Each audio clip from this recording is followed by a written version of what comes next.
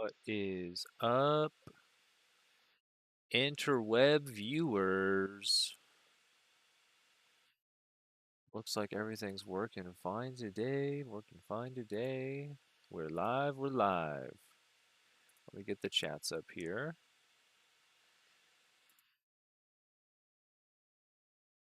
Pop out the chats. We are back in Age of Wonders 4. We're going to finish up our playthrough. Somebody already tuned in on Twitch. Hello, hello.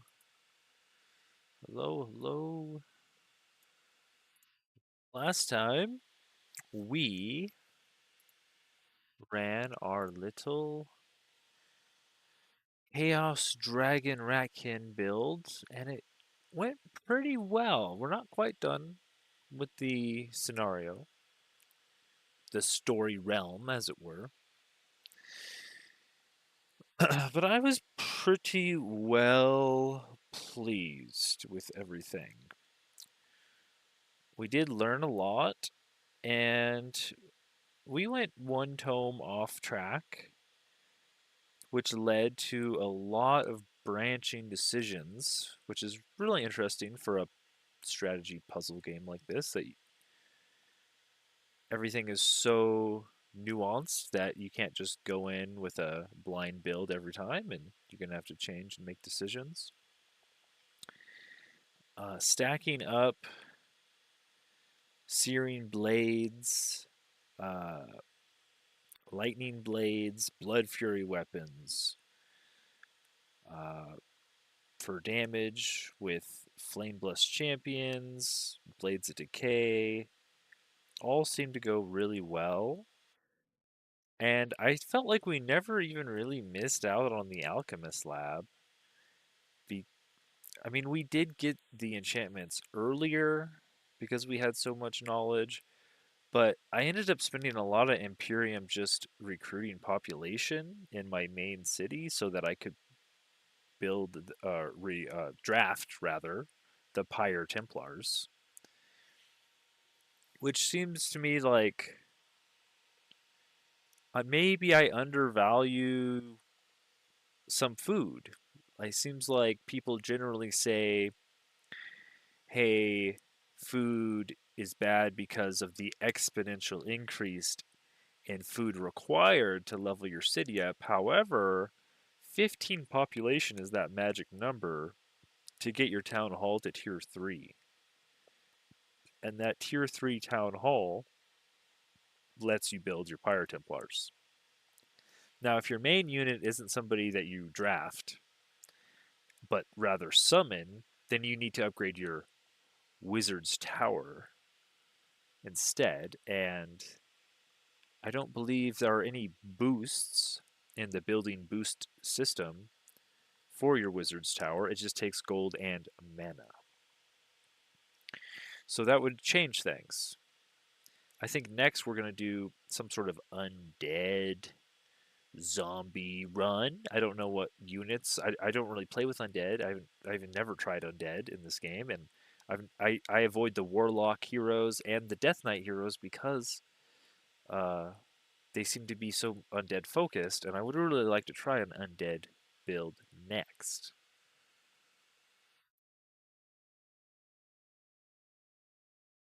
So, that being said, I don't want to get into the theorycraft right at the beginning of the video for the next build before we finish this one.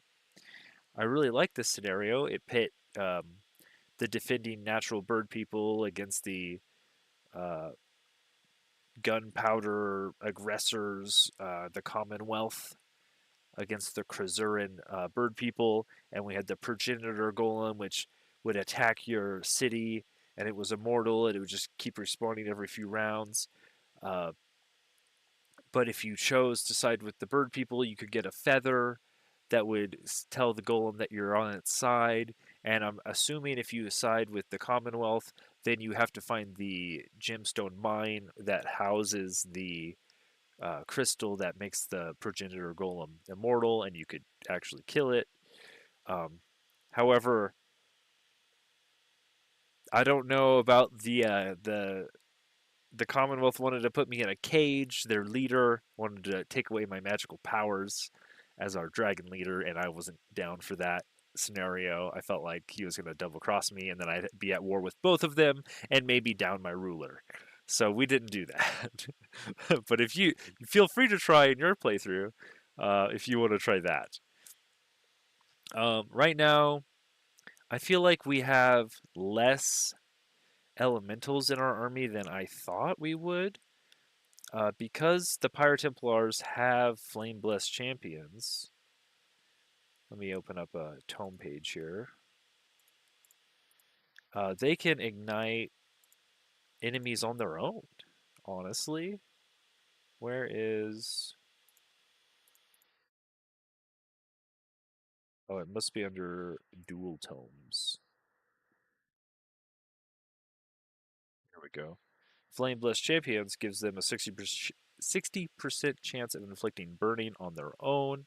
A lot of enemies actually resist burning, so getting lots of instances of your elemental status effect that's going to trigger your 10% extra damage seems to be fine. Like you're not having too much of it doesn't seem to be a problem because every hit they have a really high status resist chance.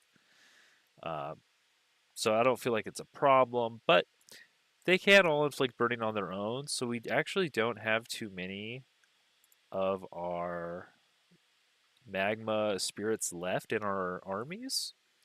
But we don't have too many sources of electrocute, so if I were to pump out more spirits, it would be the free tome we got, Evocation, and we could pump out some storm spirits. I also switched the dragon breath to lightning, so the our ruler's dragon breath can electrocute because we got lightning blades here from this free tome, which was part of this scenario.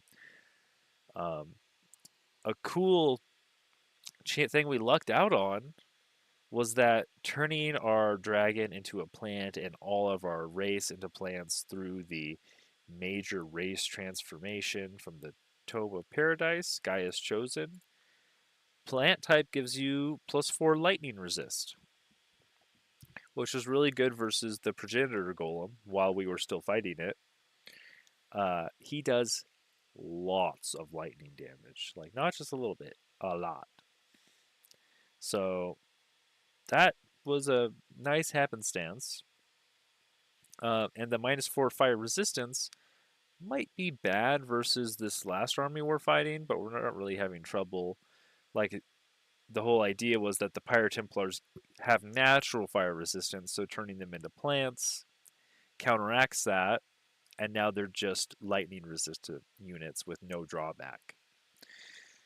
Pretty cool. And then, they get 20 extra hit points and 3 status resistance, so they are hard to take down, to say the least. If we were to get attacked, I mean, we have Fortress of Vines and Enchanted Bloom on all of our cities. So, Enchanted Bloom is a bit more of a economic spell, but we do move faster through forests. But Fortress of Vines uh, have their. This makes it so they have just a reduced. If they have more than 32 move points here, it reduces it to 32. So maybe it takes them a 1 turn or 2 turns more to get to your city if you see them. Also, any plant units we draft, which would be our Pyre Templars, start at +1 rank, which is something that's hard to get. Uh, Pretty hard to get. So this is why this is one of the strongest 2 paths. Typically, from what it sounds like, for your tier 5 tomes, you want to end up with Tome of the Archmage or Tome of the Goddess of Nature. These other ones, I guess, are just a little weaker, but I haven't really tested them all out. I think the general consensus and your experience might be pretty different. if you actually go through and play a lot. I'm sure you can find ways to make everything work in the game. And there might be some power differences at the very top end, but you don't have to worry about that until you're playing hardcore PvP. But yeah, I'm looking forward to doing a necromancy run and seeing how much undead we can get in the next scenario. And yeah, we had a nice stream last stream. We had an average of, well, we had hundreds of people actually tune in and watch the stream. So thank you all for tuning in. That amounted to thousands of watch hours. So awesome. Glad people are enjoying the content. However, if you want to let Google and YouTube know that I deserve a slice of that ad revenue pie, you've got to hit the subscribe button. That's how they know that I deserve my fair shake. So go ahead and keep that in mind if you want to support the channel. Now I'm going to go cam off just to make sure we have no audio issues, and we're going to jump back into the playthrough where we left off with our Chaos Dragon Lord turned plant ruler of the Ratkin army.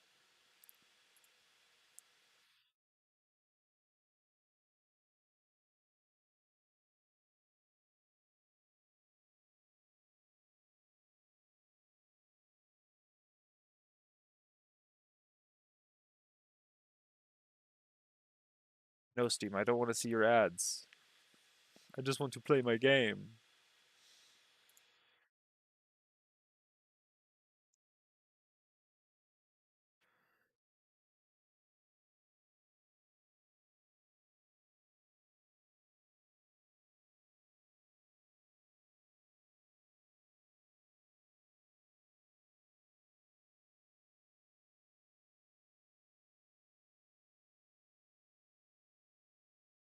So quiet. Here we go.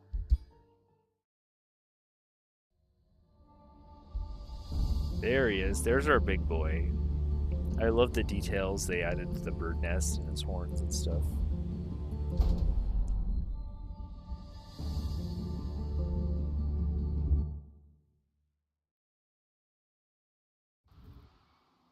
Okay, we are on turn 111. We left off with Mog the Blind at level 11. Warga, her defender, level 9. We just taken over the city of Veshekin from the Commonwealth remnants. We also have Uralu the Tiger at level 8 and Gita the Learned at level 8. Now, Gita was the leader, but we didn't actually put any points into the leadership things for her, so that's fine. Because Urlau, the tiger, he does have all of the leadership stuff, so that's great. Perfect.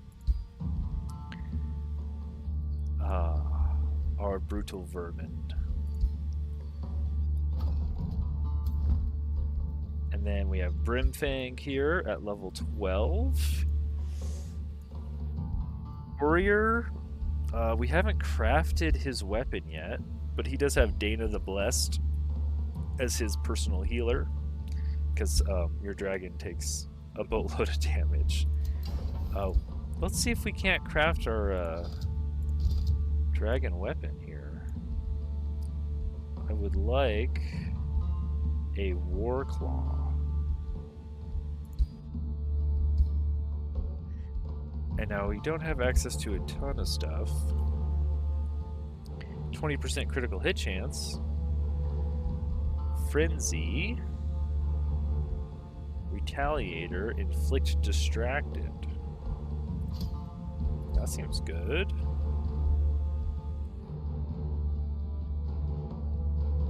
% damage on retaliation attacks.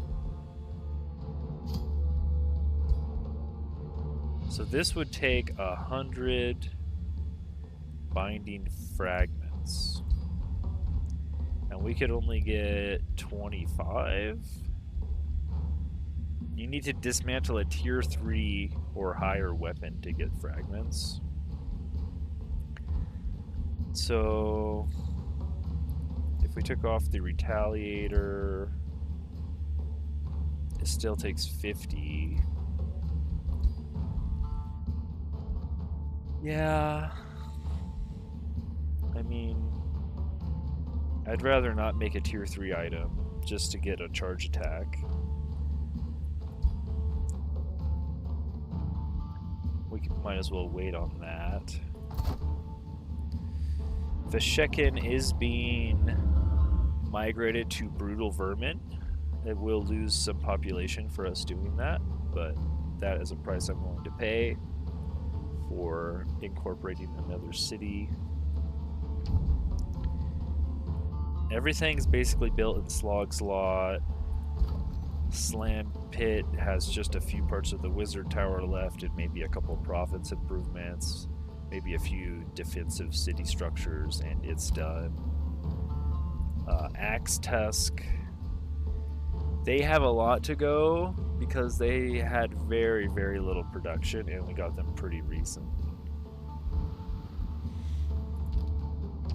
We did take Scragheim away from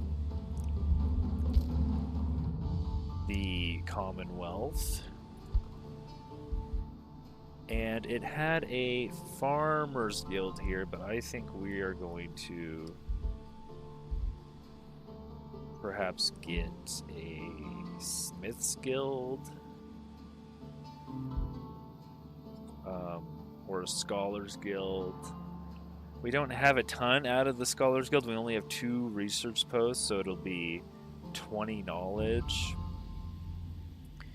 But the Smith's Guild really, I mean, it gives you food in draft, which is great if you need to draft units, but honestly, we can't hardly make enough mana to keep up our summons. And we only have a few. We have 2 Magma Spirits here, 3 Magma Spirits. We go to our armies, so let's go here. Right, so this army takes 91 mana. This is 73, 63, and 71. Most of it's just enchantments. Like, if I got rid of all these tier 1 units, I mean, that would generate us 71 more mana a turn. And then we could try to evolve more spirits, which might be something we could do. We would want to do to get some lightning spirits in the army. But what are these? Are 3 Pyre Templars apiece? This one's a low combat rating because they're so low life. But they're each sitting at about 2,000 strength at full life.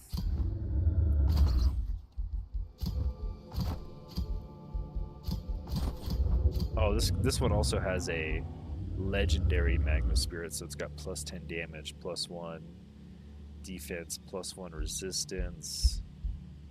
So he's sitting on 4/4 and 145 life. This guy's pretty hard to kill. Not bad. You can see all of the stuff we have on the Spirit: Pure Flame Staves, Lightning Focus, Blooming Projectiles, Brutal Mark.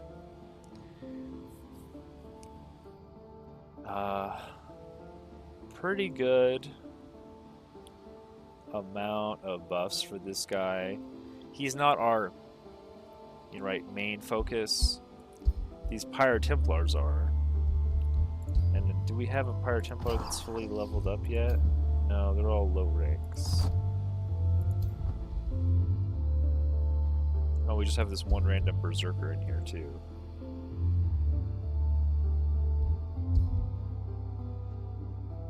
But you can see all of the stuff we've added to the Pyre Templars: Searing Blades, Reveler's Heart, Lightning Blades, Leaf Skin. Guys Guy's chosen flameburst weapons, flame blessed champions, brutal mark, bloodfury weapons, and blades of decay, and aspect of the root. So, pretty good. Oh, you also get a bathhouse XP bonus for having visited a bathhouse? I didn't know that. They would have been here last. Does this place have a bathhouse?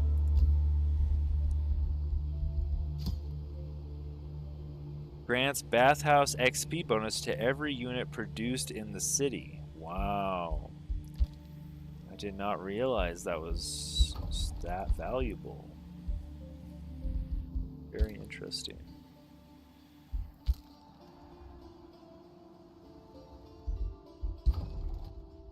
So yeah, we can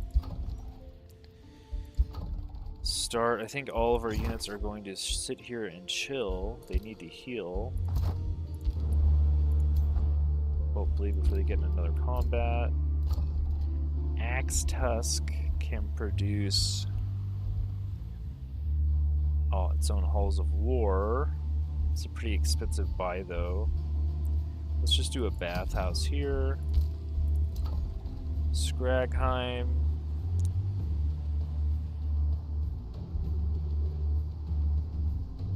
None of these other guilds are boost. 2 quarries and 2 foresters boost this. Very interesting. I guess if I start going up here, I can get more stuff for the guild. There's at least a mana node and a magic material.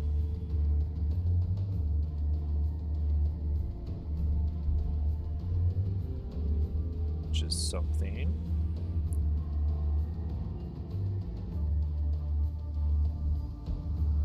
I guess. We have a fortifying governor here. We could do Dana, a second scholarly governor. Mines, water provinces.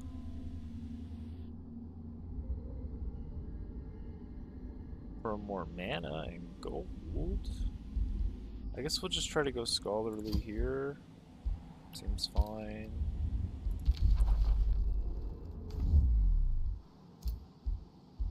Dana gets some renown, huh? So we have Rite of Restoration now. Your capstone ability. And we can go back and grab Enhanced Restoration. Plus 20%, or plus 20 temporary hit points is great because we actually have plus 50% more. So just clicking this right now is plus 30 actually on his healing ability, which I feel is fine to synergize.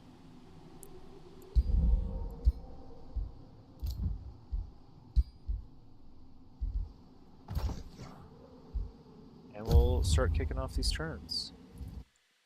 Oops.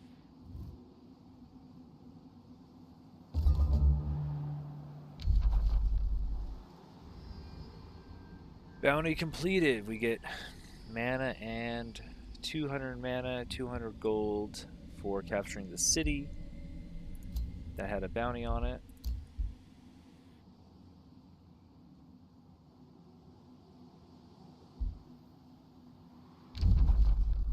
Sec here.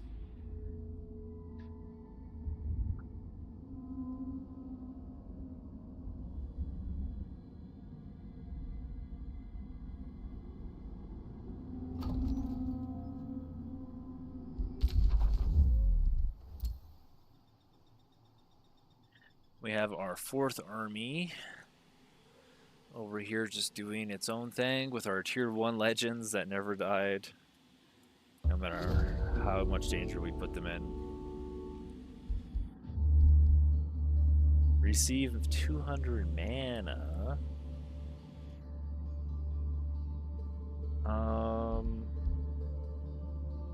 I have so much mana.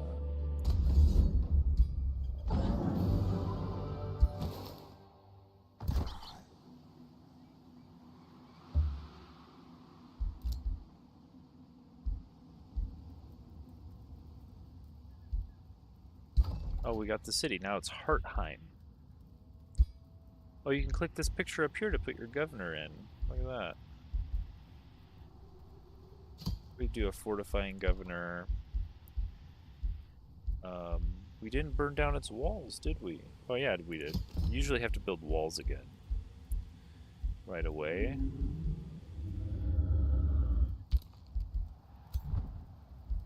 Also, since one of our units is extremely hurt, we can move him on here and we can do the Ritual of Alacrity, right? Boom. Now we're pretty much full healed.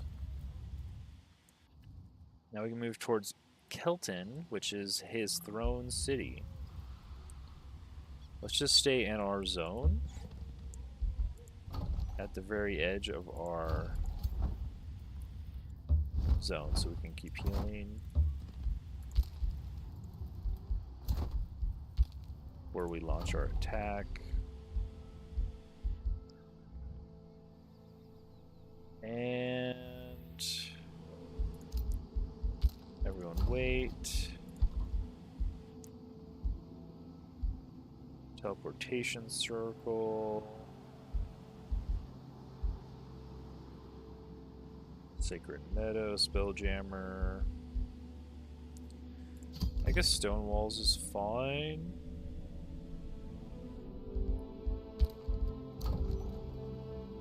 Axe Tusk gets another province, and we've just been doing farms.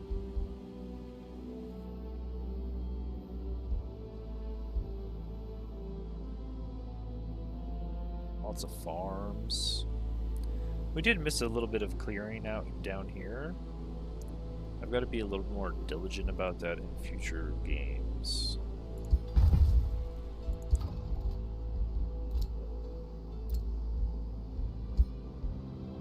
Gaeta gets a level of renown, and we can give him...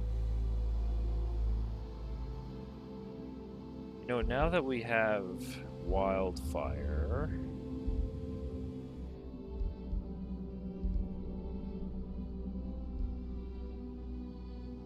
This doesn't have a cooldown? Oh, it can only be used once per battle. Interesting.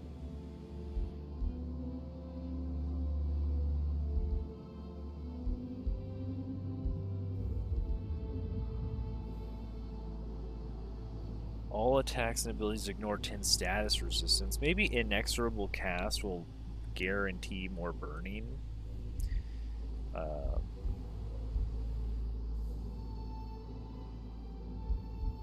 Seems fine to me.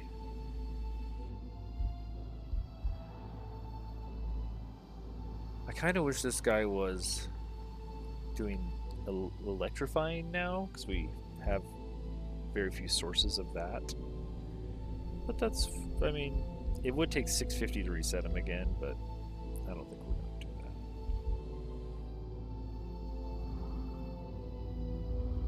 +1 range on, yeah, I also like +1 range. Because these spells are take all your ability points, so if you can be in range, that would be awesome.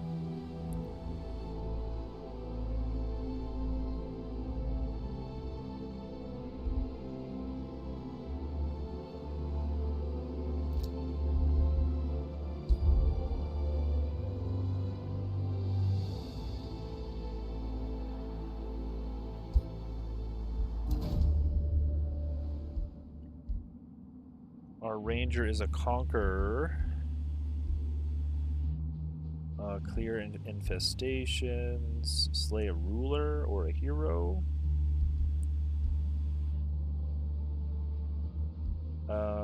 We can make you a lawbringer. Sure. Maybe you can find an infestation out there. And for spells, kind of done all the spells, you know? You can always Do enchanted bloom on our new city, I guess.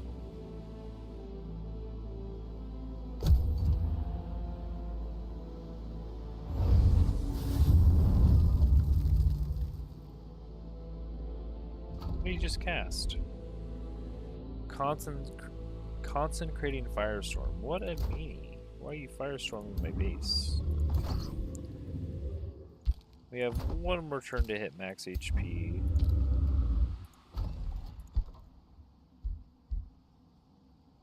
Our walls are boosted. Can go. It looks like this is void. Very much looks like this is void. It is all void.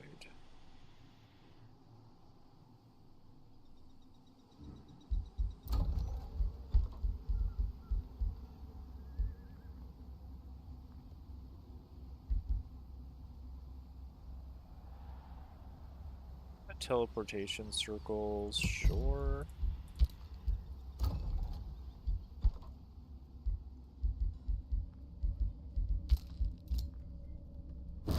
Start enchanted bloom on our new city.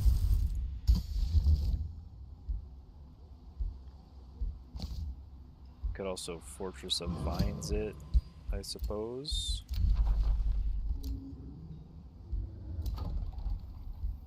Slogslot just has caltrops left, and so we've built all the buildings here with only 192 production.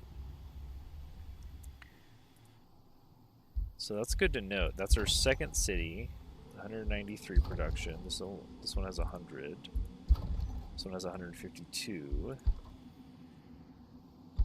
So somewhere between 100 and 200 production is really all you need, seems like. We could add some war breeds if we really wanted to.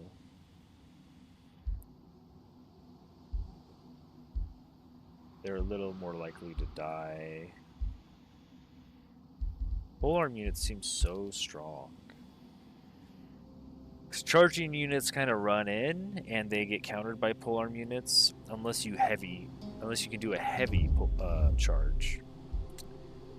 And shield units have a damage debuff for almost no gain, so you would think the shield units counter the polearm units, but they just get a damage debuff. So like polearms are really where it's at, countering the chargers and not having a counter, because the shield units seem so low damage for not really a gain.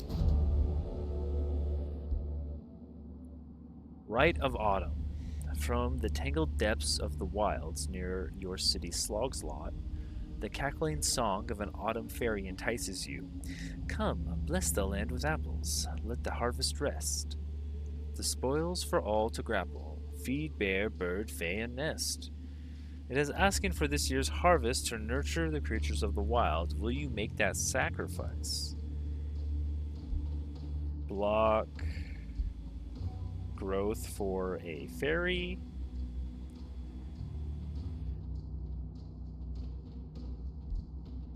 Block growth for stability, or ignore and lose stability. Yeah, we can block growth for stability.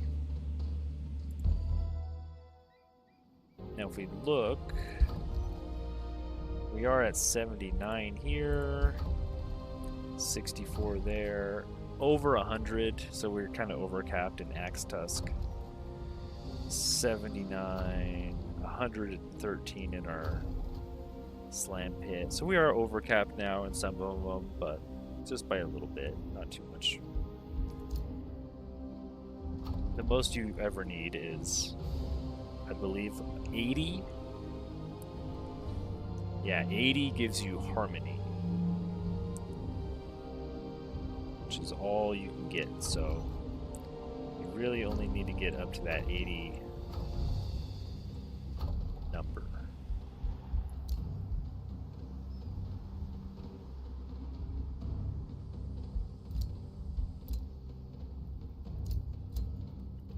And it would appear we're all full health now. So let's make our way to Kelton. And we get to see what he's got here.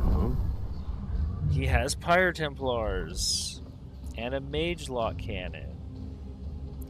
But they have very little XP on these units. A Lightbringer, these guys are pretty strong. Because they have Convert, which dominates units. Very annoying. So it's only a tier 2, but... Sophiania, the Evoker...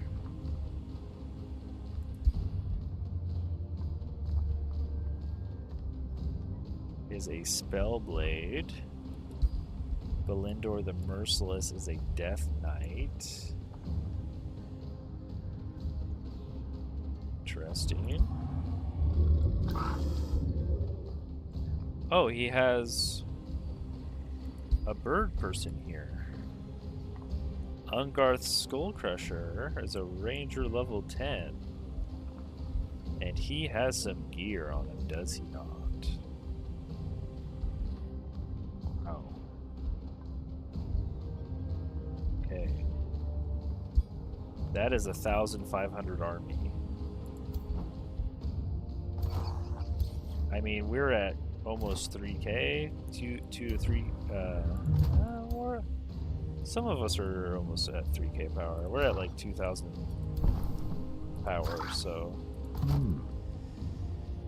should still be generally in our favor here. And we have some good siege projects. So that should be fine. Here, we have much more defensive stuff, huh?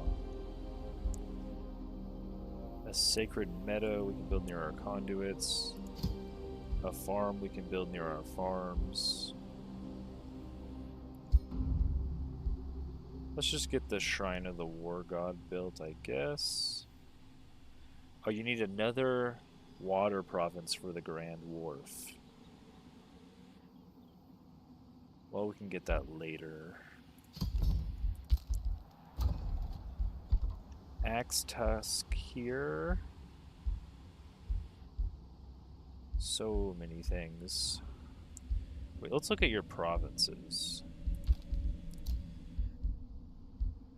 The best way to do that is usually just to try to build a province improvement. And then we can see we have a Pyre Shrine, a Carnival of Flesh, some mines, lots of these quarries around this war foundry. Draft per adjacent quarry, okay.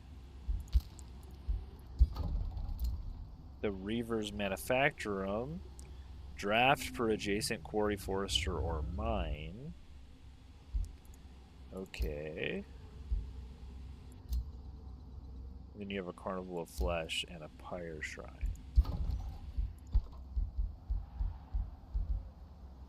Interesting.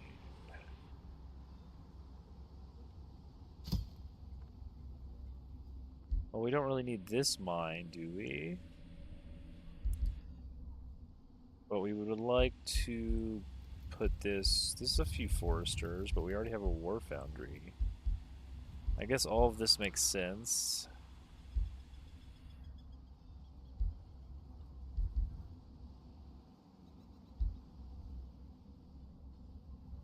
Just lacking a lot of boosts. We have no farms. Lots of farms, so I guess we could try to turn this into a farm, or this one up here into a farm. We can start farming over here. It looks like we just have foresters to advance into, though. Like a good forester here, and then we could annex all these. We have a lot of draft here, not a lot of mana. Yeah, I guess we could just try to get some mana. Getting a ritual pyre going here will allow us to annex quite a few foresters.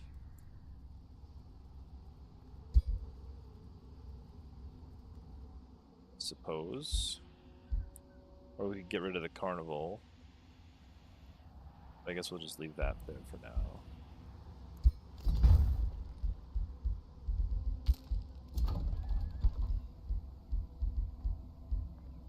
I guess we're going up to our next town hall here.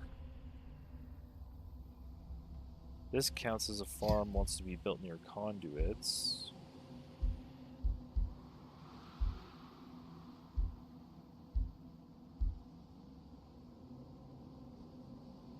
Gives us a lot more food and stability.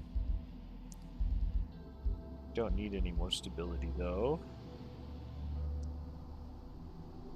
I don't mind a fishmonger going into a Grand Wharf and a Fisherman's Guild here, perhaps. Seafarers Guild. Gives us a lot per water province. We have a few water provinces.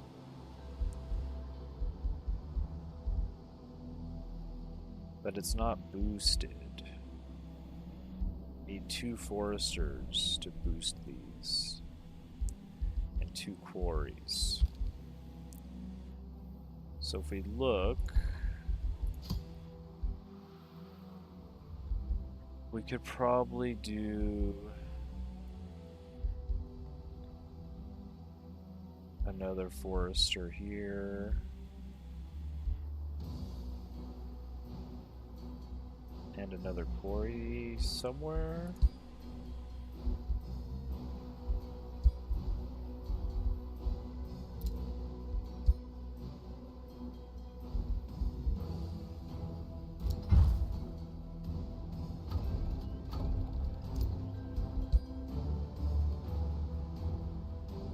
Guess here could be a quarry.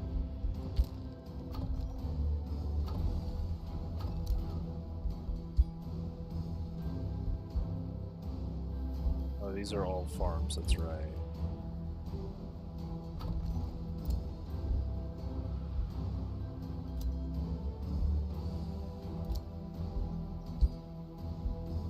Let's do a quarry over here. And then we can turn this one into a forester. That should give us what we need to boost all these buildings, but I guess we're going to go up to the next town hall also.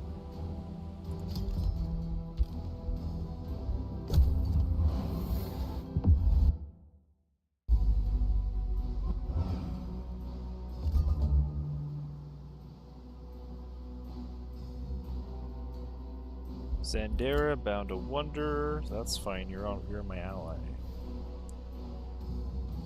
We don't mind if he's doing that. I doubt he'll get to his win condition before we end the scenario.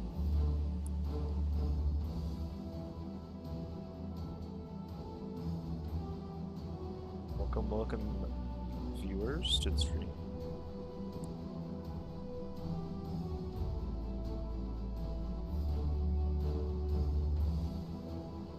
Feel free to join the chat if you have any questions. We're just going to keep going along here. Let's go ahead and start the Siege of Kelton, and this might be the last siege of the game. We'll see if it ends the scenario or not.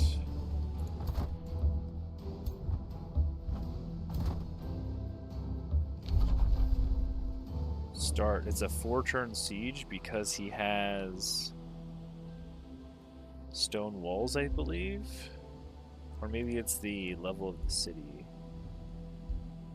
30 population.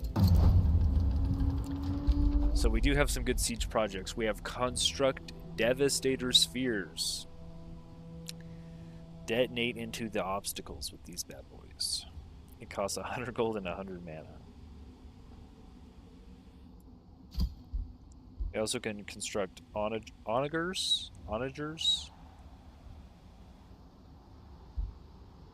They're trebuchets. I'm just gonna call them trebuchets.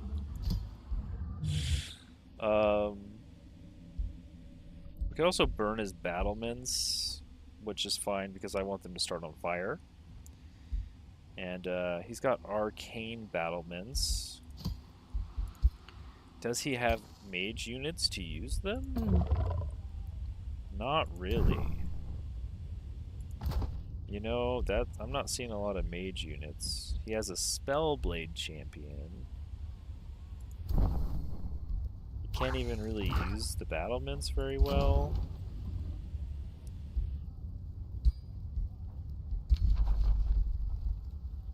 Maybe, since we have so many melee units, we could undermine the walls. Or we can bombard the towers for a bunch of damage. The towers do a lot of damage. So maybe we just bombard the towers. I don't think we'll have trouble getting up. We have a lot of teleporting people. Let's just bombard the towers, maybe? That combined with the Devastator Spheres should be fine. We do have Force of Nature. Great. Now we just want to recycle this until we find... Not Blessing of Paradise. That's a good spell, though. Oh, we're broke. Dang. We want the revive spell. Just don't have any mana. I guess we'll take this.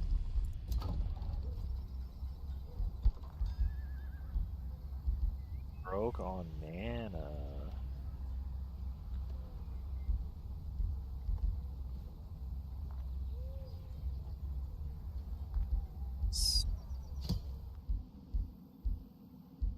I think teleporters should count as a conduit. What do you guys think?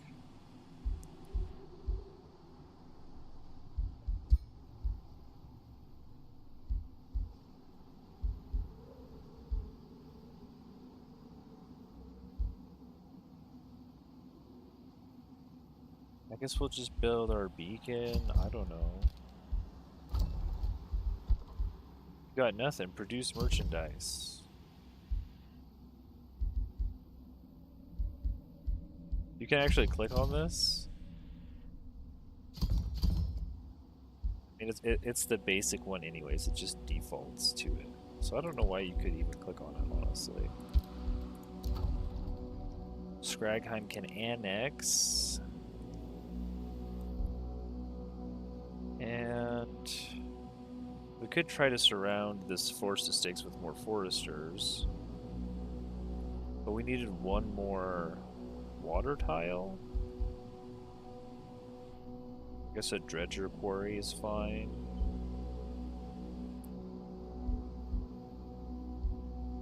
Do we need another farm? We just need a water province.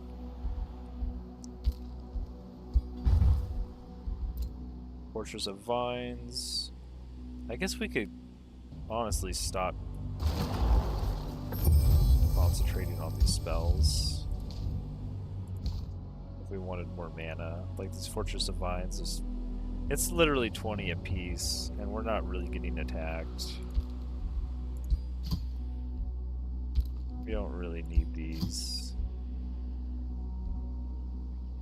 We could keep it in Hartheim. We'll keep one in Hartheim.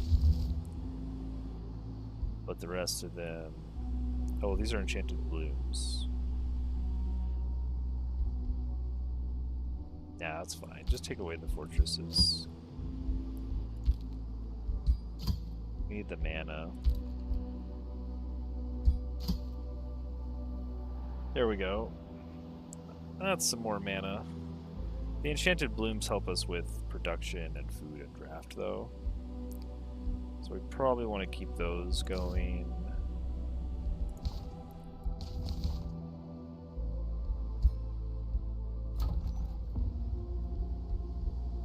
And we'll can build... The Garden of Bliss is a pretty strong city, or, province improvement.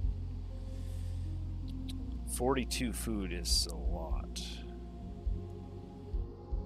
Just don't have good squares, because all of this is adjacency.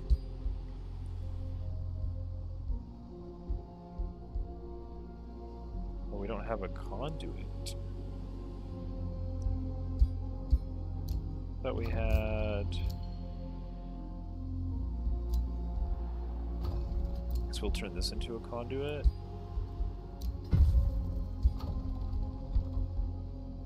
And in the meantime, we can build an armory.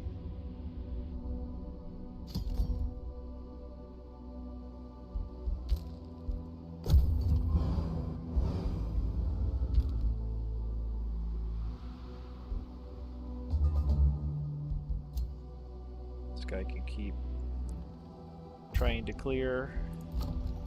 Slam Pit gets another province. Look at all these options for Slam Pit.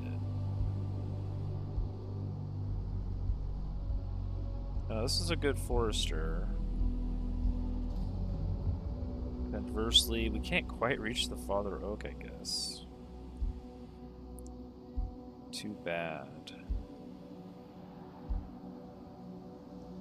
If you zoom out, you can kind of see where these deposits are. Like there's a gold vein here. On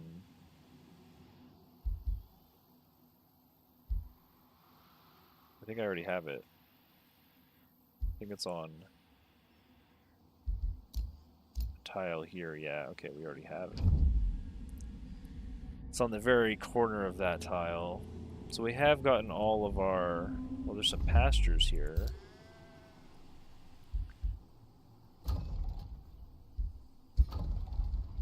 So we could get these pastures, or we could get some adjacency going for the Forest of Stakes and the Pyre Shrine. Let's just do that. Now, even though these are in another city, if you look,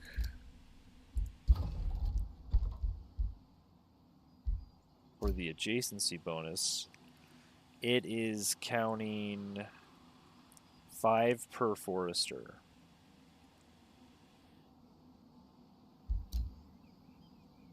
So we're at 20, so 1, 2, 3, 4 foresters, right? So all of these are counting, even the one in the other city. So if you have 2 cities where you have like foresters improvements that want to be built next to other forester improvements, like these Forest of Stakes and Pyre Shrines, instead of having this over here, you could eventually replace them all to be next to each other in one giant forest together and consolidate the adjacency as much as possible.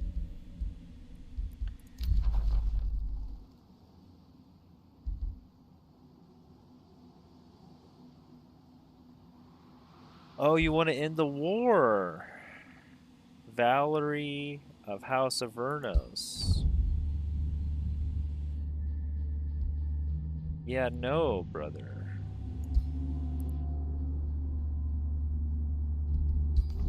Yeah, no, that's not happening. Good try.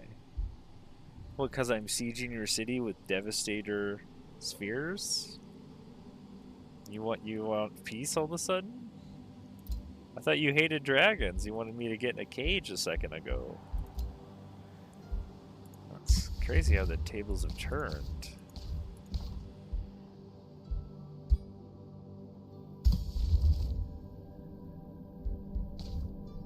So I mean, the Fortress of Vines is kind of a...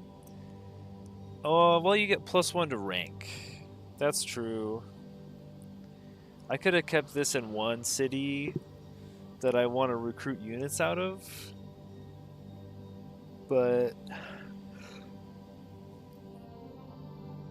yeah, it's not super necessary. Let's Force of Nature, right? Let's start casting Force of Nature. All of our units get crit hit chance and 3 blight damage. Very good. Will we get that in time for the siege? It looks like it'll be on the same turn.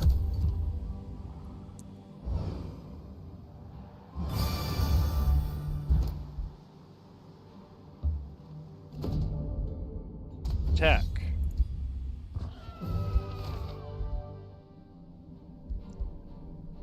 Got a helmet. I don't think anybody needs a random helmet.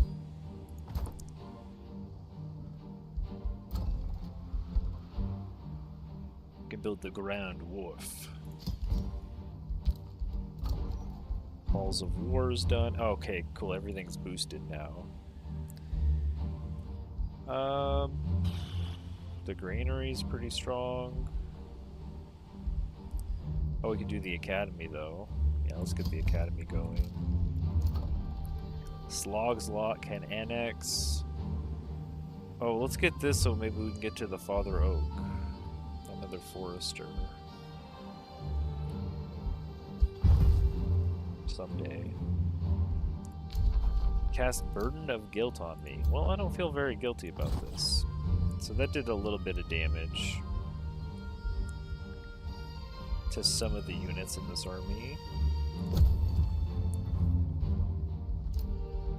Oh, spell's ready. Let's enchant Force of Nature. Nice, they got like green shields and stuff. Cool. I can go to this and then over to this guy. Blessing of Paradise. Sure. Can we search for Mass Rejuvenation? This is our in-game healing spell, plus 40 hit points to all friendly units and revive all plants, which is everybody. Except, I guess, our elementals.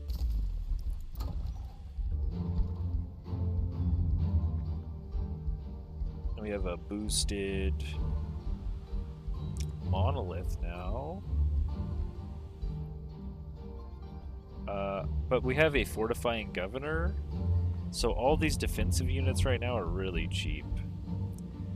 Like, we could literally just build the ballista and go into the arcane battlements.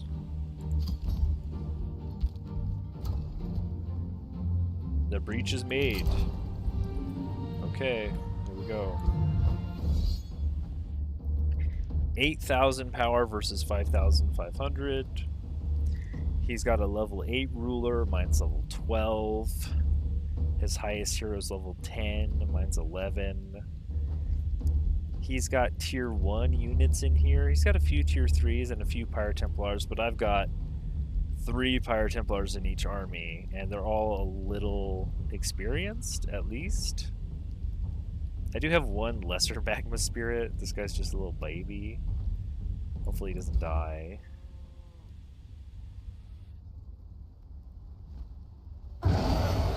He didn't die! Oh, and he got a bunch of experience from that. Oh, one thing I didn't do, which I probably should have done, was cast Revels of Carnage to get more experience. I didn't cast that spell once this game, but I was also down mana. So let's see if we can actually watch this replay. It's been bugged last session to where it desyncs. Can I play it back at a slower speed, maybe?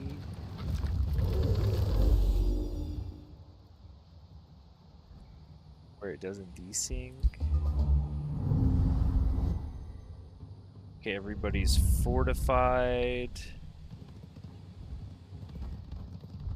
Got some defensive formations with the Pyre Templars going. Dragon moves up. And now this next turn he has spells and I have spells. So he diseases us. These catapults hurt. I thought I cast magic on those. Ooh, our dragon's half dead.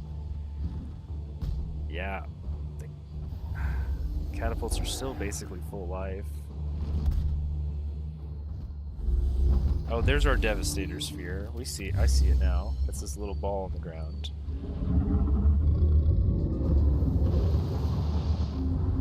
Cast Chain Lightning, and we hasten, and we breathe. Holy moly, that was like 200 damage breath. And we have 81 healing from Dana. Your job is to keep the dragon alive, and you're doing your job. And we burn everyone. That was like 100 damage, 120 damage burn from the Magma Spirit. Okay, that one was resistant. But the Pyre Templar comes in and just chunks his hero down in one shot. Oh my goodness. Reset our cooldowns. Interesting.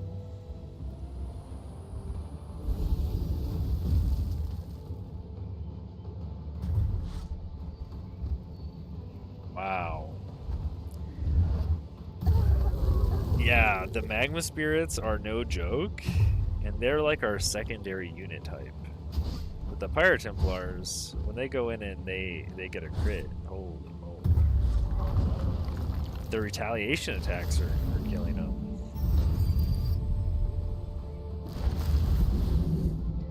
Oh, that's our healing. They have aspect of the root, so if they're hurt at all, they immediately go to heal. Don't know how I feel about that.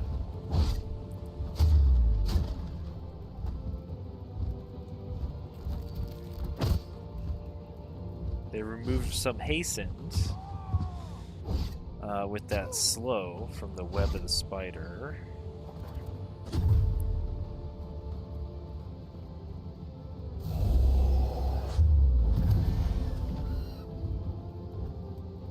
Yeah, they're getting killed on retaliation.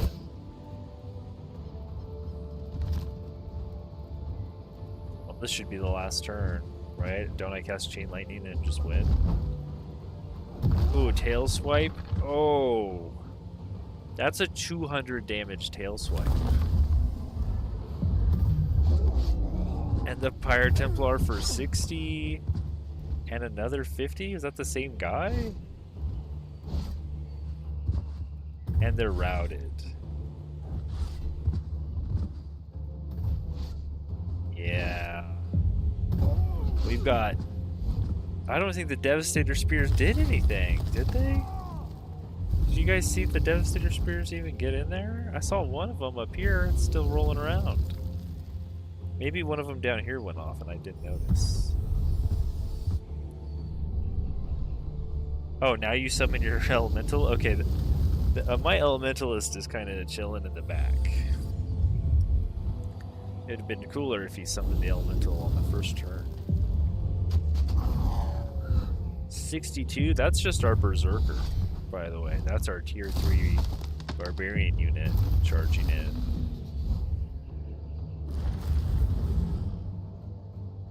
Oh, there's the spear. Oh, that's what the spear does. And then the combat went out of sync.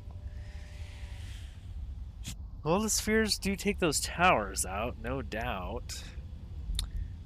The dragon is such a target. You really need a pocket healer, and it's working really well. Completed it.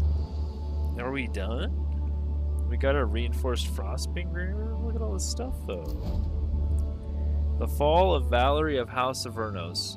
Amid smoldering war machines and the stinging reek of discharged magelocks, Imperial Commander Valerie of House of Vernos is brought to her knees.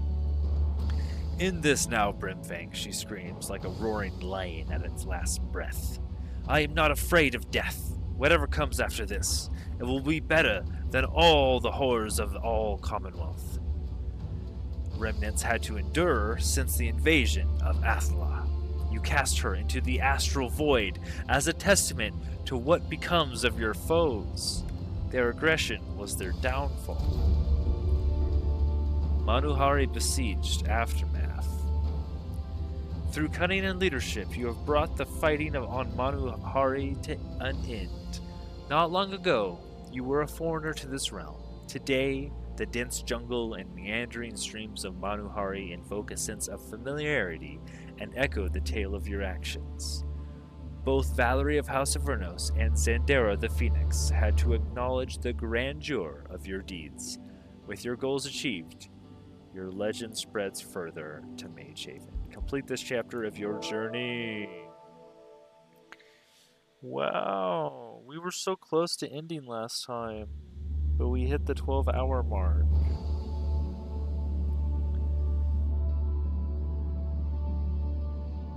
We were just like a few turns away. But I had to call it because we can only do 12 hours at a time on YouTube. So I had to sign off.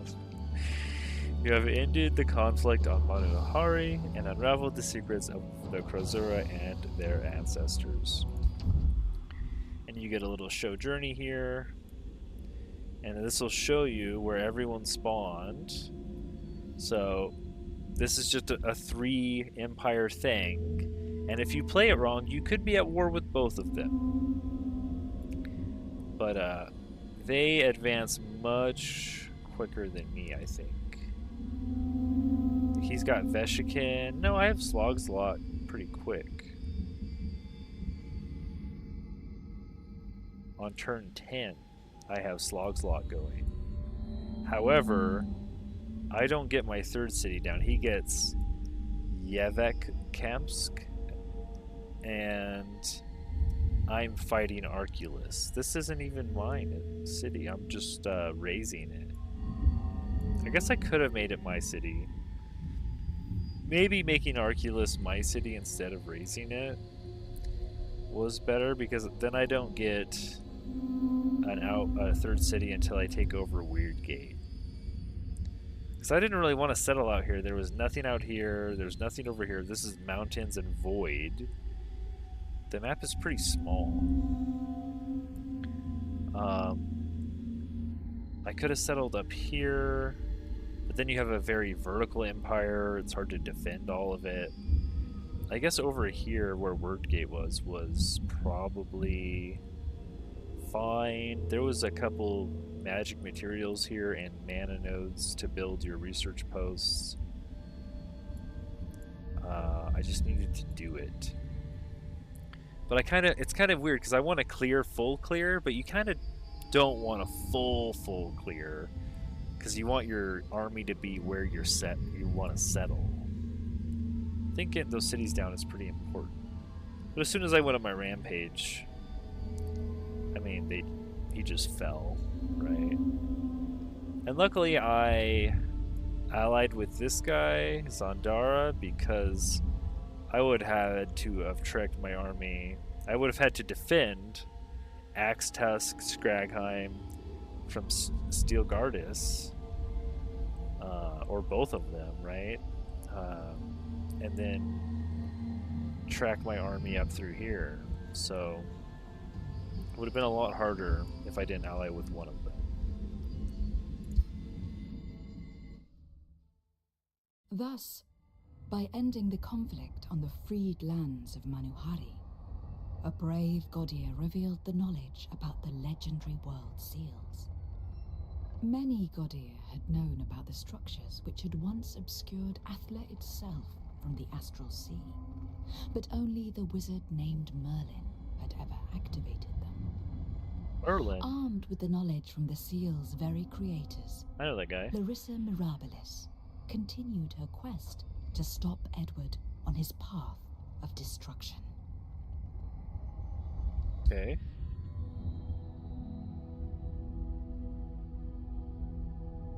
Rimfang has proven worthy to ascend. And we get to select a trait. Fire Bearer. All friendly units gain zeal. Pyromancer. You get Ascended Wildfire as a spell. Restore. Root Warden. At the end of this unit's turn, you would just bleed and immobilize around you. +2 range on all abilities. Does that mean your tail swipe?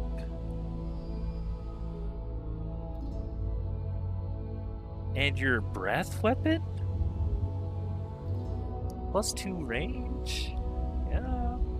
Subjugator. Chance of inflicting dominated. Or strengthen and heal yourself.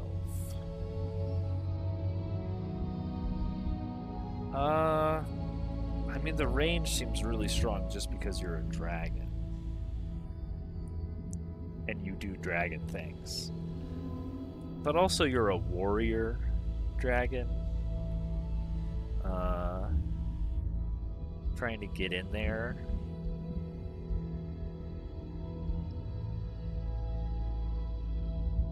This unit has resurgence. And -20 hit points. When it dies, it blows up. Yeah, I don't know about that. Maybe you're just a warlord. Whenever a unit is slain. It doesn't say whenever this unit slays a unit. Whenever a unit is slain, you gain strengthened and heal.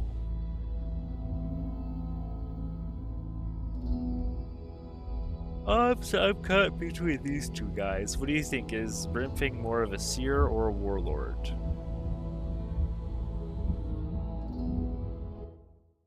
I can pull the YouTube chatters.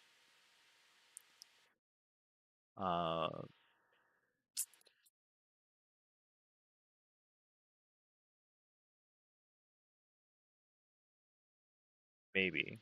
Maybe we can pull the YouTube chatters. If I get good at streaming.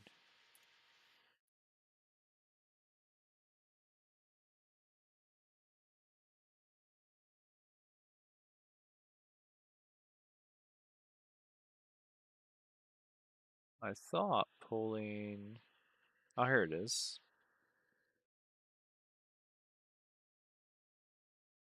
Ascension. Seer or warlord?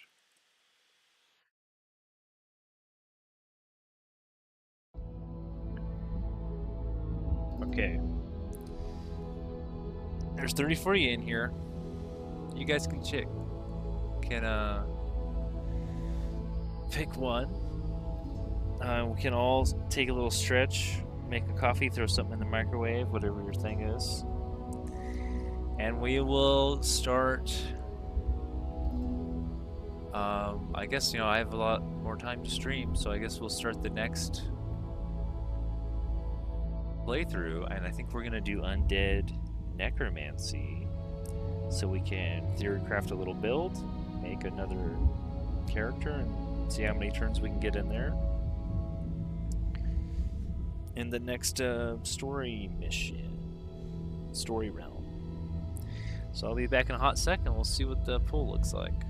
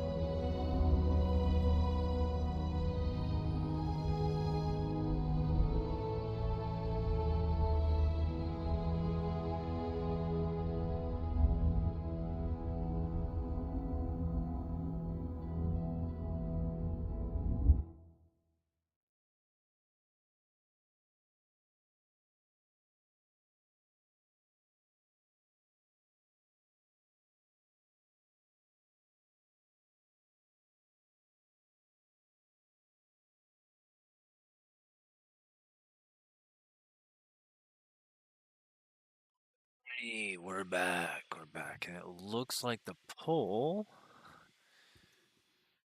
is pretty conclusive. Everyone says Warlord.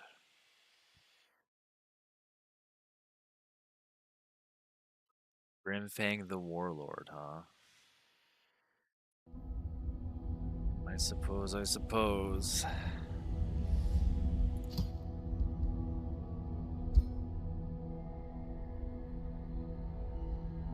Got only 4 points for that? We gained 45 hero levels, defeated 19 heroes, unlocked 7 tomes, and conquered 6 cities. I feel like that was a much more efficient game out of us than our 200 round one before. So I think that was about 100 rounds, 117 or so. So we can unlock some stuff for the Pantheon. I think I've gotten most of the cool stuff. Well, other than the cosmetics. Most of... You can create a halberd, a lance, a root lance.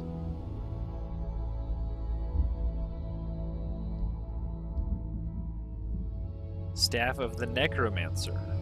Well, that is what we're gonna go do.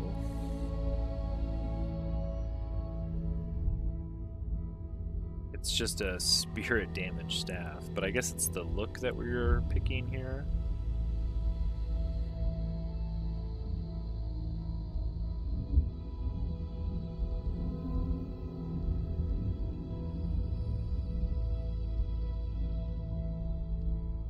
Yeah, these are all umbral bow. Oh, you can start with a bow that slays demons.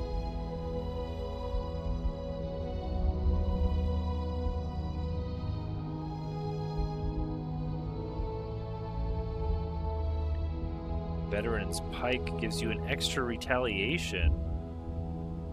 What? Seems pretty good.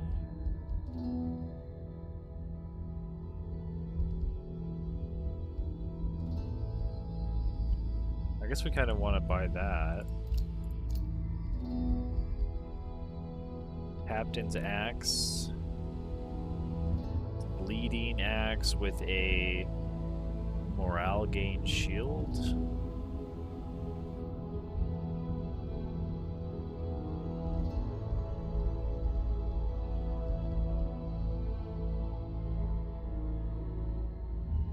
Oh, here we go. This is actually a staff that has Raise Undead on it.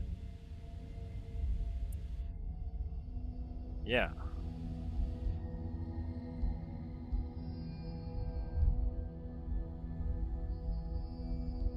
Let's grab that.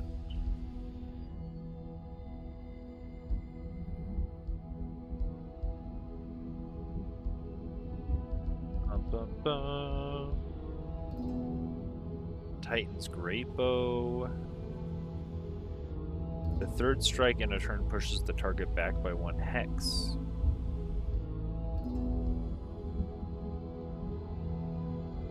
The third strike in a turn has a 60% chance of inflicting Gilded for 1 turn. Okay, so a lot of these are...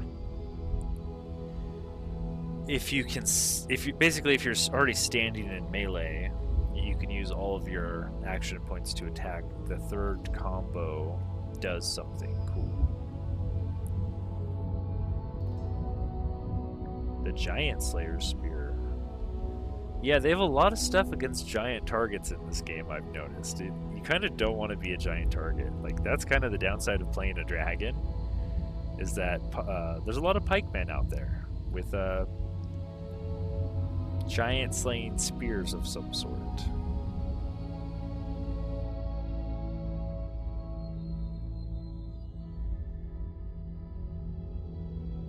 This is some cool stuff.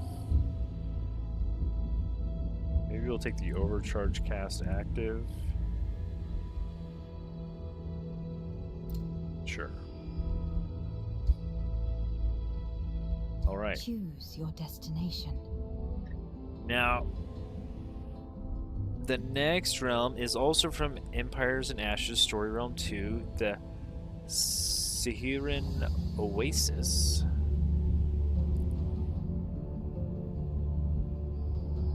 Settle in the Sihiran Oasis and become part of a trial between wizard kings and champions. Bring a cord to Mage Haven and prepare for the arrival of an uninvited guest. So this realm is the Oasis, where desert provinces are common, Arctic, highlands, and temperate provinces are absent. Forest province features and wetland province features are rare. Seals are present on this realm. Capturing them will lead to a seals victory, which is a victory condition.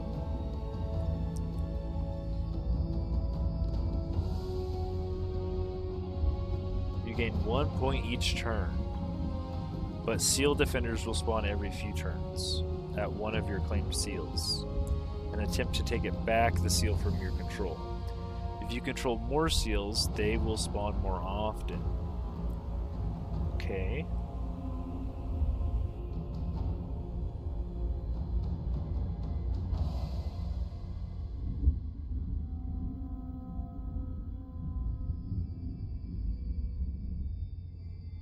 And then you can modify this. Okay. Chaotic energies make emotions run high. Each strategic turn, all rulers gain a stacking negative empire relation modifier with each other. Okay, so we're going to go to war. Sure. Notice this is rulers, not city-states. Motivated truce. Waging war is discouraged. On this realm, grievances are less impactful.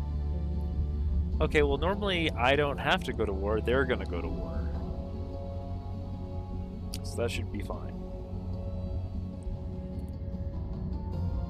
So let's pop out of the game real quick, and let's go figure out our tomes.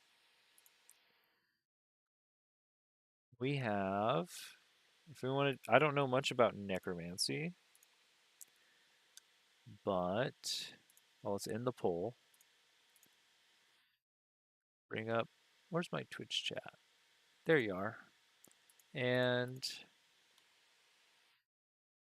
we can attempt to bring the camera back. Oh, there we are. Oh, my hair's all messed up. All right. And we can look here on the website to build our next faction. This is a handy dandy little website to help you figure out your tomes and stuff. You can also do it in game. It's fine to do it in game. They have a, I'll show you after we go through this. But this way I get to have the cam on and not have any issues, because the game does eat up resources. So let's start over. Clear all our tomes. What kind of people do we want to play?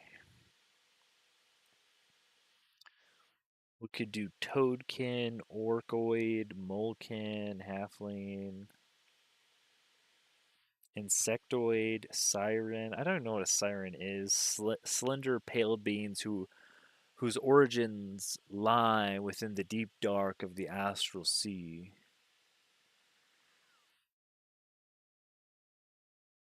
Uh, I don't know. Dwarfs? I don't think dwarfs or elves really fit. Maybe goblins? Undead goblinoids sound fine. But now we have to actually look at some tomes. Like, obviously we have necromancy. I don't really know how souls work, but we can start maybe with necromancy. We do get a soul well, which is a counts as a research post. So we should get research out of it. And we get +5 souls and mana per adjacent research post or conduit. Interesting. I do have access to the Eldritch Sovereign, which also has thralls, so that we'll have 2 extra resources. We'll have souls and thralls. Um,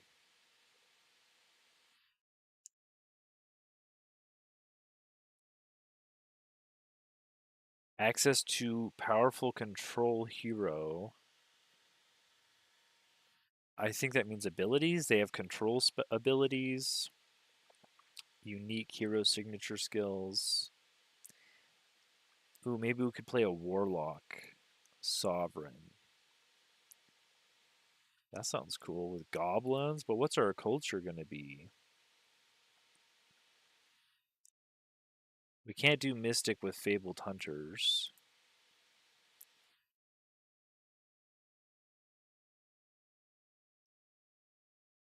We powerful cavalry units.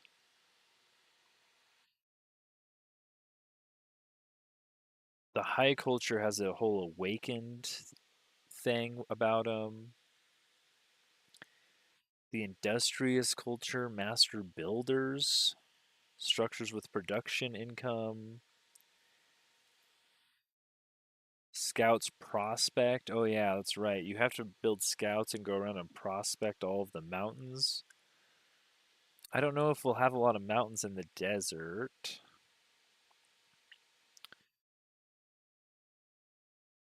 And I Reavers structures have production and mana income. Units are specialized in focusing down marked targets.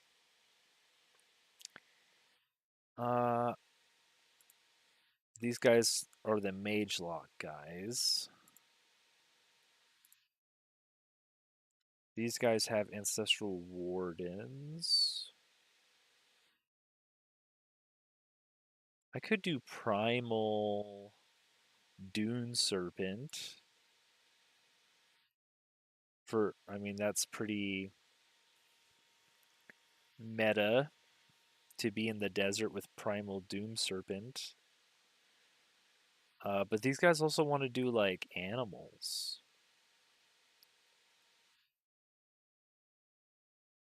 Not necromancy. Mm. I guess it doesn't really matter. You don't. You get Dune Serpent's boon. Can I look at that real quick? Dune Serpent's boon.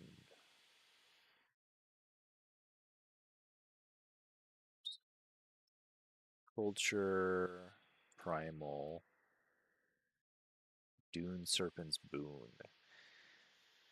Unit is blessed by the Dune Serpent. You gain Rising Fury. That turns into Fury of the Dune Serpent, and then it winds down, doing physical damage and blinding.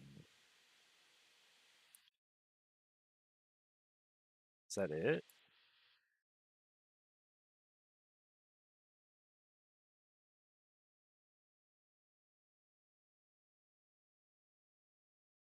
Looks like that's it. Oh, sorry. I'm not quite in frame here. Huh. I think you also start in the desert. I mean, we could take desert adaptation. Gain desolate walk, increasing world map movement speed on ashlands. Able to build farms on ashland terrain. Start in desolate terrain. Unlock the earth shape ashland spell. Interesting. Oh wait, well that's desolate. I think we were going to be in desert. Gain sand walk. Able to build farms on sand. Start in the desert. Unlock earth shape sand spell.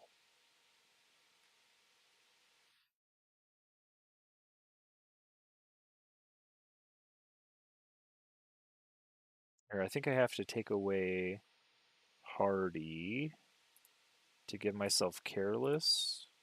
Oh, you can't give yourself careless. What's up with that? I guess this hasn't been worked in yet. Oh no, there we go. Careless. Desert adaptation. Oh, it's red.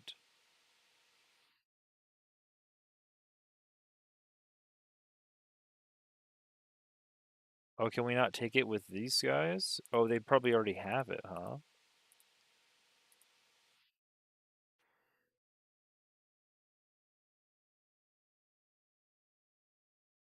We just can't take this at all. Why can't we take the adaptations? What do we do?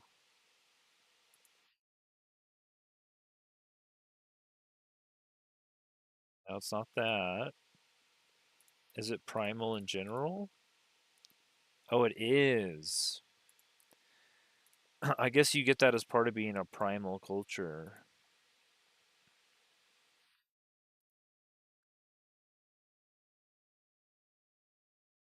Interesting. Well,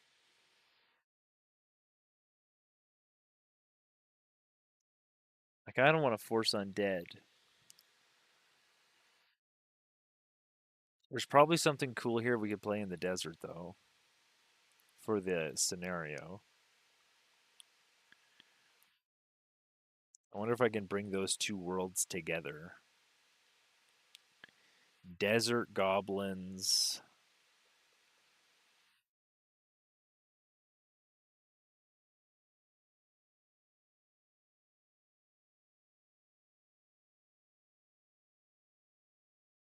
I think I took strong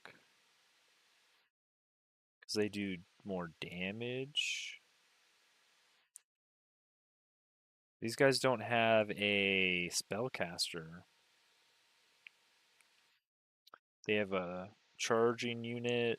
They have a spearman. Spearman is strong. They have an archer, a shield, and then a support. So not a lot of spell casting. Strong. Do they have mounts though? Oh, I think the okay. So the animus can be mounted. The protector can be mounted. The warden and the primal charger can't. So some of them can be mounted. If we wanted to get mounts,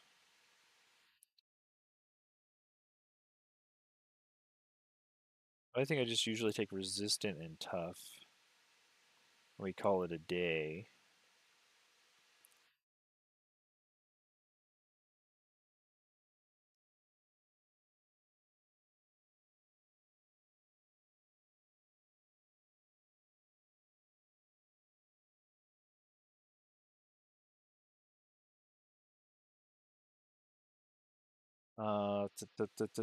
Sorry, yeah, I don't know. These are fine. Fabled Hunters, Cult of Personality. Let's look at some of our higher tier tomes. This is normally what I do to build it. If I want to, like, what are we looking at? Do we want to do Reapers? Reapers. Look at these guys. Finger of Death. Ethereal Magic Origin units. We could reap through the desert. Now, these guys don't. They're mythic, so they don't. They're not going to take any of our race transformations or any of that stuff. They are undead, ethereal.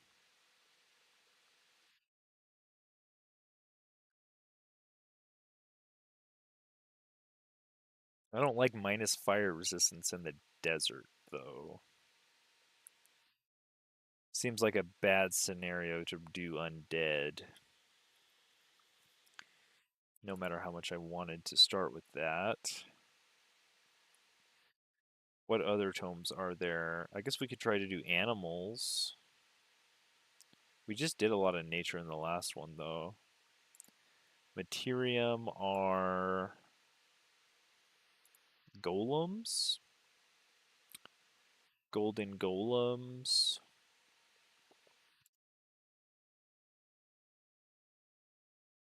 Could go golems. These guys are mythic constructs. That's pretty interesting.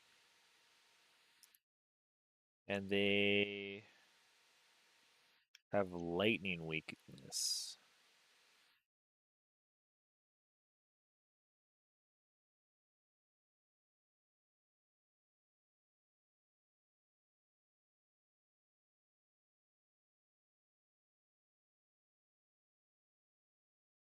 Summons a rock giant.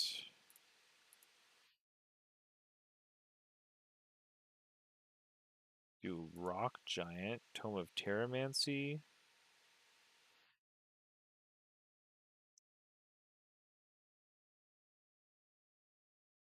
I don't know which ones of these are DLCs.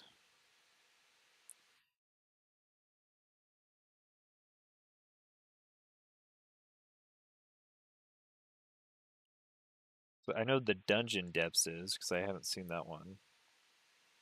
That's the Giant King.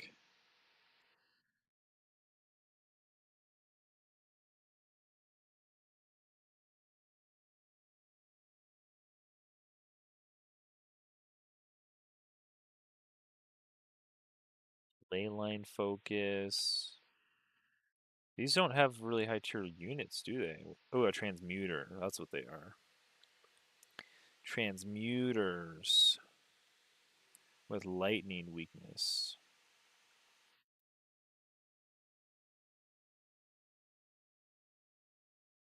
I did an astral one not long ago. Yeah, I guess there's not a ton of units to choose from. We only have so many. I guess I should buy some more of the DLCs, huh? You gotta get a few more. We could do like dragon, prosperity dragons and stuff. These bad boys, which look really good.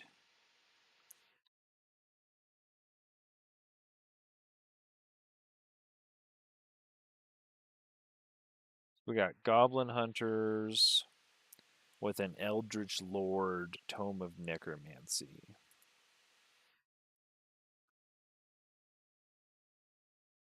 So we got some nature affinity. I don't know. Primal just seems like a little. Has higher food. Alter provinces into the primal animal's favored terrain. Incompatible with adaptation. Okay. Feel like we don't want to do undead with them, but let's try it. Undead. These guys are going to summon up some animals. Summon a primal serpent, yada yada.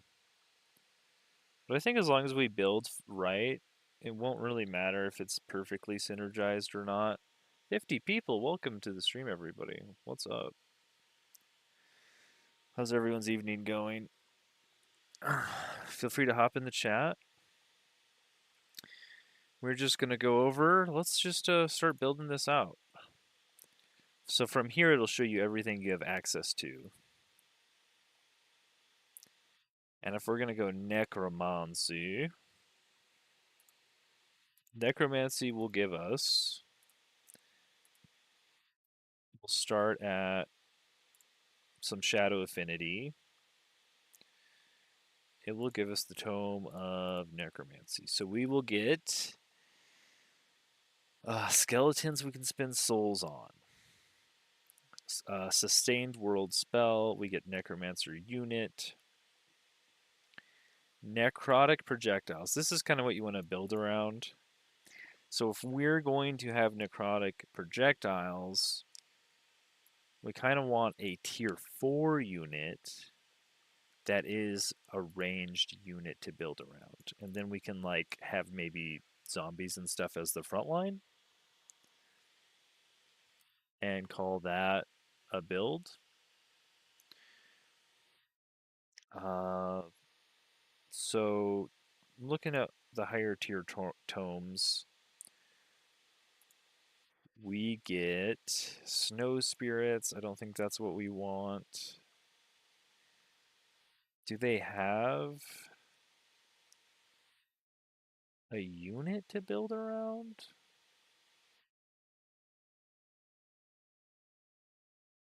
I don't think they. Well, here's a banshee, but that's a tier 3. Don't have a tier 4 unit? Oh, I guess living fog, but that's a mythic.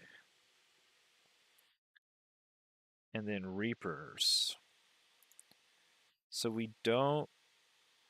It looks like this doesn't really build the same as the other tomes. You kind of have to do a little finagling, which I think means I want to go astral reapers or something along that. Curse of the Reaper ability.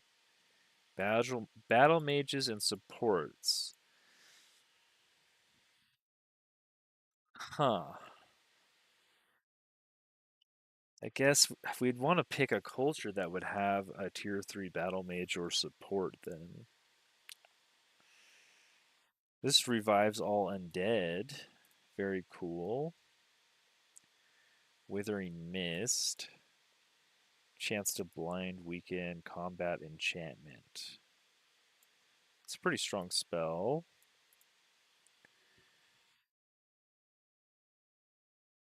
All things considered. Yeah, I think we're going to just go into Astral. I don't know. We can do like I don't know what to combo with it because you have enough. Uh, I guess we could do animals and undead. We could just do both. Just call it. Just mix them up and see if it works. It probably won't, but we could try it. It's like, what's Beast give us here? Tome of Beasts is going to give us friendly animal and cavalry units get a buff. We get a wild speaker support unit. When adjacent to a friendly animal, both units are granted damage. But that's a race transformation. We can also summon animals. I think Vigor's a big one. You get summon greater animal, another race transformation,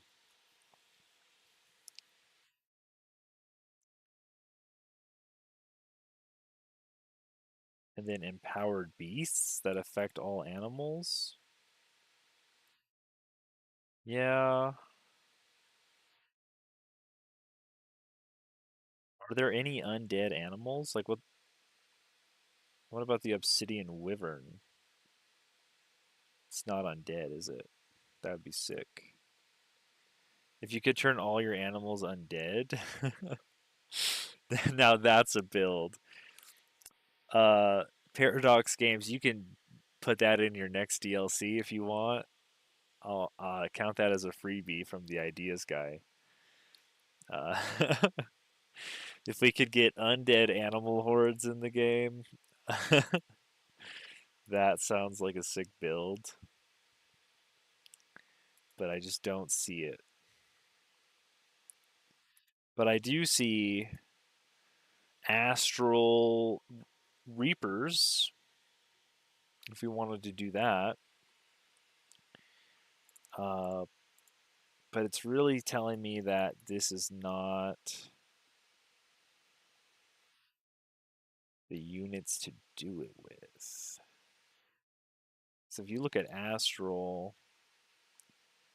you're looking at like wards here, summon phantasm.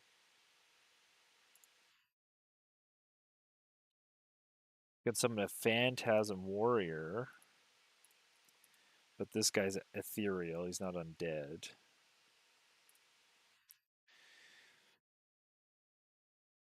And we're buffing support units.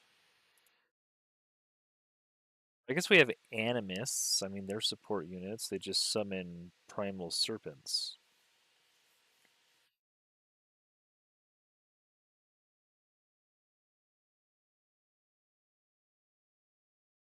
You guys following along out there? Is this tracking?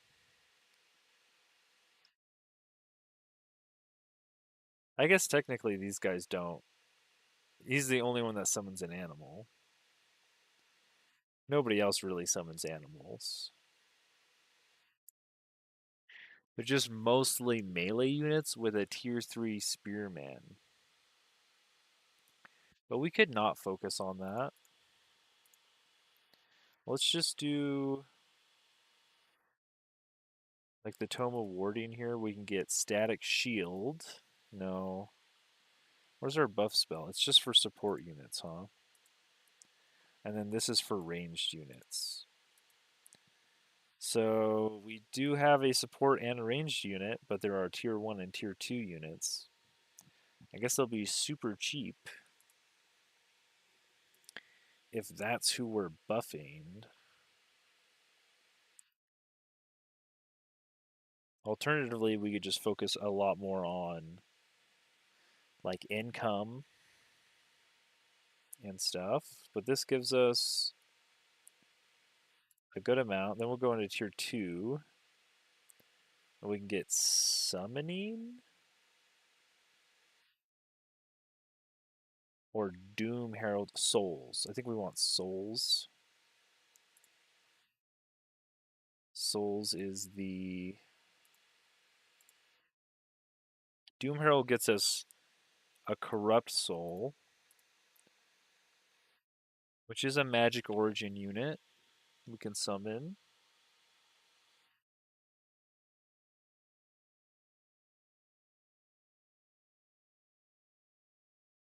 Cruel weaponry. Now this works for our polearm units. Plus 30% damage against units with morale of low or worse. And you can also be a joy siphoner and siphon their morale. So this goes along really well with, I think it's like the Warlock and the Death Knight heroes. But the souls, okay, so we're getting more stuff for support units and battle mage units here. And we could summon a Banshee, which is another magic unit. Yeah. Okay. So I guess we're gonna have mostly animists. It looks like everything we're getting is kind of for our animist. We get magical wards. Where's our buff spells? Or our unit enchantments. We have soul binders for battle mages and support units. So it's mostly backline units and decaying. So we'll have decaying. I guess necrotic projectiles kind of goes well with the Tome of Cycles. So there is some overlap there with nature. Let's go ahead and get. Let's look at the rest of these tomes here. We got Tome of Amplification. No, we're on Summoning and Scrying. This has a unit. This has no unit upgrades. You just can summon Astral Keepers, which is a support unit.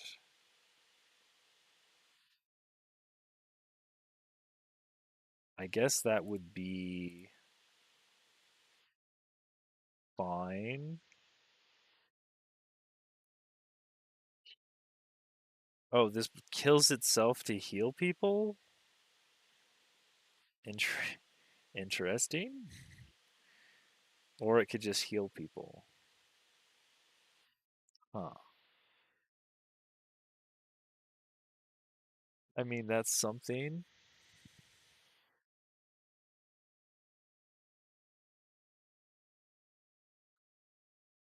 Tome of Scrying. Does this give us a unit enchantment? It does. Guided projectiles. So more stuff for the back line. Okay. I mean, we do have necromancers we could research. What are these guys all about? Death Blast, Strengthen Undead, Raise Undead. I mean, I guess we're building necromancers, potentially.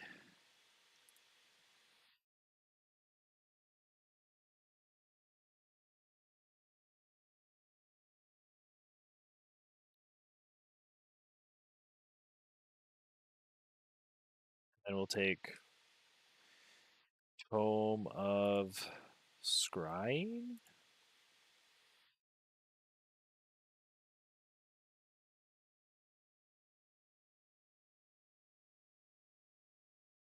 Or we would, I guess we're focusing on summoning, right? Because we're going to summon up Reapers at the end. So, I mean, this is a very different build. We're not going to get very many unit enchantments, I don't think. Then we can go into Tier 3. I think Tier 3 has the Great Transformation for us. Or we could go Corruption.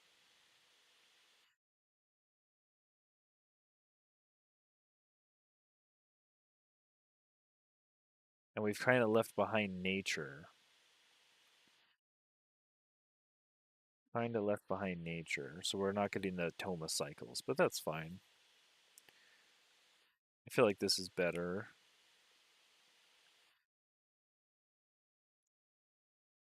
So do we want transformation, I guess? This gives the major race transformation everyone's undead and lifesteal. Which, I mean, I don't know, getting minus fire resistance in the desert seems pretty bad. I assume there's going to be fire elementals and stuff. But I could be wrong. Uh, Killing non-racial tier 4 and 5 units gain an option to spend souls to create a bone dragon. Bone dragon. Can I look at the bone dragon? Units, type, undead, bone dragon. They are magic origin. Okay. Because the whole idea is to get to cosmic overdrive, I think.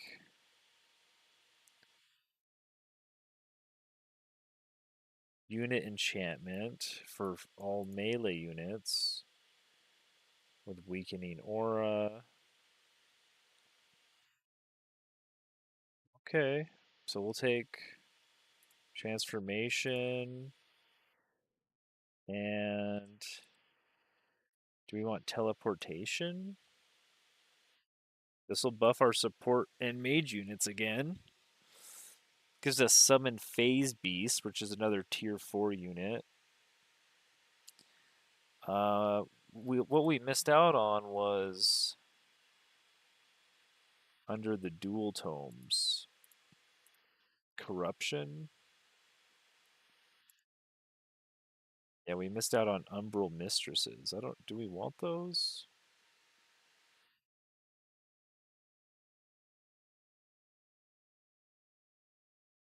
Magic Umbral Demon. So these aren't undead technically, they're demons. They are magic origin units. I think we need a full astral tome here though to get up to 6.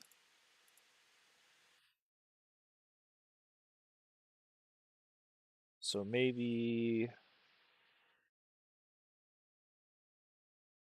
this is like lightning damage.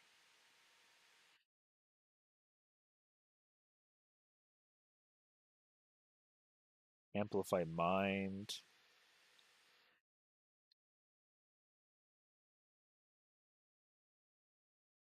These are all good, but this is for like ranged units. We don't really have a ton of that in mind. I guess we'll just go teleportation here. That'll give us access to all the goodies stuff here. So we have to choose between Severing, Oblivion, and Reaper. I don't have Calamity. Should really get all that stuff. We could get Severing Golems, which have Lava Walk. Oh, they're not magic origin. These are constructs. That's for a construct build. We're not doing that.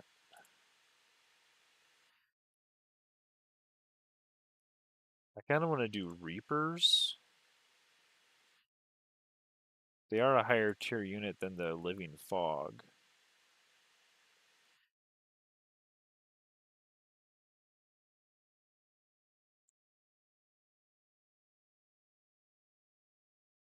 So I guess we get our Reapers here. And we'll take... What's Astral Convergence going to give us?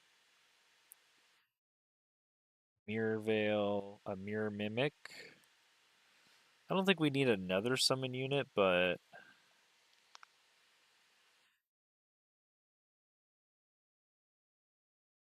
Yeah, I don't see summons an Astral Reflection. I mean, that's a good combat spell. This is another race transformation.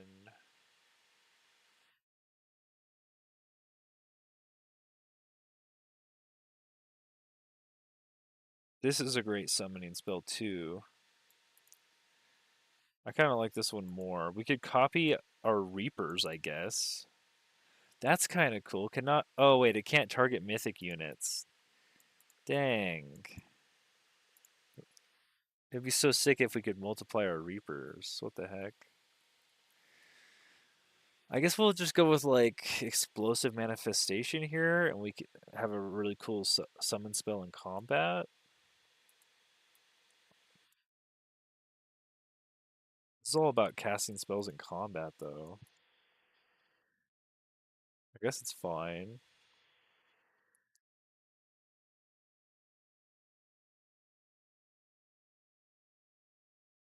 And then we finish off with Archmage, and we'll get Cosmic Overdrive. So we'll get 20% damage and very fast movement. And this works on combat summons and magic origin units.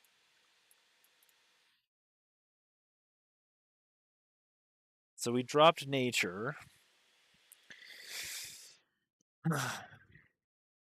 It'd be really cool if we could get animal summons in here also, but I don't really see that happening. And for all of our unit enchantments, it's all range stuff, like basically support and battle mage. Fetid Legion would work on our melee units. So I mean we'll probably get it.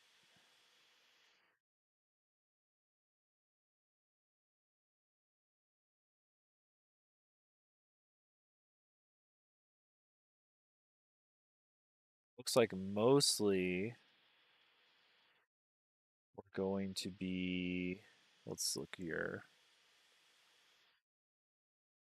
We can summon phase beasts and reapers, banshees, phantasm warriors. In combat, we can summon astral keepers, greater reanimation. Resurrects target non-hero as a corrupt soul if not undead, or with 100% hit points if undead. Okay. So we could probably just turn everyone into undead and revive people. Arcane Restoration heals all friendly magic origin units 25 temp HP, which will be all of our Reapers. Phase Beast, Astral Serpents, basically all of these. Debuffs, we have Dominate Magic Origin Unit. Has a decaying zombie spawn adjacent to them. Deal damage, lose morale. We get Time Stop. I mean, that's pretty massive.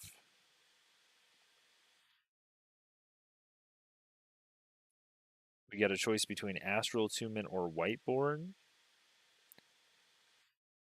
I guess we're going to go Whiteborn. We're going to go as much undead as we can. Seems fine. Where's our built units? We've got a bunch of passives. Killing ration units, you can spend souls to create skeletons. Gain souls when enemies die. When killing non-racial tiered 1 to 3 units, you can use souls to create bone horrors. Oh, this is from the Tome of Souls. Okay. So a lot of this stuff is through a system I'm not really used to. Like souls. I'm not really used to like spending souls to build my army. And then these are going to be bone horrors. Like what is a bone horror even? Is that an undead tier 2? Tier 1? 3? Bone wyvern, bone horror. So it is a shock unit. Okay, so that's our tier 3 undead unit until we turn our we can turn our ancestral wardens undead eventually with Whiteborn.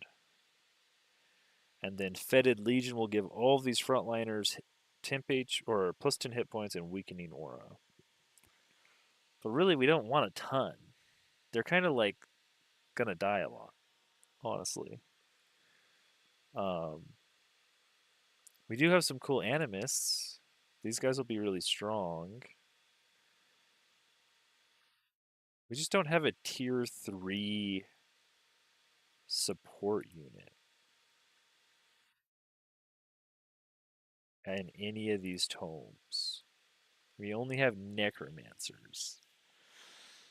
So it's going to be bone horrors, really. And then it's like, hey, I mean, we'll just skip over. We'll be kind of weak. I mean, we're not going to focus a ton on buffing these smaller units. We'll just have to like survive until we get Reapers online with Cosmic Overdrive, and that should be like our in-game army. It'll be a little bit different of a playthrough. I haven't played through on something like this yet, but we'll give it a shot. One sec, everyone. I'll be right back, and then I think we'll just start it up with a. I think I wanted to go an Eldritch Sovereign Warlock. This. We're gonna rule over some goblins. And I guess the goblins can be strong. The necromancers are gonna be goblins, though, right?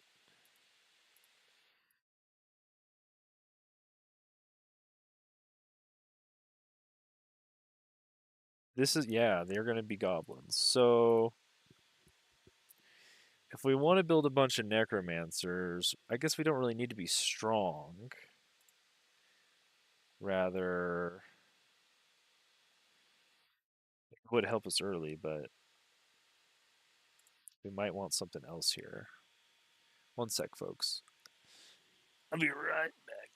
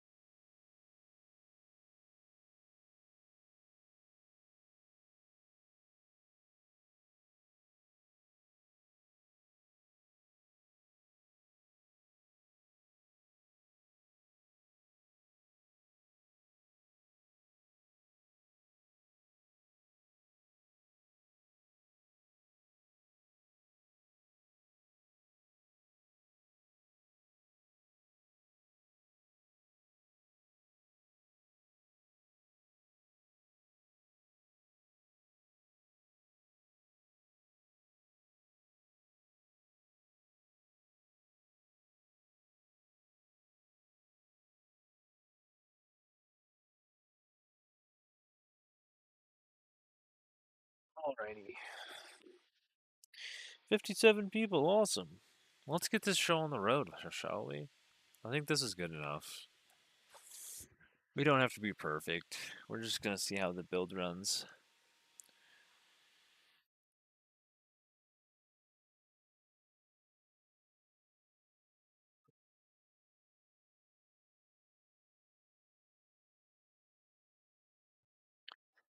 Um, I guess we could do arcane focus.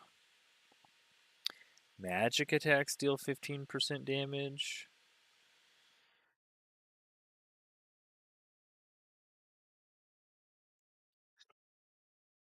We're not going to build any ancestral wardens. The bone horrors aren't going to. They're not form units, they're undead.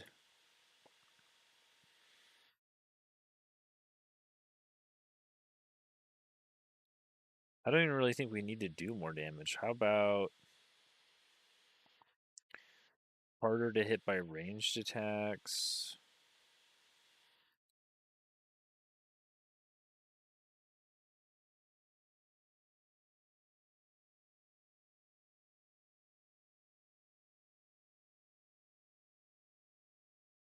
Because these guys are going to be Where were they? Those are necromancers. They're going to be strengthening undead. Oh, this leaves one skill point. Or action point, rather. Raising undead. And then occasionally death blasting.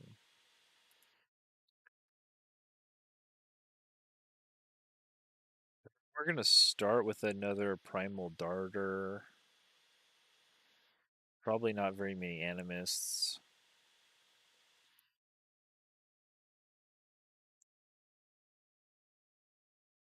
Battle mages. We don't have a battle mage. We just have the support unit.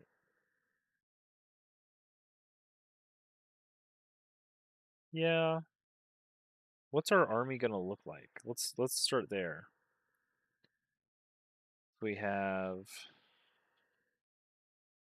an army. We're gonna have our eldritch sovereign. Uh, and then and he's gonna be a warlock. And then we're gonna probably want like a death knight hero. And then we're gonna have like maybe like 2 reapers and 2 necromancers. Is that what we're aiming for? Something like that at the end of the game, and then we could just do like a random hero warlock and a random hero warlock and death knight. I mean, that's a pretty simple build to try to aim for.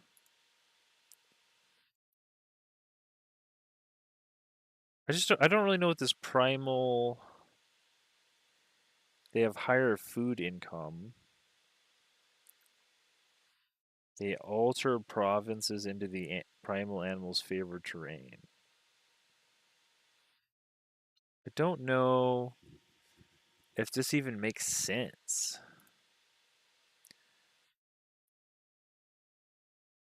Could I see a longer list of these guys?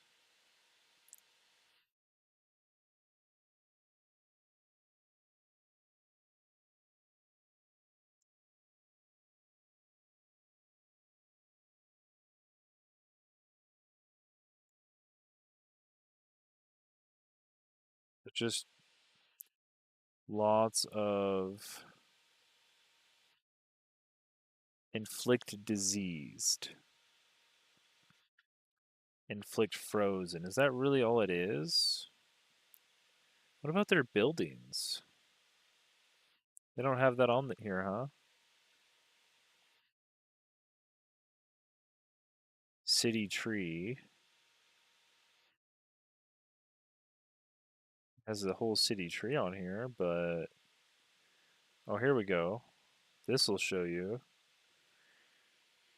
This is high. Here we go. We get woodcarvers workshops, which gives you draft. The normal one gives you production and draft, and this one gives you food. Okay, so when it says you get more food, they weren't lying. You get less production for food. Gotcha.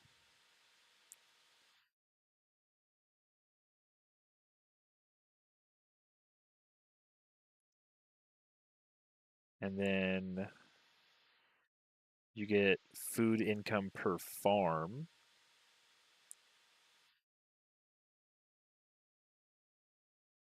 I'm sure these guys can build farms in the desert. I haven't seen anything that's explicitly said that, but I would assume that because it's incompatible with adaptation, that it just gets the adaptation, like Sandwalk, able to build farms on sand, start in the desert, unlock the earth-shaped sand spell. But it really doesn't say that, does it? um,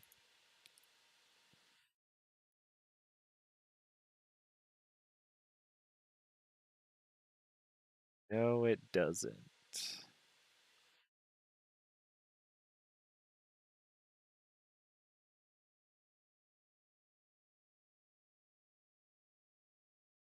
Is there another one here that's good? I guess we can't take Mystic.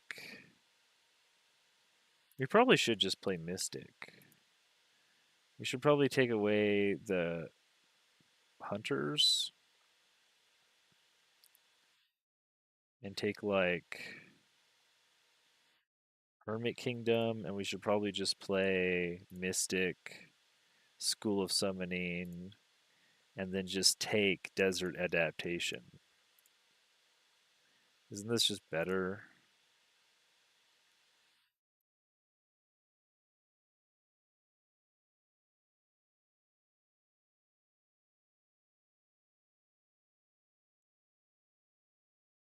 The Mystics get a bunch more mana income.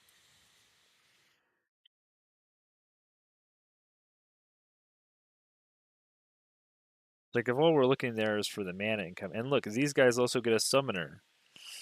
We can also build tier 3 summoners, which have astral connection, whatever that is. I guess we can look for it.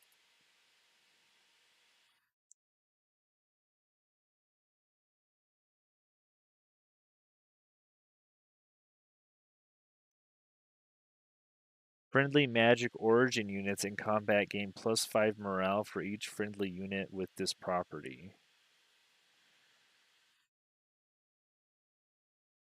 These guys aren't magic origin units, are they? They're ethereal.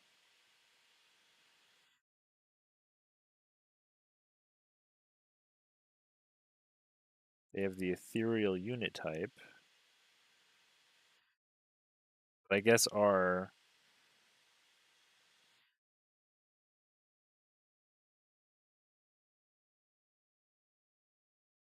5 morale for each friendly unit with this property. Okay, so there's some math to do there. I mean, how much morale do you want to give your Reapers? Well, actually, all these guys are going to have astral connection, huh? This looks like a lot better. These units look more like what we want. We have a level 2 Soother, target friendly unit, and another unit within 2 hexes and heal 20 temp HP.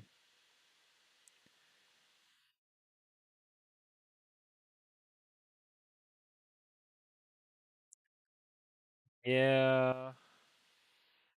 This ability transforms into a spirit summon based on the affinity of the last spell cast by their side. Oh, so you can do a snow spirit or a storm spirit or what? Okay, so this summons a lesser spirit. What? This is their tier 3?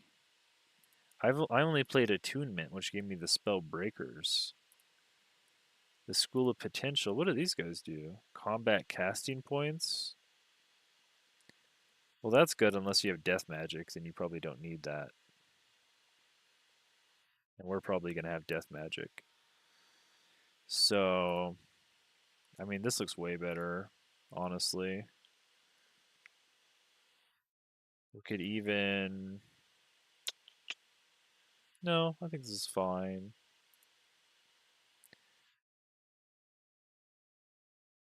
Do we want to start with a summon? Or do we want to start with Soul Wells?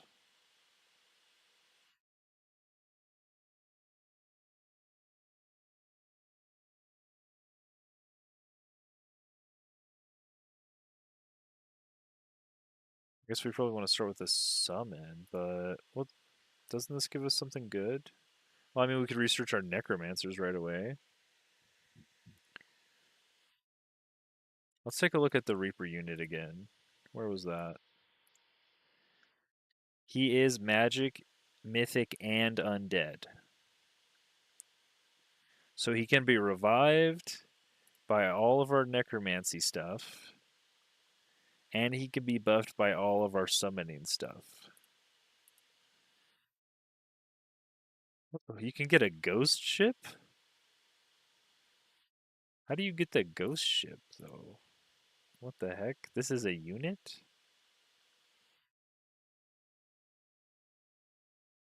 Where? Oh, it's a wildlife unit. You might not be able to get this. You might be able to summon it from the Rally of the Lieges if you're lucky. But that's pretty rare. Zabone dragons. High maintenance, but we can get these.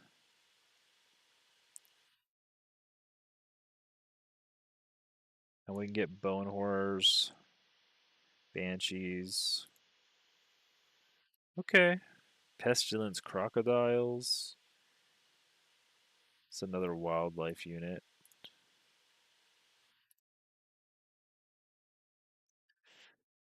Okay. I think we have an idea. Thing is, what do we want to research specifically?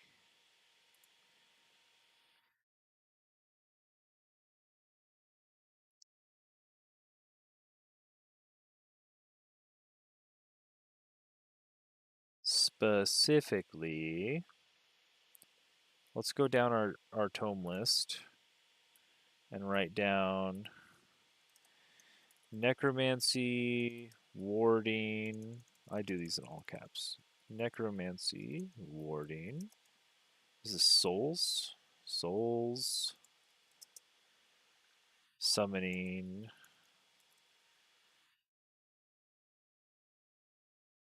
This is great transformation.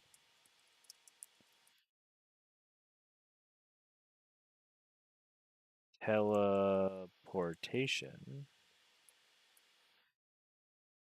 This is Reaper, Convergence, and Archmage.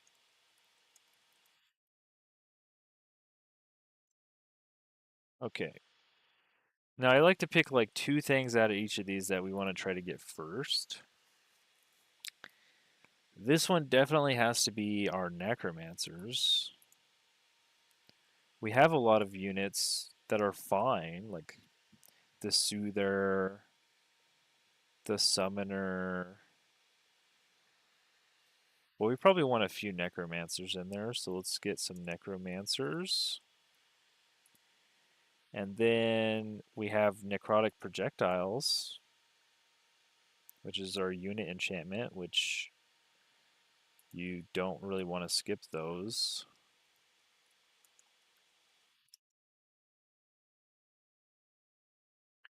And then under warding, if I could find it,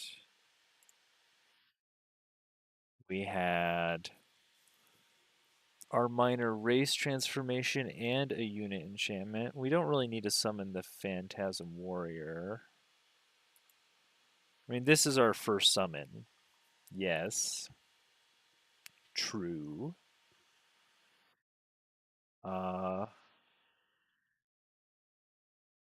but he's not undead. So, and we have magical words to get and staves of warding. But I guess summon Phantasm Warrior would be.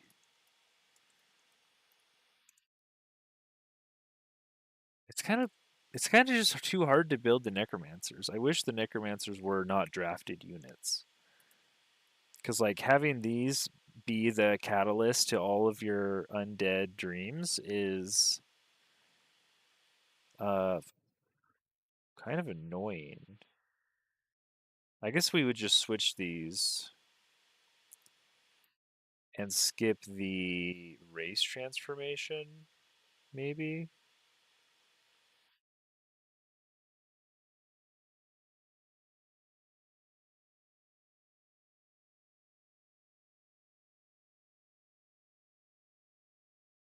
We'd like flip these around.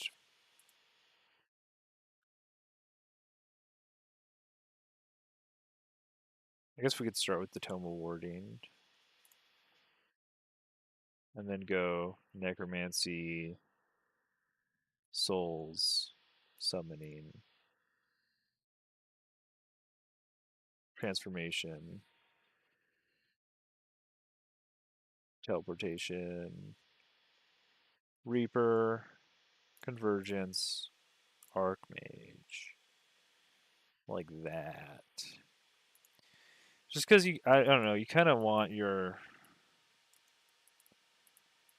summons, just so you can balance out your army. You don't have to build.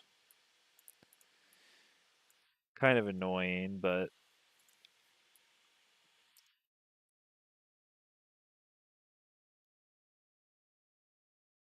kind of have to get that.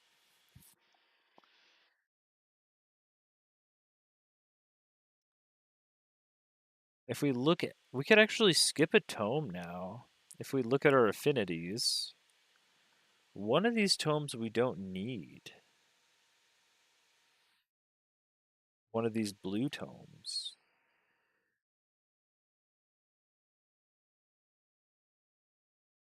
We could drop like teleportation or something.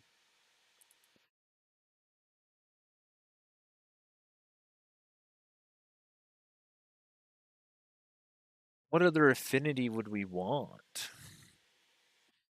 It's like Materium or something would be nice to have a little bit of a Materium. There's some good stuff up Materium.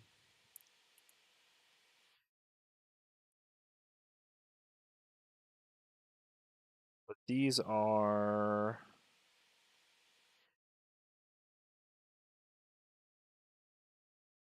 Awakened Tools, gives you draft, kind of not the best. We could just take a Fanatical Workforce, would give us a ton of production. We don't really need Summon Zealot.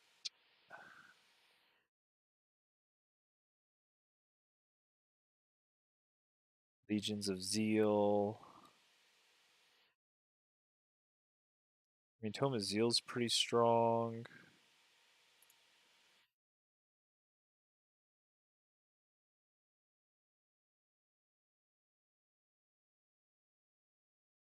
All friendly tier 1 units become strengthened.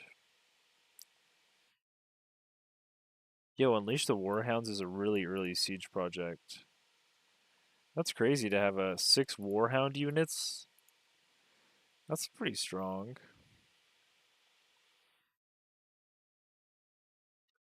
It kind of has to be a tier 1 tome.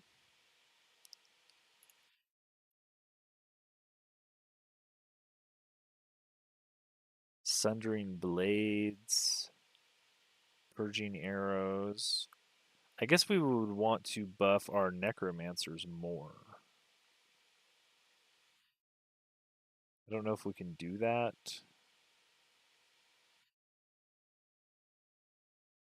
With any of these.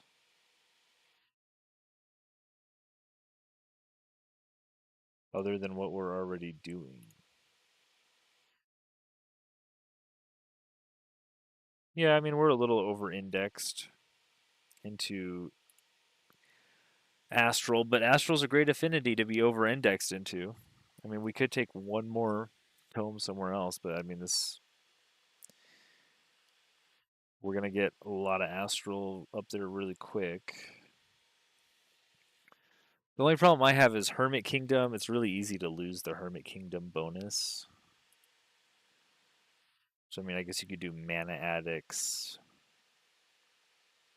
Start with an extra Battle Mage or Support unit. Ooh, that sounds good.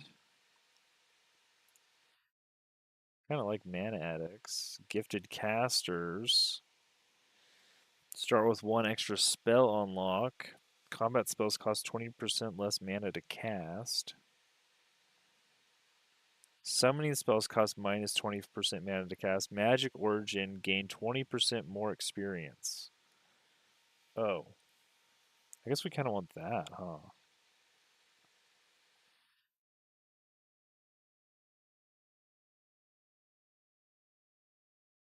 Mana Channelers. I think I have that in my DLCs.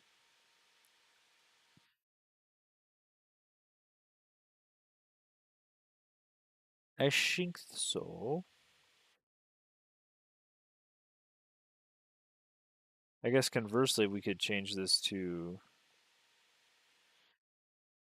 a different thing like powerful evokers, combat casting points. Don't really need that.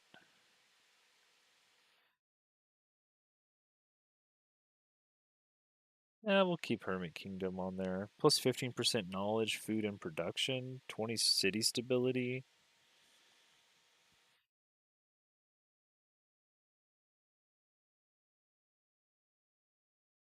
That seems fine. Mana Chandlers is good too. 20% more experience on our Reapers. I mean, that seems really good too. But first we have to get there, is kind of the deal. And how many things are we summoning? We're not summoning much at the beginning. Maybe a few Phantasm Warriors, but then we're going to use Souls. We're going to come down to the Tomb of Souls.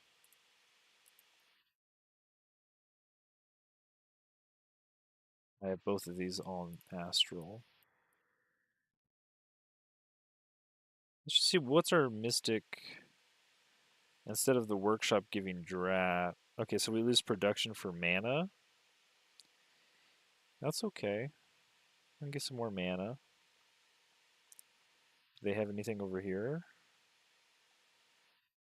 Summoner's Cistern. Plus 30 mana income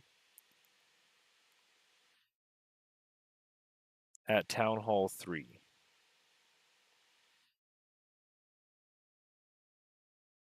That's pretty strong. That's a lot of mana. They got some good buildings.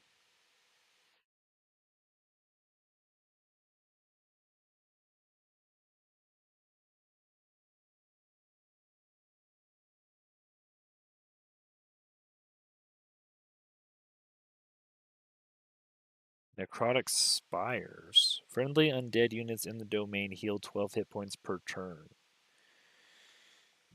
So you can put this on your stone wall. If you have 2 conduits, it's boosted. And this is a Tome of Souls, I think?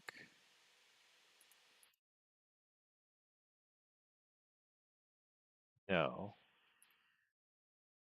Great Transformation. Okay, so the souls, though, we're going to want soul binders. And do we want to summon banshees? I think we do.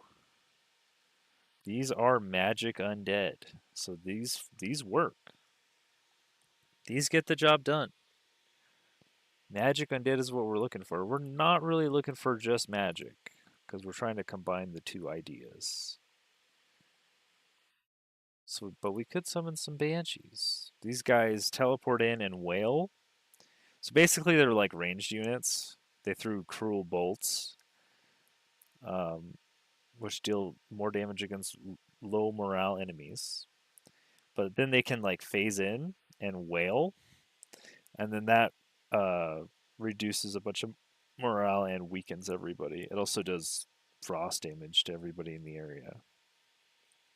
I've played with these before.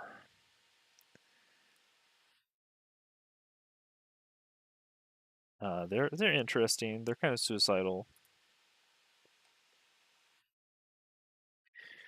And bone horrors. Bone horrors are not going to be magic, are they? Tier 3 bone horrors are. Oh, they are magic origin. And undead. Well, these guys are cool too. And they're a charge unit, so they're going to do tons of damage. And they're low maintenance. Wow. These guys are impressive. Bone horrors, huh? Okay. So we want all of this stuff. I guess. Do we want more banshees or more bone horrors? I guess we want the summon, and this is souls and this is mana. So, did we have a good soul use yet? Skeletons. Skeletons, are they magic origin? We're learning here. It doesn't say what type of skeleton. They are all magic origin. Dang. Do I even want to research my phantasmal warrior? I don't know if I do. He's not undead.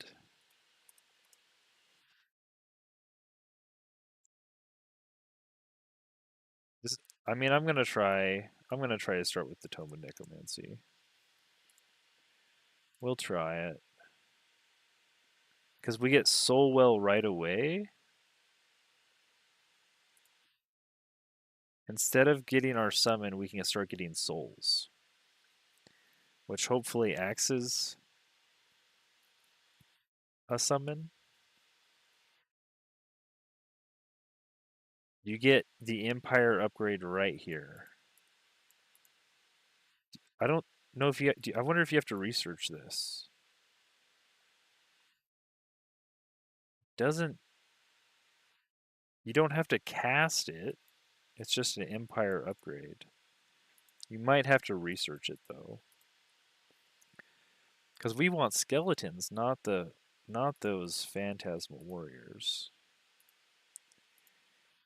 Because those will be useful even at the end of the game. As soon as we get Cosmic Overdrive, it'll work on all our skeletons, which will be insane. So yeah, we'll just reverse that.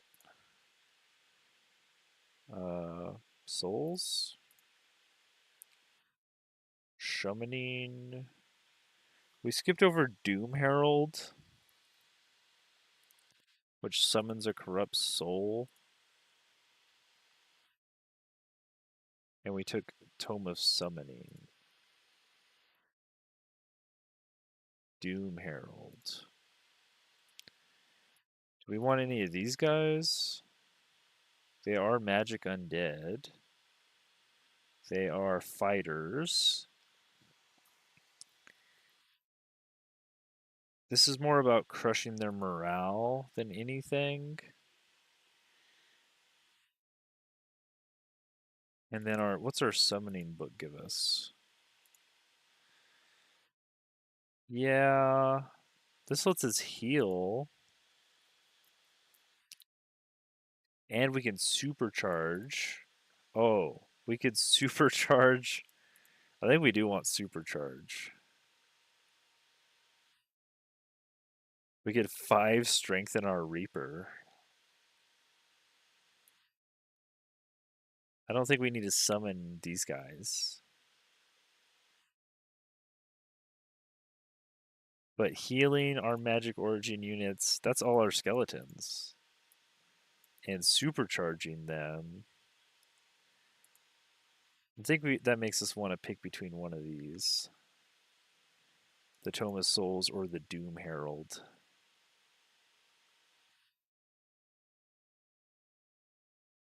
And I'm thinking we go Souls. This Doom Herald is like this whole morale thing, which you could kind of like you would kind of want to make your whole deal morale if you're gonna do it. The Banshees have some morale stuff going on, but mainly I'm pretty excited about these bone horrors. Where were they? Bone horrors. Banshees or corrupt souls. These are battle mages. They should get all of our battle mage buffs.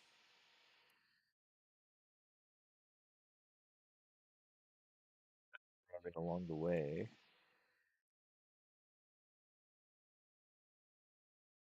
I guess all we've got is necrotic projectiles, honestly. We haven't picked up a lot of stuff yet. Souls. Okay, we're gonna get Bone Horror Reanimation. If we have to research Empire upgrades, which I'm not sure if we do. And Soul Binders, I guess. To get more souls.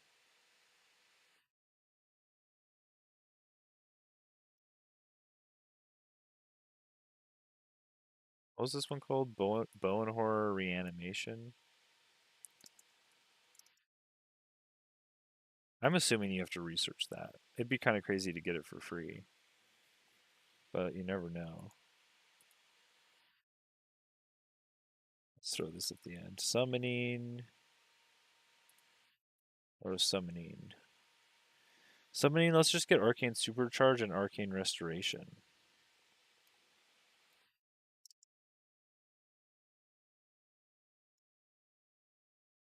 Hopefully the AI can use this in combat well.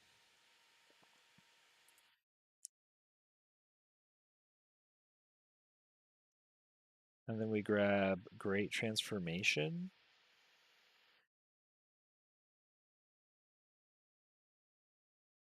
For Bone Dragons and our Whiteborn.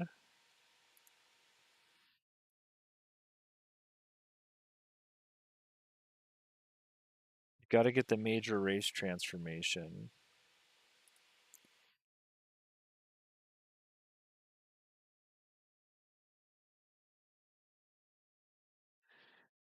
And I guess we want the Bone Dragons. Those are they magic too? They are. Sure. We'll have some Bone Dragons in there.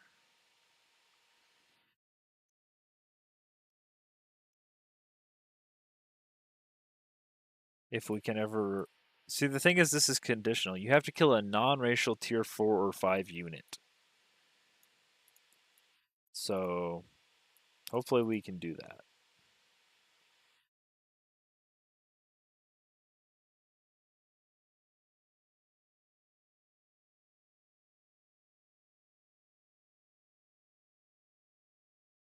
And then we went teleportation. Now this is where I feel like we could change the build because we have enough affinities.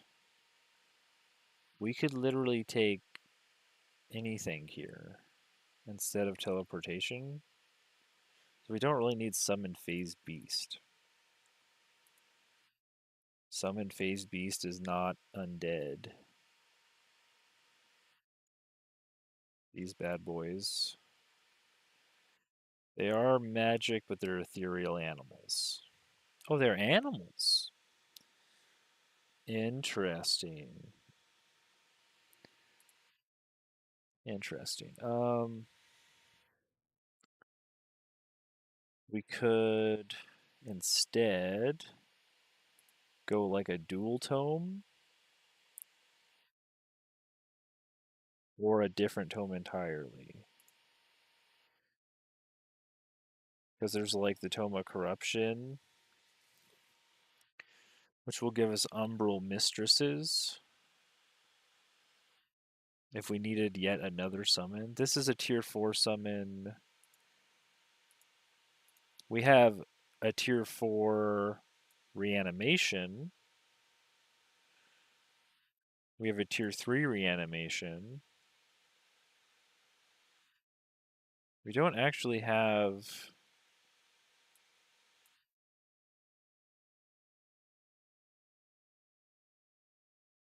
a really like a summon yet.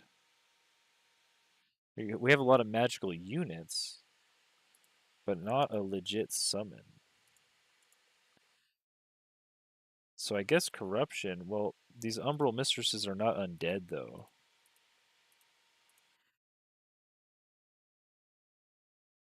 Is the thing.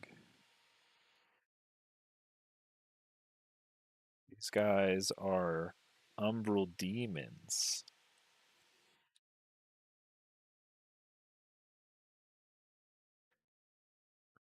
Not undead. Unfortunate. They are not affected by our undead spells like our necromancer's support abilities and stuff.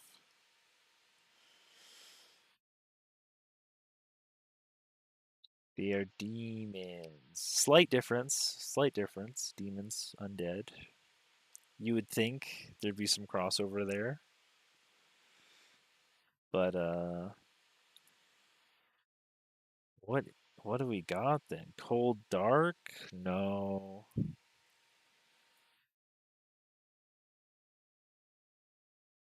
I don't have prophecies. It looks like we could go back for any of the tier 2s. Revelry is always good.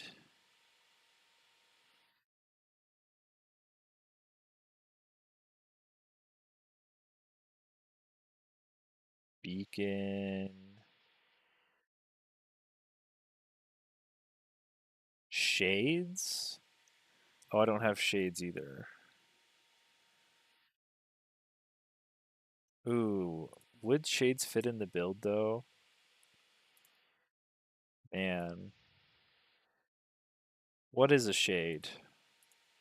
It's a tier 3 skirmisher. He's a form unit. He's not undead or magical. So I guess he wouldn't really do what we need him to do. Interesting shade unit. They missed.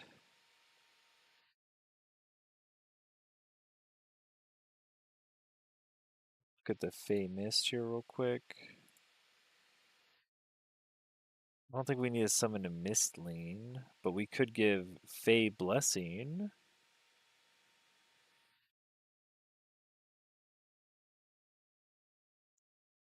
And Fey Touched.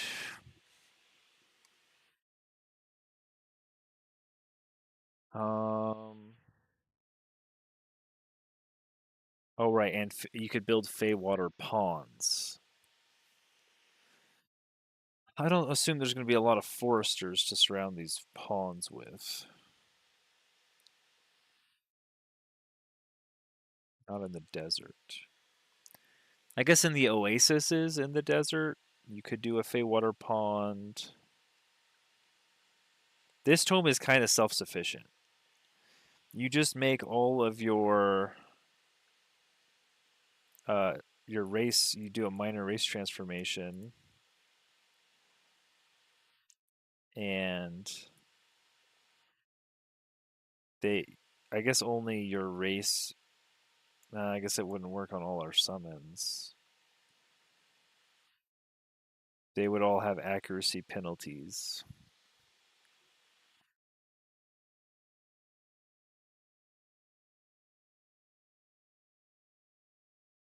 And I'm pretty sure the Fey Blessing ability.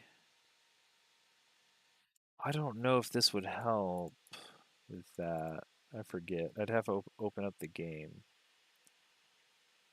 Maybe I could search for it real quick.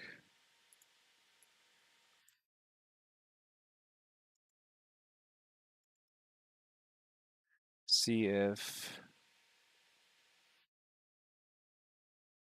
the wiki is like pure white, so I don't want to blind you guys.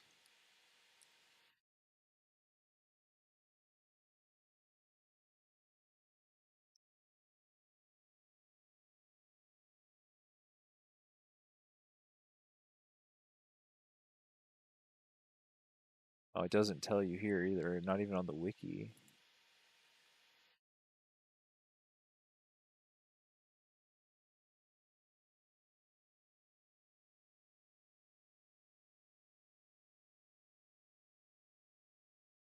I think it was just a healing spell. I think Fey Blessing is just a healing spell. I forget though. What's Tentacle get? Summon a Constrictor. Well, this would be a 4 unit summon. Maybe that's what we want. Because our form units will be undead.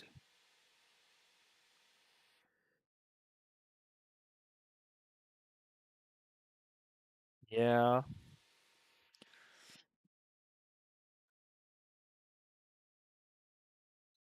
that sounds right.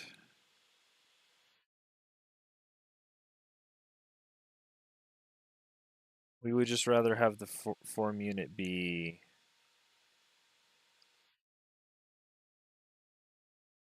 the mage or something.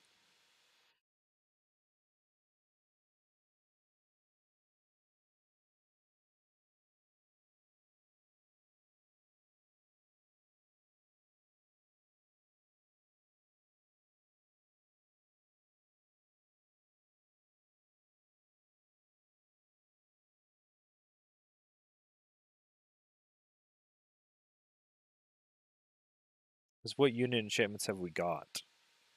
I guess necrotic projectiles works on skirmishers.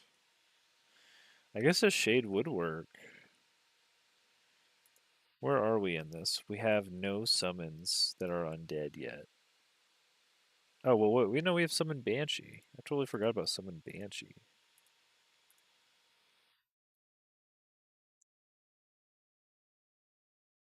Summon Banshee is a summon. So I guess, I mean, alchemy is always good. You could always build alchemy labs.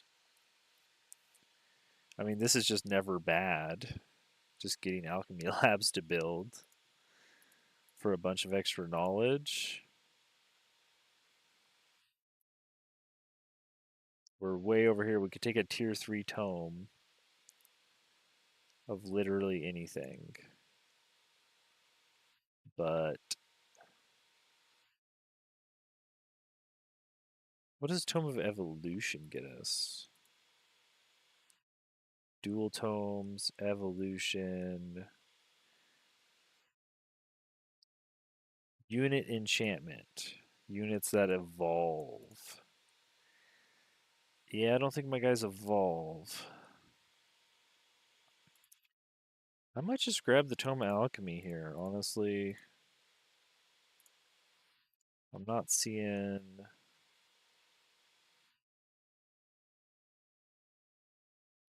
of the things we can grab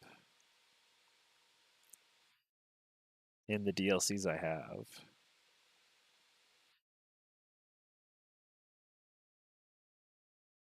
What's amplification get us?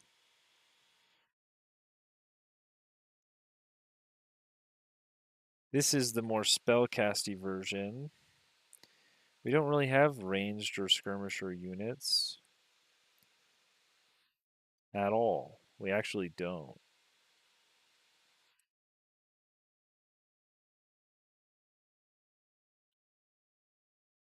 Increased critical hit when spells are cast. Plus 20 knowledge income, minus 10 stability. Oh, we could get this, frenzying focus. When this unit lands an attack, it gains a stack of strengthened, plus 1 range on base attacks. This works on our units, our backline guys. You get amplification pylon if you want to chain lightning people.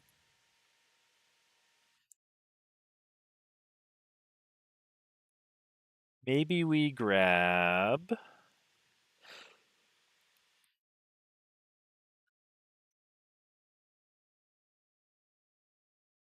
attunement fortune.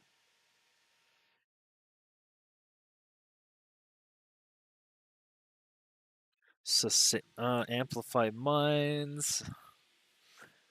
I mean, we don't really need our backliners to do more damage. It depends on what's our makeup going to be. We're going to have summoners. We're going to have these guys. They do 20 damage. Link with target friendly magic origin. While active, target gains +1 retaliation attack, +30 accuracy, and frenzy. That's pretty good. And then you can summon a spirit. These are all elemental spirits, which isn't exactly what we're going for, but we could throw a couple of these in there for the astral bonding with our magic origin units. Um, yeah, I think it's fine to buff these guys. But do we want? I don't think we have any. We haven't drafted any or researched rather any spells. No, we have arcane supercharge and arcane restoration. We have a buff and a healing spell. I guess that'll work. We can take astral blood, frenzying focus. Let's just go amplification.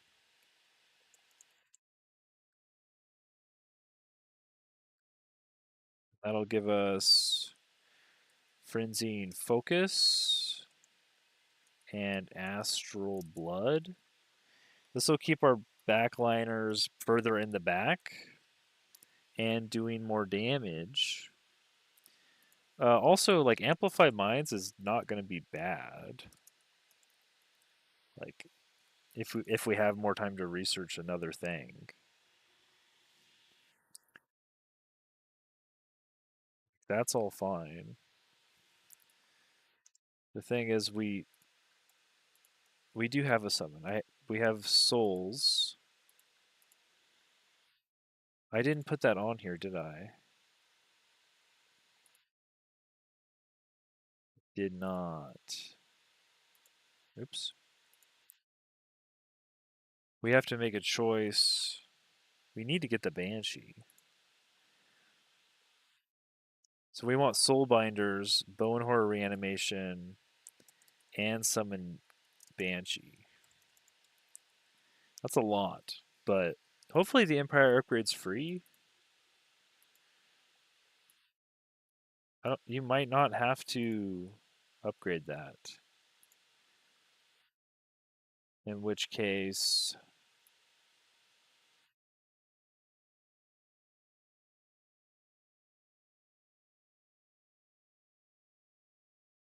we could get like Soul Collection.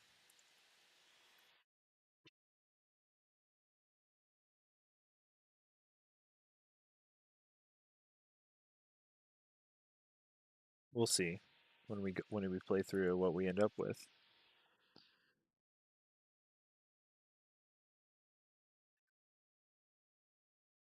Let's go amp, and then we're into actually getting our final summon here, the Reapers.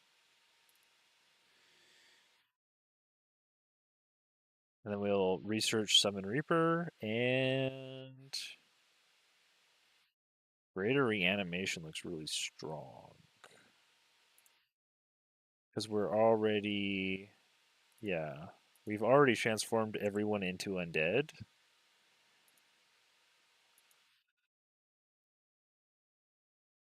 So we can just take Summon Reaper and Greater Reanimation. And this is another combat spell. So that'll work with our Astral Blood that we just got. Something like that.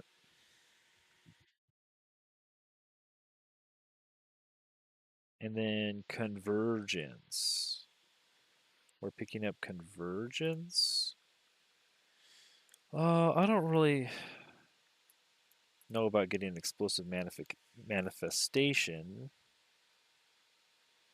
We don't really need the major race transformation either. We have enough. We could really pick anything up here also.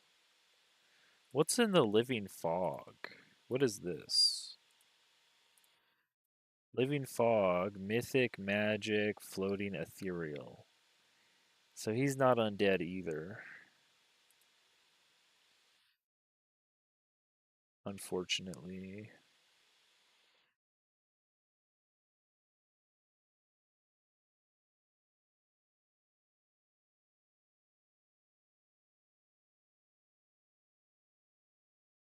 Could get, what else is here? Arcane Accumulation is a siege project. At the start of combat, gain 50 combat casting points. During combat, all enemy units suffer -1 resistance. That's okay, but we're going to have death magic. You could also harass people with astral shattering. Whenever you cast a spell in tactical combat, add a stack of cascading power. Uh, this is looking less enticing. What's the mirror give us? Mirror veil, reflect damage. You get a mirror mimic if you want it. We don't really. We could summon an astral reflection of our backliners. I mean, I guess that's fine. We could also get our ruler gains 2 XP per turn. Throne of Mirrors.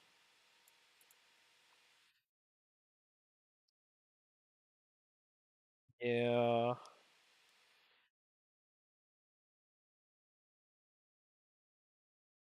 I don't mind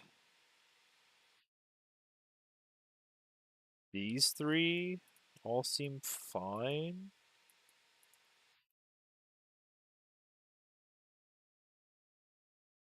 And this is only frontline units, huh? But that should be just our bone horrors, really? I mean, it is our bone horrors. That's something. This won't affect our mythic units, though. So no dragons.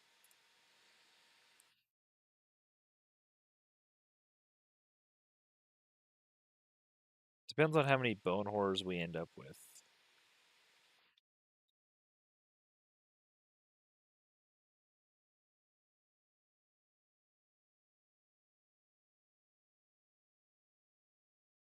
I'm kind of more prone just to take this cool combat summon spell that we can summon an astral reflection of a target friendly unit. Now it can't target combat summons, mythic units, or heroes, but we could target any summoners we have or necromancers and just duplicate those, which seems pretty strong.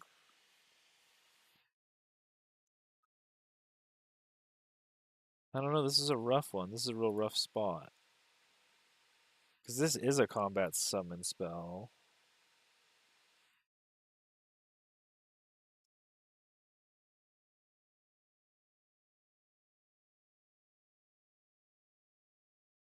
Cascading power could be useful too. I think you want to do damage spells though. I don't think we have any damage dealing spells. I'm pretty sure this just adds more damage to every spell you cast every round. And our spells are like undead focused. We have Arcane Supercharge and Arcane Restoration. I mean, we already have our Reapers at this point too. We have to remember that. We have our Reapers. What are we doing for our Reapers?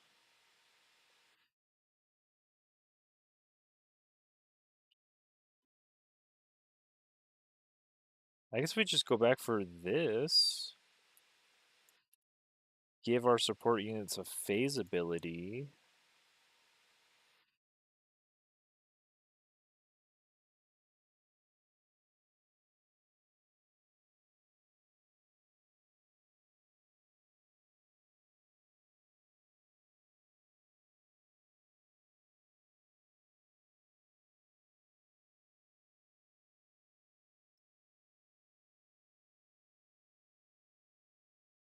Not seeing a lot.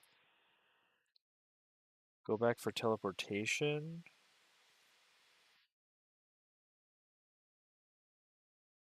Some more spells and enchantments on our backline units.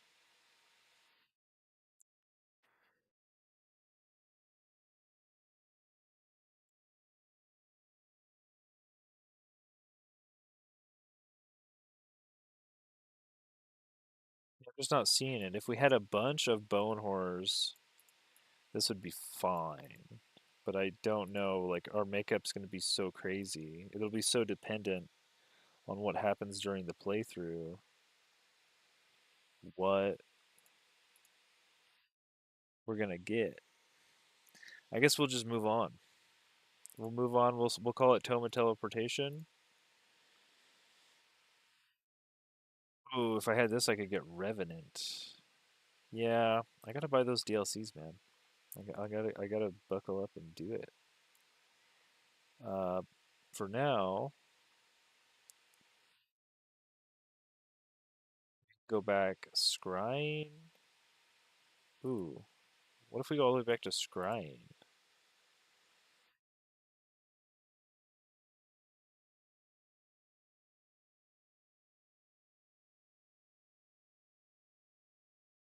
More accuracy on all of our backliners,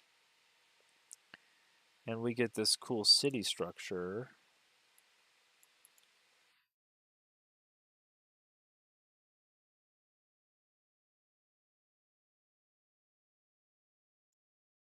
No, teleportation seems better. Charged phase gives them all the ability to teleport, which means even if they get in a bad spot,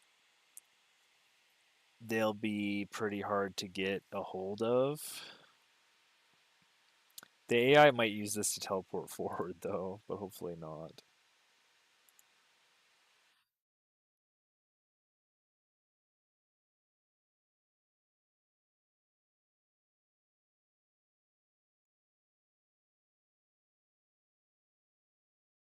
Yeah, let's grab the Tome of Teleportation now, I guess.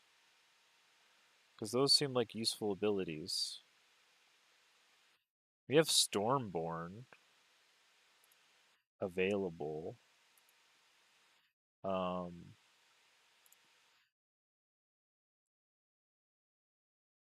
Stormborn is. Where is it? I think it's under Nature. There it is. Stormport. There's not going to be a lot of sea. Combat enchantment.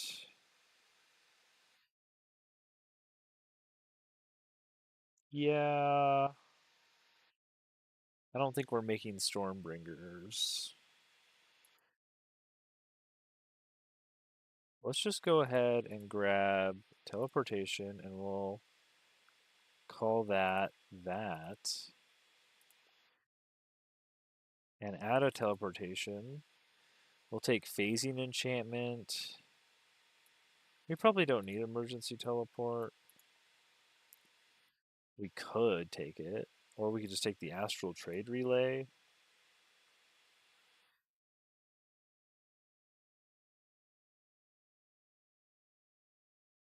Phasing enchantment. Astral trade relay. We'll just we can generate some extra gold income. I don't think our uh, economy would hate that. And then we're done. We're on Archmage. And we get our capstone Cosmic Overdrive. And we can also take Time Stop is pretty broken. Astral Travel is so dumb. It just teleports your target, your leader, but not his army. So this is a tier 5 tome. Teleport your leader, but not his army for 200 mana and 200 world casting points. Or you go all the way by teleportation, makes target friendly army teleport back to the nearest own city. But that's the whole army and the leader of the army.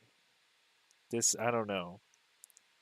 I don't know. Maybe you want to save your makes your leader teleport. I don't know. This should say ruler too. I'm pretty sure this is ruler because there's a difference between an army leader and a ruler. But I think we're gonna take time stop. You could also take disruption wave.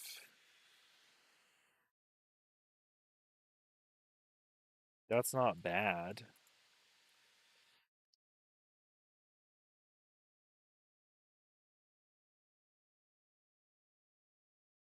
It depends on how many unit enchantments they have. Disrupted removes all their unit enchantments.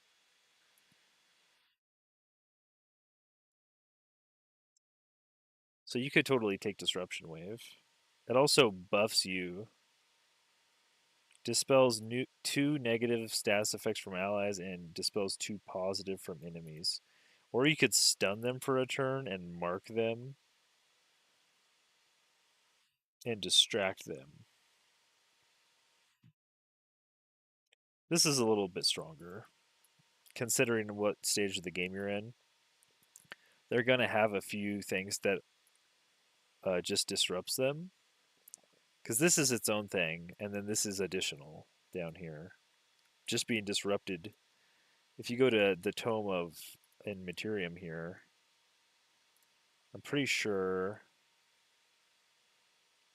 there's a Tome of something or other. Transmutation, Crucible, Alchemy, Severing. And this just gives you a 60% chance of inflicting disrupted. Which, all of the unit enchantments that people try to stack, I mean, this just disrupts it. So it's a 60% chance. So it's not every time. But if you have all of these types of units, like a bunch of skirmishers, for instance, trying to disrupt every round with the ranged attacks and then running into melee and making multiple attacks, you're gonna disrupt some enemies. That's the strong thing. It's just this disrupted thing. This website's not perfect. It doesn't have links to everything. You have to go in the game for some stuff. But yeah, so we're gonna go Eternal Lord. No, Archmage. So like the other thing, you could go into the Shadow tier 5 tome, Eternal Lord, but this has a combat enchantment that's kind of mid. This does have battlefield reanimation. All friendly undead units come back to life. Like, that's good, but don't we have that out of the Tome of Souls? Or which one was it? Great Transformation?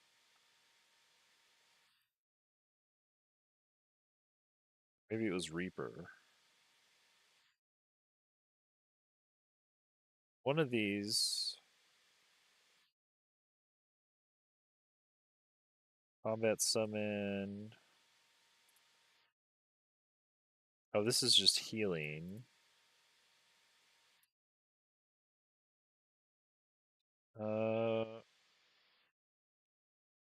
guess we don't get we just have the arcane healing spell. Just have the one from summoning. Heals all friendly magic origin units 25 temp HP. So, I mean, it's not going to bring them all back to life. Like this will. Non-undead corpses come back to life as decaying zombies.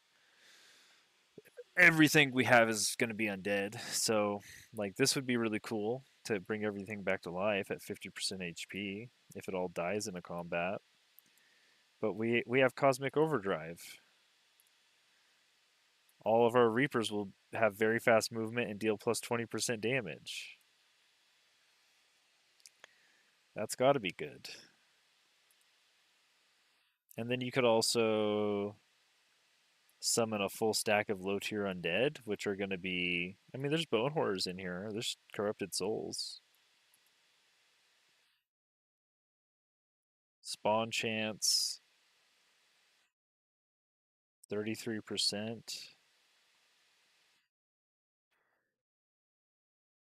Huh. There's a buff for our support and battle mages. Curse of the Reaper.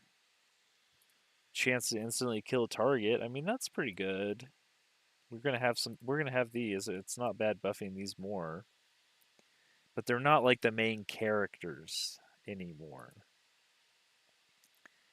The main characters are going to be our Reapers.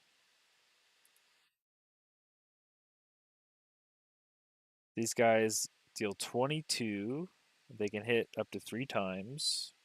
They have Finger of Death, which target non-hero enemy has a 60% chance of dying, which I guess is what this is trying to give you on the Tomb of the Eternal Lord.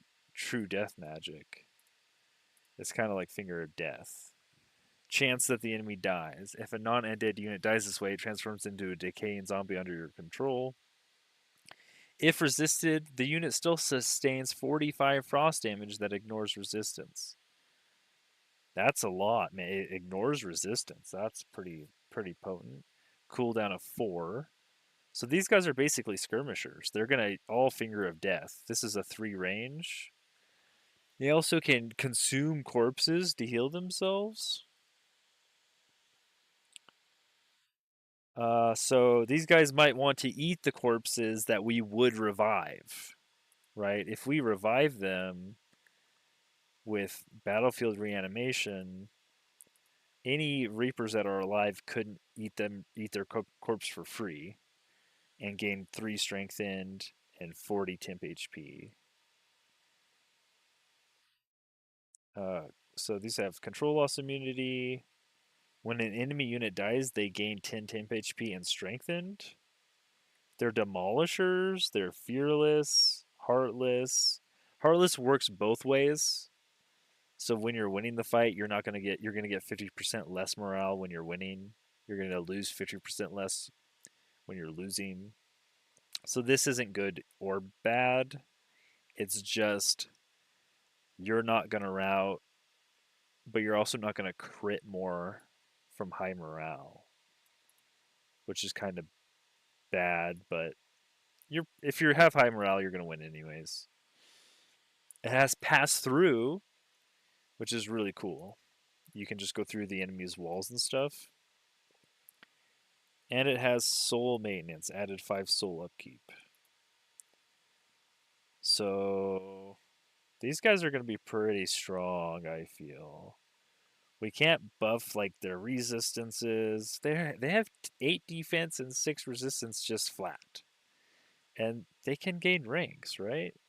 They gain 10 HP, 10 HP, 10 HP, 1 defense, 1 res, 10 HP, killing momentum, so that they get another attack, or another finger. Well, I guess they won't usually get another Finger of Death because it'll be on cooldown or something.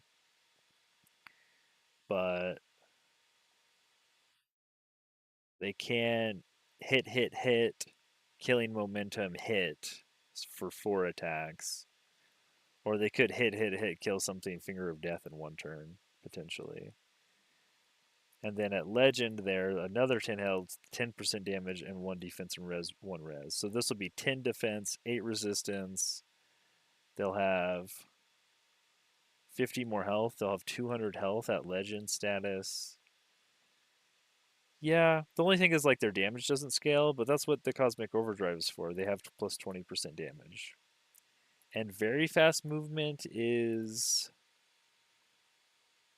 They have floating. I think it's 48 movement instead of 32. So like plus 25% movement speed. So they're going to be able to position for Finger of Death and get into melee strike range pretty easy. I have faith. I have faith. Okay, I'm gonna take a quick break before we start, and then we'll just get in there. We have our build. We have an idea of stuff, and I can on this website. Uh, we have this little share link thing, and I'll just put that in the chats if you guys want to try this at home sometime or buy the game. Oh wait, that did not link. Make a share link that did not copy what I wanted it to.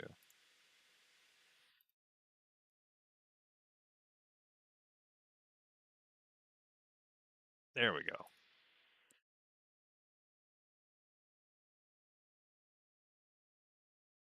Uh, Hopefully that works.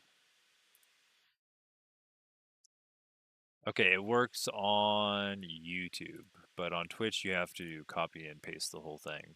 It didn't turn it into a hyperlink, the whole thing.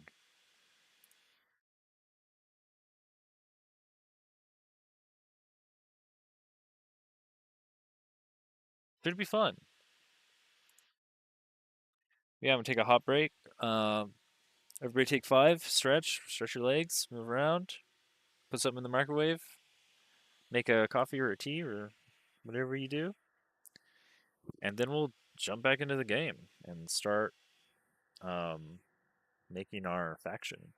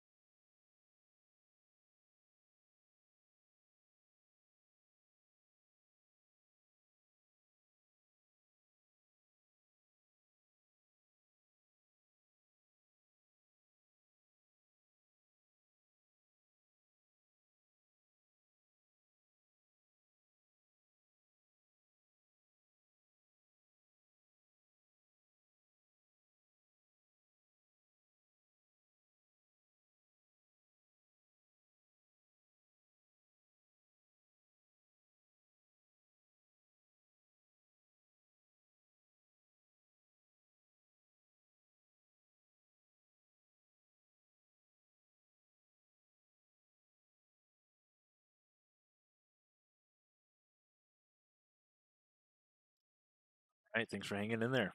Hope y'all something for yourselves.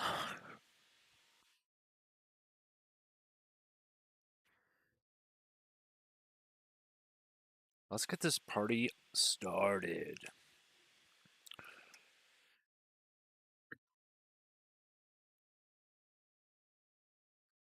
Go ahead and launch the game back up.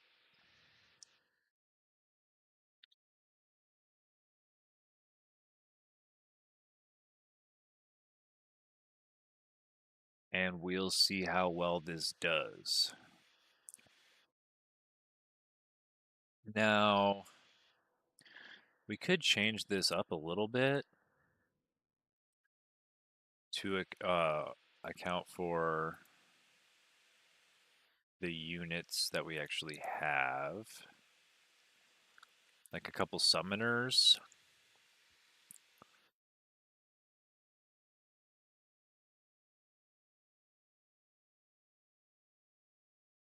These guys have spell channeling. Oh. While this unit is in battle, spells are 20% cheaper to cast. Yeah, we're gonna want at least one of these guys.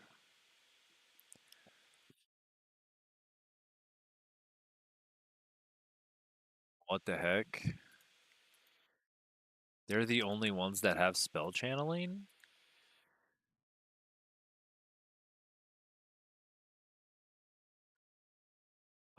Maybe we have one necromancer, one summoner, and one soother instead of two necromancers. And then we're gonna have probably a reaper and we'll just leave this spot open for like if we have a bone dragon or a bone horror.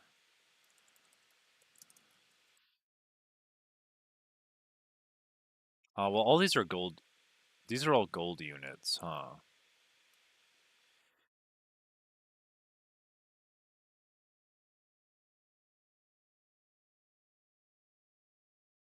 Or our banshee. Our banshee's a little bit different. 1, 2, 3, 4, 5, 6. I guess we don't need that many soothers. But in case one of them dies, I guess it'd be nice to have a backup.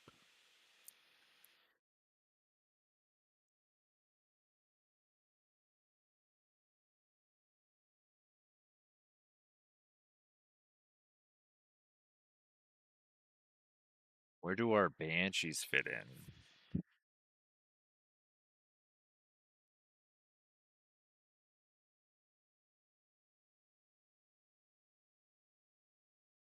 I guess they're kind of taking up the Reaper spot as a summoned undead. And these are reanimated undead.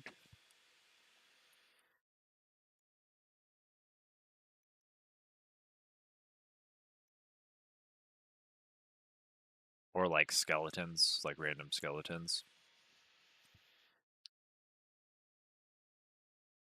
Can I type? Okay, there we go.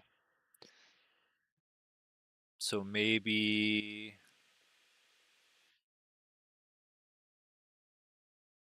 And the soothers are kind of taking up the necromancer's spot.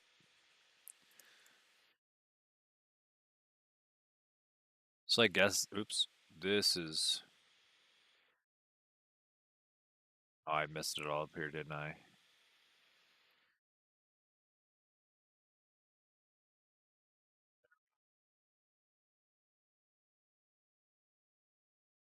Something like this. We have options. We're gonna want to like some of these. We're gonna want to have soothers in for our 3 armies. Some of these we're gonna want to have necromancers in. Some of these we're gonna have like skeletons that survived a long time, and they're gonna be high ranks. Sometimes we'll have a bone horror. We might get a bone dragon. And then we're going to summon banshees. And eventually we'll replace as many of these as we can with just reapers and maybe a few of these backline units to support them.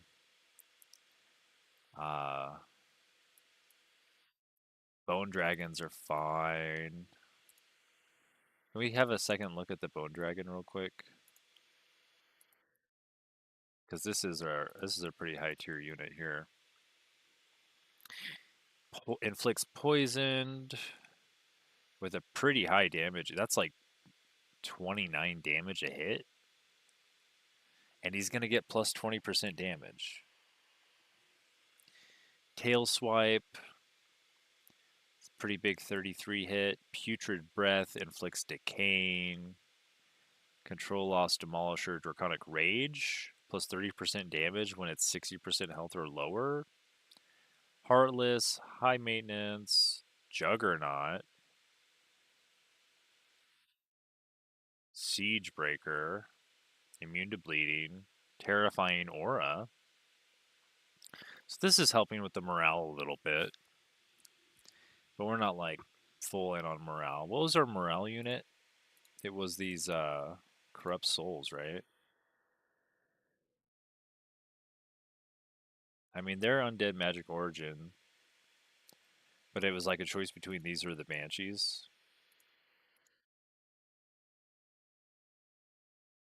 Oh, the banshees cost souls. And then they have a mana upkeep. The corrupt souls cost mana. Or souls. Oh, well, wait. I guess they have, I don't know why they have two costs. Bone Boy, Best Boy? Unless it's beside your enemies. Maybe. I guess we'll find out. I think I've killed a couple of them. But he's a pretty big boy. He's got flying. I think large target is a bad thing. Yeah. I mean, it's immune to most displacement effects, but I don't think displacement effects are the end of the world. He's just vulnerable to pole arms, specifically Pyre Templars. But hopefully we don't go against any of those in this scenario. Welcome to the stream, Mrs. Unwar. Welcome, welcome. Thanks for chatting. Appreciate the interaction. We're going to get in here.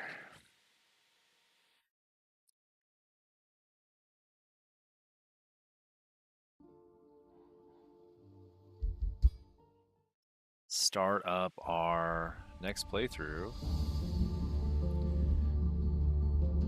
Choose your destination. In the Sihirin Oasis. Story Realm 2 of Empires and Ashes. World Seals, Chaotic Influence, Motivated Truce, Oasis, all on. I'm just rolling easy. Starts here. They're great tier 4. You don't know why people don't like them? Oh, it's probably because a lot of people play. Well, they're kind of hard to get. One, I mean, you have to like reincarnate them. We'll see. But also, their polearm units are so strong. Specifically, the Pyre Templars. But really, any polearm unit is really strong. And so, if you are on cavalry or you're a large target, polearm units get a lot of advantages. So, like, I played a dragon. Chaos Dragon was the playthrough we just finished, and he was getting destroyed half his health in the first turn all the time. You really need a pocket healer, which I had, to make sure that your large units don't get just destroyed. What is your people's form? I mean, that's my experience at least. We're gonna go goblins. Goblins! And we're gonna take all those away. We're gonna go desert adaptation. And tough. resistant.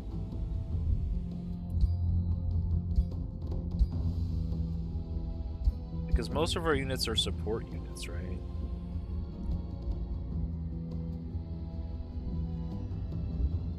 We have a few battle mages in there, but I think most of our units are support units. And shouldn't we be able to customize their look?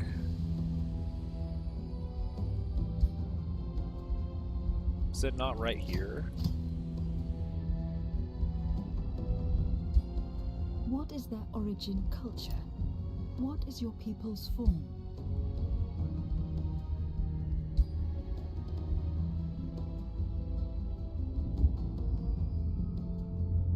We could have careless.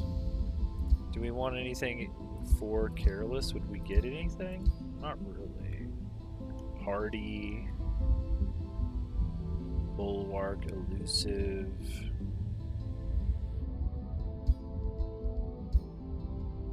Mount Masters. I guess we could take adaptable.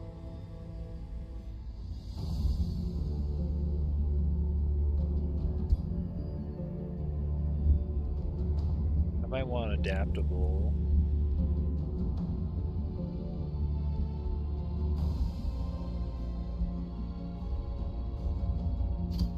Let's go careless and adaptable.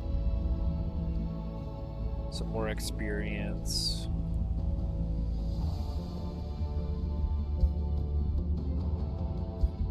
What is their origin culture? And we're mystic summoning. What defines their society?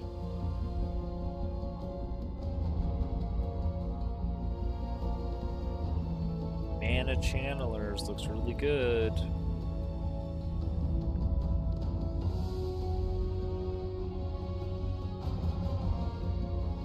Start with 100 Imperium. Start with an extra magic origin unit. Plus 15% knowledge from your cities.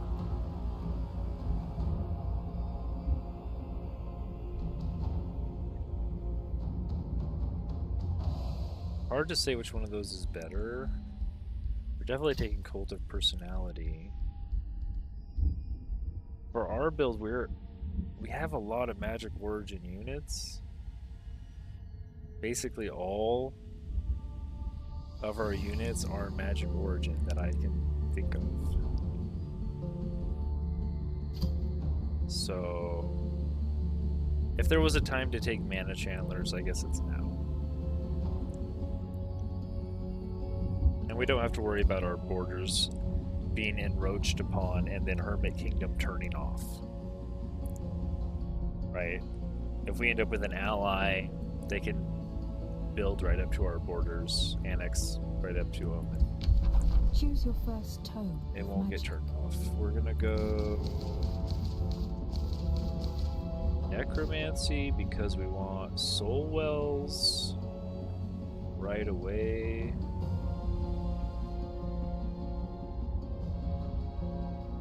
Oh, soul harvest is a passive. Is that what we were talking about earlier? No, skeleton reanimation. You have to research. Mana addicts? Yeah, if you... Right, mana addicts is... Oh, I don't have mana addicts on here. I think you have to pick that up in the Pantheon bit. I don't think I have mana addicts. Yeah, it would be here in the blue ones, right? In the astral.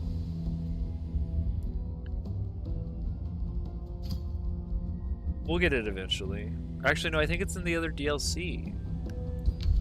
I think it's in a DLC I don't have. I only have the first 3 right now. Kind of waiting for them to go on sale. Because they're pretty expensive. There's only like 6,000 people who play this game. So, and like, I mean, look at the quality of the art. So, I mean, I get it. They have to charge a lot for the DLC to keep the studio going or whatever, but because there's just not that many players. But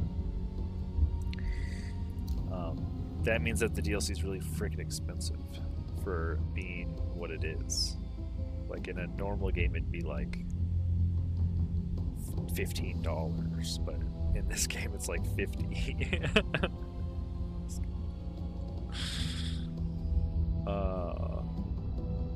Anyways, they gotta keep the studio's lights on, you know. What do we do here? Is there any little undead? Ooh, Reaper Scythe. Yeah, Reaper Scythe. We do a black background, purple scythe.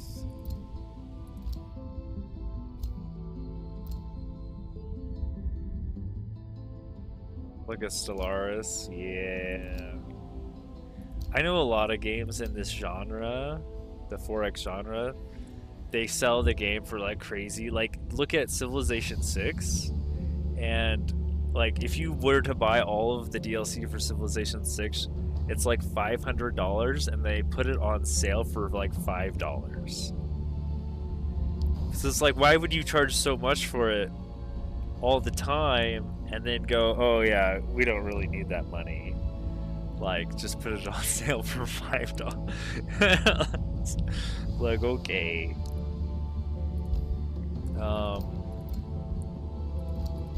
So we're a warlock.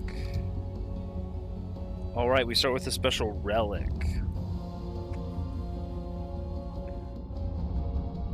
Havoc, fire, poison, lightning.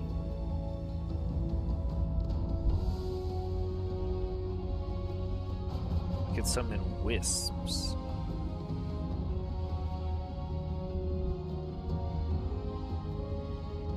Wisps are pretty good.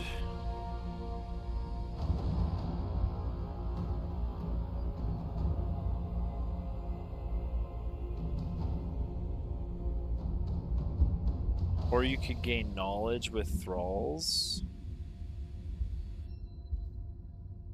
and gain draft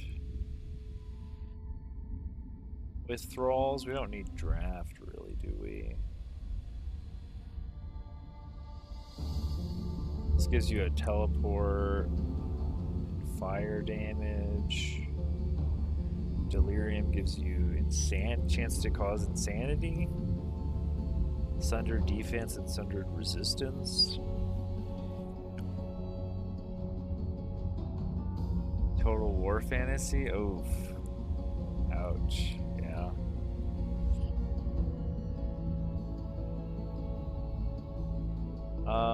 I kind of like turning thralls into knowledge. Summoning the astral wisps is cool. Early on.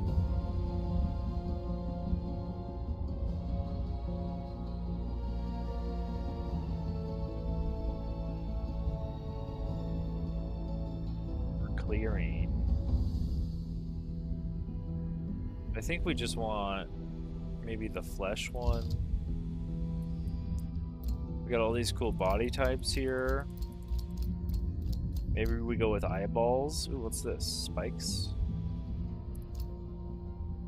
What do you guys think about eyeballs?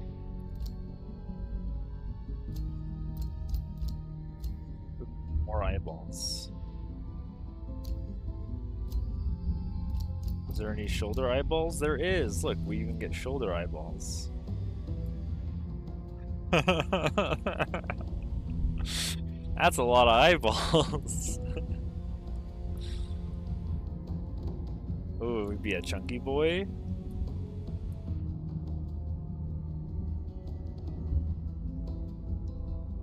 Come give daddy a hug. Leg length? Oh, we can't change our tentacle length? Well, our leg length, we don't have legs, so I guess that makes sense. The wing size, though, there we go. Big old wings. Well, obviously we have to go with the eyeball head. This one's cool, too. Or should we be an eyeball inside of a gaping maw?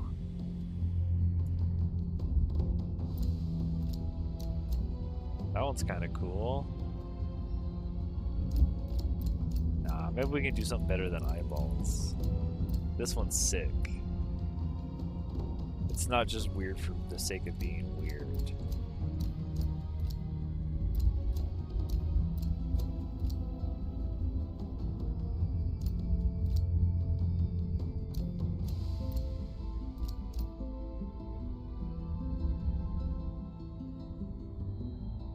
This is kind of cool.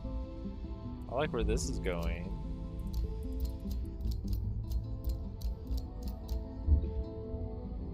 The dark wings, though. Eye color? Oh, our eyes are over here. What are you looking at? My eyes are up here.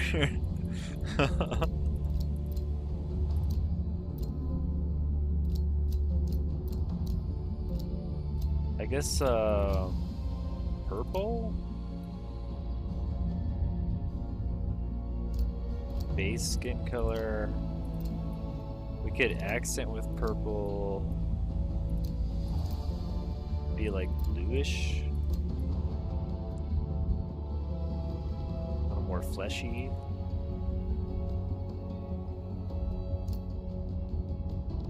You also have a sideways eye.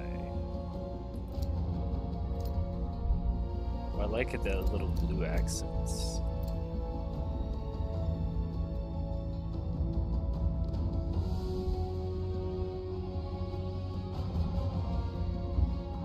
Itty bitty head. Let's just go average head.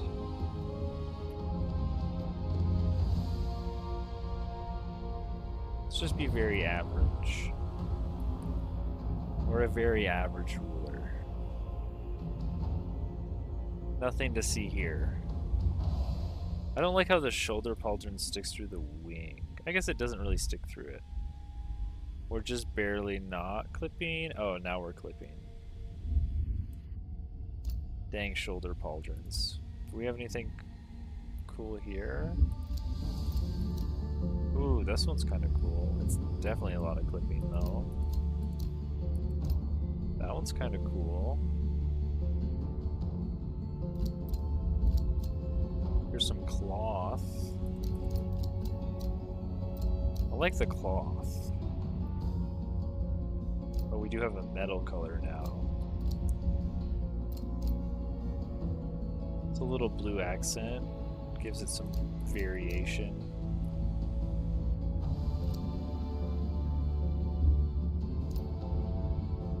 It's a little too saturated. I think they could have a saturation slider on these.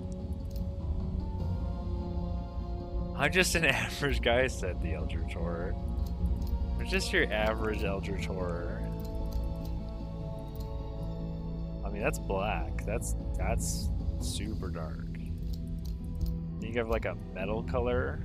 I guess this metal color kind of is natural looking.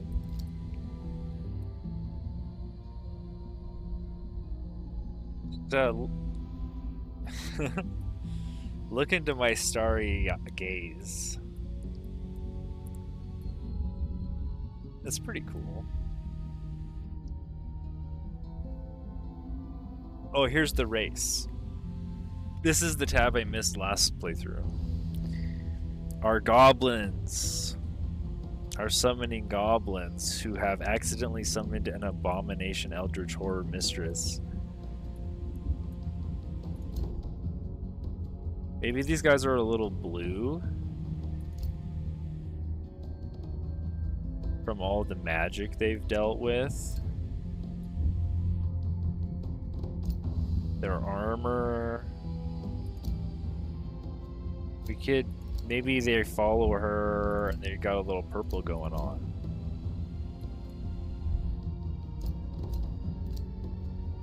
Some subtle purple. This is kind of bright. Let's just take the subtle hair color. Everybody's got the same hair color, huh?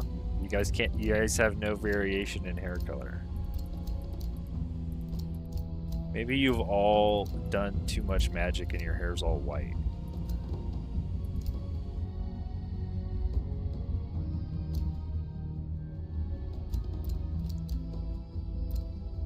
then we got like markings, blue markings, little bits of blue markings.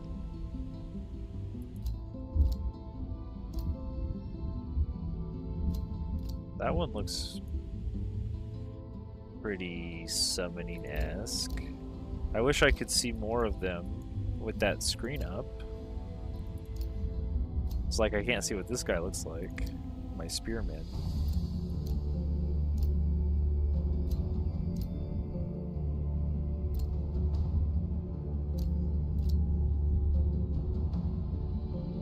Maybe just some subtle...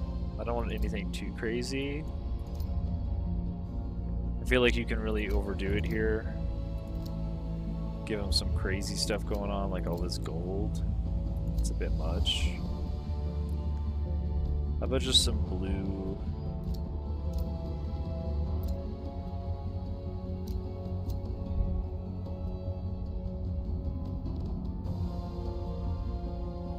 And the army mount type. Oh, if we get a mounted unit, what do my goblins ride? What do you guys think, chat? Raptors? Polar bears? Crocodiles? Are they crocodile riders? That seems like a goblin-sized mount. There's low to the ground, you know, they don't have much to get on. They just gotta kind of squat, throw a leg over, and they're on. Like, look at this horse. This, I guess it's kind of a mini horse, huh? For these guys. Oh, the horse has different skin colors. This one actually has a slider on it. Not all of them have that. Just the horses, huh? I think crocodiles is cool.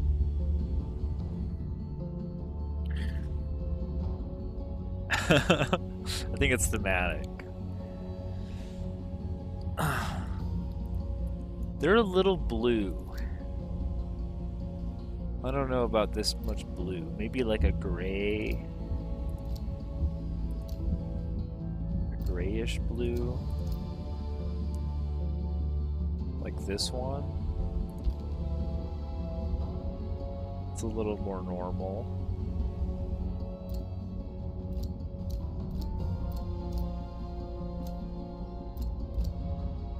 Or we could match the crocodiles a little bit. Be a little green.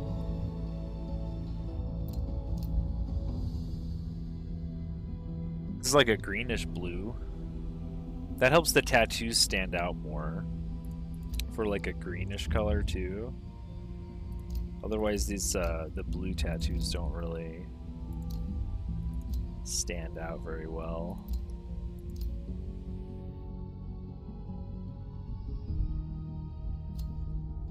I still like the subtleness of them though, rather than all over the place. The green gobbos. Alright. I guess this should be more on theme. Maybe we could do like green on purple? Can't really see that very well.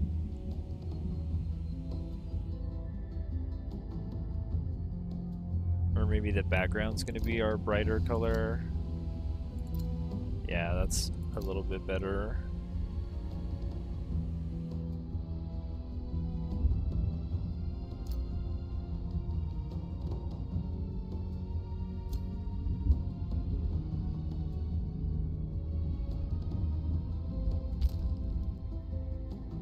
Sure.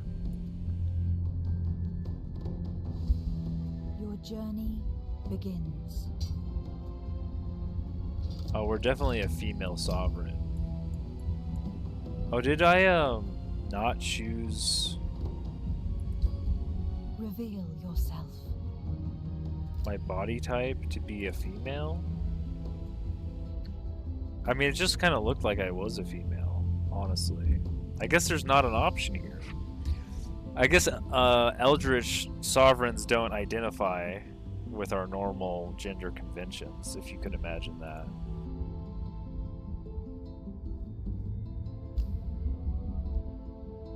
But when I go here, Your journey begins. I get to choose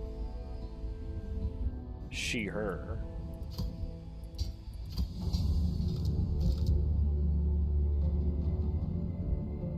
Title? Is that what does it? Okay.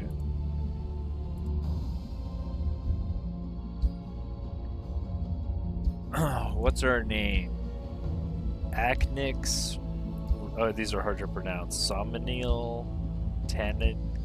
Can I get one I can pronounce? Umbra. Umbra I can pronounce. Kyreth, Shadil, Stelix, Wispeth, Nebulix. Nebulix fits our face. Let's stick with Nebulix. The Conduit. Nebulix the Conduit. Adderall? Adderall I can pronounce. The Prodigal, the Ruined, Spellmaker, Stars Smith, Nebulix Starsmith, Penicillin, the Goblin Mystics, the Crooked Stargazers. Ooh, that's really good. The Crooked Stargazers. I think that's good. Our throne city could be Omen Hollow, Crystallios, Sagehaven, Manahold, Oraculum, Hexpont, Altlandis, Astral Anchorage, Manafont, Obscurum, Dream Vault, where your dreams go to be sealed away forever. Sounds good. What is our ambition? Well, obviously we're a dominator. Do we even need to look at what it does? Gobland.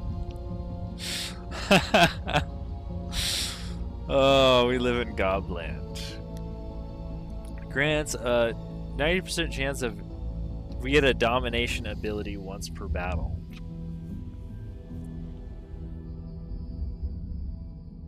Recruit or raise units after combat. Is one of these like a instructor?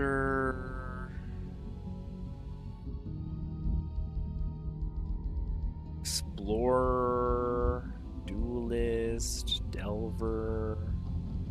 I think collector's like kind of the easy one. You just get renown for having an item equipped, and you're always going to have an item equipped. For undead? Which one? The instructor?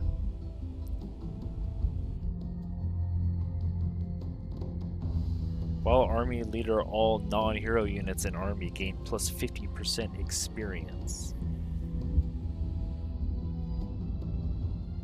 Raider. Units gain health regen. You just have to pillage. I don't spend a lot of time pillaging. Win a combat with only animal, plants, and elementals. Shepherd. Well, that's pretty good. But we're not going to do any of this. What about win a combat with only undead in your army? Pragmatic leader. Well, this is cool. Clear infestations. We have minus 20% base unit upkeep. I like that. But I don't know how many infestations are going to be around compared to wonders, compared to domination. Recruit or raise a tier 4 unit after combat. So when it's talking about raising units after combat, that's our summoning skeletons with souls, right? And the tier 4 unit, that's our dragon.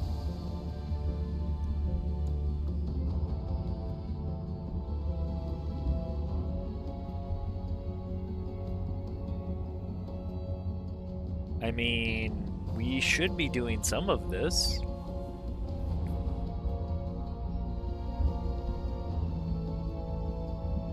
And we get a free ability, 4 hex away, 90% chance of dominating. I mean, that's not terrible. That could be good. Once per battle ability. And then when we dominate them, that's recruiting them into our army, so we'll get more renown after we get the domination ability.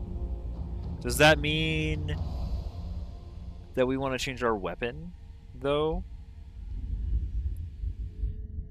Where was our weapon? Here?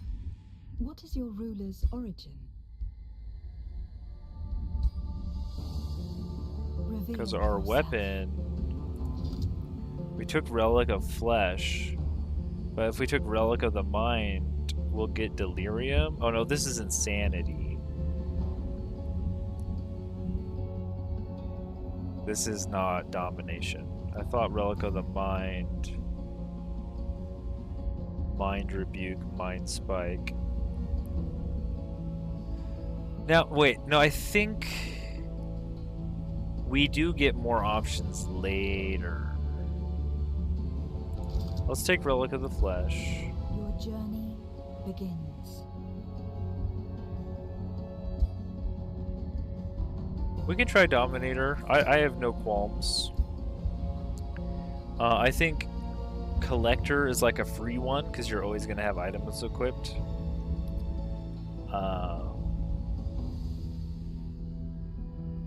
But we'll go Dominator. This seems to fit what we're doing.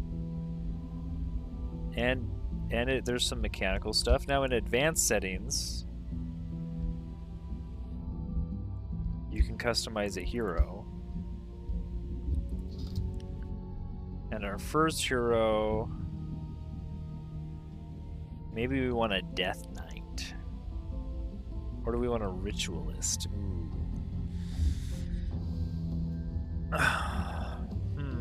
Normally, I make one Ritualist. You can reset your skill. Oh.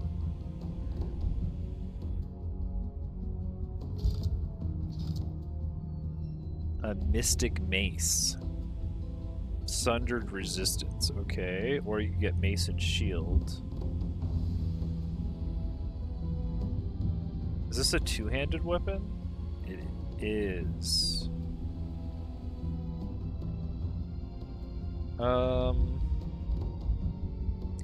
Yeah, I like the charge attacks. And this guy, I usually make this guy a elitist because he wants to play with the ruler. And a scholarly governor. And this could be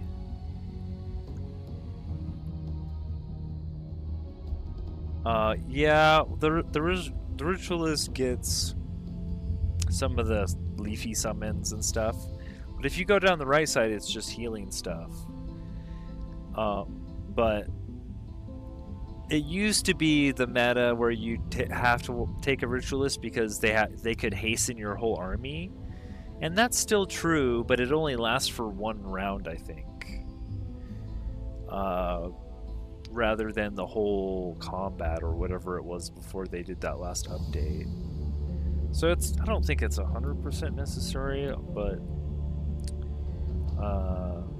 we'll be alright no matter what we do here. Was this just default body shape?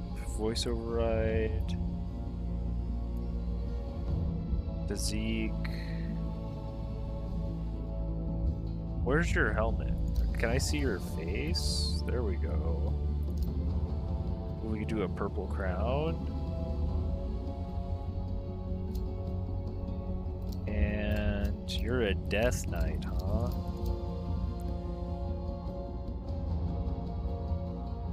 Wow, look at you. Where's the armor? Is this the most armor I can get? I guess.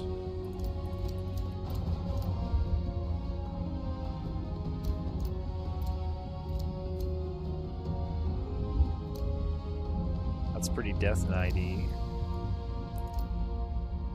Oh, we got a bone cape. That's pretty Death Knight-y if I've ever seen Death Knight armor. This one's pretty cool too, though.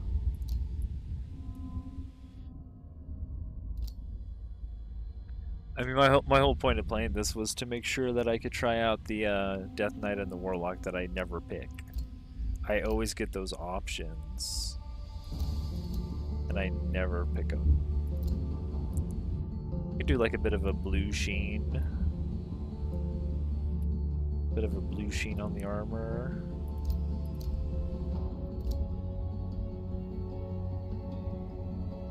Oh, here's armor. Oh, that was armor color. This is, I guess it would be Lord.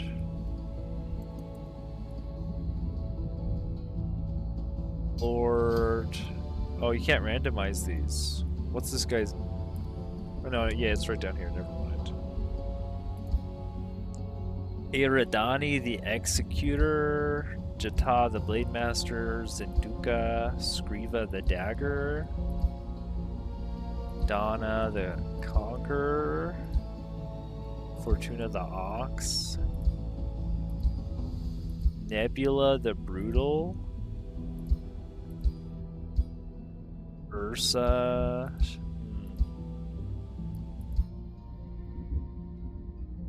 These are all girl names though, right? Isn't this, yeah, I think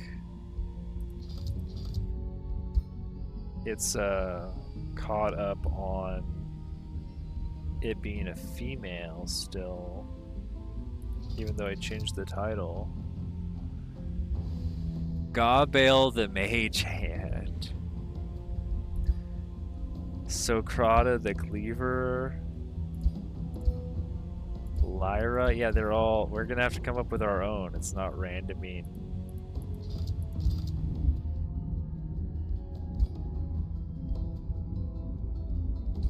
Let me try it again.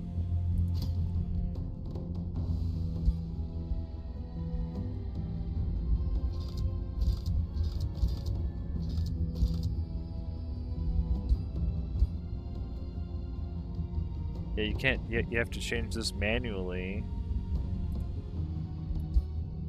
Oh, here we go. These are masculine names.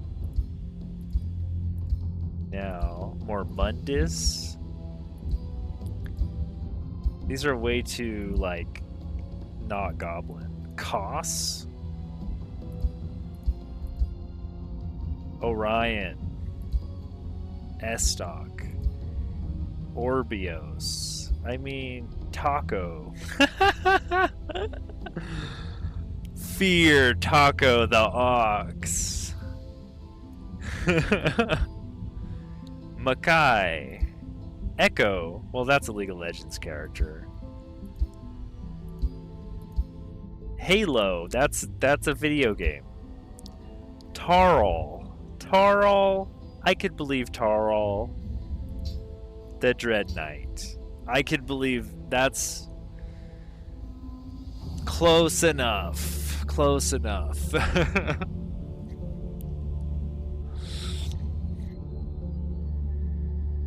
Can I...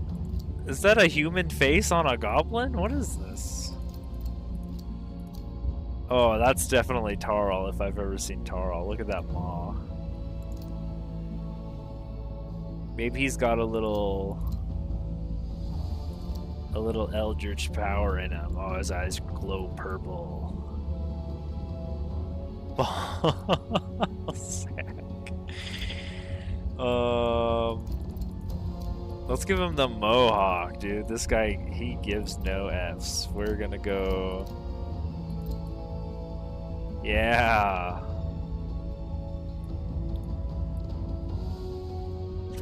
That's Tarog, baby. Oh, maybe we just do the tips red. There we go. Now we got a two-tone hair color. Well, all of the goblins have white hair, but that looks way worse. Maybe we do the white tips and he dyes it red. That looks okay. Dyes it red with the blood of his enemies. Nah, I still think the black base. That's pretty good. Wonder what looks better, this or this? More black. More black, probably. It's the most handsome goblin. Tarog is known for his luck with the lady goblins, I believe. He's kind of what you call a ladies' man, you know? It's his way with words, honestly.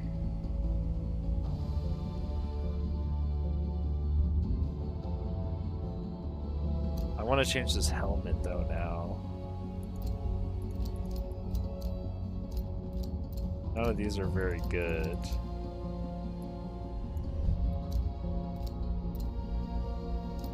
I guess nothing.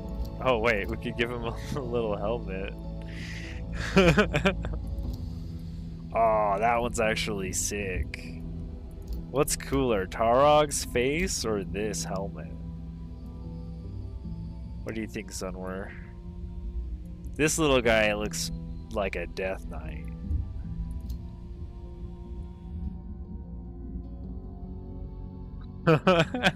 Hiding his middle-aged balding. That's pretty cool. But you don't get to see Tarog's beautiful face. I think maybe we just do a little purple magic crown. Or nothing. You have some floaty things. A hood? No. I wish there was... I need some more cosmetics. None of these really fit. I would want like a metal... How did he fit his head in there? What do you mean how? It fits perfectly. Can't you tell?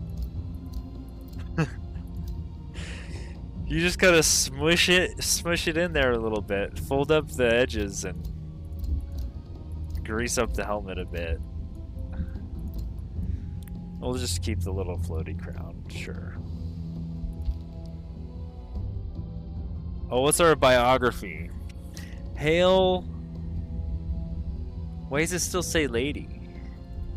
Lord Tarl the Dreadnought. Lord Tarl the Dread Knight was gifted eldritch powers by the eldritch sovereign by consuming the flesh of his brethren. That's hardcore.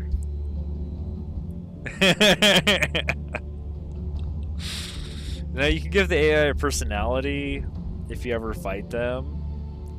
I think what was our character's name? Nebulix.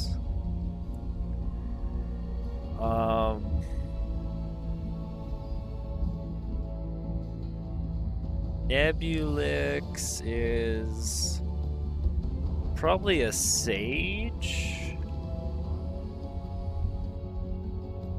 She could also be a spy. But I think...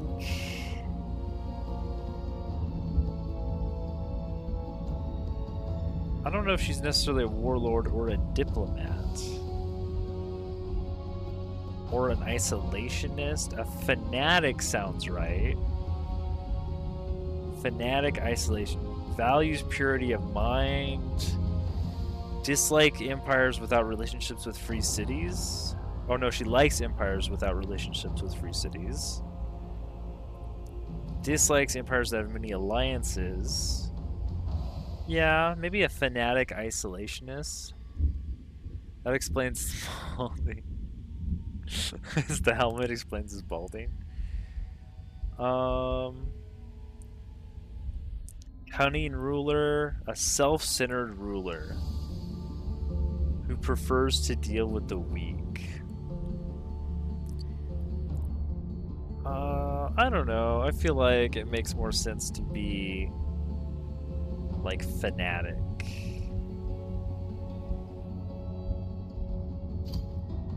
I feel like the goblins worship her.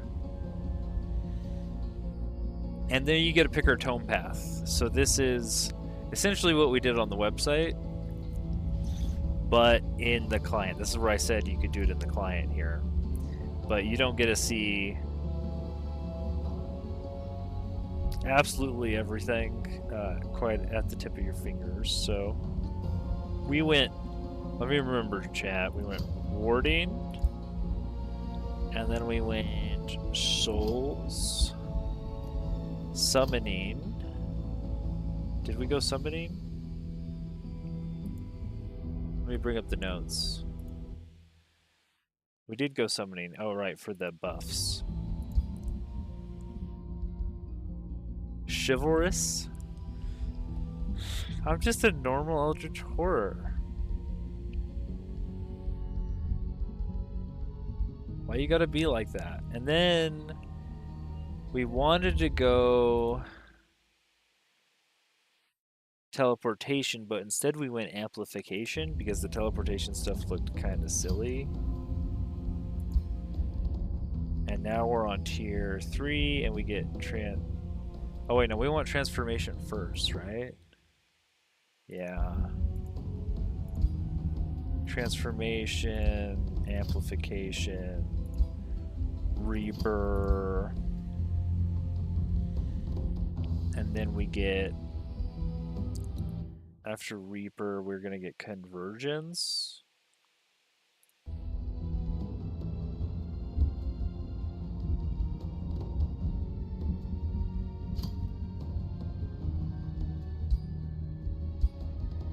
We could get Severing here, but there wasn't anything for us, really.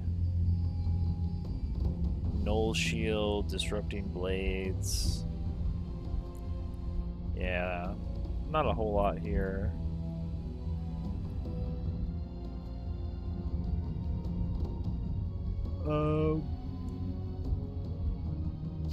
Convergence, Archmage.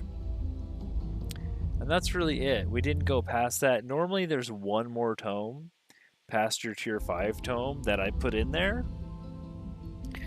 Because there's something obvious that you still want.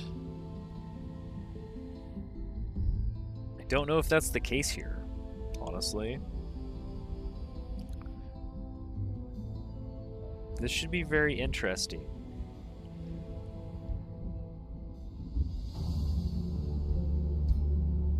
So that's... we could add city names, but I don't feel the need to do that.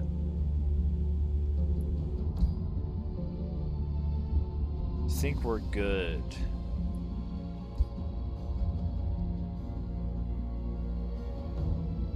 Wait, why is this he, him?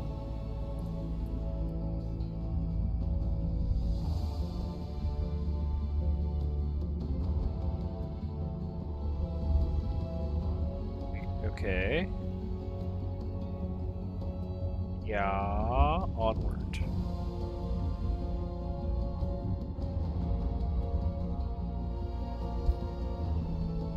There we go, Ashes from the Past, Saharan Oasis. After Grexolis was opened and Sundren's ruse was revealed, Many Godir of Magehaven realized how fragile their alliances were. Sundrin's warning of looming evil was drowned out by the clamors of powerful wizards and champions, seeking to release the powers from the World Vault.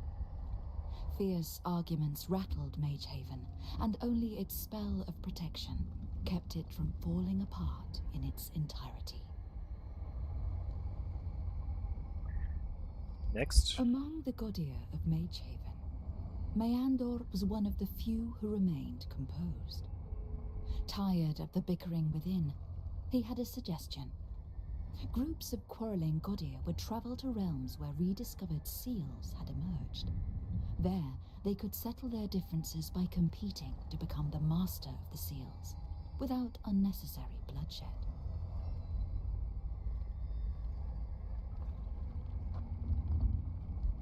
This is the story of one such group of Godir, who decided to settle their disputes on a realm called the Seheran Oasis. Seheran. Little did they know, their trial was about to be rudely interrupted. Okay. Yeah. Okay. Nebulic Starsmith.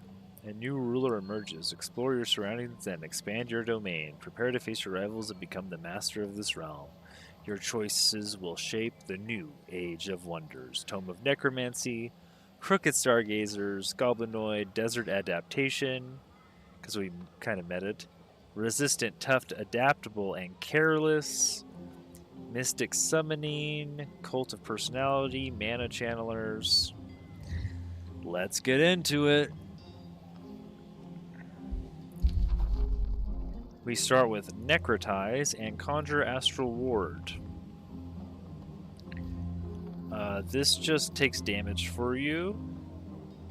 This does Frost and Blight damage, stacks 2 Decaying. When unit dies, becomes zombie. And here's our first thing with Meandor again. I hate this guy. You step into the desert sands of the Seheran Oasis. The air is hot and dry, whipping sand across your face. Still, the air is clearer here than on Magehaven, where the smallest spark seems to ignite arguments among all Godir residing there. Before you can ponder further, you are approached by none other than Shadow Prince Meandor of House Eniok.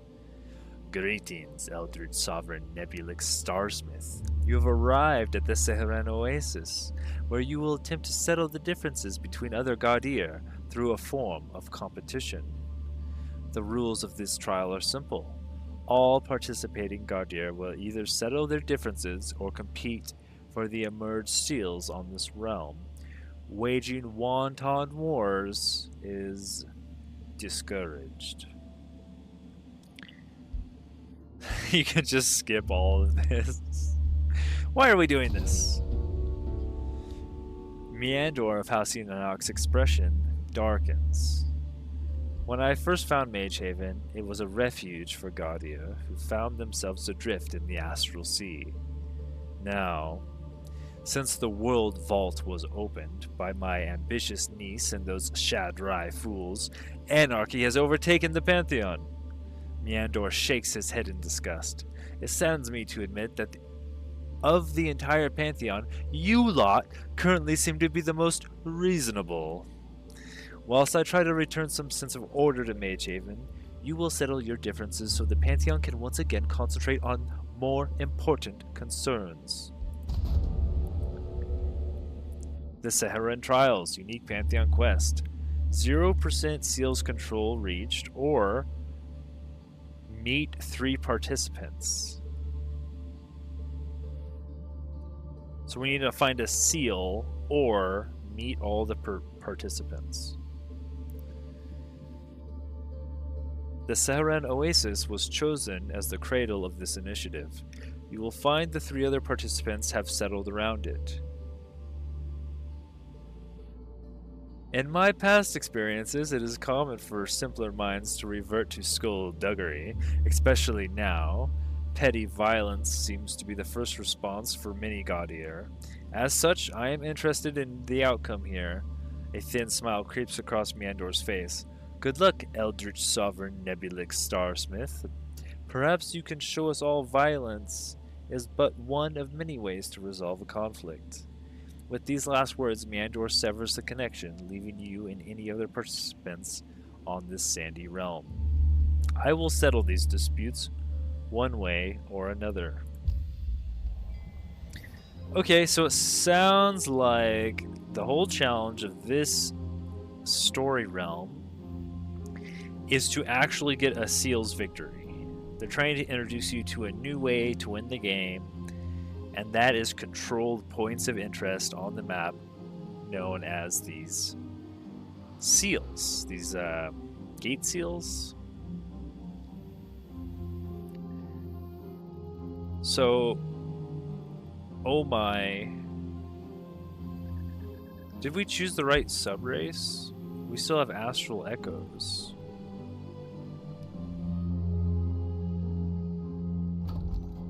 I might have hooked myself here already. No, they're summoning. I guess all mystics get astral echoes. Echo infusion. Oh, you can empower magic origin units, granting them additional ranks.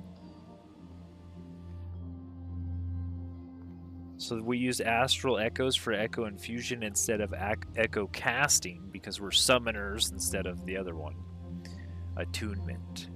Sure, we promise to be good and probably won't raise you guys back as undead. Yeah, definitely won't do that. So we started with 2 Arcanists, a Skeleton Archer, a Arcane Guard, and a Soother.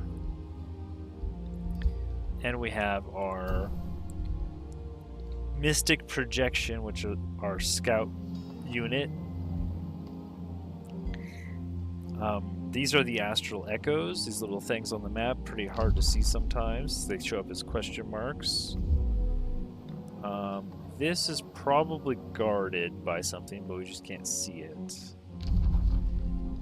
If we look at the map, we have 0 roads, but we do have desert adaptation, so we can move pretty normally.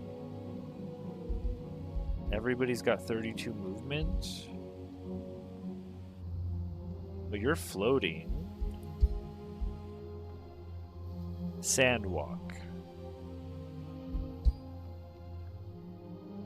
Undead Archer, is that good? Is this like a rare drop?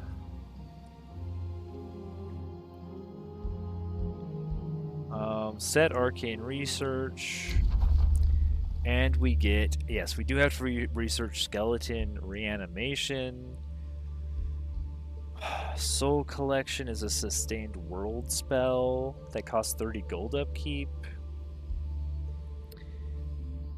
I think we start with Skeleton Reanimation. So we can get more. It's a restart?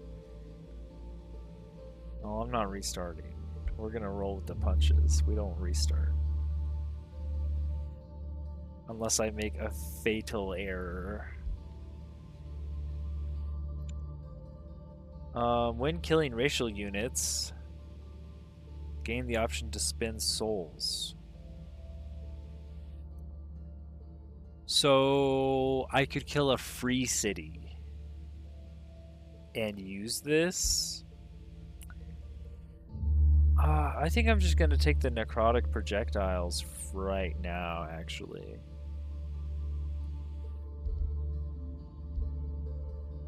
We do want to summon units. Normally I go units and then enchantment, but I am wary that we won't kill any racial units for a little while, so let's just get the necrotic projectiles.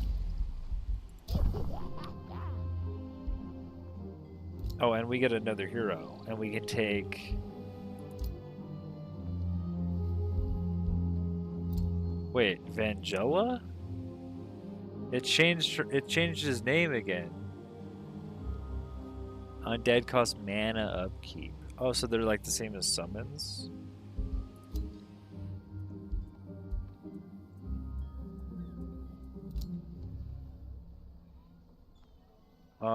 This is our Dread Knight, but it changed his name to a girl's name.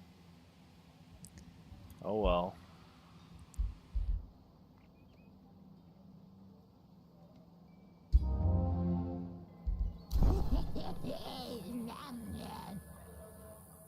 Where do we want to explore? We have a Gold Wonder here. There's a quest. There's a quest. I guess we could just explore towards the quest. There's also a tower out here. And there's another Gold Wonder. So our second city should probably be... I don't know what this is per se. Oh, there's another Gold Wonder. Wow, we're kind of cooking. Maybe these aren't Gold Wonders. Usually these giant trees are Gold Wonders, but there's a lot of them. I thought there'd be more desert on this map, honestly. It looks like... I guess we'll just have to keep walking around. I guess we can go grab the echoes. Maybe with our main army. Let's scout out here. I could also... Oh, I can't float over there, even though I'm floating and I can't go in the water. That's interesting. You have gained your first astral echo. This unique resource is used by School of Summoning Mystics. Echo infusion allows the use of astral echoes to... Okay, so if we click on Magic Origin Unit, like this guy, we can promote him right here for 12 echoes.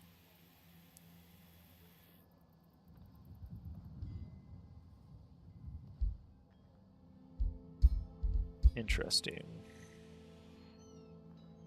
So we have literally every type of resource in the game right now. We have thralls, souls, echoes, mana, gold. Maybe there's another one that we could get, but we got a lot of them. We can't really... I didn't realize there'd be water in the middle. I guess we want to go here. So this is 8 experience. If we just send our heroes in there...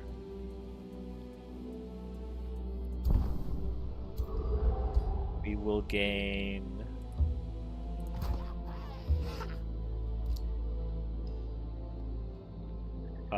4 experience on each hero.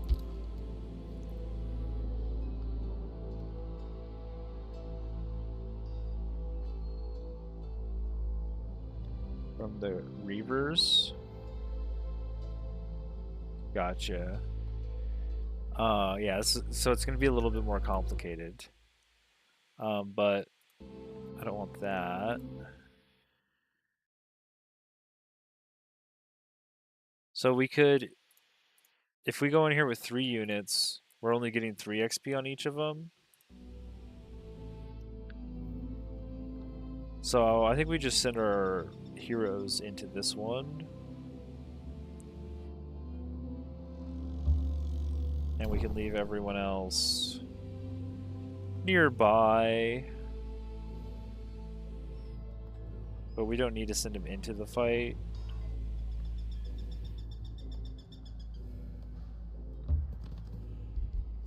And we can set production. I think I undervalue food, honestly. Ooh, this gives mana, though. This does give mana income, but we don't really need the draft. But I mean, we will make some necromancers, right? Production. This gives 10 mana.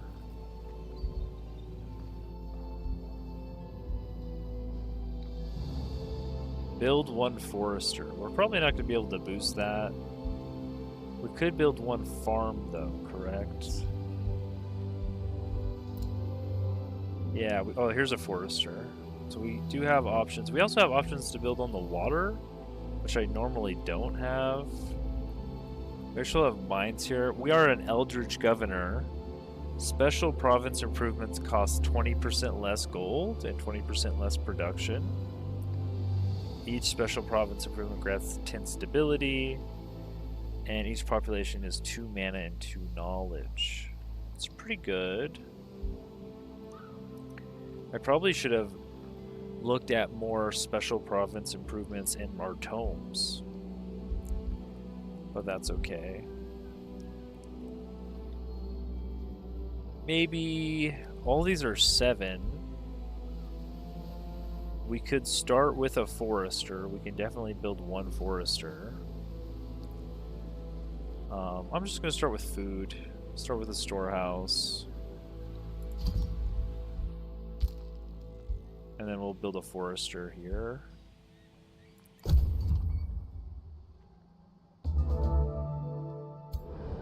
Now these guys can take this fight. And we can turn off everybody else. And we can turn off spells. Product first. I want food first. Auto combat. So I have 85 mana. Let's see if it casts any spells. I don't think it. I think it doesn't take away your mana on easy if you auto combat spells. For some reason, I'm not sure.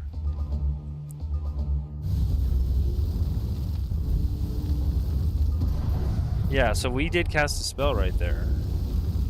That was our damaging necrotize spell. But we still have 75 mana because the AI did it. And not us.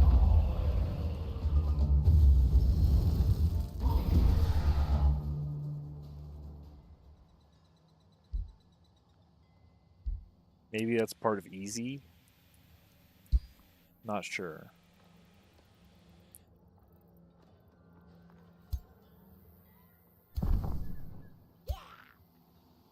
Let's run over to this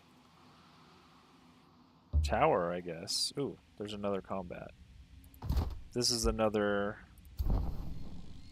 bit of XP, but we can't quite get there.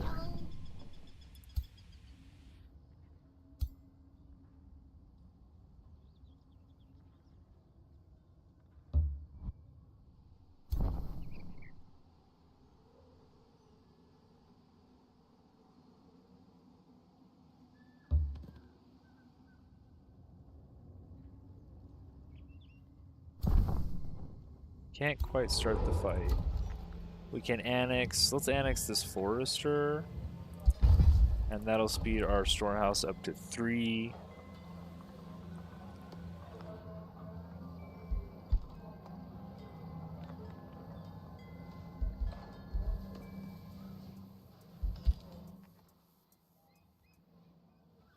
Oh, and we see this guy over here too. A copper golem and a wind rager.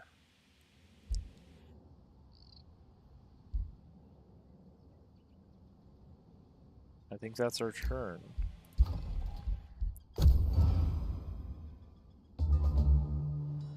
Oh, I guess we could hurry the production, that's right. We should get rid of our gold. So this is already boosted because of our forester. We can go in ahead and get the library. And then we need to build one farm. We can't do a granary till we get a second forester. And we don't even see a spot to do that. Well, we could do it. It's just not boosted.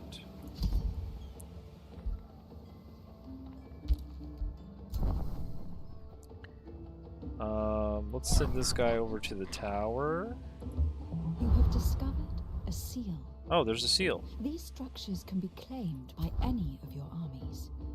Your control over the seals will increase over time, resulting in a seal's victory over this realm.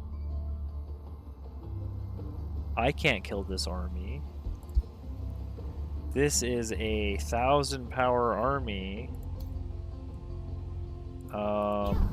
Yeah. Nope, that is a progenitor golem with human spirit callers. A whole army of them. So we're just gonna leave that there.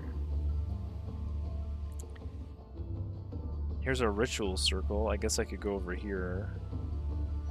Look for my second city.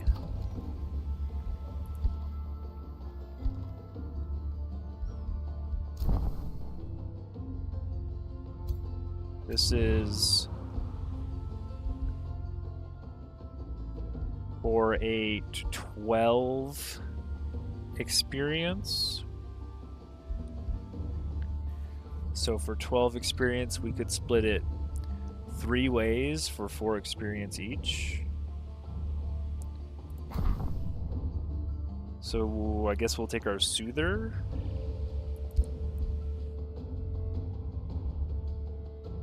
Into combat range with that.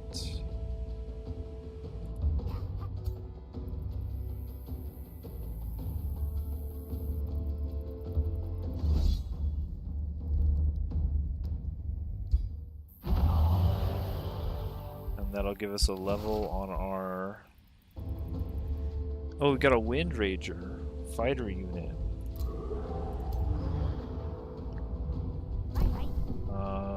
The rest of you... Oh, I forgot about this guy. Oopsies.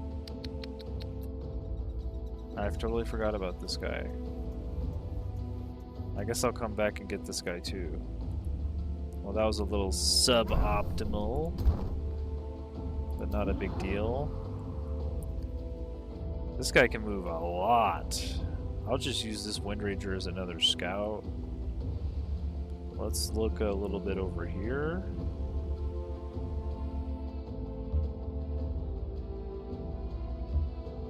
Ah, here's a brigand camp.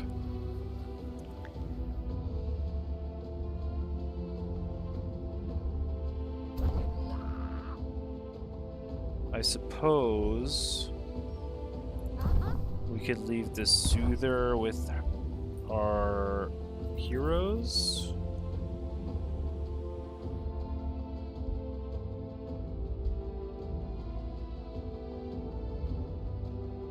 Maybe take everyone else somewhere else.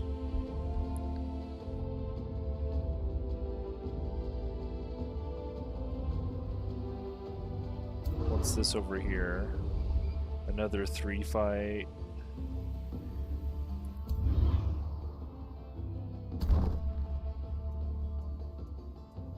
Guess we could also just explore this way.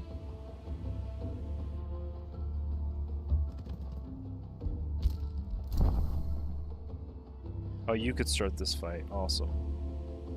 Well, we don't want you to start that fight, though. We want that on our heroes. But our heroes are getting pretty hurt. So... And we're not barbarians. We would like to build an outpost soon.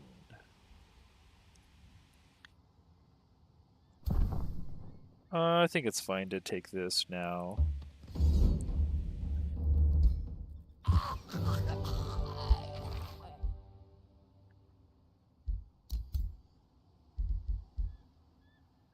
We get a reinforced helmet. Who's taking all the damage? It's my Death Knight, right?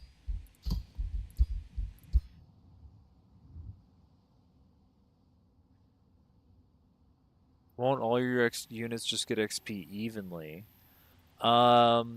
Yes, it's distributed evenly, but the system also rounds up. So if you can divide the experience amount into a fraction, you get more experience overall.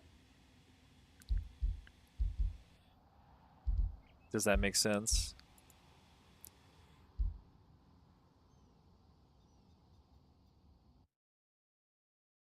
So if there's like two tier 1 units, they're worth 8 experience. So you could go in there with both your heroes and you could get 4 experience on each of them. Or you could go in there with 3 and you could get 3 units and you could get 2.6 rounded up to 3 experience on 3 on each of your heroes and then 3 on your other unit. So overall you get 9 experience or you get 8 on your heroes. You be the judge on which is better.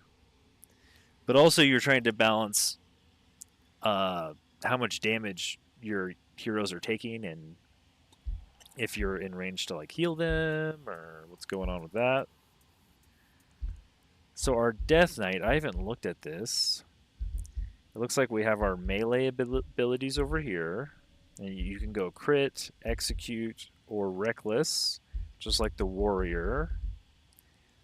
And then you can second wind Sundering Sweep, killing momentum, just like the warrior.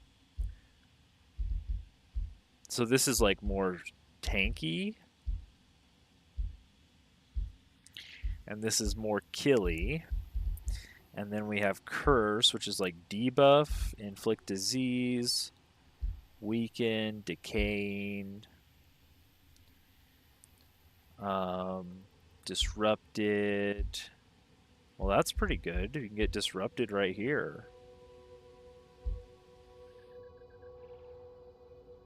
Oh, it's only on the debuff. Oh, well, it's a free debuff ability, and it does 10 damage. For free.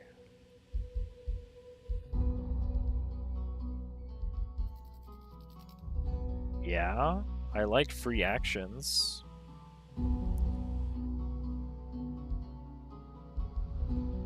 You can also summon a zombie at the start of the battle.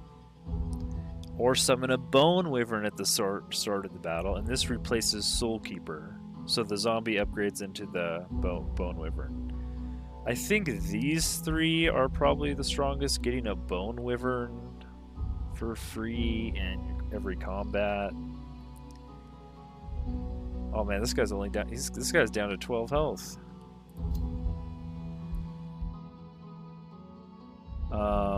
That's probably going to be pretty good.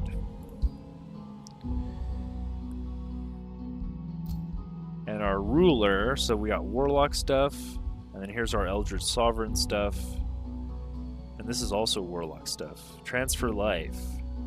Target friendly unit gains 10 tame HP and strengthened. This ability cooldown refreshes when the unit summoned by the caster die. This unit kills an enemy. Units, so when we summon units and they die? Can only be used once per battle. Okay. Blood Pact, link with the target friendly unit.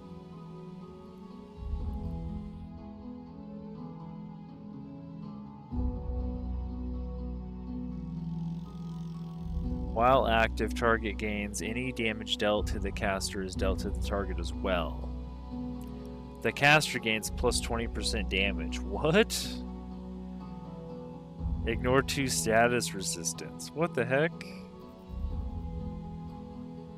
Oh, it's got a 2-turn cooldown. Hex Pact. Link to target enemy unit. Each turn the target suffers 1 misfortune, 1 sundered res, 1 sundered defense. I thought this guy could summon. Curse. Awaken Corrupted Soul. Summon a tier 3 Corrupted Soul next to a target enemy with low morale or worse. Infectious Affliction. Gain Afflicted.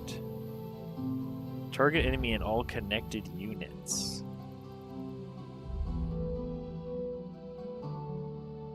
Oh, you can get literally every type of condition if you're afflicted, based on what kind of damage you take. Okay. This is pretty cool. Oh, here's the Bone Wyvern. This guy can also summon a Bone Wyvern. It's only 3 levels away. Or you can summon 2 zombies. Raise Undead or Dark Ritual. Enemies in a 1 hex radius. Well, you can go either way from here. It's crossed over. But why wouldn't I just not want 1 Bone Wyvern? 70 health or 2 60 health zombies. I think the Bone Wyvern's going to be 1 tier 2 unit or 2 tier 1 units.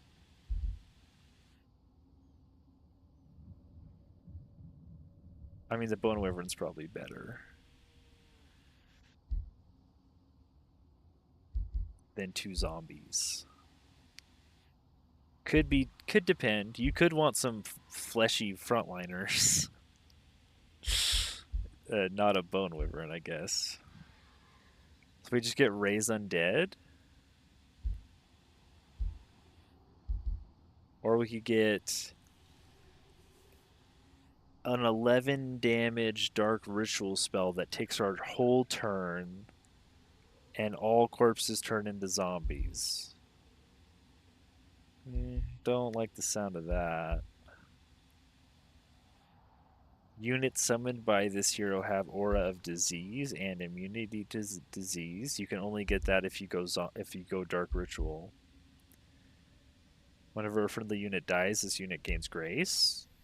Summoned units gain Decaying Dissolution. When this unit dies, adjacent enemies suffer 15 blight damage and 2 decaying.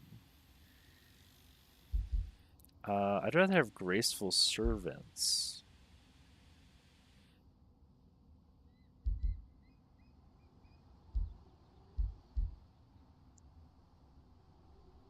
$15 blight damage. I guess that makes your zombies blow up.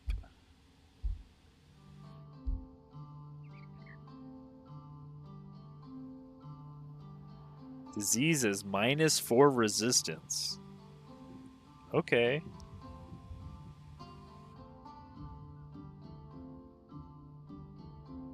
And there's a 60% chance of spreading. Okay, disease is pretty strong. I think it's better than decaying, even.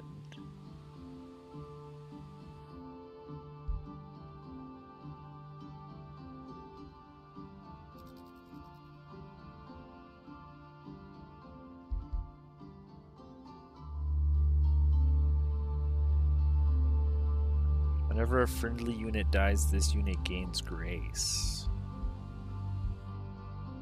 Okay, I can kind of see where the 2 zombies are pretty useful too. But the Wyvern's like a better competent fighter, but you do have a lot of stuff like having another body that dies or explodes is not nothing.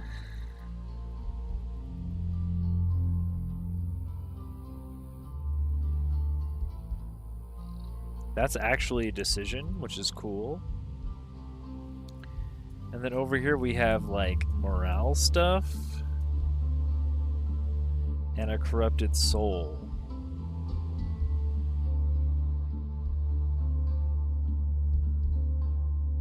Blood Pact,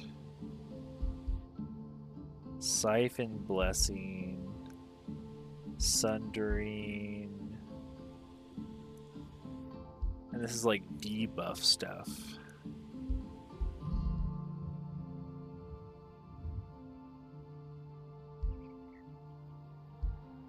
Huh.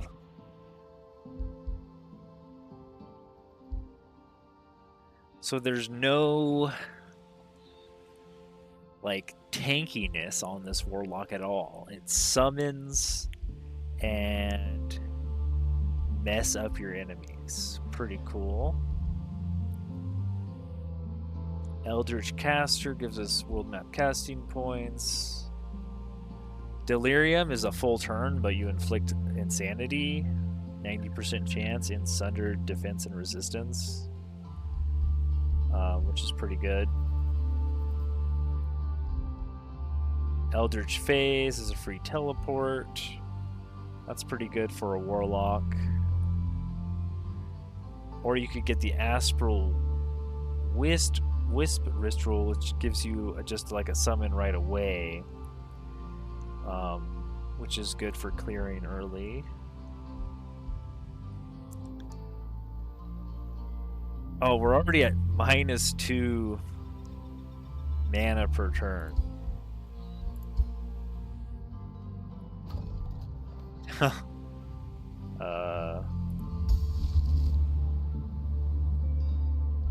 Earth-shaped sand. Target province gains sand.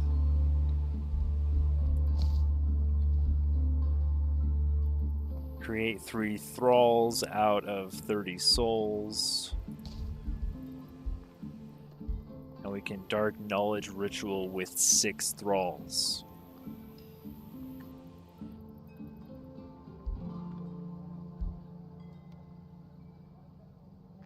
Okay.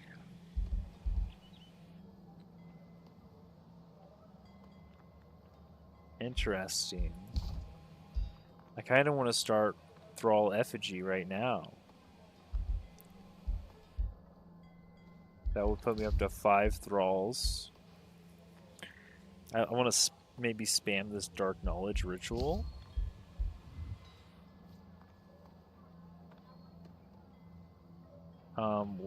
What else do I have for souls? Nothing right now. Used for undead units and shadow spells. Yeah, I don't have anything to spend souls on yet. But I do have something to spend thralls on.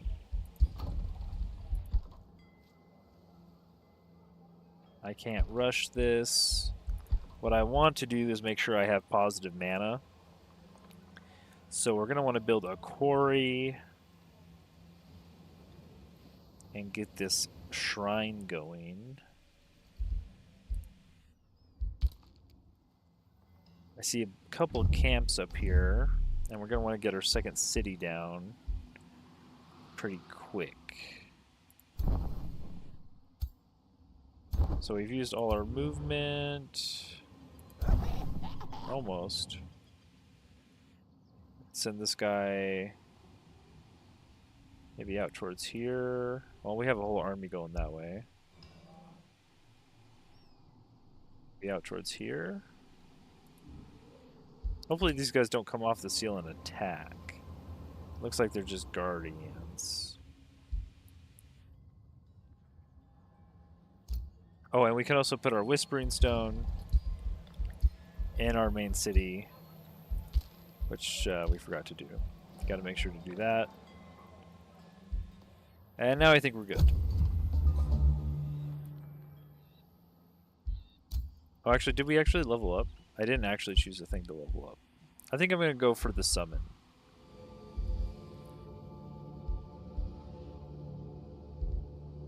The summon that doesn't cost mana upkeep.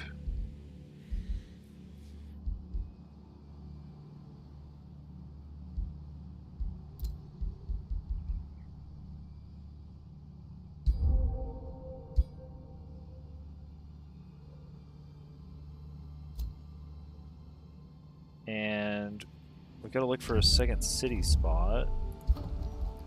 Here we can do our rush this and get a quarry going. This has an iron deposit on it also.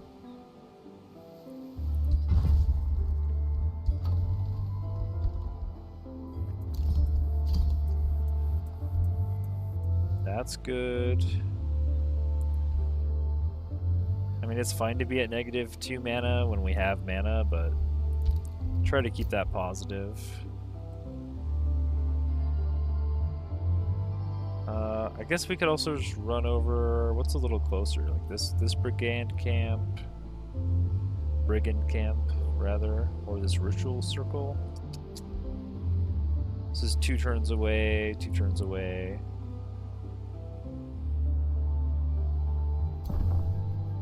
Let's go for this one.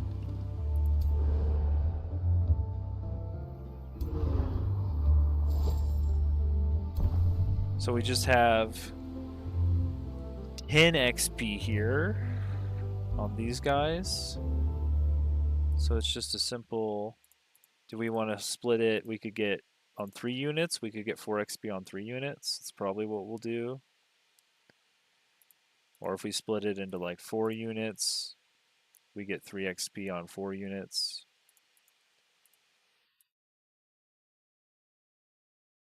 Right. Oops. Ah! Clear? Oh, there we go. 3 XP on 4 units. Or 4 XP on 3 units. Yeah, so typically I like to consolidate as much as possible. But our Vangela, the Dread Knight, is pretty low.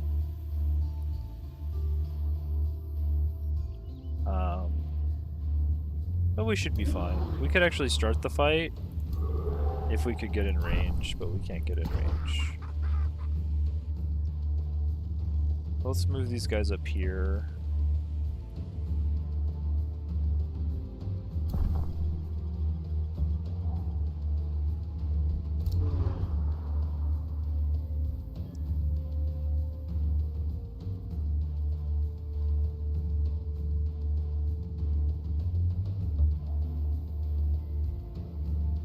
And we see like a mana node, an oasis, an iron deposit.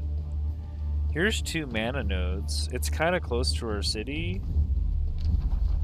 And we have the seal here. We could do another city like right here. Because we've got 1 mana node.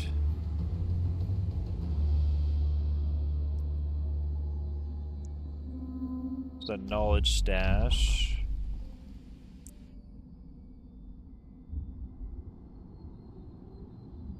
We got another mana node here.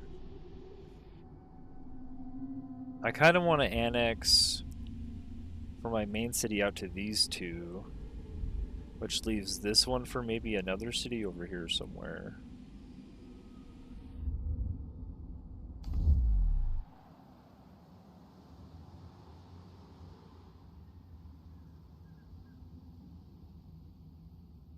I'll send this guy left. We can cast the Thrall Effigy. We're gonna have to cast it one more time. Oh, we don't have 30 souls.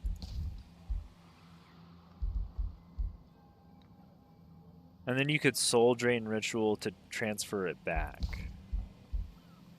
So you're not losing anything here if you transfer it back and forth or you make a mistake. It's just world casting points, I guess.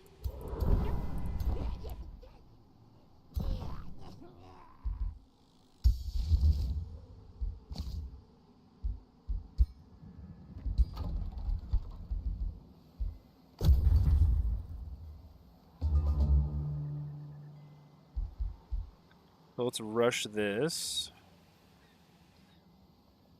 And we can start off on the Arcane Institute.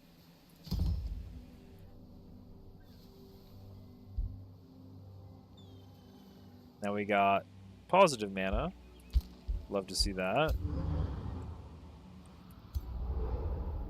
Can I get this guy in multiple fights? Not really.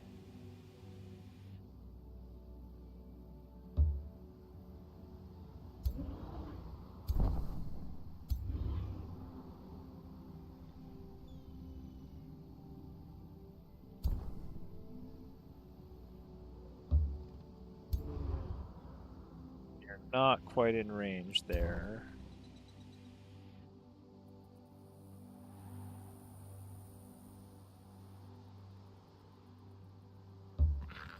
Oh, here's a couple fights.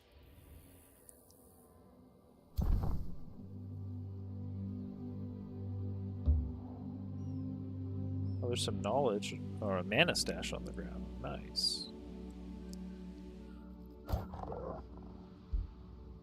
Bunch of inferno puppies.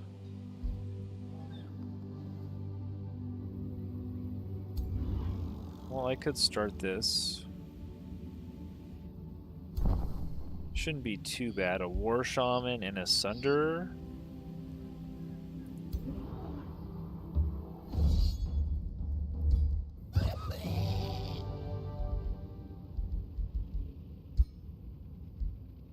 Get a level there.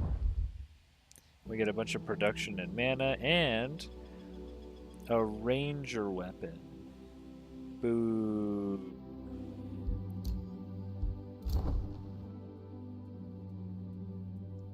I guess these guys could take a fight.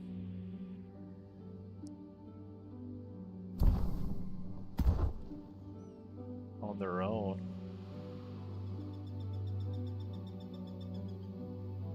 I'd rather get my heroes in it though if I could.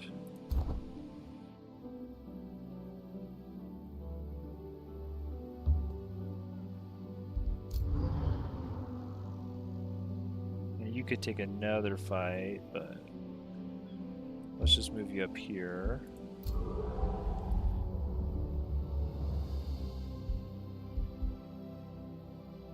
On strike, heal a random friendly unit adjacent to the target for 10 temporary HP. Okay.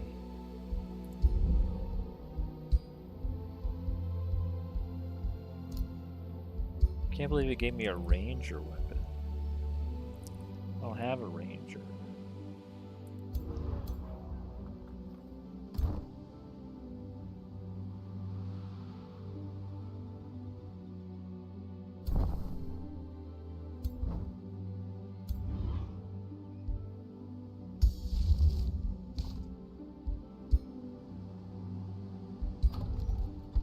Guess we're good.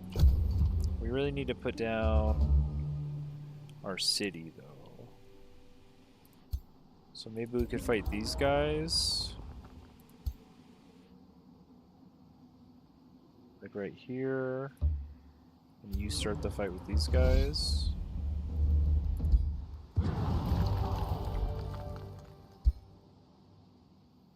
And you guys could start the fight with these guys.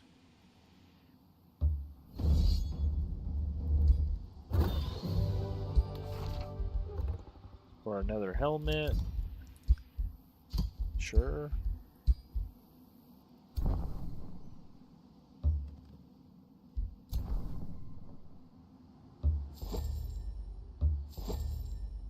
That is a gold wonder. Wow, there are so many gold wonders around. Gold wonder, gold wonder, gold wonder. So much for a seals victory. Why would I not go for a magic victory? Okay, look, there's another city here for sure. We found, what did we find here? Another mana node. So we got 2 mana nodes here. I kind of want to put the city in betwixt them. So we've got to get our heroes. Oh, there's a city here. We are at war with, apparently.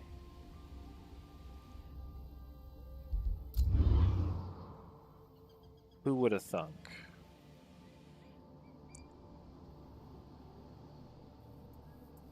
Well, if I'm gonna go settle over here, I guess I'll take all my army with me.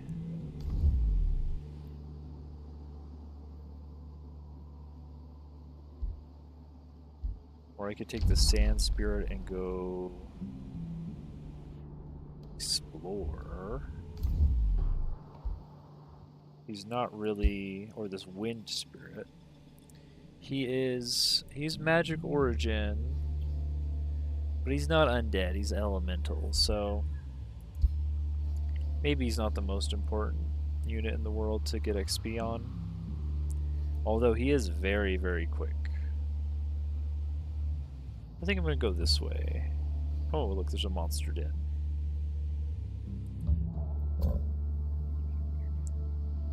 A lot of monster dens nearby.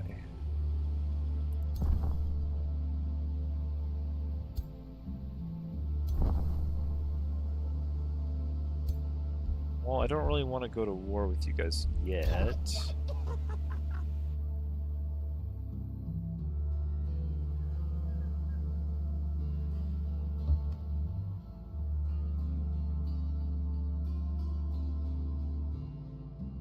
Go ahead and put you guys, like, over here.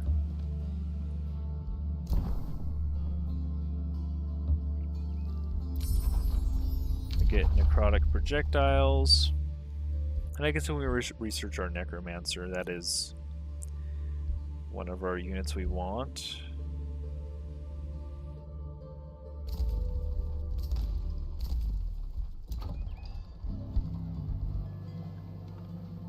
Ah, we have no boost.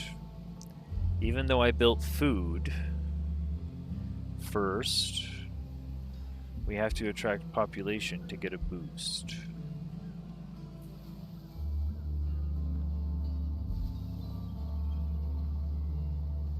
We need to build a farm.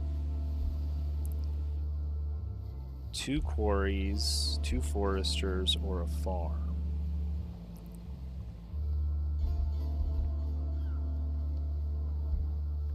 Well, there is a research post out here, but I think I'm going to draft this as a forester and build a granary. And then we can switch it to a research post later.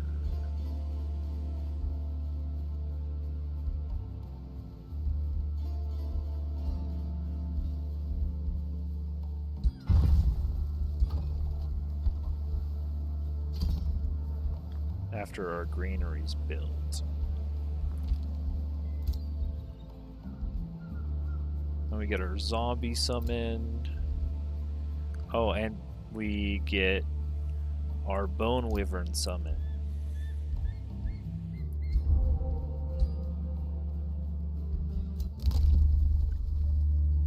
Very nice.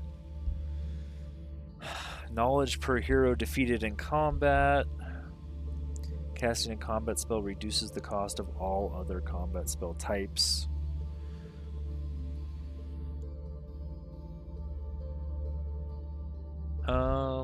That's good, that's good. These are great. If I get into a fight with a hero, I'll buy that.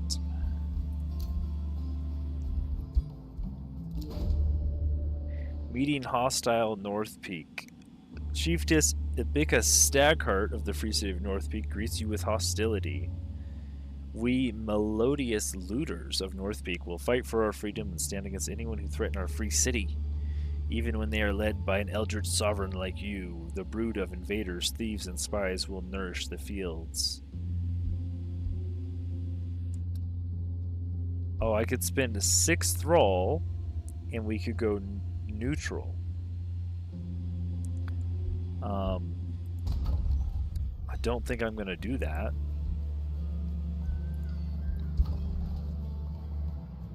But it's a possibility. I think now we can put necrotic projectiles up in here.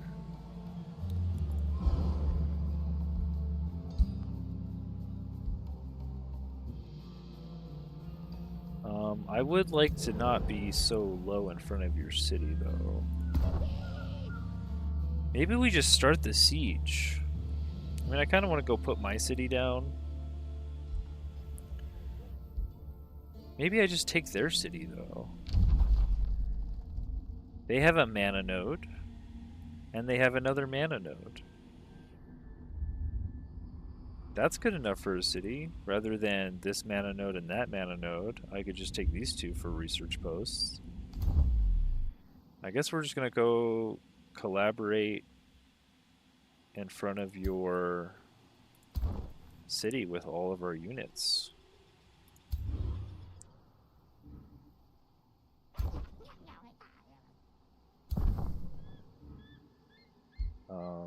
Something like that.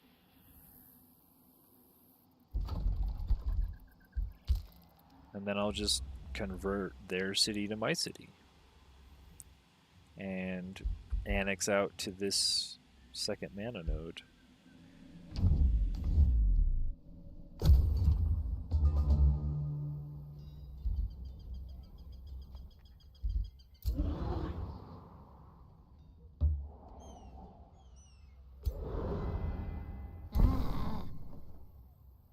Granted, we're not the healthiest.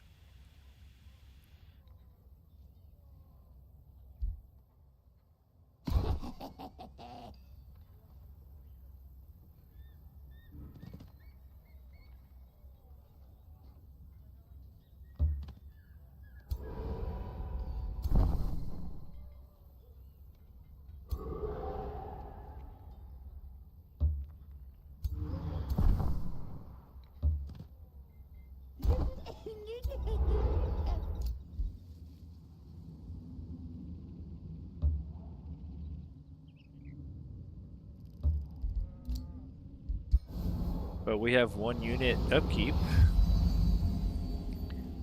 or one unit enchantment when necrotic projectile's done. And we're level 3 heroes with our summons. And we can do 200 knowledge right here with our thralls. Which is like 2 turns of knowledge that we didn't have. We can hurry production of the granary. But then we won't have any gold left over to build anything else. So I don't know. I don't like hurrying if I am going to just produce merchandise. Convert 25% of production to gold. I mean, it's plus 20 food. It's basically, it's like plus 50% food. I guess. I think it took one. I didn't see what it was before. I think it took 1 turn away, or maybe more. We need 160 food.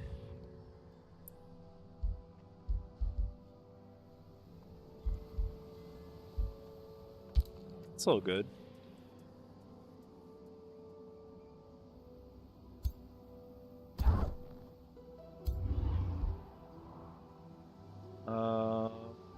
Yeah, everybody's moving over there. I mean, I'll take my scout to go siege him too, honestly.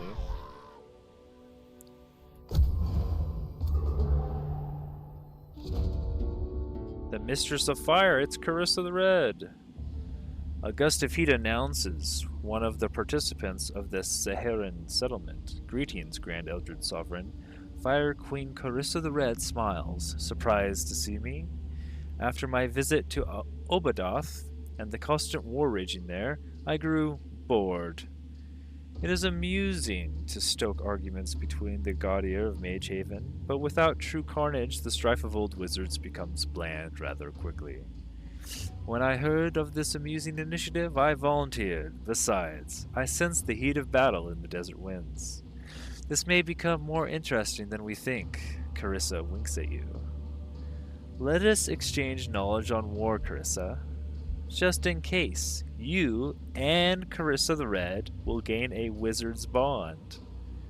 Draft in Dream Vault is blocked for 4 turns.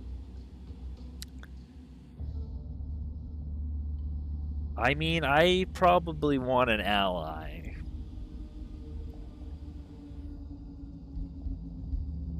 And I'm not actually drafting anything. The draft is going to food right now, and I haven't built any draft. I won't be able to immediately draft necromancers, because I'll probably research those before this 4 turns is up. That won't be a huge deal. Let's take a wizard's bond. Oh, and there you are an Emberfang. Look at that.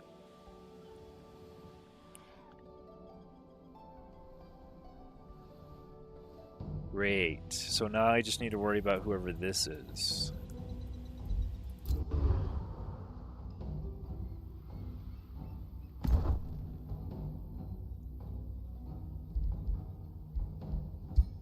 Let's bring an undead into here.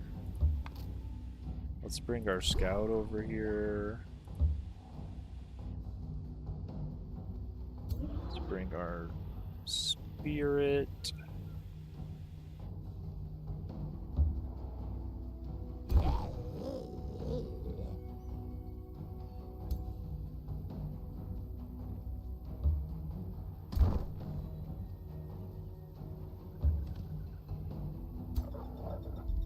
So he's got some units.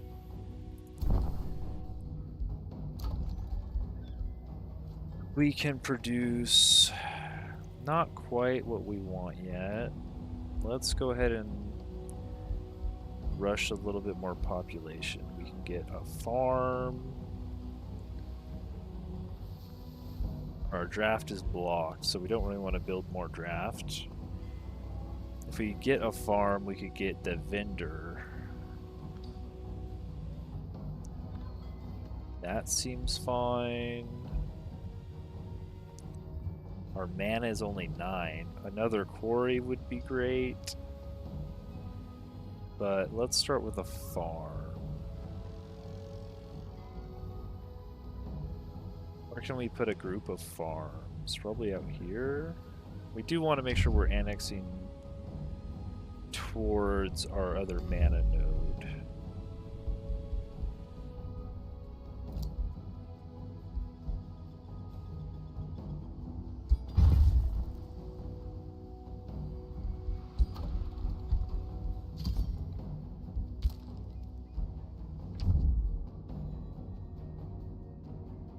So this looks good. We've taken up everything but this quarry, or this gold vein.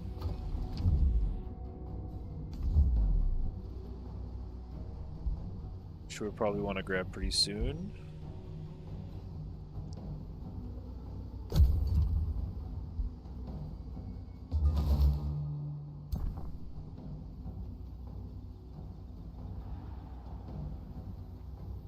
And I guess we can just start.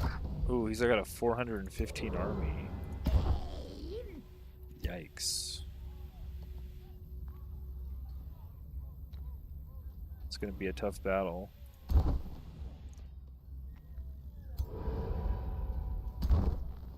Let's make sure as many units are stacked up in our main army as possible. We probably want another melee unit. Let's put the spearmen in here.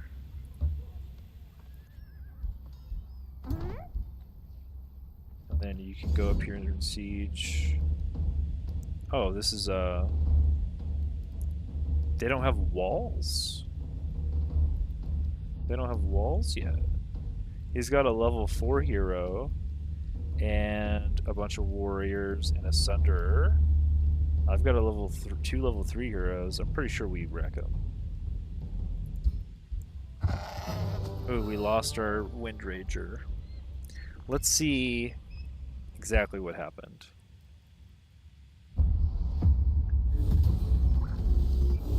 Our battle mages are over there and they didn't get got. We heal up our Wind Rager with our Soother. We get stunned, and our battle mages get surrounded, but we mind control one of the melee units, and our Bone Wyvern we summoned flanks their hero. Then the Wind Rager gets in there, and then they start, yep, the hero target the Wind Rager instead. Pretty big damage.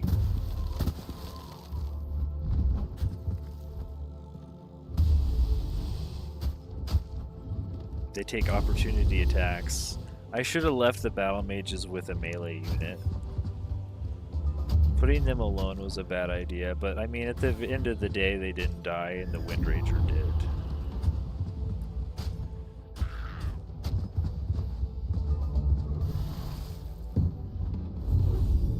Oh, and they get big healed.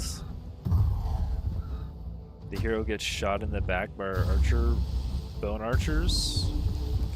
pretty good. 33 damage with the flanking charge of the Death Knight.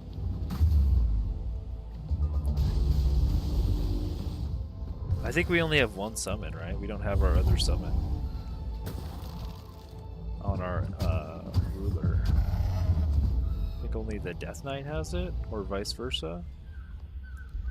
Oh, we got another level now, and we got 9 souls. We got a Ring of the Killer. Slip away. Ooh. Inspiring Killer. This unit grants double morale bonus to itself and its allies when killing an enemy. Let's put that on you. And we can give you your Bone Wyvern. Because I would rather have the Wyvern, I think, right now.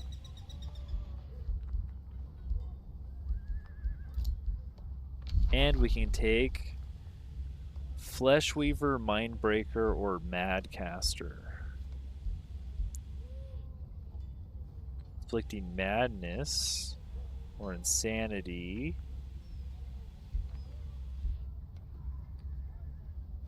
Empower. Fleshweave. Conjure 2 Fleshlings. 2 fighter units. Unlocks. Oh yeah, we also get unlocks down here. Purging Strikes, Lightning Strikes, Zealous, Soul Draining Strikes, Adaptive Vigor, Pack Leader. All animals in the army have these. Wait, you could be an animal leader? That's interesting.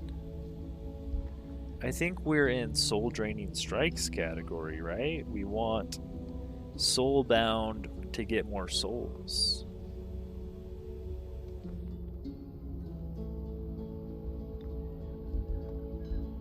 This is like lightning damage, but we're not really electrifying enemies.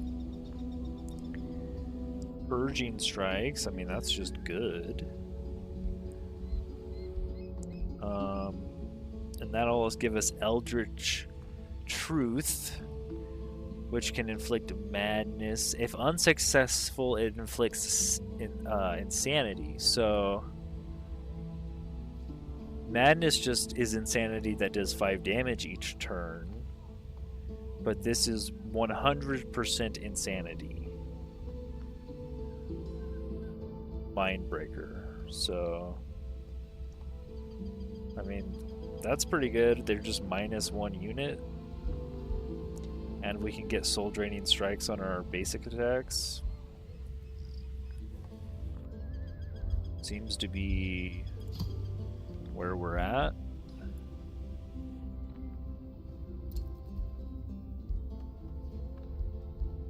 This unit gains Zeal. Yeah.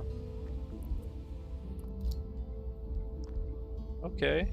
I like how they made the Eldritch Sovereign kind of work for any build. You have like an animal option, you have a zealous option, you have an electrifying option. You're not really SOL no matter what you picked. And now we should have 2 Bone Wyverns in every combat.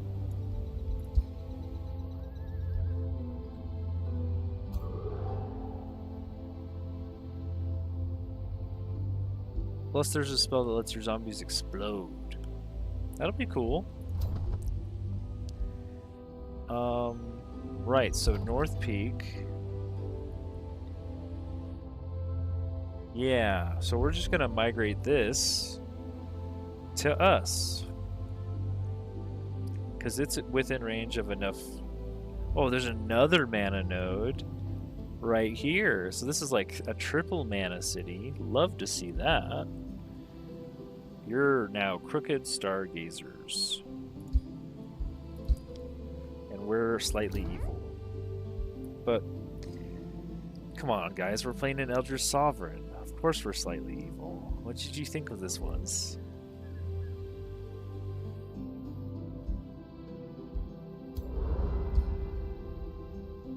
Do you think this is a good person? Were we chivalrous, benevolent people?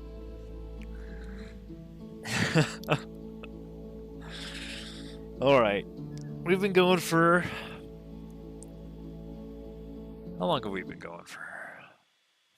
Almost 6 hours. And we're on turn what? What turn is this? 9? Well, we did finish our other game, and that was a few turns. And then we crafted a whole build. So, it wasn't all. It wasn't all in game.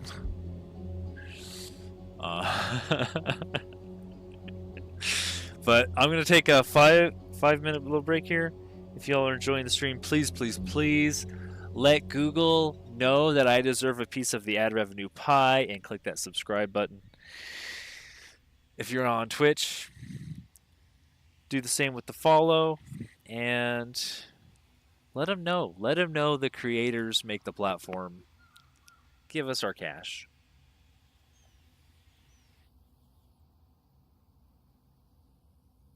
Enjoy. Take a break, stretch your legs, get something to drink, get some snackies. We'll be back in a hot second.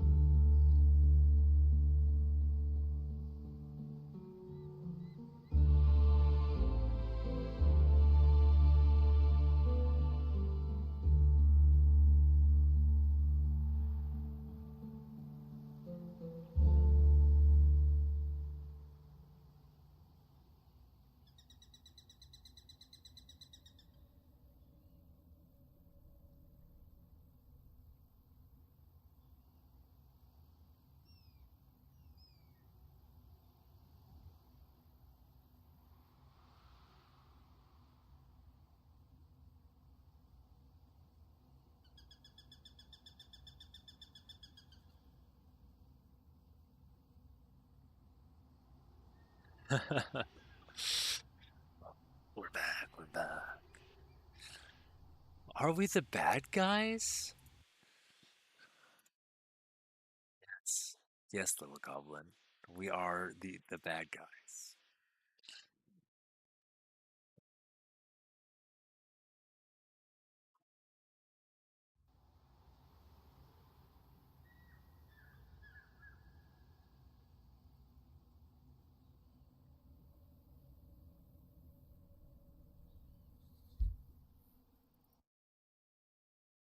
We are indeed the other guys.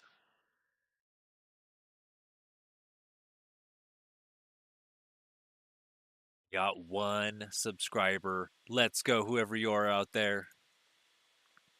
You're the man or woman of the night. I'd shout you out, but you subscribed privately, and I respect that.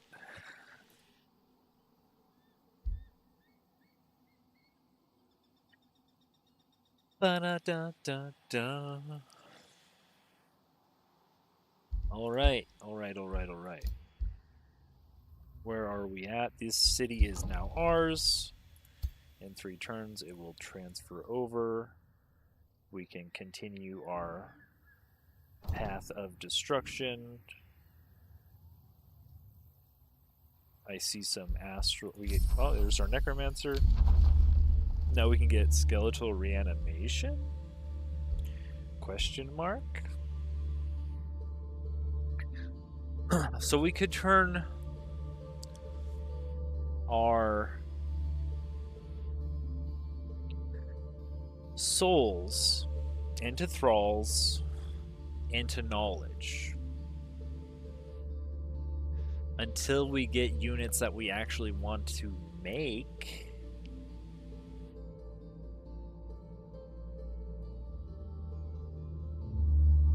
And now if we look at our end game kind of army setup, we only have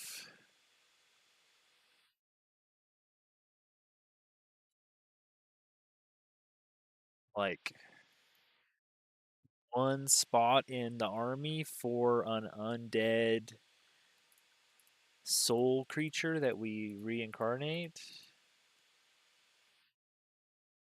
If we're gonna have like a summoner and a necromancer or a soother, and these are banshees or reapers. Um, but they are, what are they to us? They are mana cost units,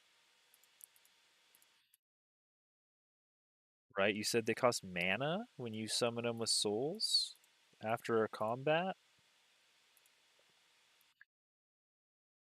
Yes, they are mana cost units, but we only have plus 11 mana income.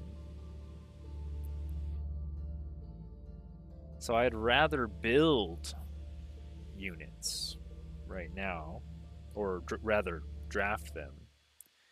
So we're looking at trying to get necromancers and soothers drafted.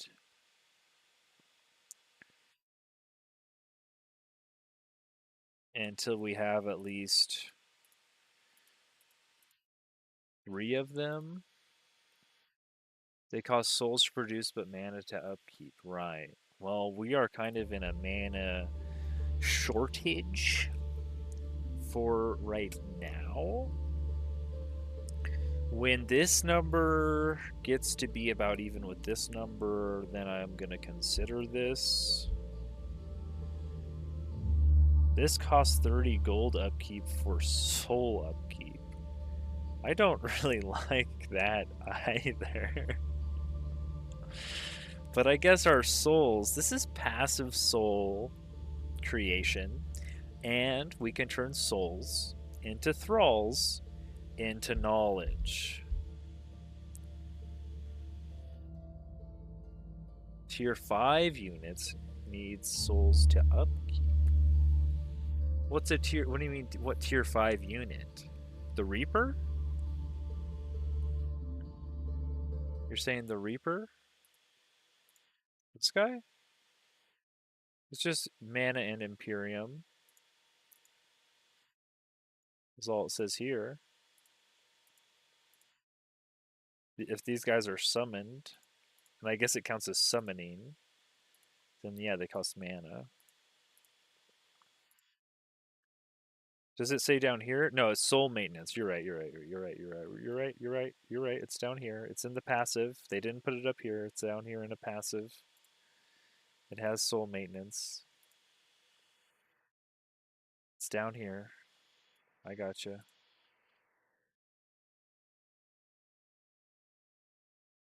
Um, so if it costs 5 souls to upkeep, that's essentially 15 gold if we have this spell cast. If we have one of these spell cast, we can generate. I mean, this is a roundabout way to spend gold to get knowledge.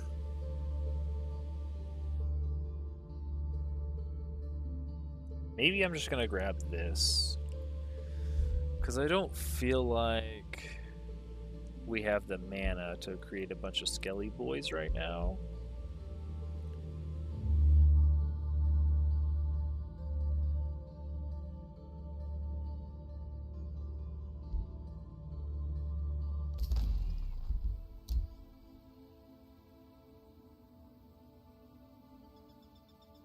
A soul well. Yeah, that's probably some building I haven't built yet, because I haven't played these guys like this. Ibika Stagheart, this was their ruler.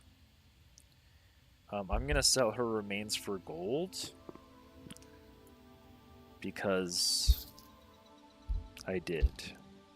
And now we can rush the production of our vendor. And immediately this builds in 3 turns, and by then we should have draft again. Yeah. So I'm fine building the Evocator's Abode. It also gives us 5 mana and 8 production, and it's boosted because we have 1 farm. So let's put that up in there. And now we're thinking about our 3rd city. We want our 3rd city up and running. It takes 200 Imperium about. That was. Oh wow, we actually have Silver Tongue Fruit up here. This is a really good city. 2 mana nodes. I think we need to see more what's down here.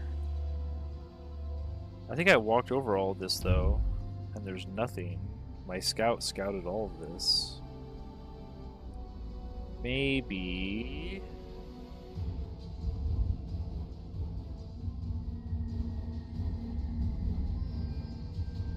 I don't like to forward settle towards the enemy, because it makes it a lot harder to defend your territory. Typically your home city, right, is going to have the most walls and catapults and stuff. Your capital. So again, but this is all cleared. I don't want to walk back through here. I could walk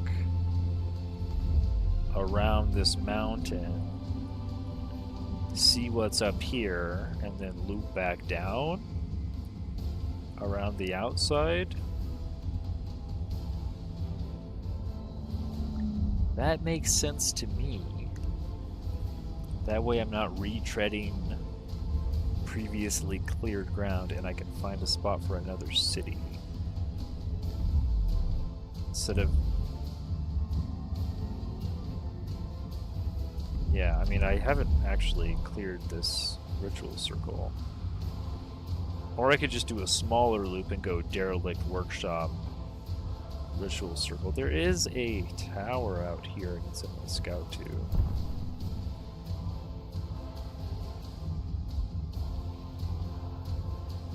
I do want to get these dents before they wake up.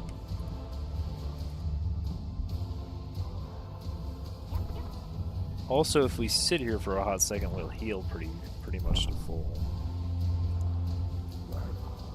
Oh, they still have an army on our mana node? Yeah, we're gonna clear that out.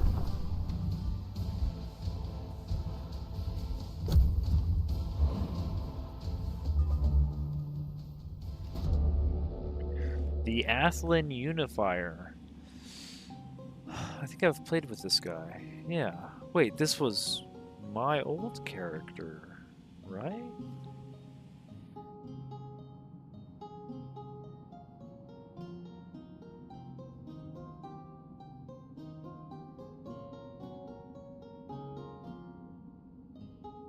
Yeah, I'm pretty sure this was my guy. A cheer and trumpets announced the arrival of another participant, King Alfred Elderstone of Athla. Hail, Eldritch Sovereign Nebulic Starsmith of the Crooked Stargazers. With the other god ear here, many of my counselors think me mad for participating in an initiative like this, the king of the destined humans, in an honorable competition with wizard kings. But I have learned our natures do not define us, and that unity can be found in the most surprising places. He smiles. Let our actions and alliances speak louder than our differences. Wizard King, Ascended Champion, or anyone else. In the end, we are all God-ear and share a responsibility for all the people in the Astral Sea. Let's break bread, King Alfred, so that we can soon negotiate further. We could flatter him. And block our growth. I don't really want to block my growth. This guy's probably the guy to the southwest.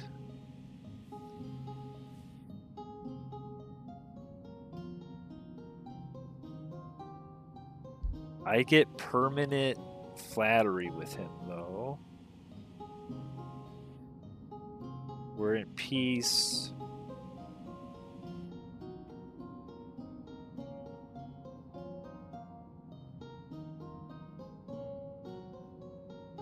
This guy is a...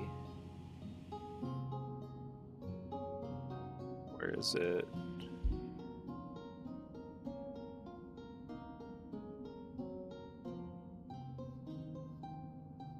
Chivalrous diplomat.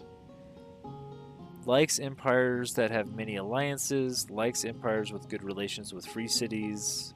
Dislikes empires that break treaties or start wars. Well, he's not going to dislike me. He's probably going to like me because I have an alliance already. He never breaks treaties.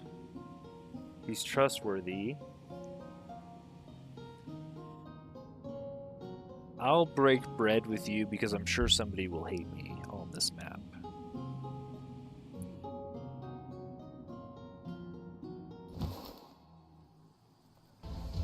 Yeah, he is the guy to the southwest. I would rather not have enemies right outside my gates, but I could probably wipe them, honestly.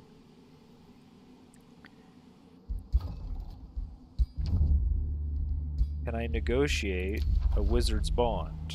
Oh. No, he asked for gold.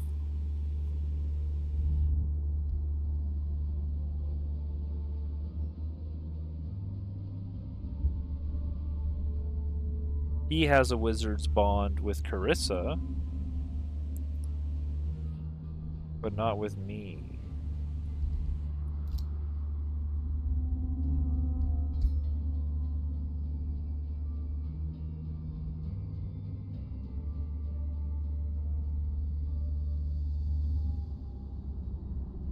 The proximity of your domain is threatening to them. Okay.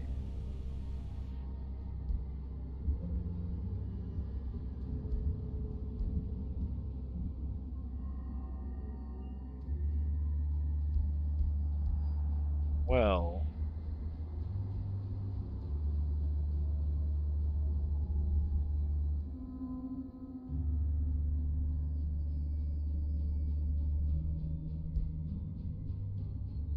Interesting. The trade value for both of us is equal, but he demands gold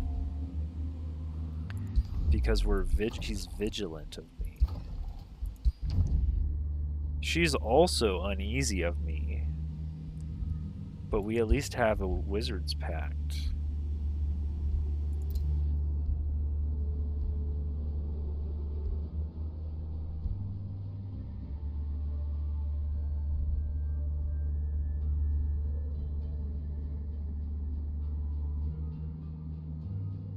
Okay. Well, maybe I shouldn't have broke bread. Elder Truer, greetings, my zombie friend. Other ruler, you mean good friend, right? I mean...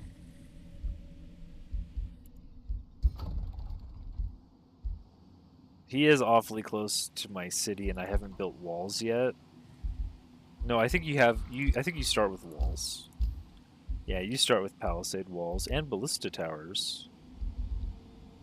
Interestingly enough.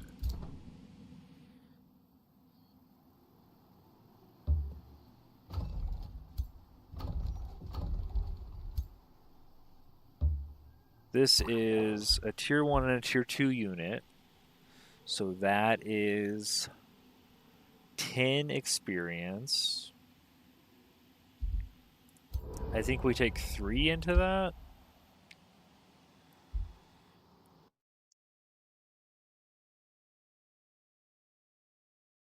We could get 5 on 2 units. If we just take our heroes. That's true. I guess we could just take 5.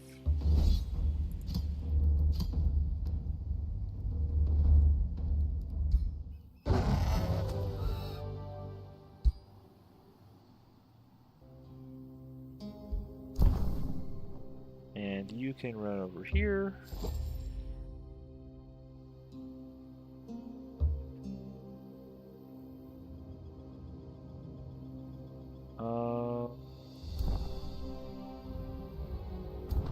I want... Probably want all these units to heal.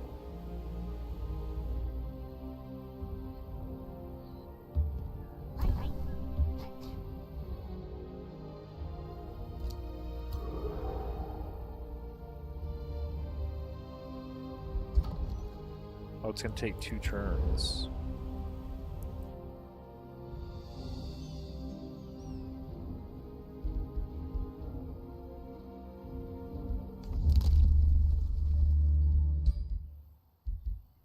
Okay.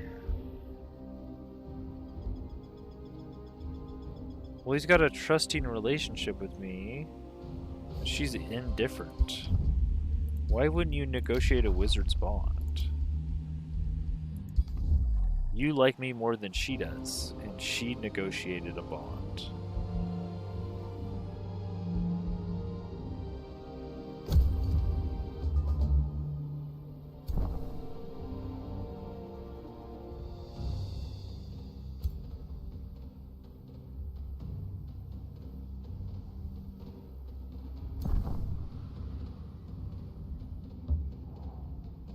Oh, there's another fight right here.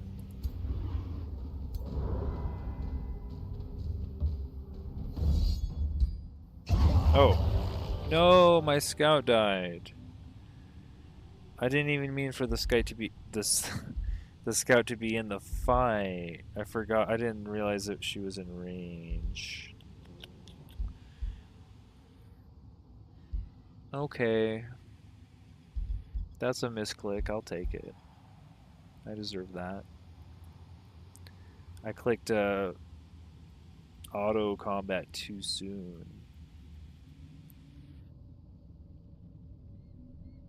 Too soon. That's a learning experience.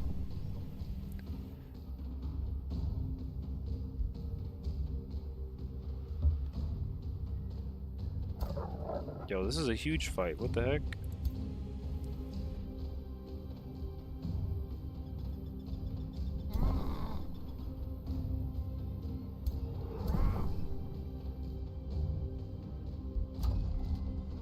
Can annex something. We do want to build these soothers. Oh, the necromancers cost 20 souls.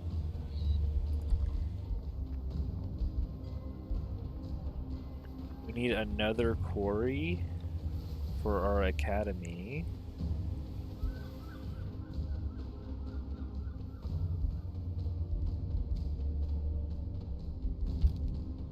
Want to work towards that mana node, eh?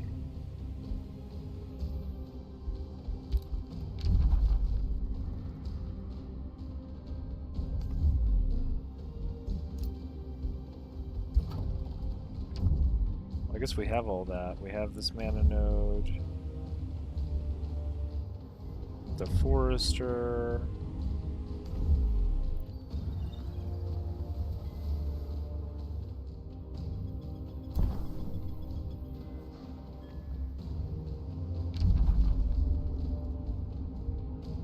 Well, I guess we want this gold. This gold node here.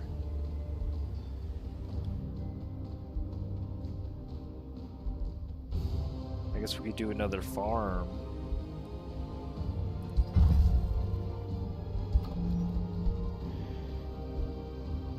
That will boost our market. But I think we're going to go for the Mage's Plaza so we can start getting out soothers.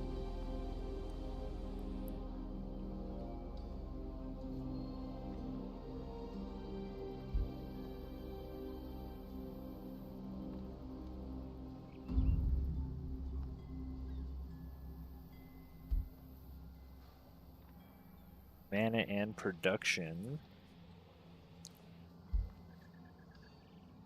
Actually, our mana is really low.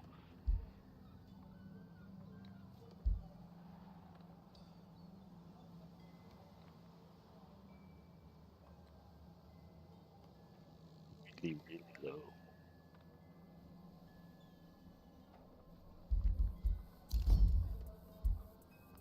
This gives you one more province annex range. That would get me to the mana. Whenever I get my next upgrade, I could grab the mana node instead of some random crappy node. Yeah. Let's just do the Mage's Plaza.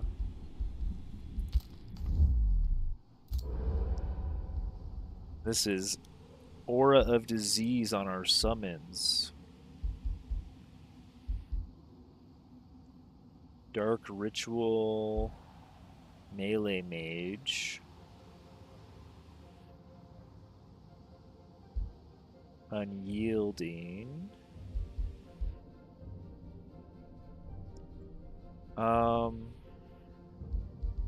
Yeah, and we got another signature skill. I think we go Soul Draining Strikes. We could also get Warding Aura. But I think the Death Knight is kind of a hitty people kind of guy after he does his summon, right? He could raise undead. He could not be hitting people. He could be raising undead. Oh no, this summons at the start of the battle. This just happens.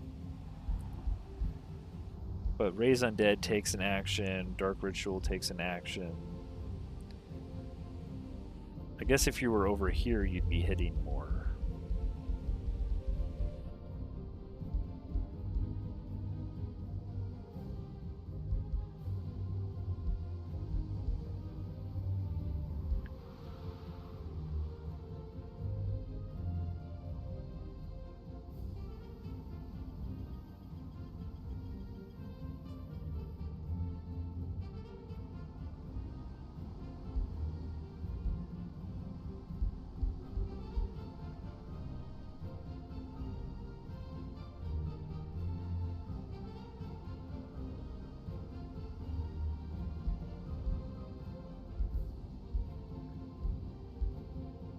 I definitely want to go down to killing momentum.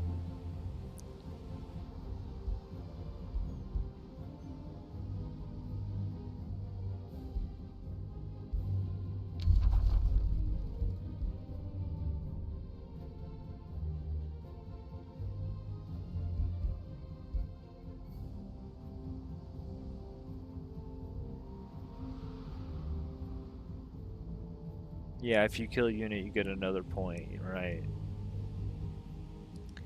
But if he spends his action raising undead, then he's never going to be killing a unit on that turn. And if he does Dark Ritual, it does 10 damage, but it's not really about killing units either. I feel like I don't actually go down this path anymore. I have my Wyvern.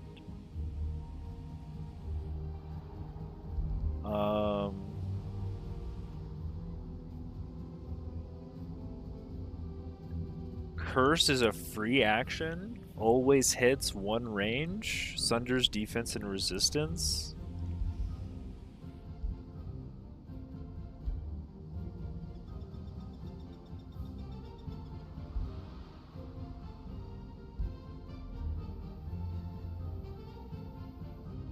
This gives my attacks and debuffs 90% chance of inflicting disease. My debuff ability inflicts decaying. Curse is now an AoE ability? Or curse... Okay, I see. Curse now deals 30 frost damage. Chance of inflicting frozen. Well, that's kind of crazy. Frost curse or mass curse. So you have AoE clear or single target clear, essentially.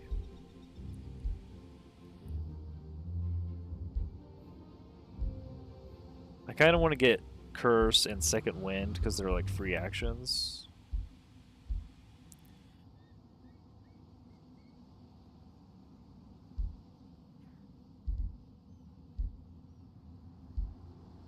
So I think I'll just start with curse. Just get another free action. And then I think we are going to go with soul draining strikes just to be a little greedy with it. Frost strikes. If we were slowing or freezing, like frost curse.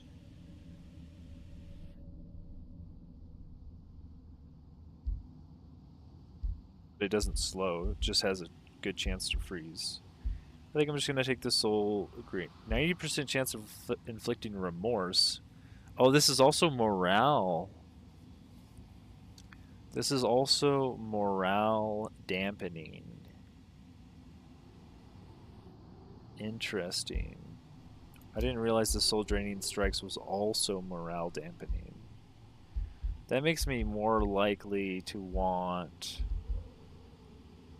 Oh, I guess it was on the Warlock, not the Death Knight. It was the Warlock tree I was thinking of. There was another summon for a Corrupt Soul.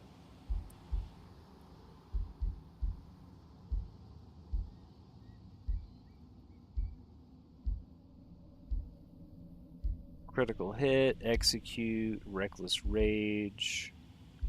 Yeah, I think I'm going to go down the tanky bit now. Get second wind.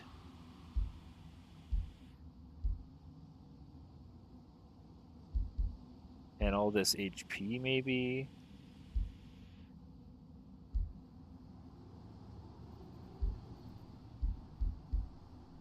Or maybe I'll just get this weakening aura.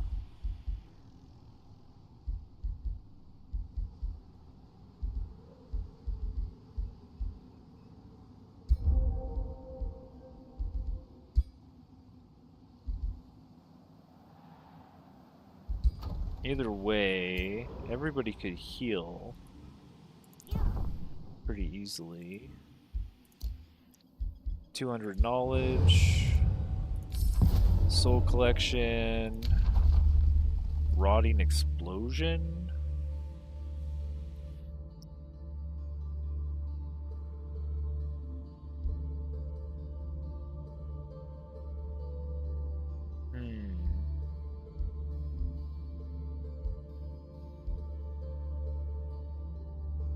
guess I'll take Rotting Explosion. I don't have any zombies right now, though. Is there something else here? I guess I can take the Skeletal Reanimation first.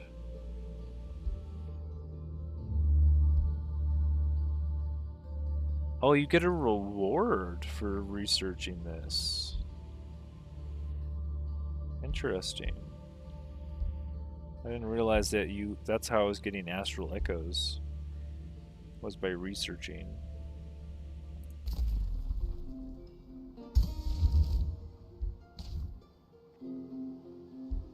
We can do another Thrall effigy. Sure.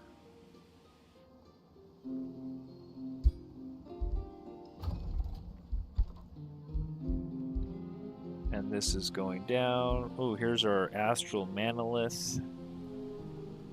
Mana income, nice. Or a soul well. There we go, that's what you were talking about. Plus 5 souls per turn.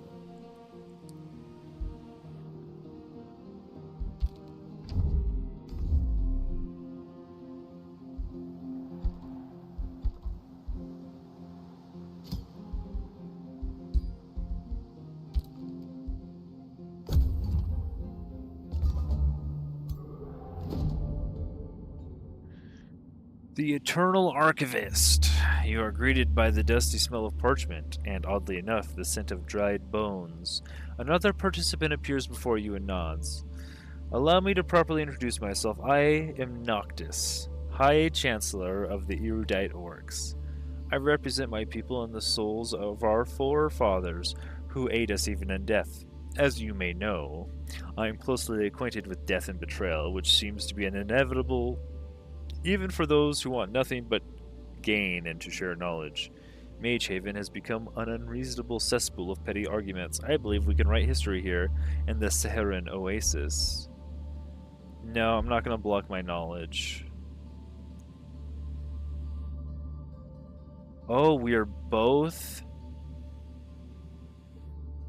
of the same affinity. So this guy is going to like me a lot more than the others.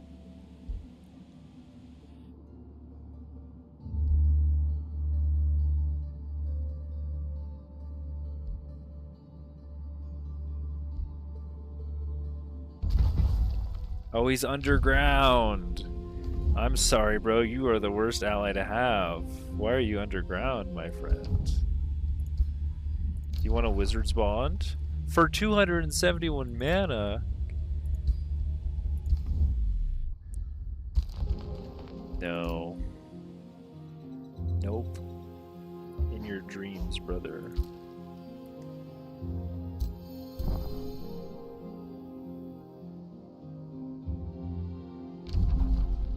I do need to get these guys off this oasis and this mana node.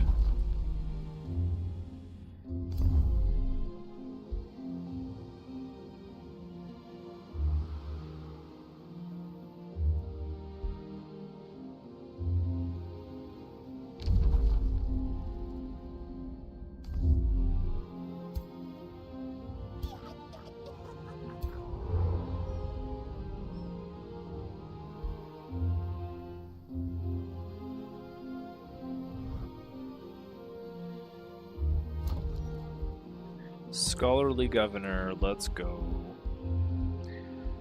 However, we have no things to scholar.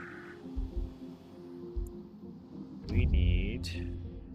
Why did this guy build a mine? Can I change this to anything else? Like a farm or a quarry? I should have... Oh, well... I guess this is the first turn I had control of the city.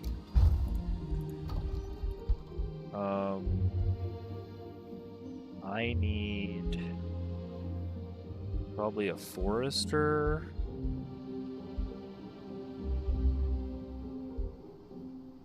So let's attract some population. We can get a forester here. Yeah.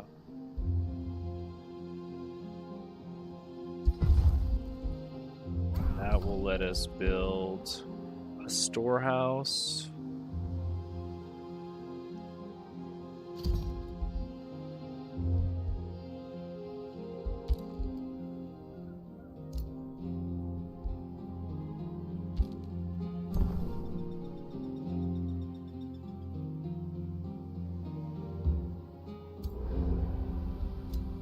Got some silver tongue fruit.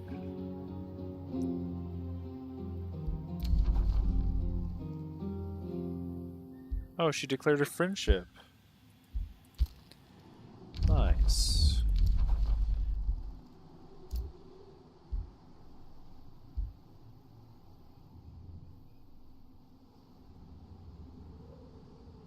Chaotic influence just met. Alignment. Threat level vigilant. We gonna go to war, Alfred?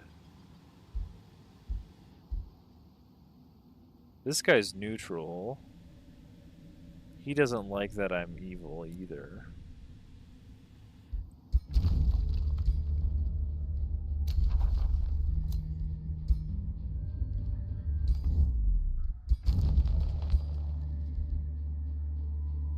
Maybe I should stay neutral. She wants a defensive pact. Oh, I guess she's evil. So me being evil doesn't matter to her.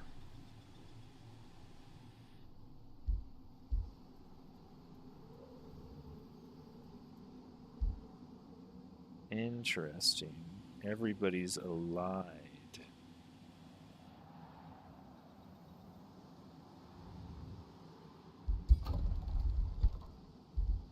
Well, eventually I'm just gonna not care, and if you want to go to war, then we'll just fight it out.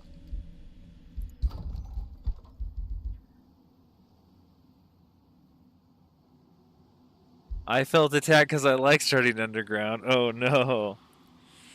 I don't know. I haven't tried starting underground personally, but I've heard that it is very slow to get going, even with all of the good stuff you can do.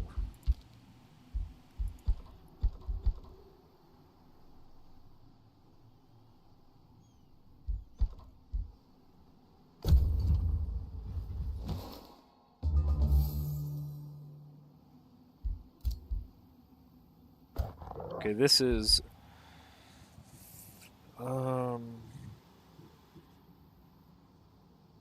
for 16, huh? So we could take like 5 units in there probably. And we could still get 4 XP with 5 units.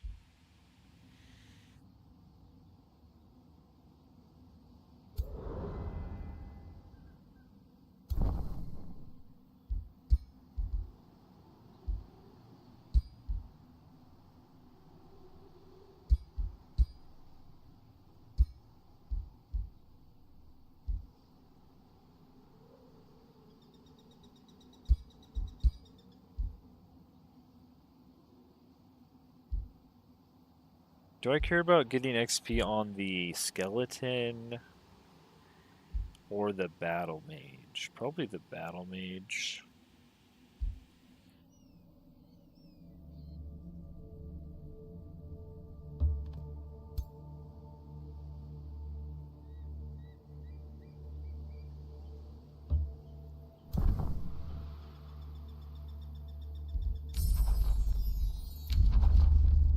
We got our second tome. And if I remember, we said we were going tomes of warding for staves of warding and magical wards.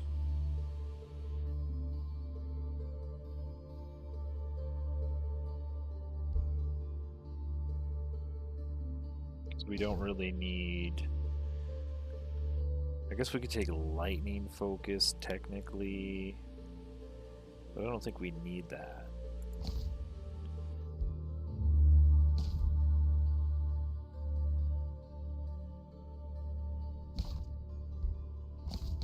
And the tentacle. Gives us a polearm unit. It's just not a lot going on here. Makes the base magic attacks of enchanted units gain 30% chance of inflicting constricted. And 60% against... Oh, increase 60% against marked or slowed units. That's interesting, but this is just simple.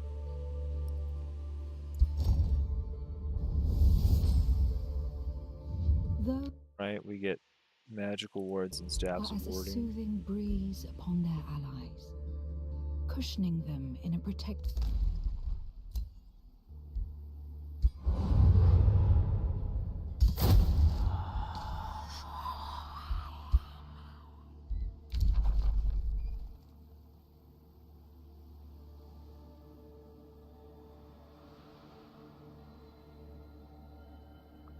Oh, I have a larger domain and now she's mad?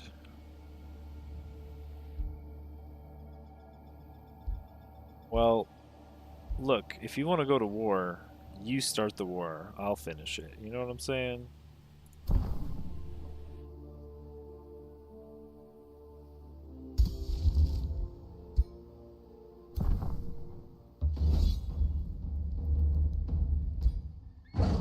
Oh, we lost a battle mage. Dang it. Because they were alone, they got rushed down.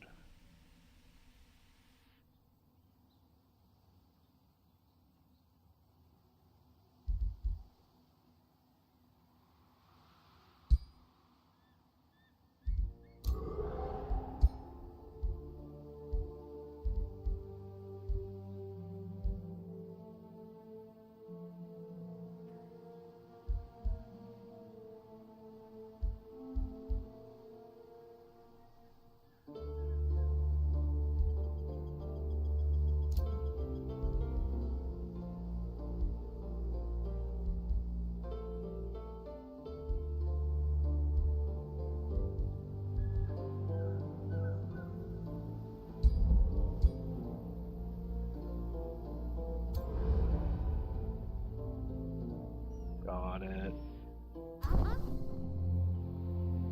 We need to get our armies on top of each other, I feel. Just roll as one unit so we stop losing.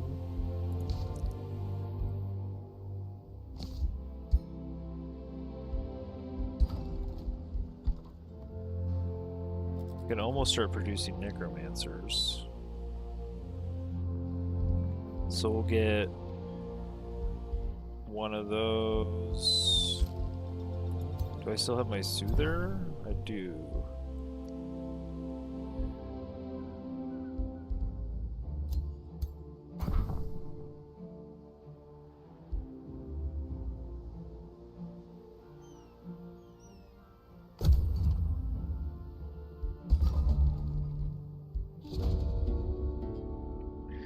Morals among wizard kings. During a diplomatic gathering, a discussion between High Chancellor Noctis and Fire Queen Carissa the Red starts heating up. You lecture me on morality, Noctis? Carissa laughs mockingly. Aren't you the one who regurgitates the souls of his own forefathers to fuel his undead engines of war? At least my enthralled orcs know that their labor ends with death. Noctis is barely withholding his rage, his cheeks a dark green. How dare you? You inspire cannibalism and raiding for the sake of violence. My experiments serve only to increase our collective knowledge. The angrier Noctis becomes, the more Carissa's smile grows. Do you interfere?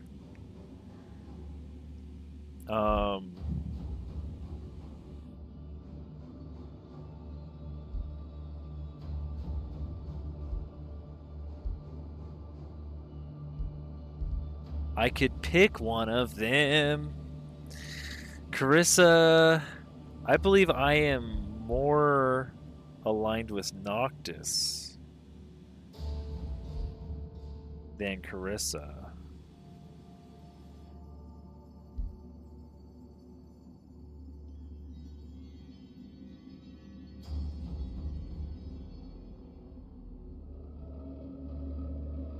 This is interesting because I could actually try to turn them against each other and ally with one of them. Carissa's easier for me to attack. I'd have to walk across the whole world to attack Noctis. Carissa also could more easily attack me. But me and Carissa have a wizard's bond. Both rulers agreed to a bond.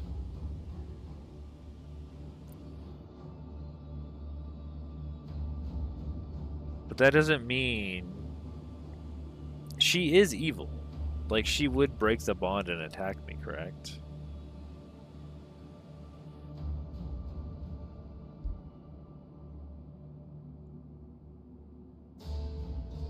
She's a revolutionary diplomat. Likes empires with vassals and multiple races. That's not me. Dislikes empires with a larger domain and empires that trade grievances. She wants alliances. She never breaks treaties.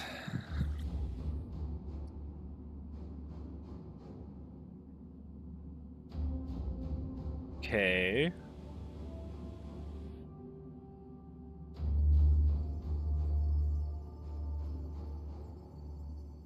She doesn't like me.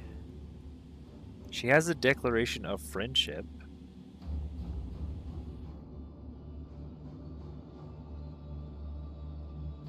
Chaotic influence. Oh, this is part of the game. Every turn, you lose 10. Right.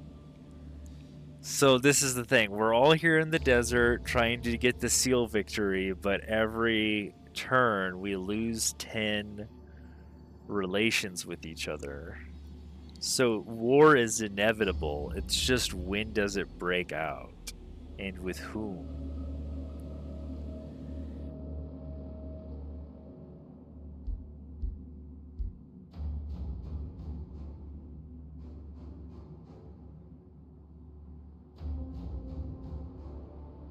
This guy likes empires that do not start wars, empires with few alliances. Dislikes empires that have defeated other empires or empires with vassals. You're not going to like me either. I'm going to defeat a Carissa. I guess I won't have any vassals, though. Wary of treaties.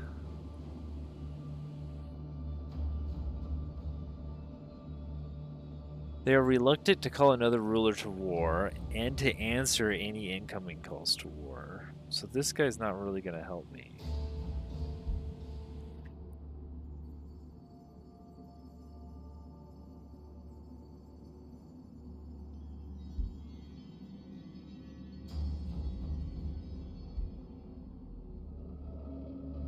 We do get a Flatterer for free.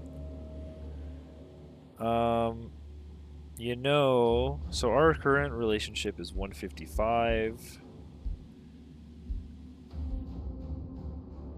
And with Carissa, it's only 110. I think me and Carissa get better. I think she's a better ally, honestly. And other than having a larger domain than her, she has no real other reason to hate us.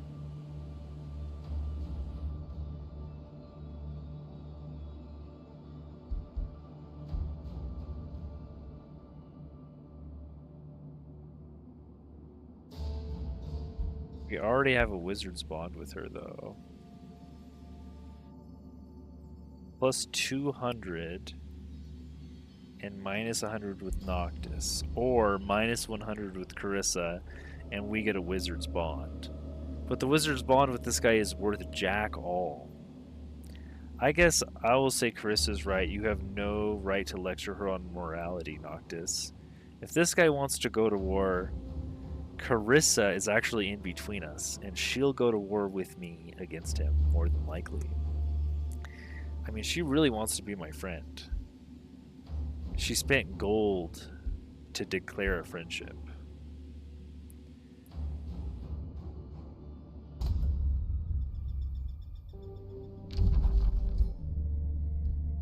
Do you want another treaty? We can't do a defensive pact yet. Try it in 4 turns. I actually don't want another pact with you right now. Let's see though. What if like a province claiming pact? No, I don't need that right now. We're respectful of each other. I guess the closeness is a small issue for negotiations. This is just 2 people. We can just run into this stack.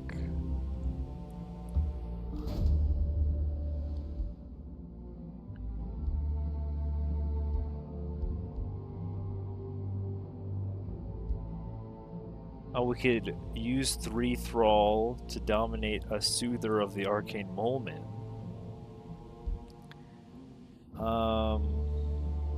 Or I could pay him.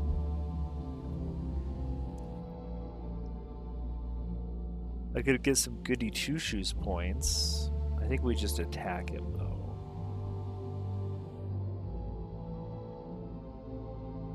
This might be a thing where we want to be good. Or at least neutral. But we don't need our other army.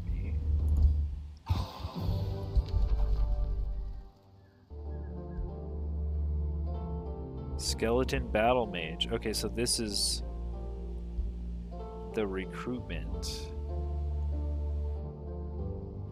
Oh, it's of the Arcane Molmen. So whatever people I defeat, it gets all of their racial traits. Tenacious Bulwark. Underground adaptation. Wait, that means this guy won't get Sandwalk.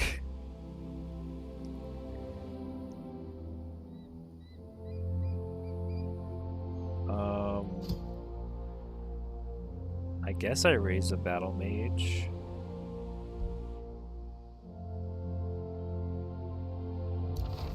That's the whole point, right?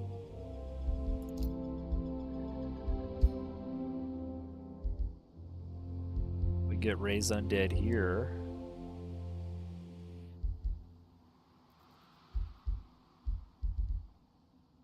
Claim soul.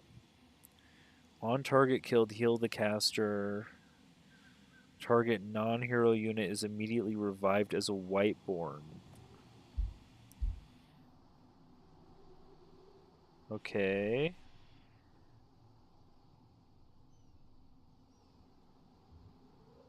That's pretty cool. Or I could get a free ability. Both of these are free abilities, but you can only pick one. So you can get Hex Pact or Blood Pact.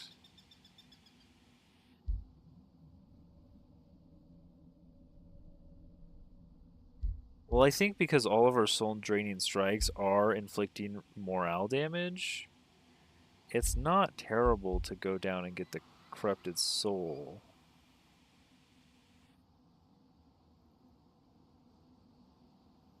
They just have low morale or worse.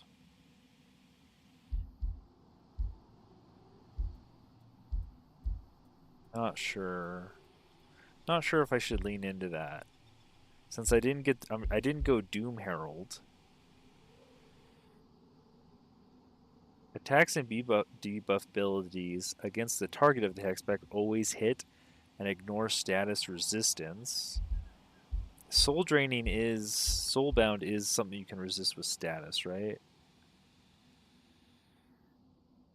It doesn't look like it is. There's no chance to hit. There's a chance of spawning a zombie. I guess we go Blood Pact then? Target gains lifesteal, resurgence. Link with a friendly unit.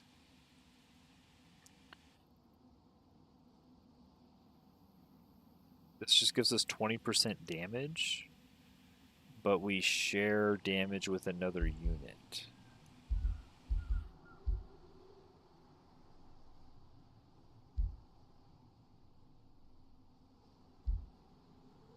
Such a weird tree. Siphoning blessings, steal all positive status effects. Okay. Target enemy units in a 1 hex radius suffer 10 blight damage. Remorse, soulbound, decaying. Well, I don't have blades of decay or blighted projectiles.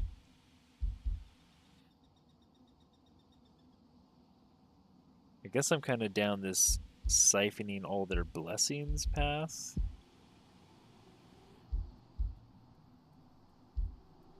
I would like this free teleport. That would be nice. Delirium. This is another full turn insanity.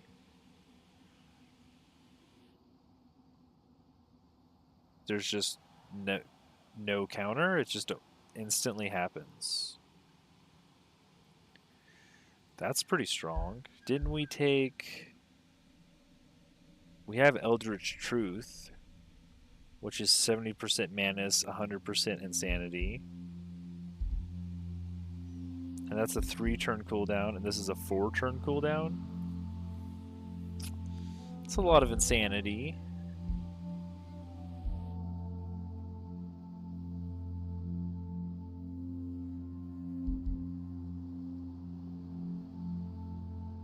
%20 damage.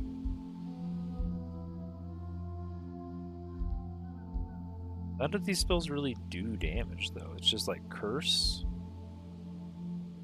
Curse does damage. Bend a Broken Will. Oh, this is dominating. Okay.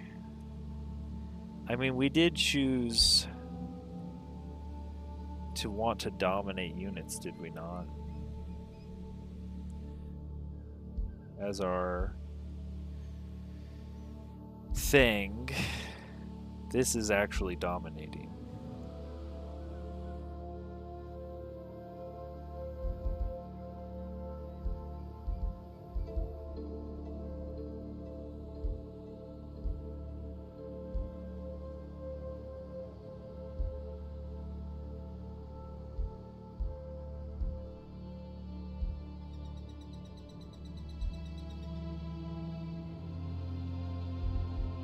I guess it makes the most sense to go down this path then. Just to try to get our renown up. We can go down to Bend Broken Will for a free chance to dominate. And we can get a Corrupted Soul Summon. If I wouldn't have taken that ambition, I probably would be looking at this other path.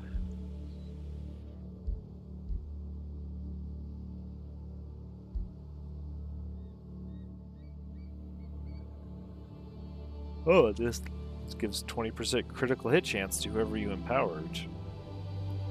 Or disrupted to your Hex Pact.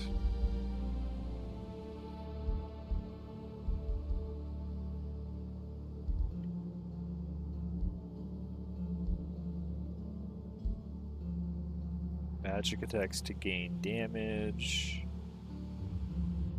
Enemy army spell. That's a really strong enemy army spell for 3 thrall.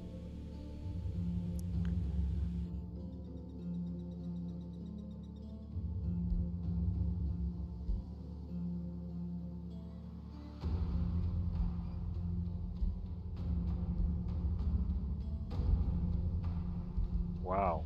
And this targets a whole province. Mass Phantasmal Ritual.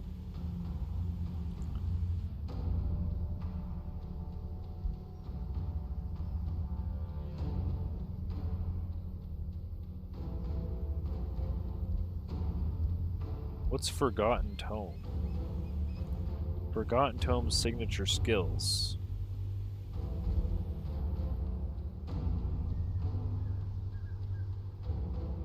Where is that? Forgotten Tome signature skills. These?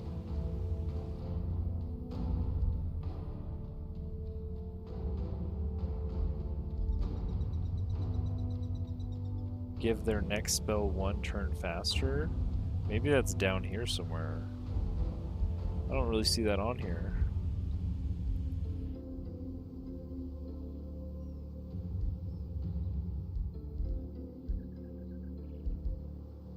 Yeah, let's go Hex Pact.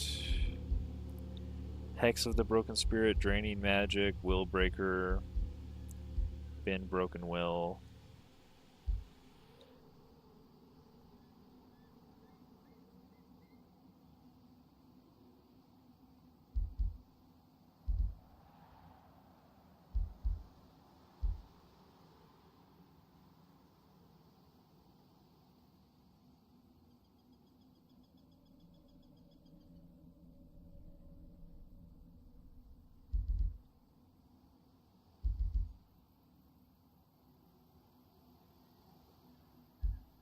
Beat on Despair is pretty good too. When any enemy unit fumble, this unit gains 5 max hit points until the end of combat. That's pretty cool.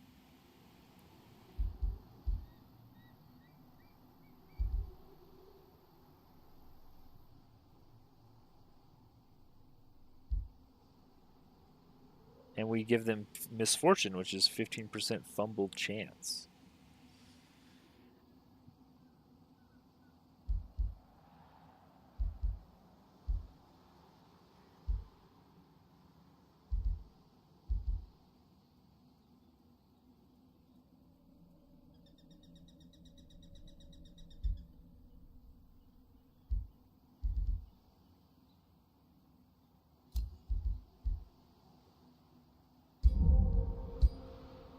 Okay, we'll take that.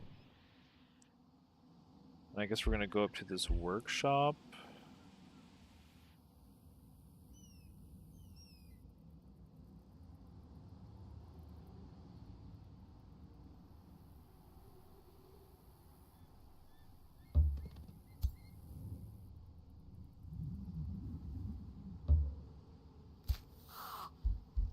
Mage's Plaza build.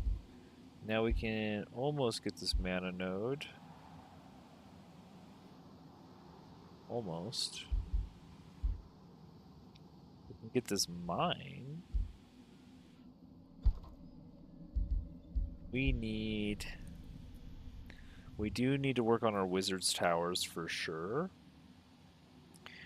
But only when we are going to get our summons. So like our Banshee requires a certain level of the wizard tower, our Reaper, so on and so forth.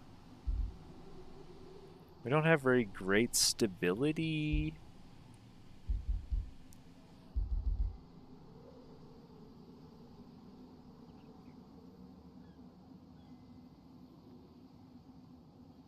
You get 5%. So that's like 1 draft, 2 production, like 3 food.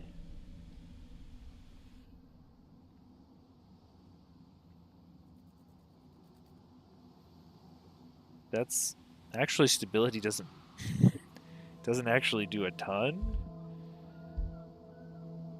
I would go up from neutral to stable. I mean, that doesn't hardly seem worth it at all. But the bathhouse, however, gives bathhouse XP bonus.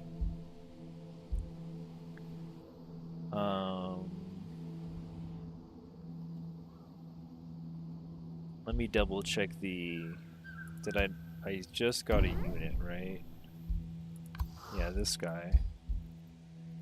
He does take 8 mana, you're right. So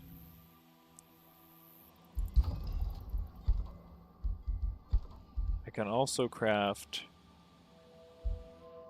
a necromancer. And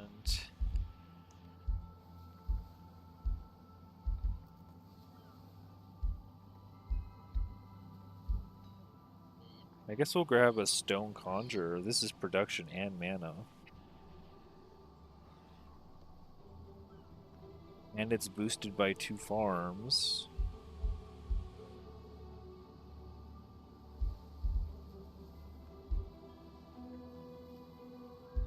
The estate hall needs 3 foresters. The mana obelisk needs 2 quarries.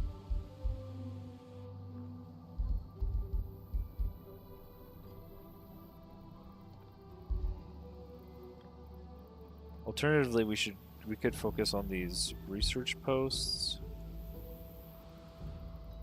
But don't I have a research post nearby? Let's see.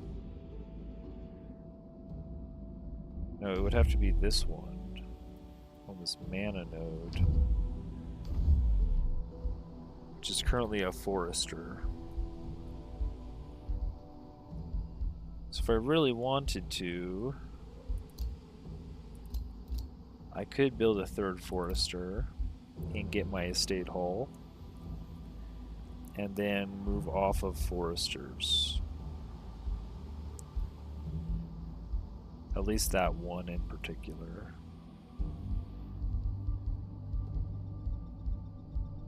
Oh, I can't build it here though. I'd have to build it all the way up there.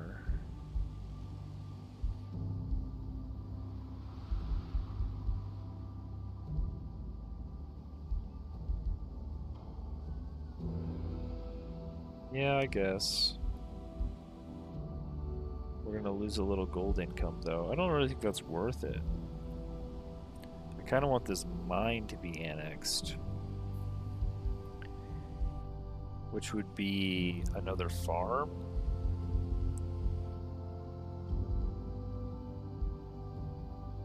I don't really need another farm. 2 farm and 1 quarry. Build 3 farms for a Masonic Hall. Yeah, I guess we could work towards that. We're gonna have 3 farms, right? Yeah.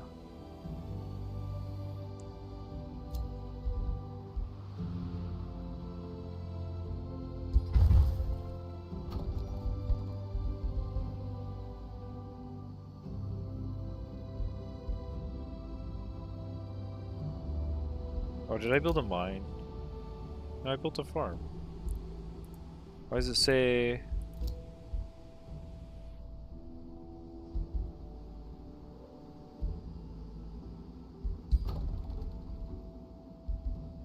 Why does it say I can build a mint?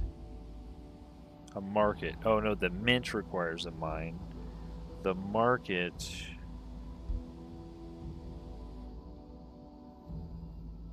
I didn't see that on here a second ago.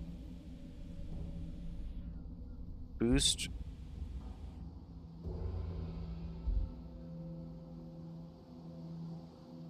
Do you need to have a gold deposit to build a mine? I already had a gold vein.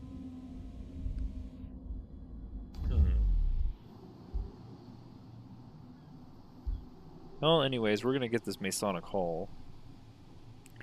Well, it's boosted by our 3 farms. And I guess the mint is also.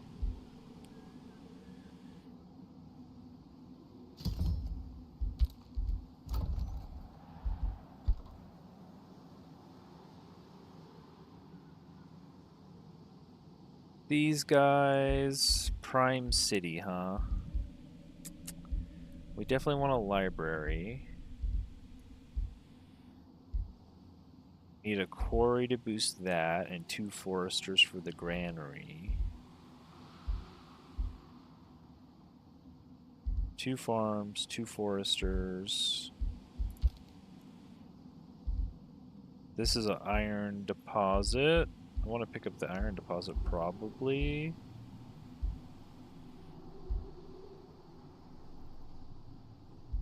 Right away.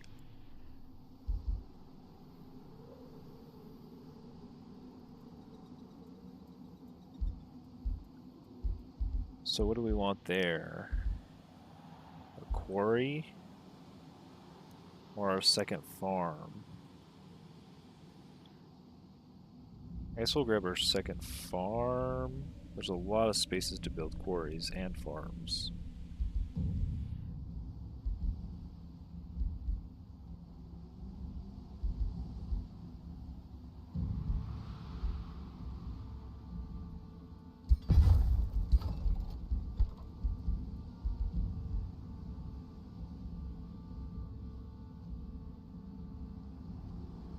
Oh, was that our first farm? Oh, that was our first farm.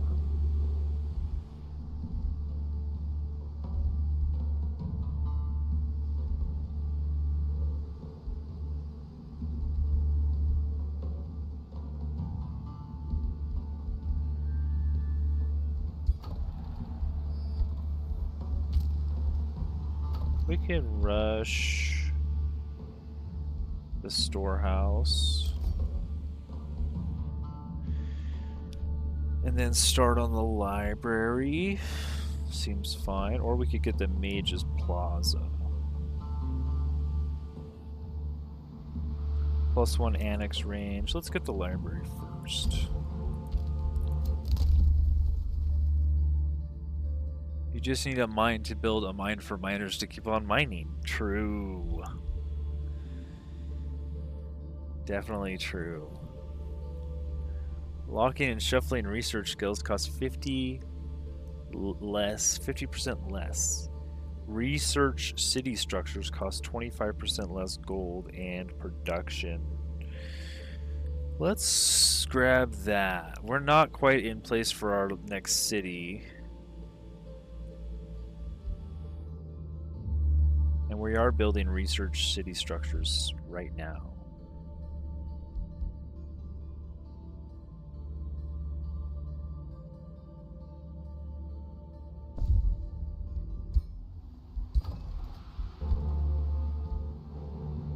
That is a 2-turn library, I guess.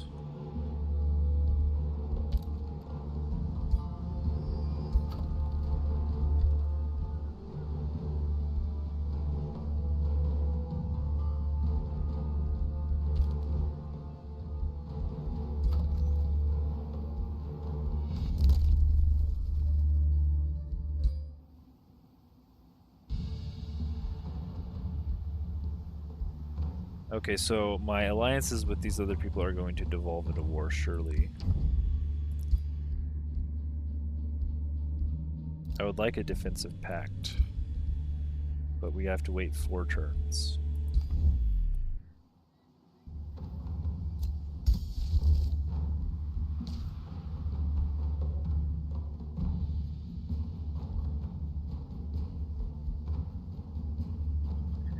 I guess we could do this soul ritual. We need some more souls.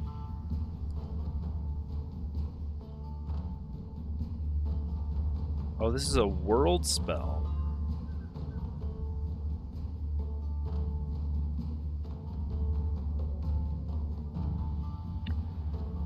What do you mean it costs mana? As long as I pay mana each turn. I have to pay mana and gold? I don't think so.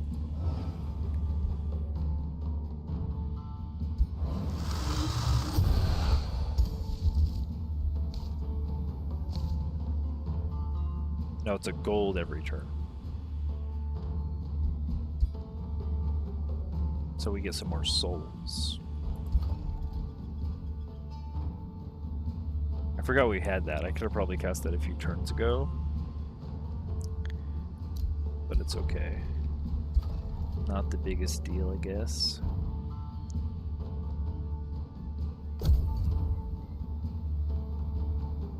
We do have a lot of mana banked up.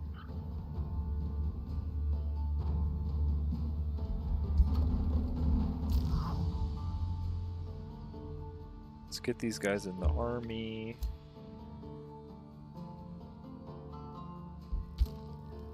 This is 4 more doggos. What do we want to send into this?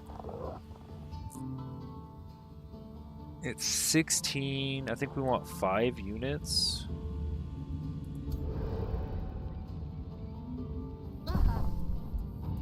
Let's leave out our spearmen. And our archer.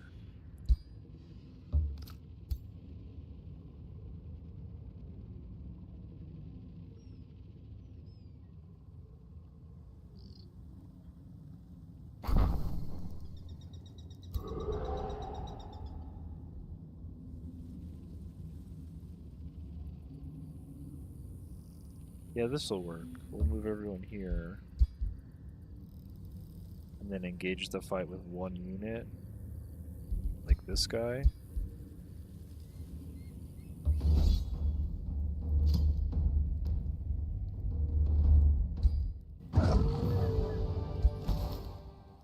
Okay, I'm beginning to learn how to do this. It's only been, what, hundreds of hours on this game I've played? And I'm beginning to figure it out. Ever so slightly. This is another 18.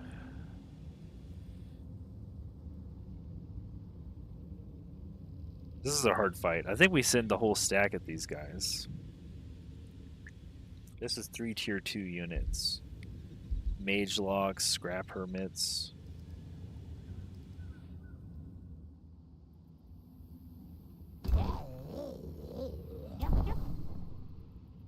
Oh, I could actually start the fight right now with everybody.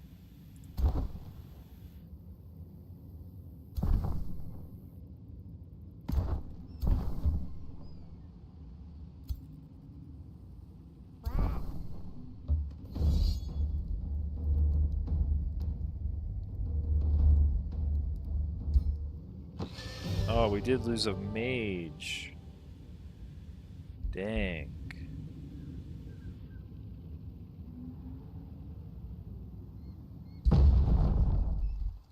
But I guess we get to recruit some skeletons. I guess we'll take a skeleton archer. Or no. We need to use our souls on... No, I'll take an archer. Why not? We can raise him.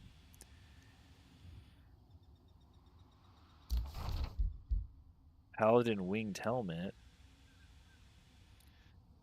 This unit loses 50% less morale. 1 defense. This is 3 defense. This is 3 defense.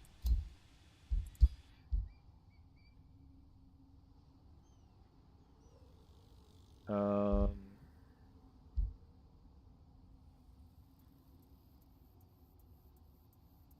guess. Am I not cold-hearted? Is that just this guy? Are you cold-hearted? Who was cold-hearted? I guess they were my summons. 3 defense is pretty good.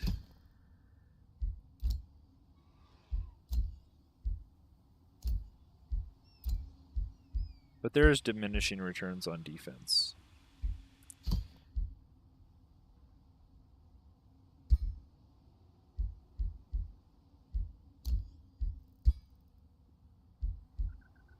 Let's grab second wind.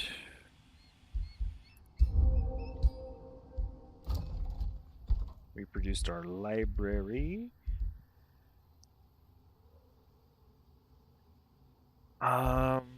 We do have a scholarly governor, which means we want those research posts down. So what is taking the place of our research post? A forester.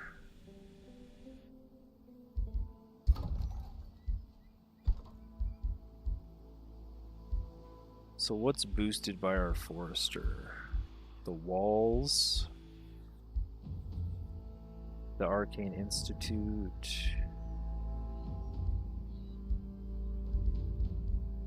So let's get. Oh, and the granary needs a second forester.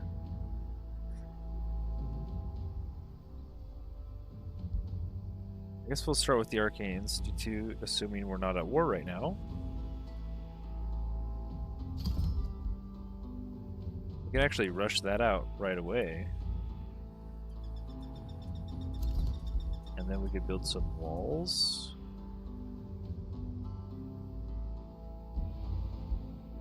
Oh, we really need that granary.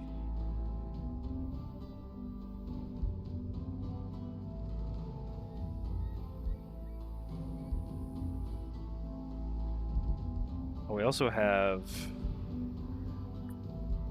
a mana tower here we can replace, a conduit with a research post, or another forester.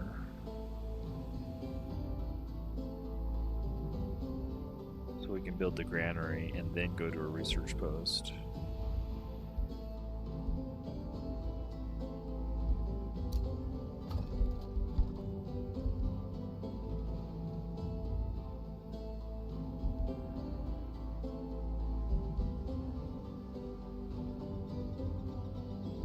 We're kind of stacked up on mana, even though we only have 33 a turn. I think it's because we're not using mana in combat. I would like to see what the different difficulties actually do.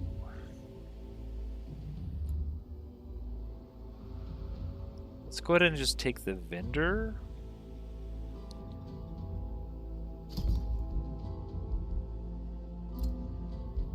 We can turn this over into a research post right now, I guess.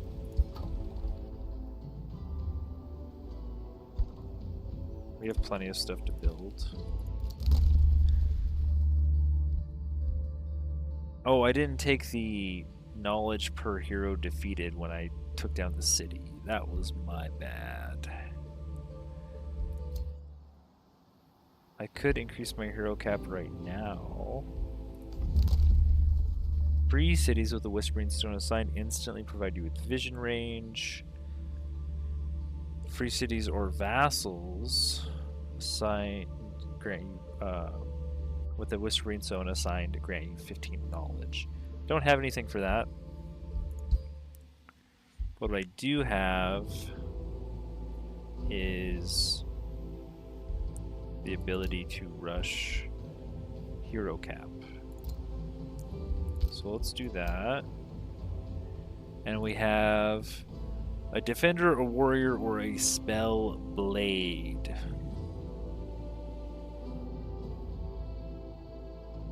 I don't really like defenders, I'll be honest. Spell blades either. I'm gonna take the warrior. Oh, this guy is a scholarly governor though. But we're gonna get a lot of different types of governors.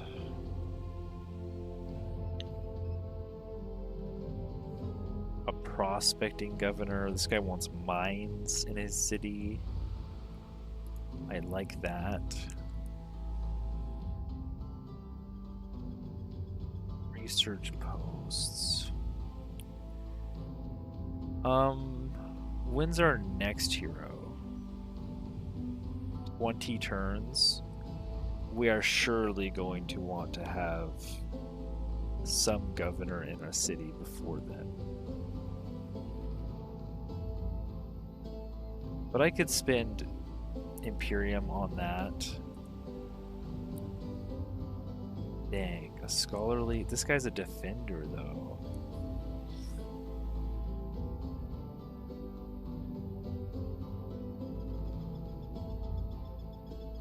What do you think, chat? Do you take the defender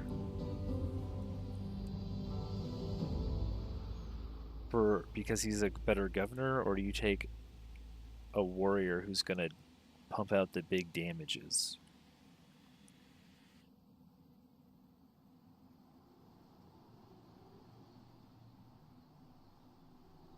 I already have a Death Knight.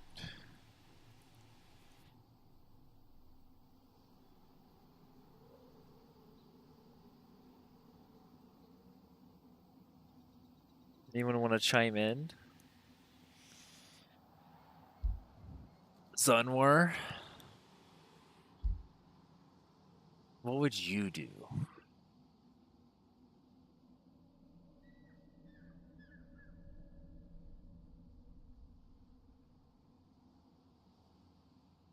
Defender, because you lack someone to tank. True. But what isn't that what the skeletons are for? Actually, the skeletons are all battle mages and archers. I thought the skeletons would be like frontline dummies that would tank. You're kind of right. You're not wrong. Literally, my whole army lacks any frontline. And even once we get the Reapers, those mythic units, they get hurt real bad. I guess we'll take Cost the Shield. If only we had Pyre Templars. I miss Pyre Templars.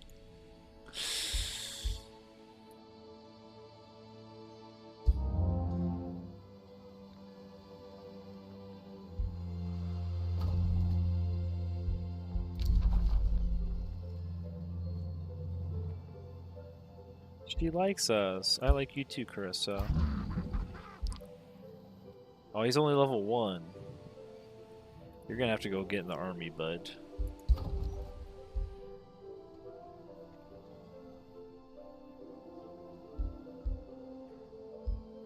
Okay, I'm broke.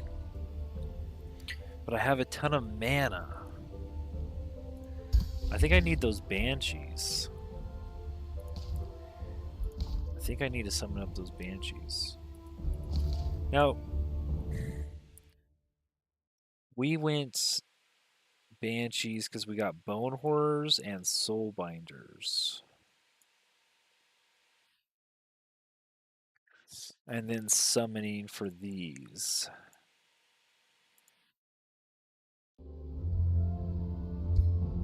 I mean, I'm still going to try to get the morale and the domination because we went this.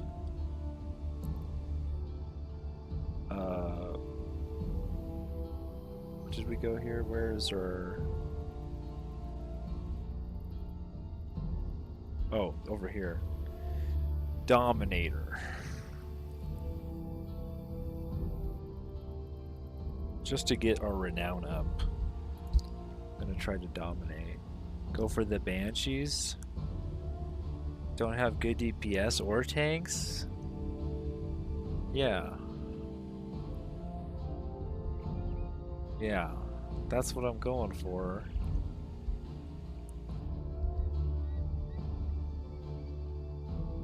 We go big damn.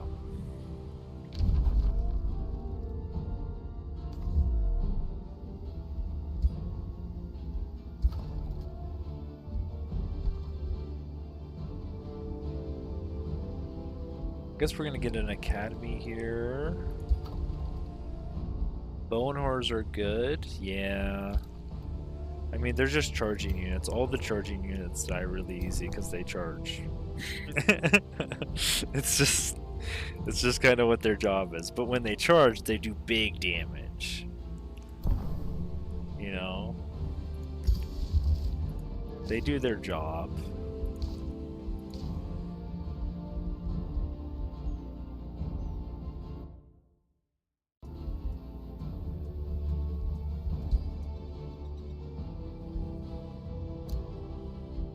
Alright, I'm out of movement. Well, technically we can move these guys a little bit out of the army. Should have grabbed this here. These guys are right here though. Actually, we could start a fight.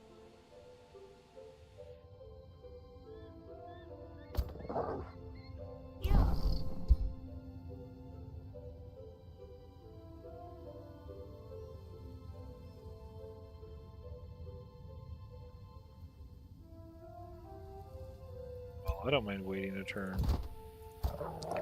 This is 16. I think we take 5 units into these. So we just want to leave one out. And I'd have to leave two out right now, so we're just going to wait. We can walk up to it, I guess.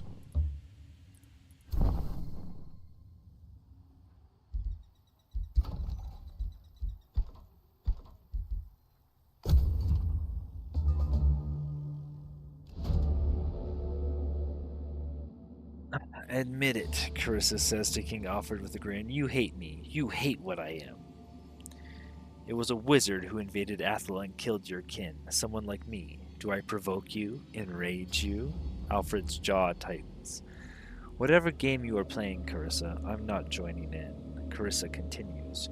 You pretend to be accepting, but you too fear wizard kings.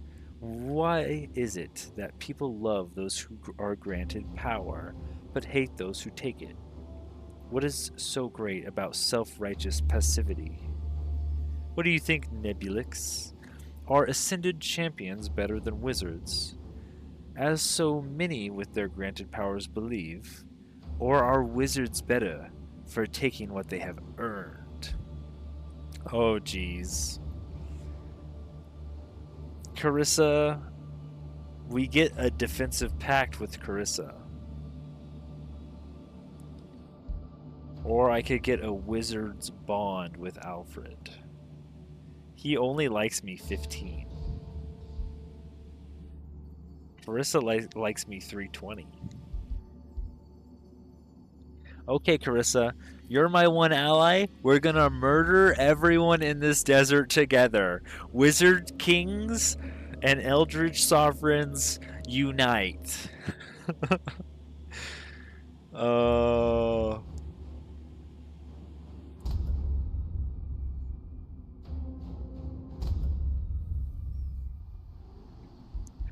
It's gonna be war with Alfred.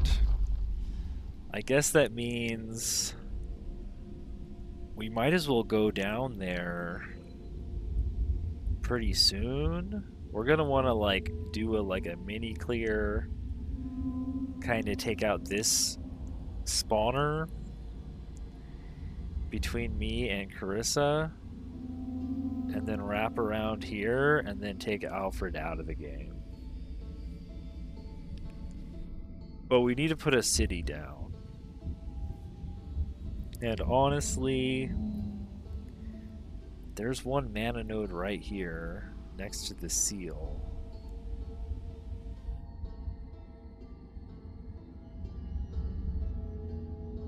I probably actually don't... Well, I have another scholarly governor. He does want some things to be researched towers for sure. This guy's set. He's got 3 mana nodes and a rainbow clover. This is a perfect scholarly governor city. Down here I don't see a lot. There's actually somebody's down here. Maybe that's one of Alfred's cities. I see a barrier to my land.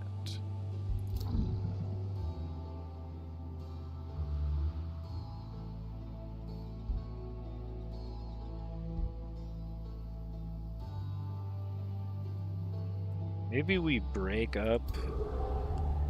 I think the most units I'm taking into combat is 5. 1, 2, 3, 4, 5.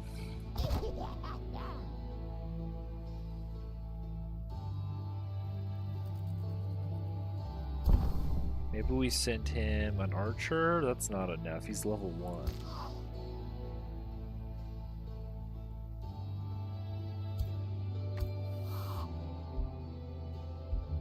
We have a skeleton mage and a skeleton archer. Let's consolidate you guys. Bring you up here. Can I have 3 armies like this?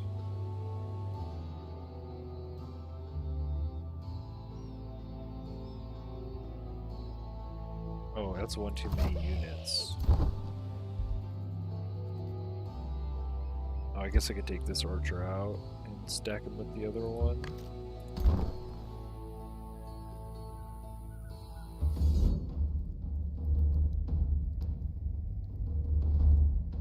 Yeah.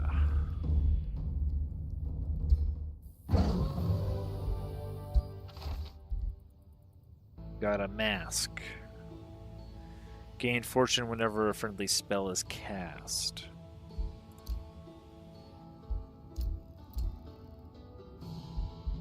Sure. It loses 1 defense, though. I'd rather have some defense on this level 1 guy. Oh, here's a research tower. What's this? There's something over here I can build research on that I can't quite see yet. I guess I could put a city right here. In between these 2 research towers. On the other side of the Father Oak. Kind of sequestered away in the corner here.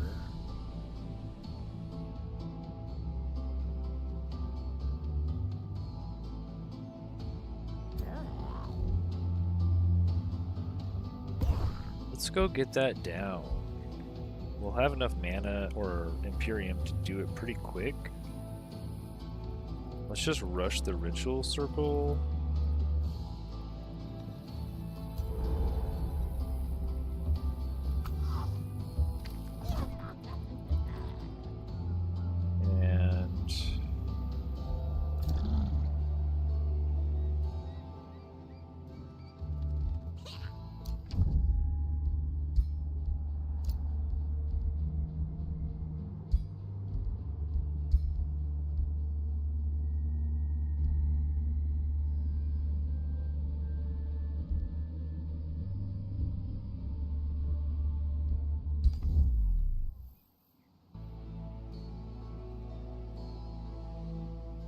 That's good enough. I could probably clear this. This is a 260. Oh, this is only a 1695. I guess I could take costs and then my archers.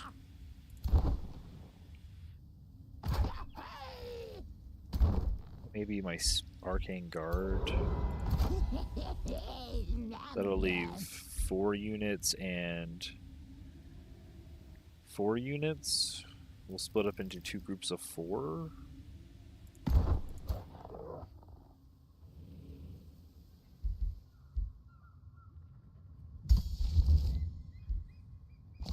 I have enough thralls. I could do another dark knowledge ritual. Let's go ahead and do that. That's 2 turns of knowledge.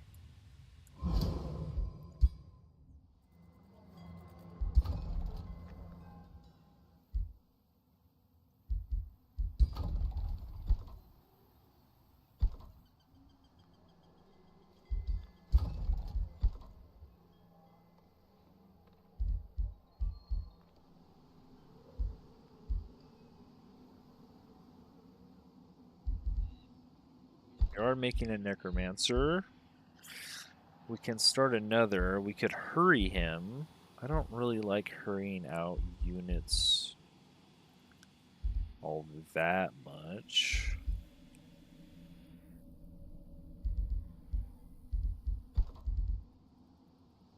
Rather than the buildings.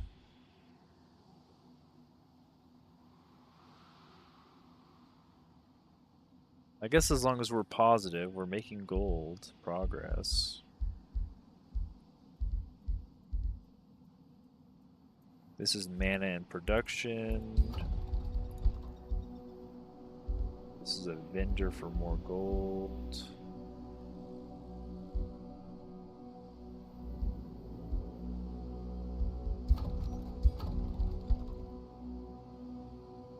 It's pretty expensive to hurry out either of these. But I have a lot of stuff to build. 1 turn I gain a pop. And I can get another forester. Build a granary.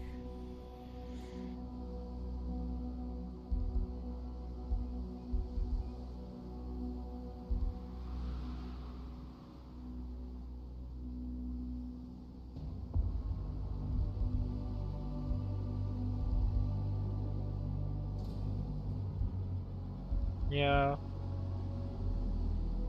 Well, actually, if I rush it, do I have enough to build anything? I guess I have enough to build... Start work on the shrine.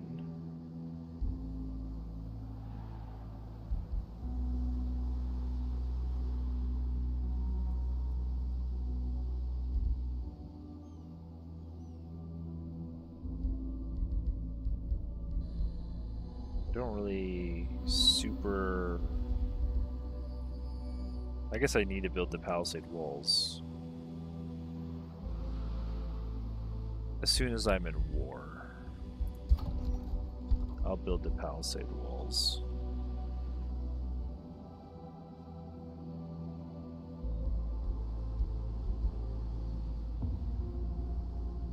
Tavern's still not doing a ton, but the bathhouse XP would be nice. 10% XP on all units.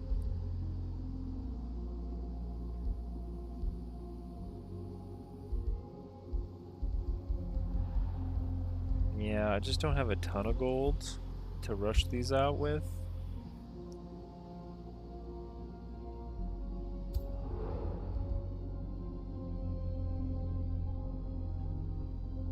We're sitting on a fat stack of mana, though.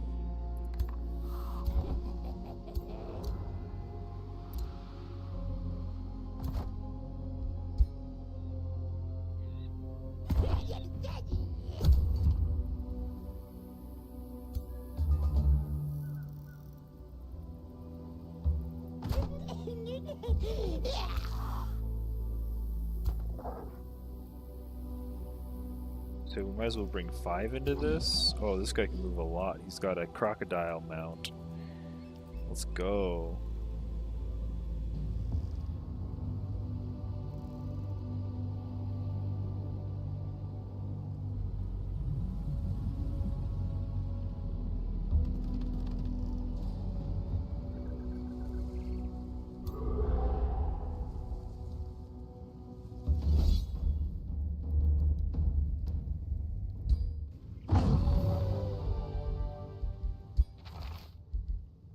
Helm of Hyper Awareness. Immune to flanking.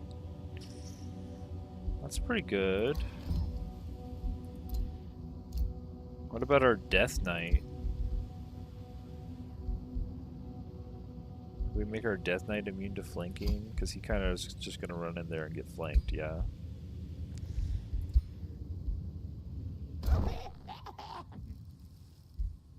Now everybody else... Let's group up. And we can go clear this other stuff out. And we'll do a little duo clearing.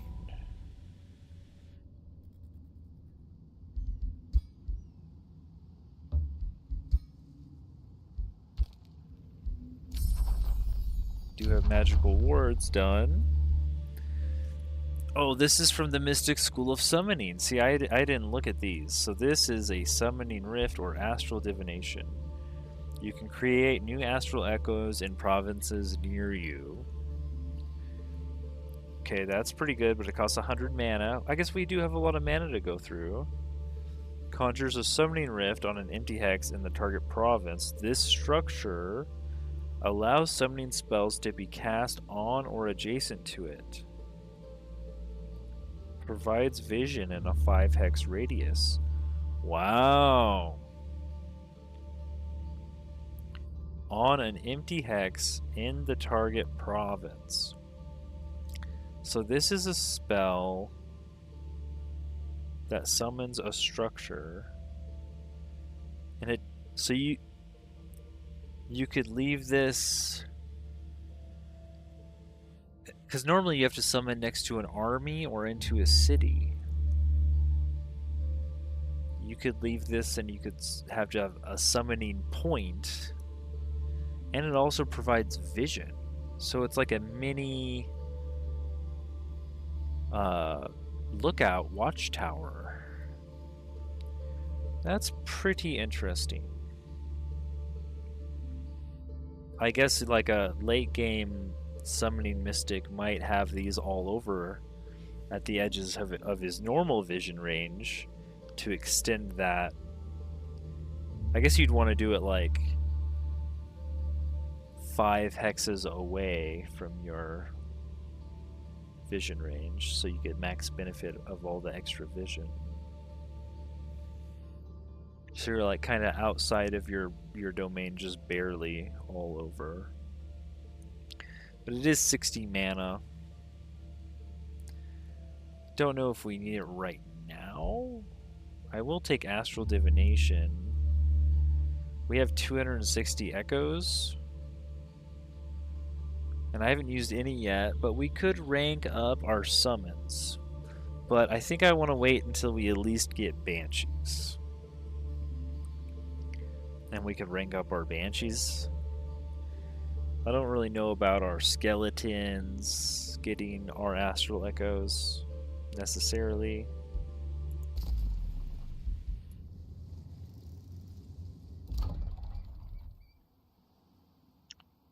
Prime City can annex, and I think we wanted another Forester. That's all we can build here, so let's build the Forester here. Oh, well, there's a quarry here. That is right. Quarries are nice.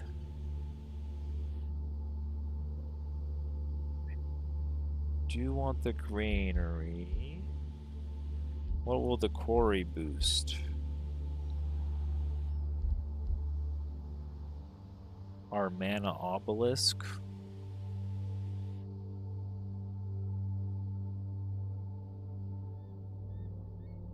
Yeah, let's grab the quarry then. We could also build a farm.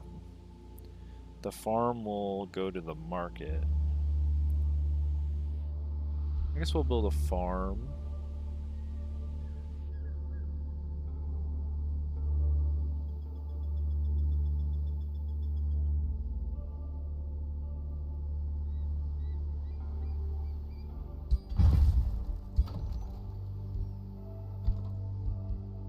And then we can go...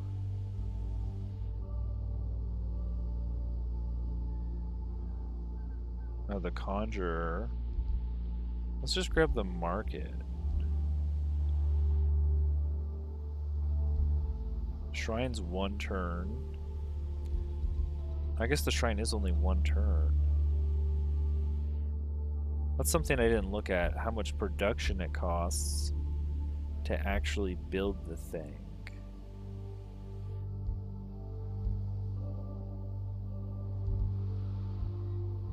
Because they are not all equal. Why is this so much less? I guess maybe it just is less. Looks like it's got some sort of... I mean, it's boosted, but so's everything else.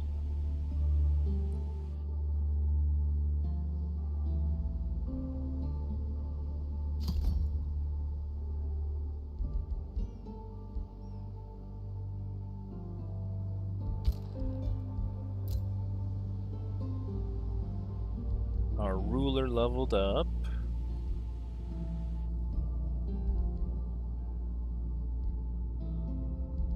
Let's grab Hex of the Broken Spirit.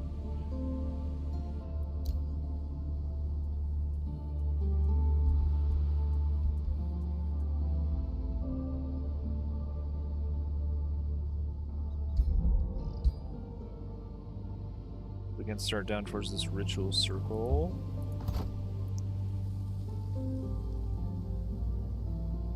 Oh, oops, actually I didn't want to move there. Hopefully we don't get attacked. I think it's still asleep. Yeah, it's in a deep sleep. Good. Because I moved away from my other army. Unfortunately. I think that's the second time I've done that.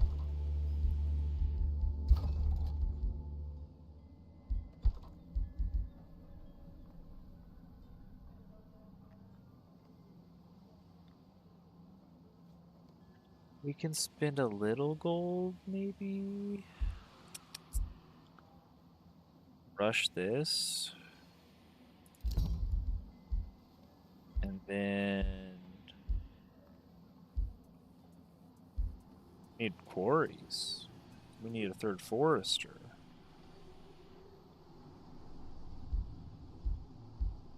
I guess we'll just get the market for now.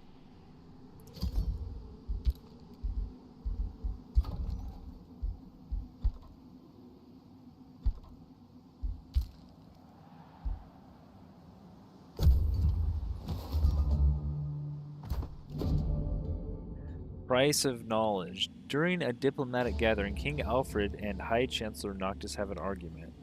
I cannot condone your experiments, Noctis, Alfred says. Your experiments on lost wizards are immoral. They may be monsters, but they are tortured souls who used to be people, like us, Noctis scoffs. It is typical for those of lesser intellects to fear science they do not comprehend. My experiments serve the greater good. As you say, lost wizards are tortured souls. How is this fate to serve my pursuit for knowledge worse than an eternity lost in the astral void? Alfred looks at you.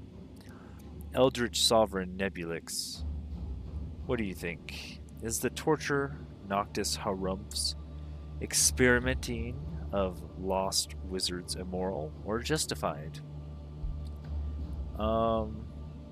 I think Noctis is somebody we're just gonna... Alfred, I think you're my man. I don't want to go to war with you yet.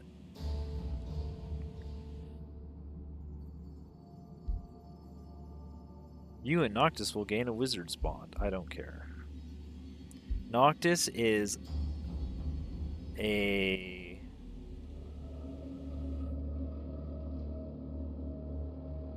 reserved isolationist.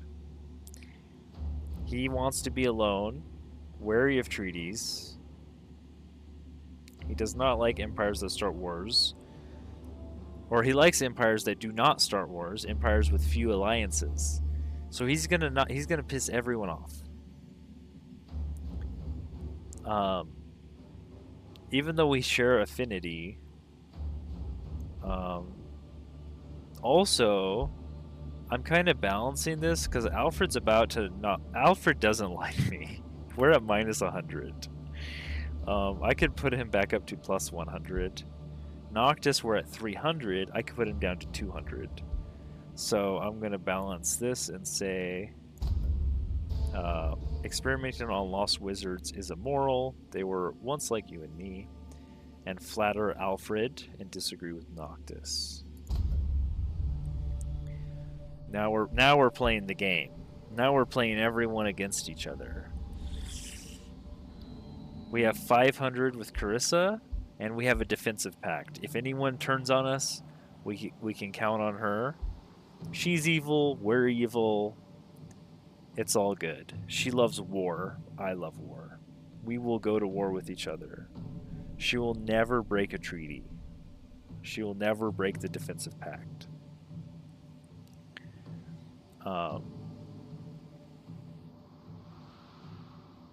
And even though we have a larger domain than her, not a big deal. She's sending us compliments. We have a defensive pact. She has a declaration of friendship with us. Yeah. These other guys, we're just barely keeping out of war with so far. We want to get our third city set up and then kind of clear a bit more. Our early clear's not super been great. We've lost a couple units, mostly due to my idiocy.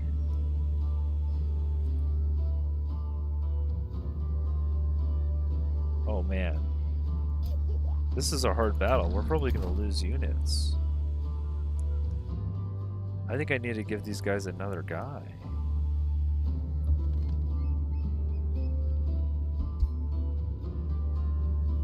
This is a risky battle too. Oh, this is a lot of units. Yeah, no, can we bring you down here? No. What about just the hero?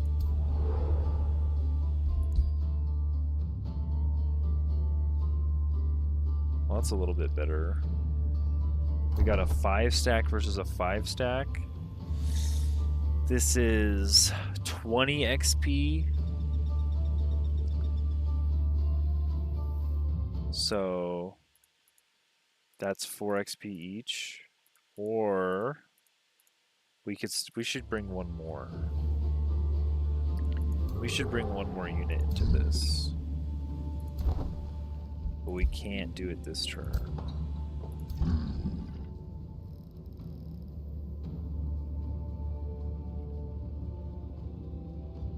We need to clear together for a little bit more.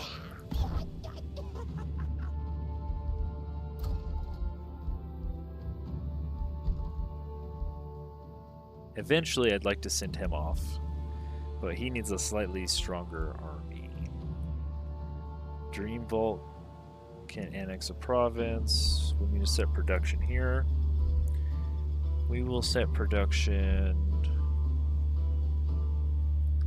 They both require 175 production.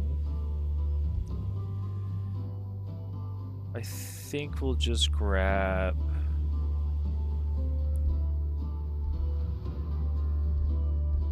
the Stone Conjurer.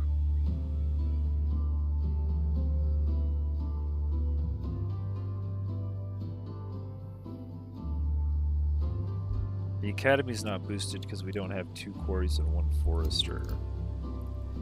We need another quarry.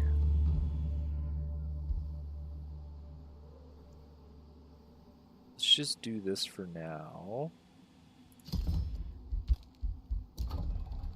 Dream Vault is annexing so much. So much. We need a quarry. I think the mana's on this node. It is. So we could do a quarry out there.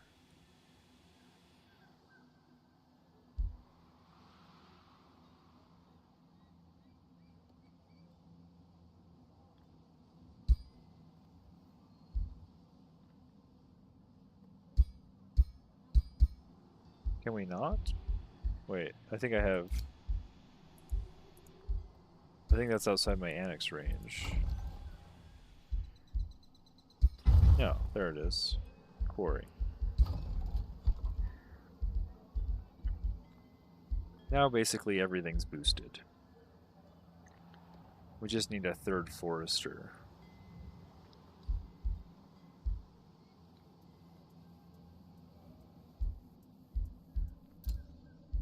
And get 200 knowledge. Staves of Warding, we do want this.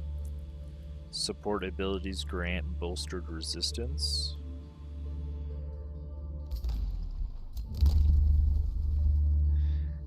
And we could get 20 combat casting points. I don't think that matters a ton. Road building. This would help us get around. Excavation, seafaring, expanded governance. Not super excited about any of these.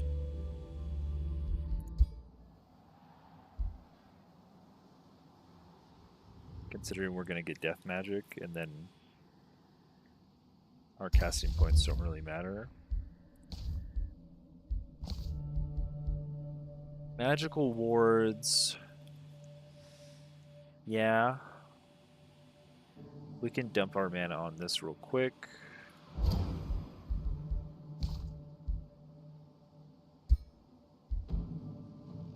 It's interned.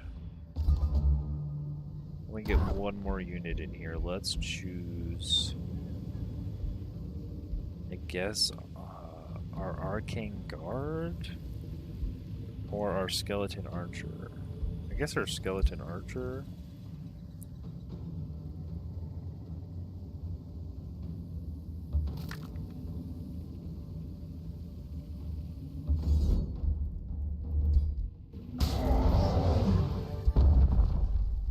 Oh, there we go.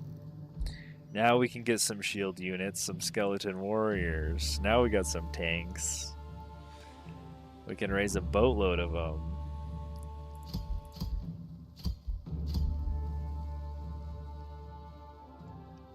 Might as well get them all. We need to clear it, baby.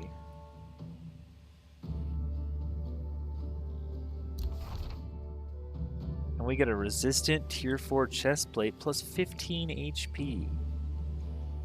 Wow, I'm going to put that on my leader. My ruler. Bloodletting Frostbringer. Equipable by a Warlock, Elementalist, or Ritualist. I don't think my Eldritch Sovereign can use this. Nope, they can't. I'll put that on you, though. And you got a level. Which we can go down here and get Draining Magic.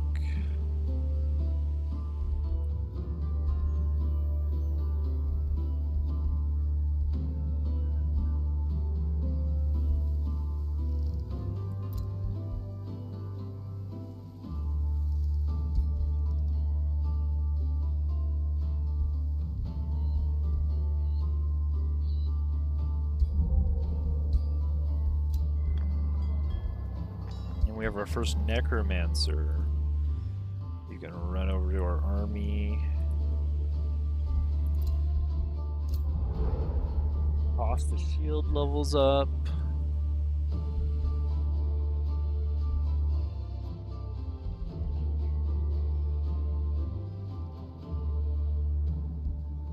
Let's grab Taunt.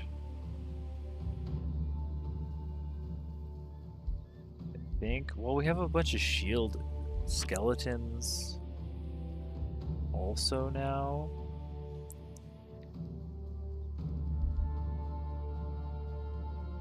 Maybe we'll just make him a leader.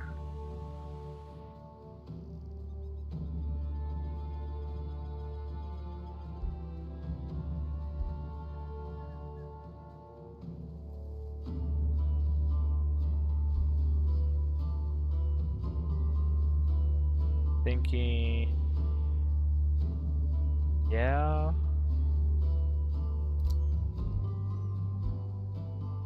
Kind of want him to have his own army.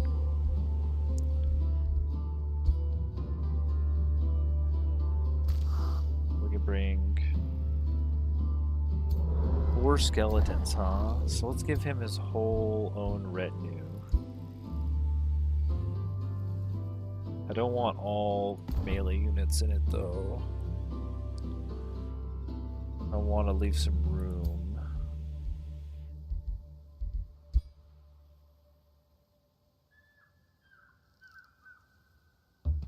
So, like...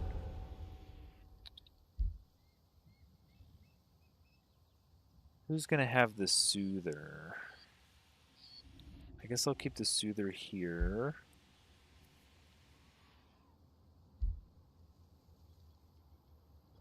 Well, I guess he should have the Soother.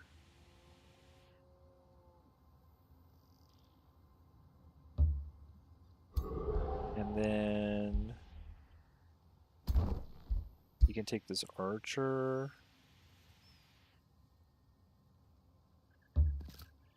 And one of the skeletons next round.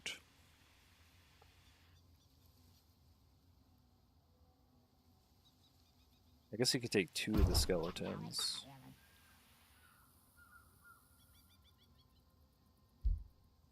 Or this arcane guard. Something like that. Something like that.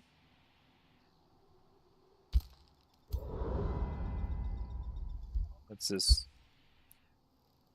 This archer's holding us back from moving, so I think we want to start an outpost. like right about here.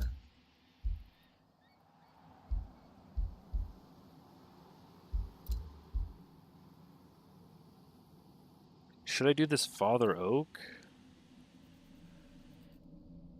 1, 2, so like this one? I guess we should all go here. I should build an outpost.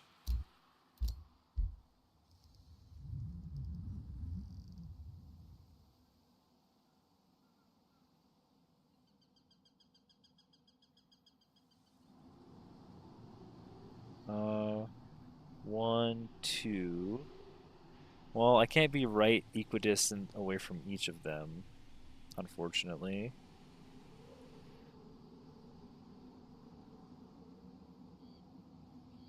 I guess down here a little bit more.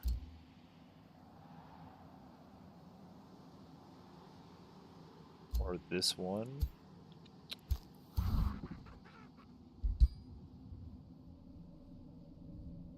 This one looks good.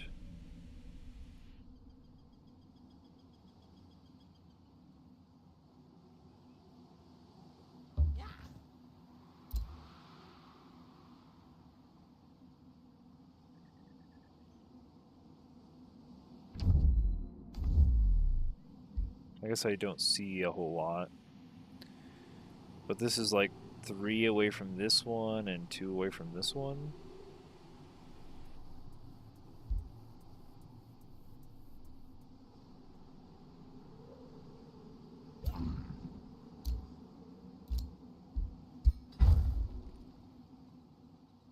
And it's still adjacent to Father Oak.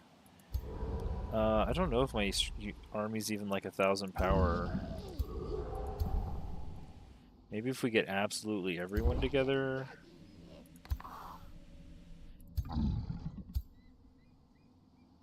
I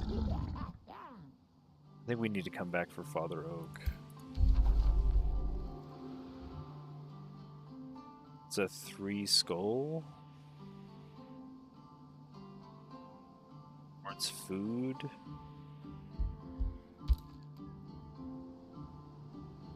I think we want to be at least 1,000 power. We're not even close.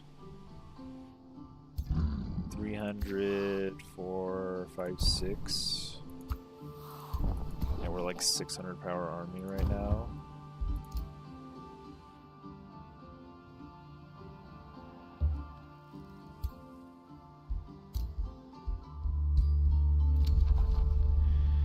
I must say, you may actually be worth my attention, Nebulix. Perhaps our empires may actually be able to coexist. Noctis is ready to discuss another treaty or diplomatic state. What do you want to discuss? A wizard's bond for 300 mana? No.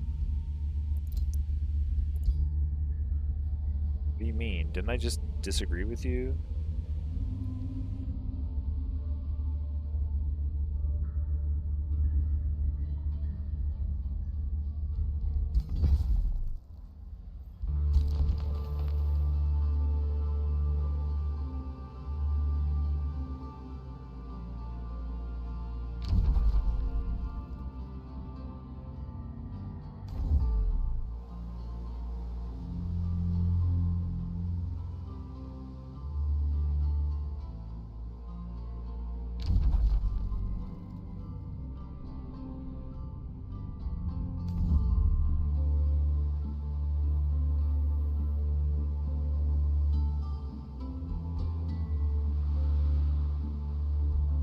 I guess that's it.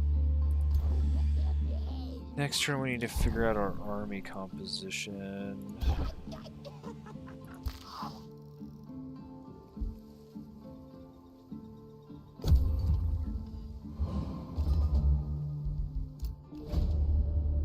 The last dreadnought. The sounds of a strange thunder rumble in the distance where dark clouds rise from the desert. A stern-looking man appears before you. You are witness to the arrival of the Commonwealth remnants. We have survived torment to liberate the realms from all invading wizard kings and those who support their rule. What they have stolen, we will retake. What they have destroyed, we will rebuild. As the ally of the invading wizard, wizards Carissa and Noctis. You are just as guilty as them. I will cleanse the entire astral sea of the cursed of wizard kings, and those who support them, including you, do not resist. Your diplomatic state with Edward Portsmouth changes to war. Diplomatic state between Carissa and Edward, and Noctis and Edward changes to war. Last Dreadnought Edward Portsmouth will create several outposts on the world map. Oh, this is who shows up and disturbs the peace. Edward Portsmouth, the militant warlord. Driven by war, never surrenders. Likes empires that start wars, likes empires that are at war. Dislike empires with weaker military, dislikes empires with good relations with free cities. So be it. Oh my goodness. He's everywhere. Wait, he's right next to my city. What do you mean? How is that legal? Oh, you also scorched the sand and turned it into rocky ashlands. You absolute monster.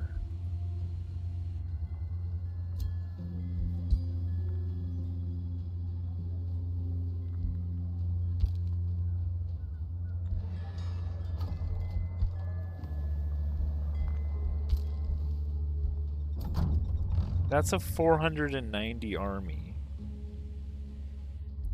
Okay, let's make sure we build our palisade walls. I mean, we could just rush those. How far can you move? Not super far.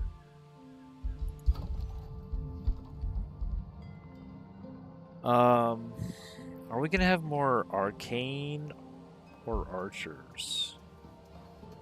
I think definitely arcane. I don't think we have any archers. We need, however,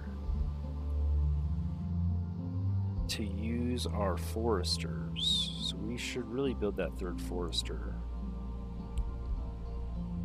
Let's get the city structure Masonic Hall done.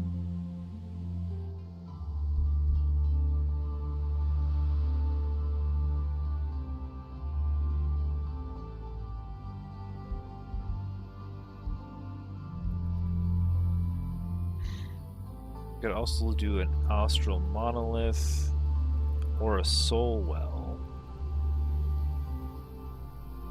We don't have any real research here at all, do we?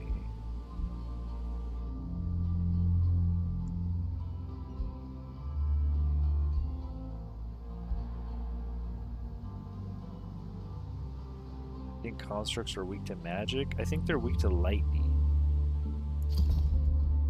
Let me look. They do have less resistance than defense, but they also have -4 shock and +2 spirit. Yeah, so lightning magic in particular. Which I mean I don't have in my build, but we could switch the build a little bit if we really felt like it. Honestly though, I think I'm going to get everyone at full health and just go try to defeat that outpost. We're going to turn this into a city. Let's get our armies together though. We want one undead here. Let's get this guy in here. 2 undead in here. These 2 can go in this one.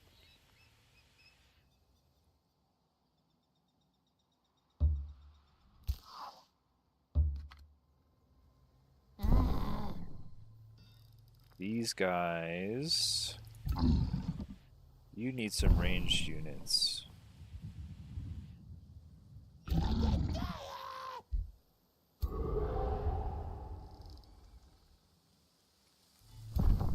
actually kind of over-indexed without ranged units.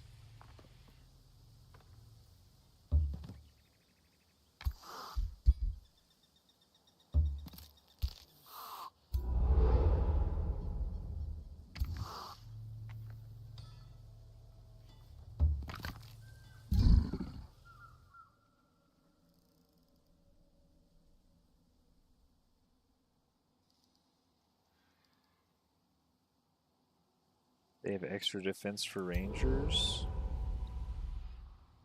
Oh,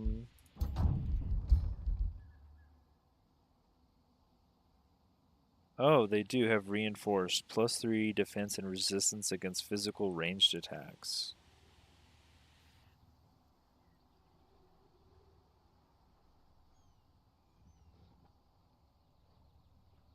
Immune to berserk and dominated.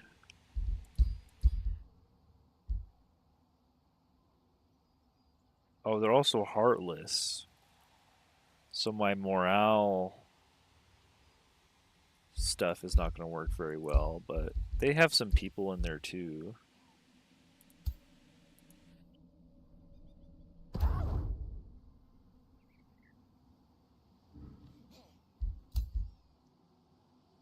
just going to have to heal.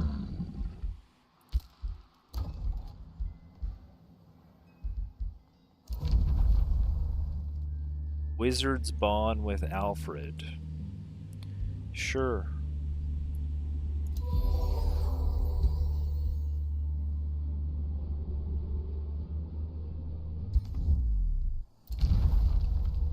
Wizards bond with Noctis.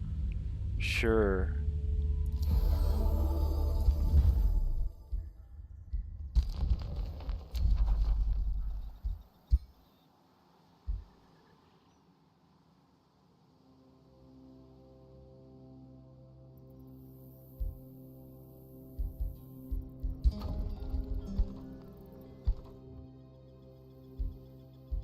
Can we do another necromancer?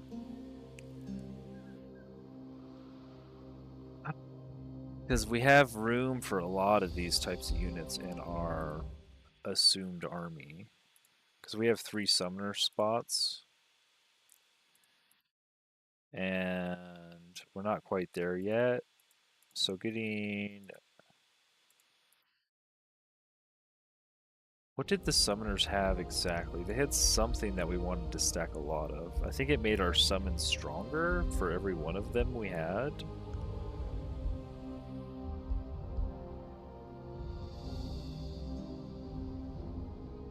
And we only needed 1 soother technically to be alive in the fight.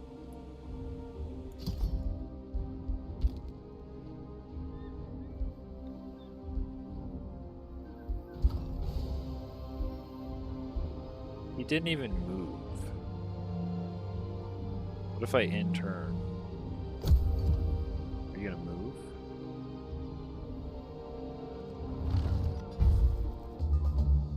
Oh, he's built turning it into a city and moving. Not but dread.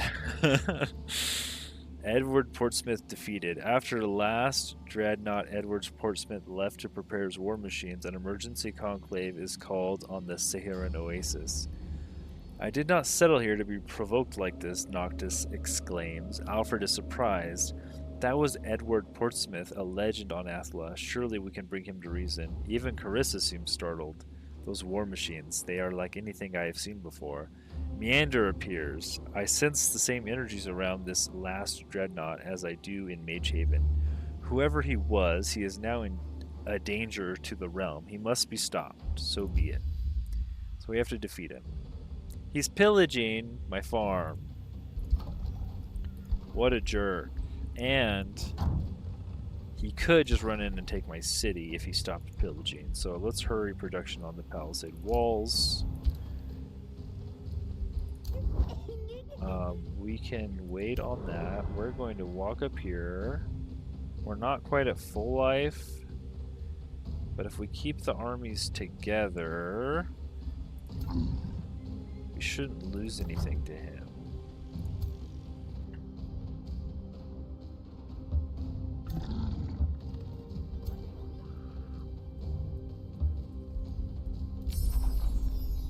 Staves of warding. I don't like any of this research. Mark of invulnerability has their negative status effects removed. Dang, we don't have a lot of... Yeah, we're not getting a lot of knowledge, are we? Because we're researching a lot of things per tome.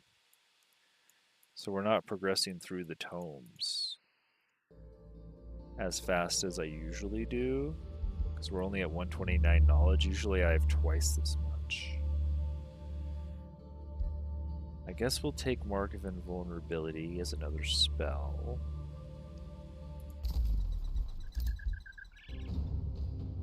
Can I turn this into a city? Yes. I can. Can annex another province. And we needed forester for the granary.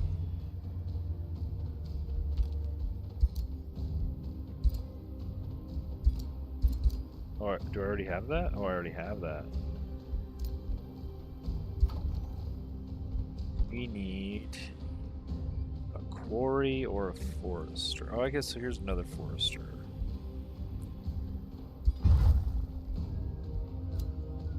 Transform magical wards. The crooked stargazers have magical wards about them. Can reduce the upkeep of magic origin units. Yes. Yes, we can. That's a cool band name. Well, yeah, we have Life Alert 666. Well, that's a cool band name. We have the Eldritch Sovereign here. If you're just joining us, Nebulix Starsmith, and she is the leader of the Crooked Stargazers, because this one, the Dread Knight, was gifted powers by her. So they're buddies. Oh, and did I mention they also ride crocodiles as their native mount?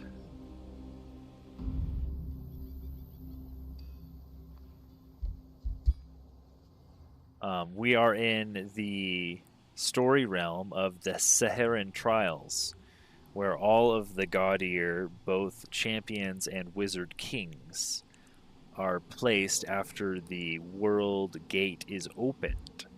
And tensions are high as I've been playing relationship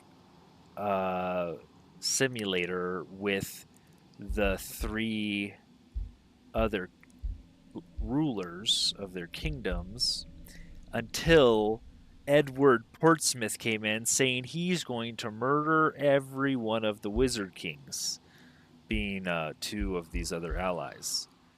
And then he dropped down and unrighteously, unceremoniously turned my desert into ashlands and dropped an outpost right in between my two cities, and he is now pillaging my lands with his army of ironclad cannons. So we're going to deal with that. I just started my third city, and we have some more clearing to do. We're actually we're a little bit behind in knowledge and experience. But we have a lot of mana, and we have some pretty big cities, I think. We have a level 8 and a level 7 city. I guess they're at level 8 cities also, so I don't know. I guess we're not super far ahead in that. How do you know that you're behind? Well, typically, it depends on how you research and do your first couple turns. This time I tried to boost everything, which means I focused a little bit more on food so that I could annex provinces so that I had the correct provinces, uh, well, the province workplaces, um, the right structures on them to boost city structures. Essentially, if I annex a quarry in a province, you need two of them to boost building a blacksmith, so on and so forth for all of the city structures. Typically, you just rush a bunch of knowledge, and I would have probably 200 right now. What turn am I on? I'm on turn 21. So I'm doing good insofar as my cities have a lot of structures in them, but I just haven't really focused on getting like this forester could be a research station, this mana node could be a research station.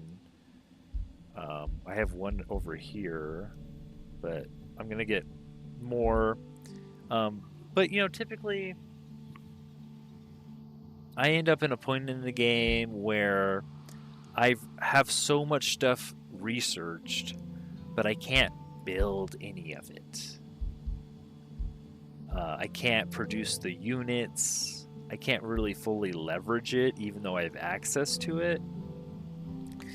So this is a different feeling start to the game, but I think eventually, if I go into knowledge after this beginning phase of building my first couple structures, and I just keep evolving the cities in ways that make sense, I should be able to bump that knowledge up a bunch and come to a point to where I have the high tier stuff researched and I have the means to fund those large armies. How long have I been playing this game? Well, this one in particular we started, probably like 4 hours ago. I probably have like 100 hours in the game, probably, you know, a little bit more than that, but most of that was months and months and months ago. I just came back and started playing it again. So I'm trying to relearn a lot of stuff and learn a lot of stuff because there's only about 6,000 players that play this game. So the meta and what is considered good is pretty slow to advance, I'd say. But it still is changing when you take a break for a year and they come out with a bunch of DLC. Bro was playing a dating sim before it became a survival game. Exactly. Exactly. We were we were just playing. Oh, here we go. We got a message. We may not be so different after all, Nebulix. Your actions are promising. By all means, continue. Noctis has a personal preference for your actions of empires that do not start wars. This improves your relations by 150. Cool. Not my farm. I'm on YouTube. YouTube and Twitch. So you guys are on two chats. I can't tell you which one's better. I can't direct you from one site to the other. Y'all pick your favorites. I'm on both. I'm gonna take a hot break though. If you want to wait 5, I know you just got here, but I'm gonna warm up some coffee, make a drink, stretch. Maybe grab a snack. I suggest you all do the same. And we will come back to this in a moment. I believe we have about 3.5 more hours in this session before YouTube will tell me that I've streamed for too long.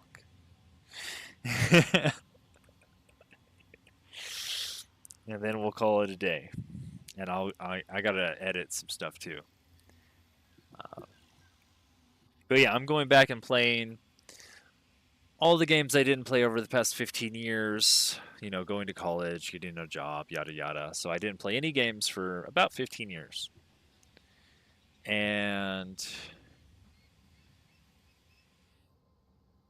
yeah, that means I missed a lot of gaming culture and history. So I'm going back and playing the best while picking up some of the new ones and trying to get some recurring games because I know people like to latch on to content that's, uh, something more consistent. So we're doing Path to Exile every time they have an update, and I have like Subnautica and Hollow Knight and a lot of those core indie games that came out that I'm going to play on the channel live, blind, and then upload to YouTube.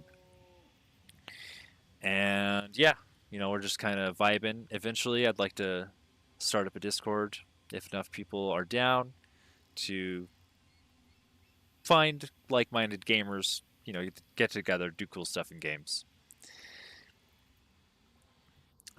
Whether it's Path of Exile or League or Battlefield 6 or whatever you like.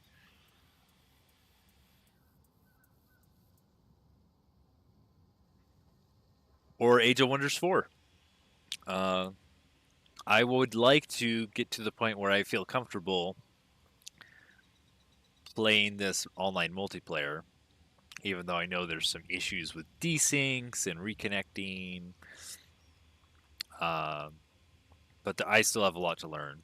Um, Essentially, everyone takes their turns simultaneously, so you've got to be quick. You don't want to be the last one taking your turn because it slows everyone's game down, and the games are usually 12 hours long already. So if you could cut that down to 8 or 6 hours by taking your turns a little bit faster, then everyone can actually have a relatively short, concise, fun game without slogging through it.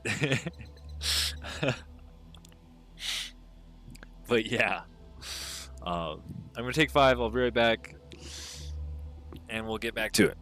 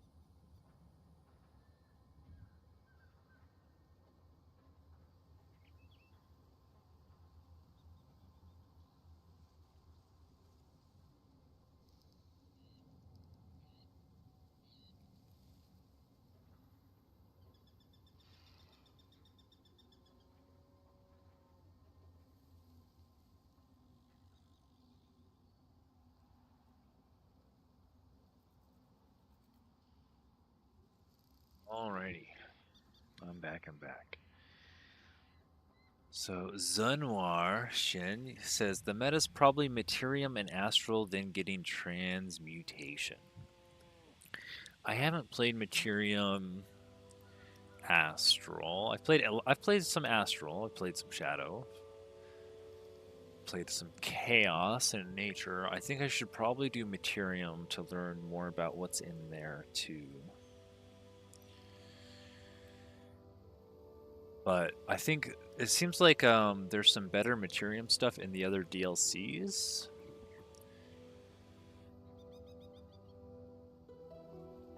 I don't know which ones are in what I have with the first pass. Because there's like I think there's an earth bending one, and then something like that. So anyways, let's get back to it. Let's see how far we can get here. I'm going to try to start cooking on my turn counter. We are trying to get our armies together. We have a Whispering Stone we could get.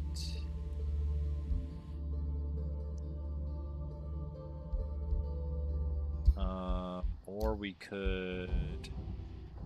Can't rush a hero. We don't want to rush population necessarily. I think it's all about converting mana into gold. Ooh. Sounds good.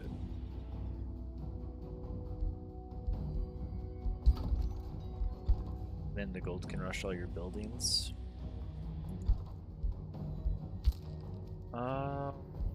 Yeah.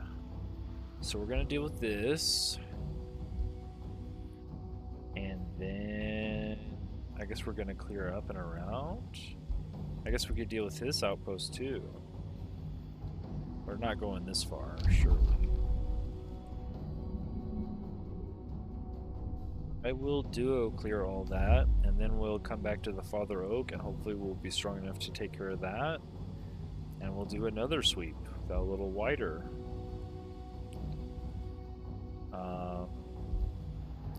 Do we want to potentially take his outpost here?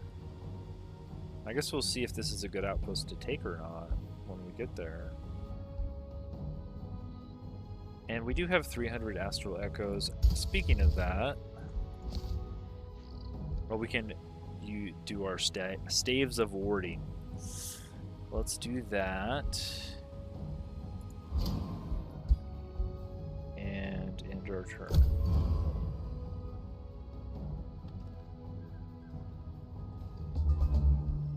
Oh, he broke his army up. What a meanie. Sealed from chaos. Whilst the others are reeling from the arrival of Edward, you are approached by a sorceress who introduces herself as High Sorceress Larissa Mirabilis. Eldritch Sovereign Nebulic Starsmith, she says, catching her breath. I traveled here as soon as I could. I see Edward has already arrived. There is not much time to explain, but I know him well, and he is not behaving like himself. I'm not sure what ails him, but if you carry any love for Athla and its hero, hear my plea. There's a different way to subdue the last dreadnought. Rather than defeating him in combat, use the seals on this realm to lock him in. We can stop his rampage and cure him of his affliction. Result, an objective for the quest Napadred will be updated. I will consider this. You recruit Larissa Mirabilis, and she will equip a cosmic orb and boots of the astral traveler. Whoa, these boots are sick. Pass through slippery. We get, she's an elementalist. Oh, she's gonna be really, really good at killing the dreadnought. Yeah, she does lightning fire damage. Oh, and she's riding a horse. I thought it was a crocodile for a second. She's riding a horse. She's level 7. Okay, why don't you just go meet up with our armies? I don't want to go too close up there, though. Then you guys can go here.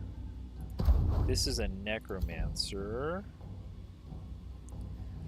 I guess that means drop our archer out of the army.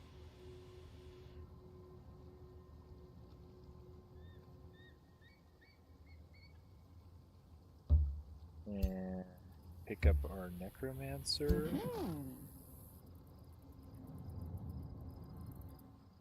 We can bring our croc up here.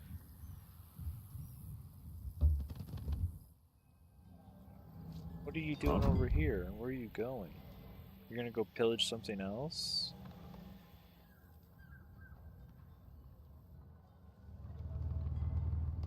Yo, this is not very nice. She's got 6 points available that I get to spend however I want.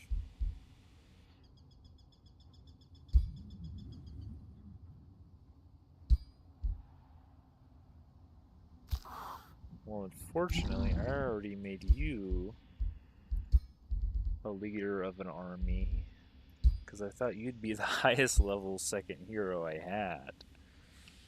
But it turns out she is.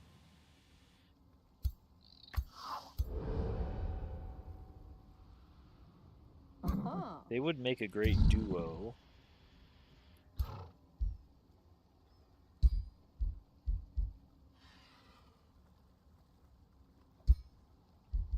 I guess we're gonna go. She could have lightning strikes. She could have soul draining strikes.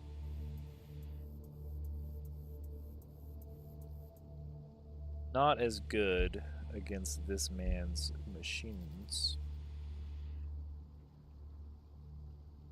I guess maybe I'll just make her my ace in the hole against the machines. If there was to be one, it would be her.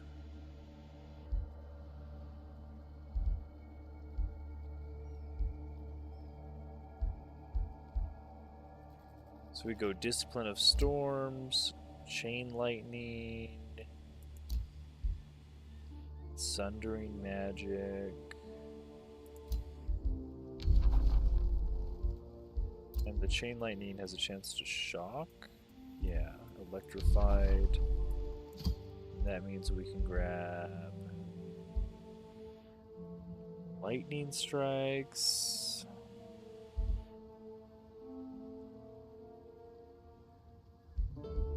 I mean, if she's the only one shocking, I don't really want to go lightning strikes still.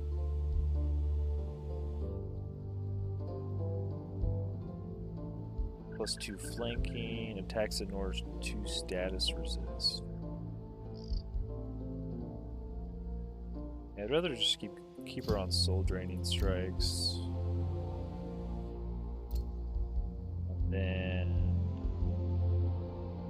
Elemental Gateway is a nice getaway free.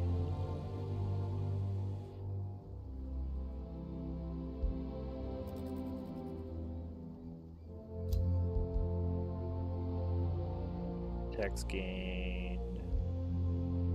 How about evocations deal 50% more damage?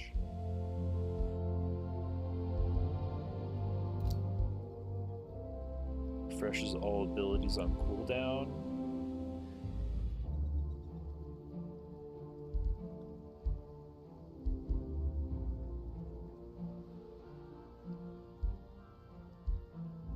Sure.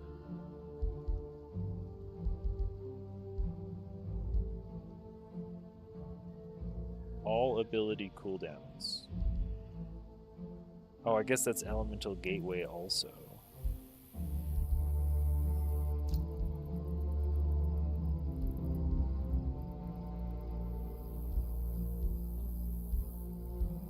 Yeah, she's really strong.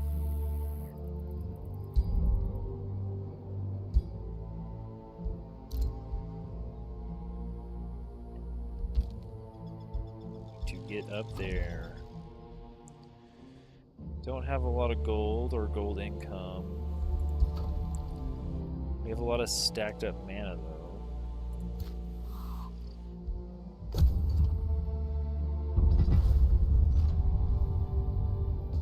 Man, you're pillaging everything.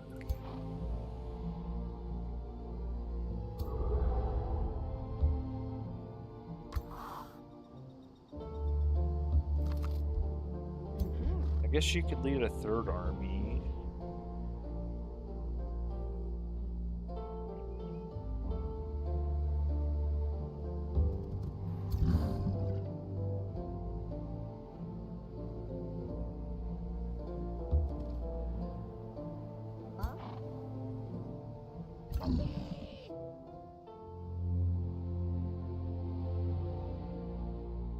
One too many melee units in here. I guess we could give her a skeleton warrior.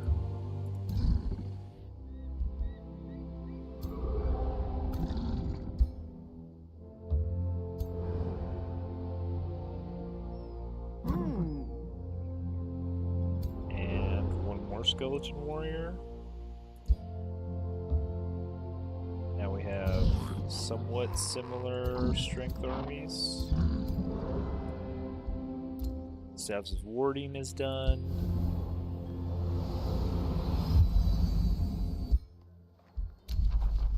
Message received. I've been pondering the many allies and enemies I have in this realm. I am glad to see that you seem to be one of the former. Let us try to bring our empires closer. What do you want, a defensive pact? Oh, you do. Okay.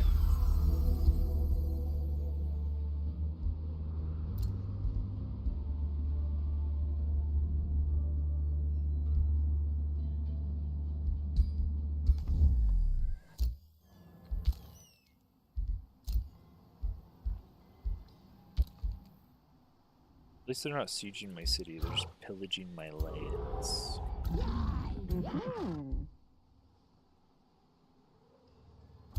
Should be able to take them, since he broke his armies up, I should be able to take them one-on-one.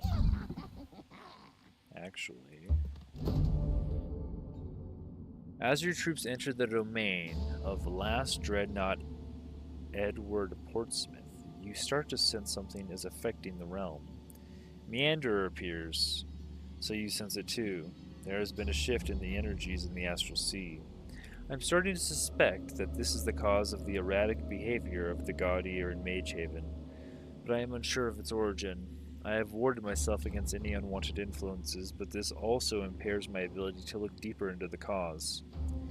My wards and distance render me unable to delve deeper, but your presence on the Saharan oasis may enable you to see what affects this human Edward Portsmouth. Gaze into the astral sea and drop to 1 hit point.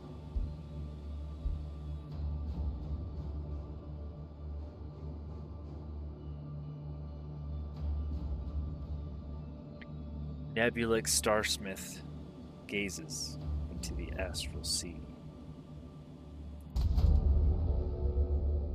Visions of pandemonium.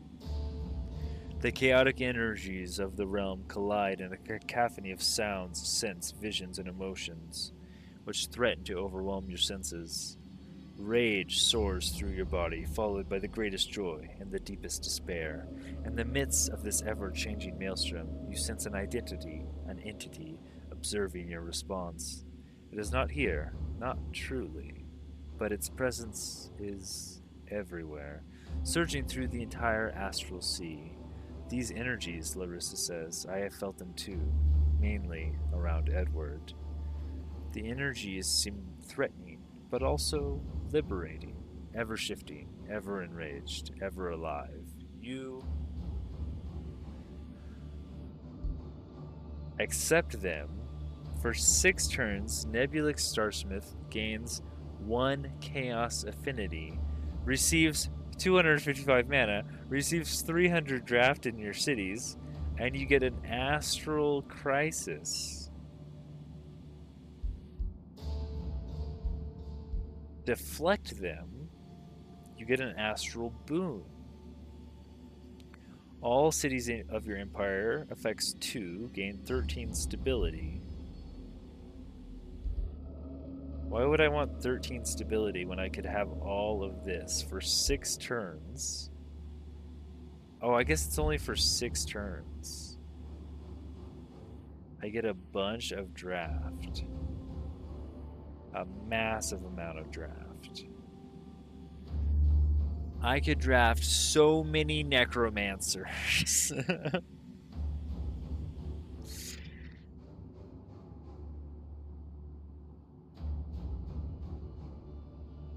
I'll never have need of another necromancer.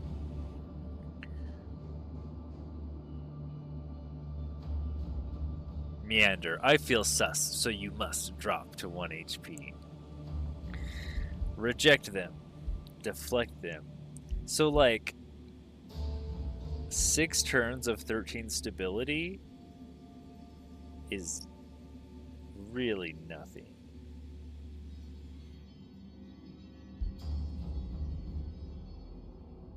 But I'm losing that stability and gaining this drafted mana. I accept the visions of pandemonium. Chaos Surge in the center. I got an achievement. I encountered it. Now, I can't even build necromancers in this city, but I can in this one. Oh, and they're getting built, baby.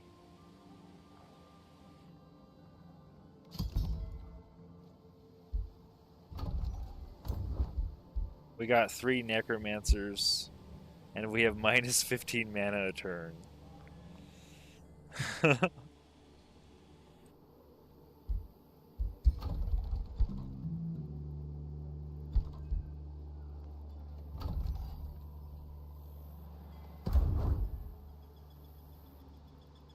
Now, how do we get out of the city here? This way? Hello.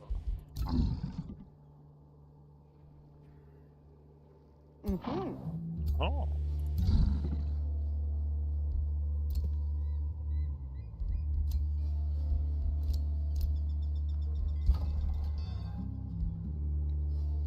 And I have chaos affinity, right?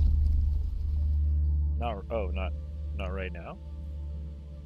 Or does that not affect my empire tree?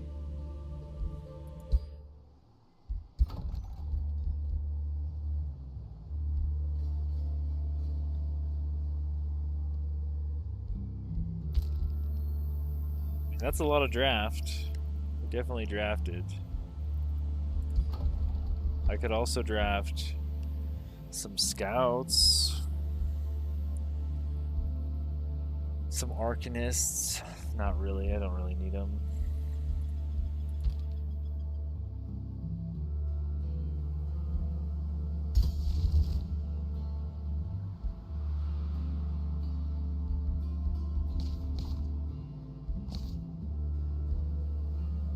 I'm kind of worried about casting this now, though, because I have negative mana per turn. And it should be alright. We should be able to turn that around.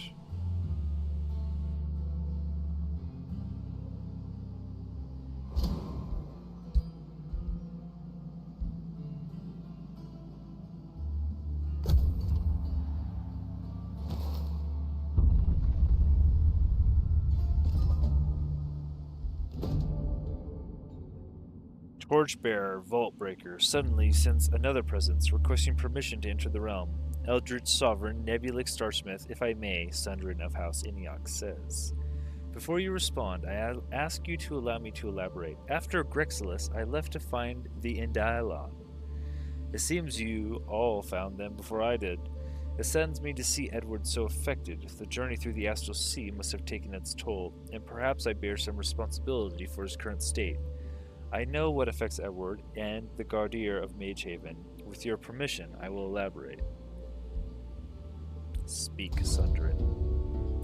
In Dylon of Chaos. As Sundrin joins you, she explains further. I believe Edward and the Gardier of Magehaven are influenced by the Indylon of Chaos. Cosmic entities from ancient times, they appear to be heavily linked to magic affinities. To the point that some Gardier believe that the magic of the cosmos is a manifestation of the Indylon rather than the Indylon being mere manifestations of the affinities themselves. Oh. They are the creators of the magic, and this one is the creator of the magic of chaos. So the Archons locked them away in the World Vault, Grexilus, but we opened it. A great wizard taught me about them before he disappeared, and until I can find him, I must continue his work in his stead. The Archons fight a war they cannot win alone, so I had to free entities powerful enough to make a difference. Now I aim to limit the unfortunate side effects. We gain knowledge.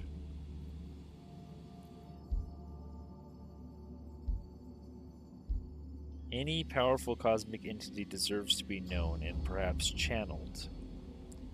I could gain an astral boon.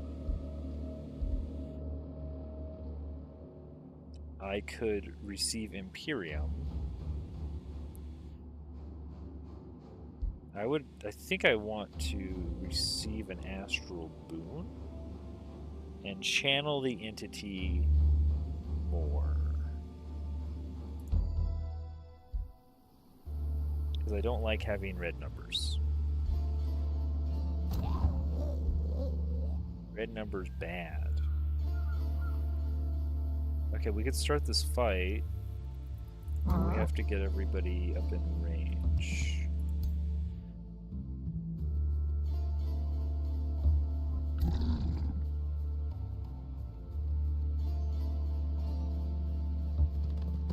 Let's give everyone another necromancer. Do you already have one? Somebody already has one.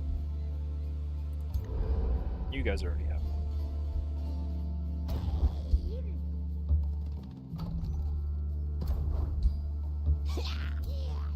Oh, I can't give you? What can I move? I guess I'll move a warrior to you. I'll move this guy here. And then I'll start the combat with you. Wait, does the whole army have movement? It does. Oh, I get Mark of Invulnerability. And we can do our Tome of Summoning, I think we decided.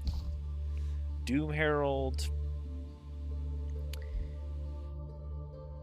Yeah. We're gonna go summoning. Summoning.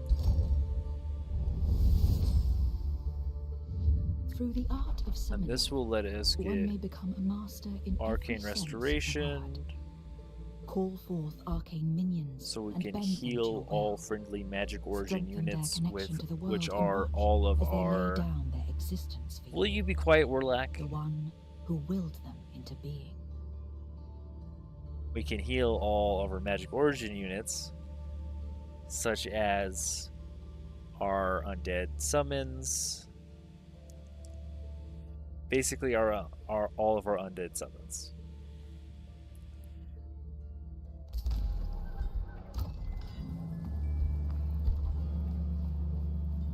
Utopricalis. What a name for a city. Utopricalis. You can have another scholarly governor. And let's just start with a storehouse. Green Vault can annex a province, and we really wanted another forester over here. But I don't see how we can get one anymore because of this man's outpost.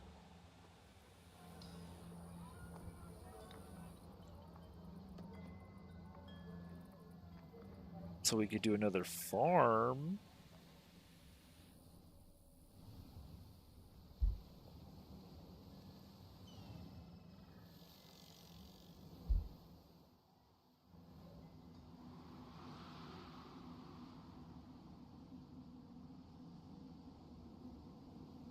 I suppose.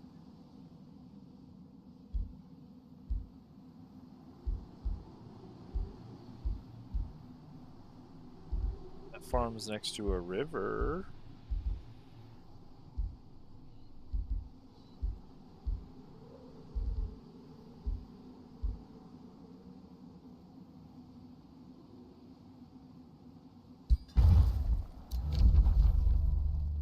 Share vision. Okay, I'll share vision with you, Carissa.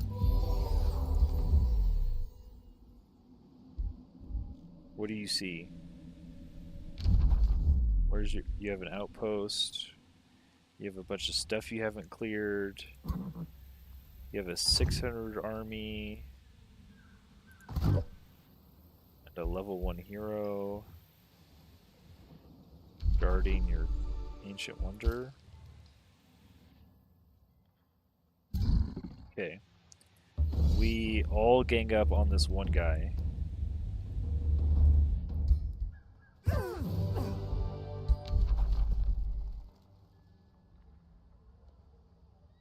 Do I want more archers? I don't think so.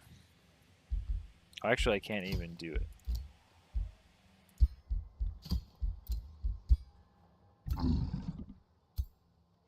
My armies are pretty stacked. Aha. Oh.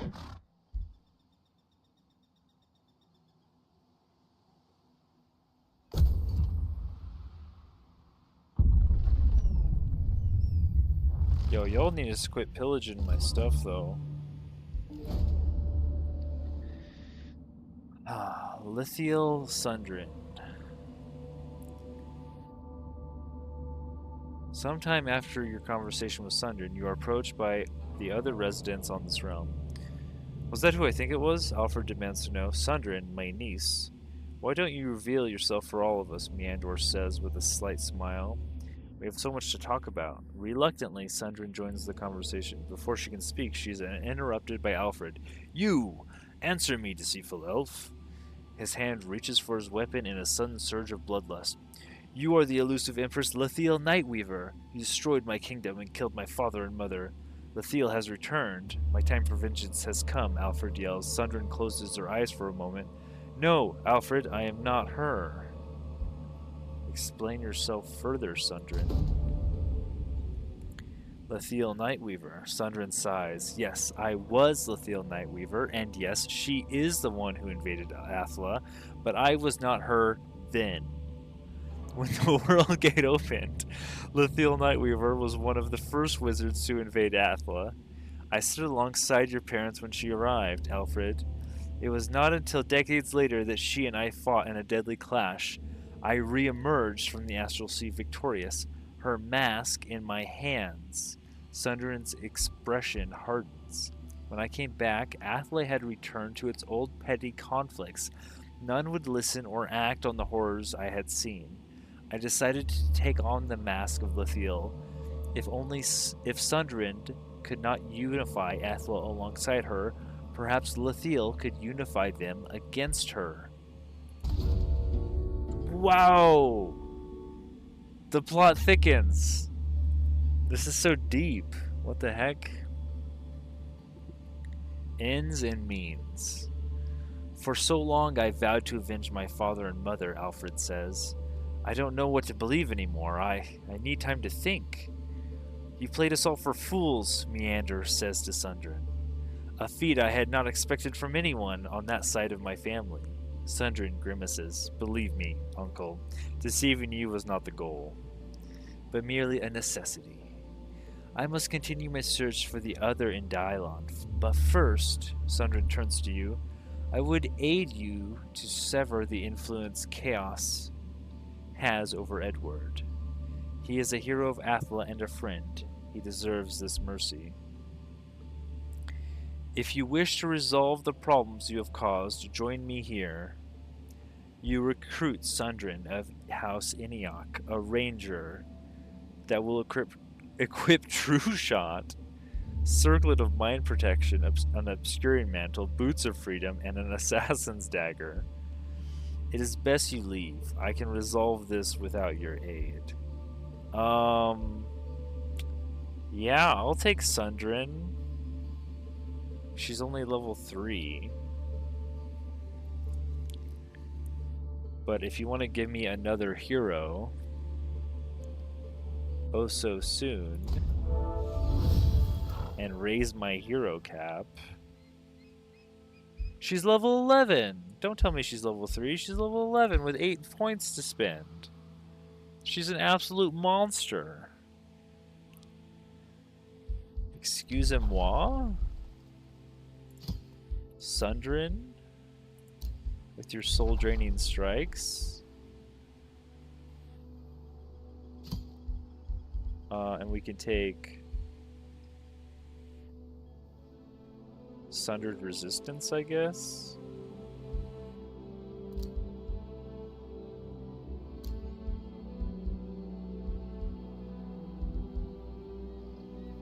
Well, you're gonna lead an army, surely. What weapon do you have? You just have a bow?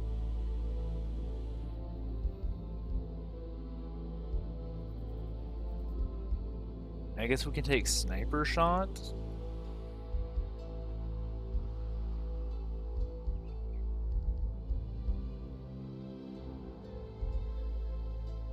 You're just gonna use a bow. You also have Assassin's Strike. And Quick Stab.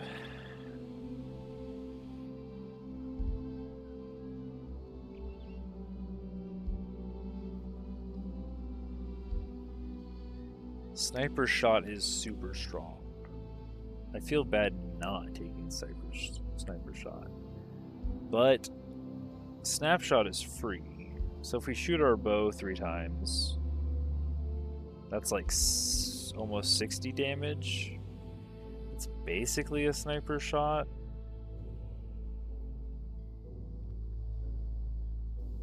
And then we get snapshot for free.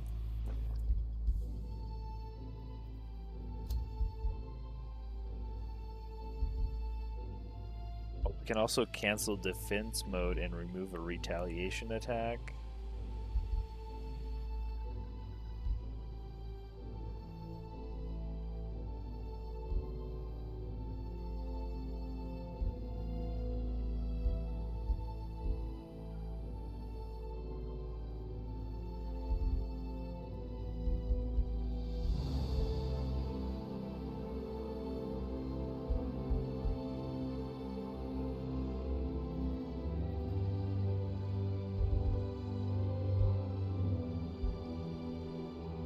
Boots of Freedom give very fast movement.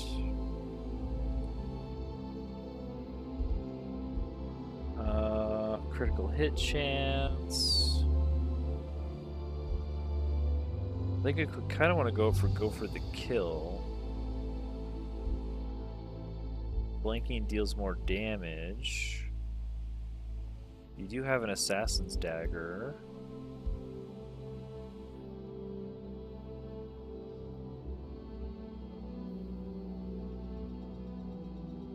Don't really like my ranger running into melee.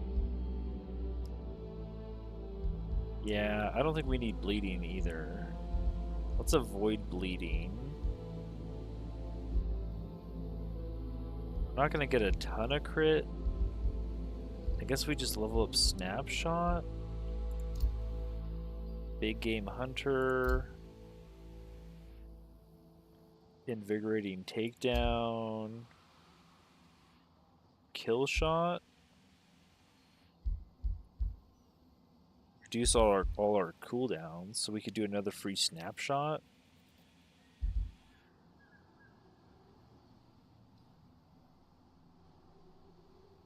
I like that.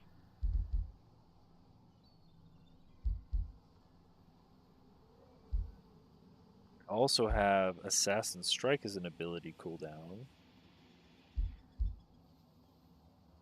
This gains +1 range on its physical attacks. It's physical ranged attacks. Sniper's Focus. How many more do we have? We have a bunch more. We can kind of get everything. Plus 20% critical hit chance. Oh, I guess that's pretty good. If we get that, we will have 40% critical hit. That's kind of good. It's almost enough to justify going over there.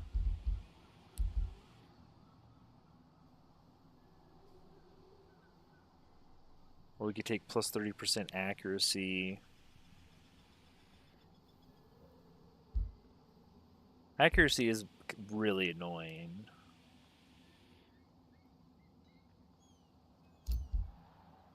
I'm just going to go accuracy. We kind of have everything. Oh, I don't have command. That's okay. I'll do command next.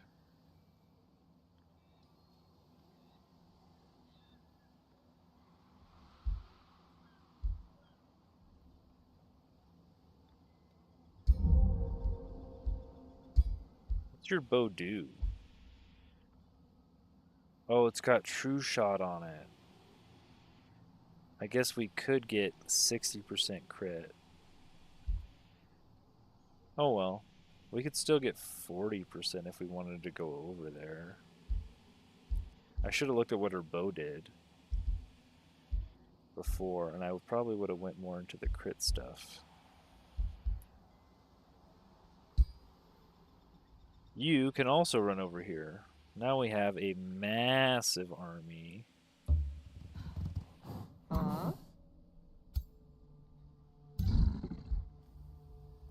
Sorry, Koss, you're actually never going to lead anybody. You're level 2, and we have a level 7, a level 11.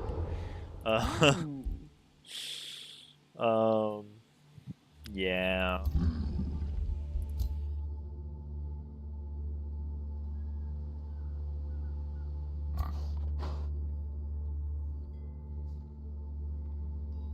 We have got to get over here, though.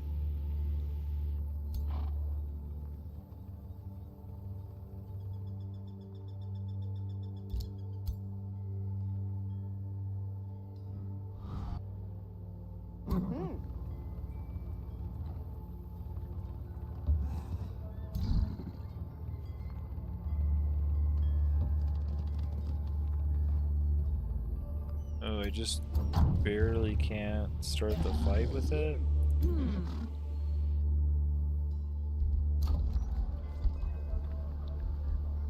We definitely need our mana obelisk. We are -20 a turn right now.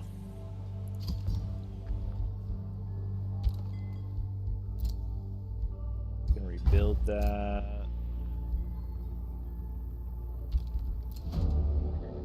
Meeting Vigilant Gorpit. Chiefess Larash Grodvok of the Free City Gorpit greets you with some suspicion. Salutations, Eldritch Sovereign Nebulix Starsmith. Your reputation precedes you. Forgive us for being wary. We may not share your beliefs, but we ask that you respect Gorpit's territory and independence nevertheless. Give Larash Grodvok one of your Whispering Storms to start negotiations. Okay. We found Gorpit. Gorpit is over here. Yeah, we'll probably murder you guys, and then we'll build a city over on your poor city's ruins.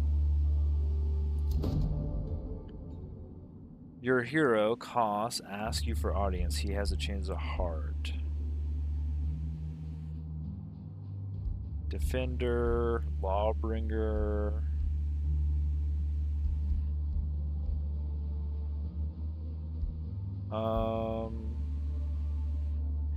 Well, we're about to win a battle in friendly territory. But I don't know how many times we'll do that this game. Maybe a lot. Enemy team. Why can I hear boss music? Yeah. Lawbringer is about clearing infestations, which I did see a few on the map, but maybe not a gold level infestation. I did want to send this guy to go clear in particular.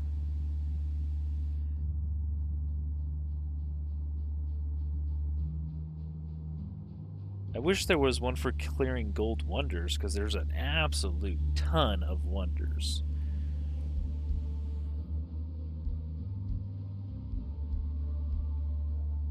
I guess we're literally about to win a battle in friendly territory. What's militarist give us? While army leader, all shield units, polearms, shock units, and fighter units gain +1 defense. We mostly are not going to have those. This is minus base unit upkeep. I like that. Challenger is... Ooh, all units in the army start combat hastened while you're the army leader. You're never going to be an army leader, bud, I don't think. Oh, right, this only works while he's an army leader also. All of these are for him leading the army. I guess if you were to lead an army, and the likelihood of gaining it,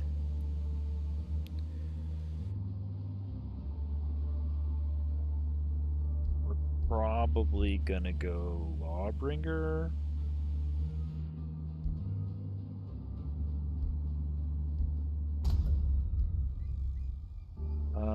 Yeah.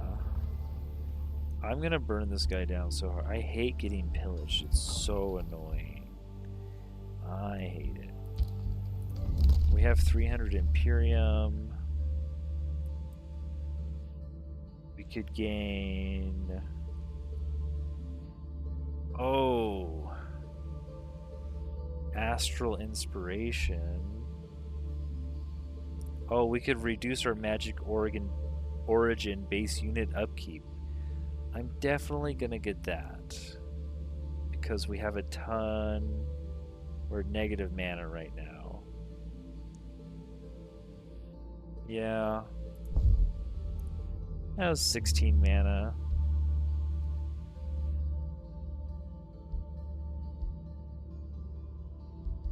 Also, what is our Sending Stone doing? Keeping us neutral. We're very unstable over here. Again, that's only 5% or whatever, is not a lot until you have a big city. Like when one Masonic Hall is doubling your production, the bathhouse or whatever is not a huge deal.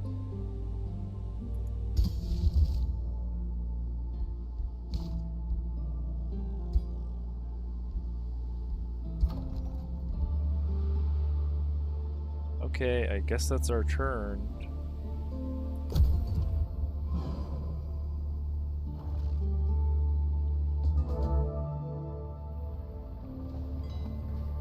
Now, I would like to get the armies a little better off here.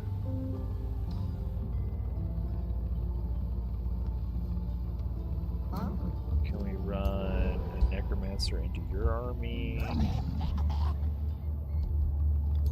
I guess you will have just 2 necromancers and a skeleton battle mage.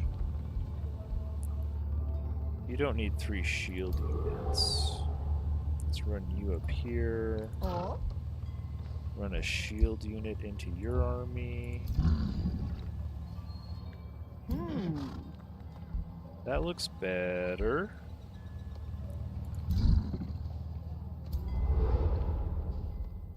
Didn't I have another hero? Oh, yeah, you're way back here. Oh, you could make it into somebody's army, though. I kind of want to put you in Cost the Shield's army, which means... Also playing AOW and at turn 117. Game is taking about 30 seconds to get to my turn. Yeah, when you get up to turns 100 plus and there's a lot of rulers, the AI's got to move all those armies around. Especially if you can see them in your vision and you have track enemy movement on. I think I want to take a ranged unit out. What do I give you? Another skeleton archer?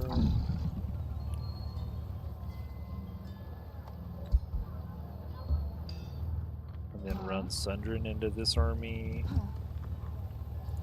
And then make contact.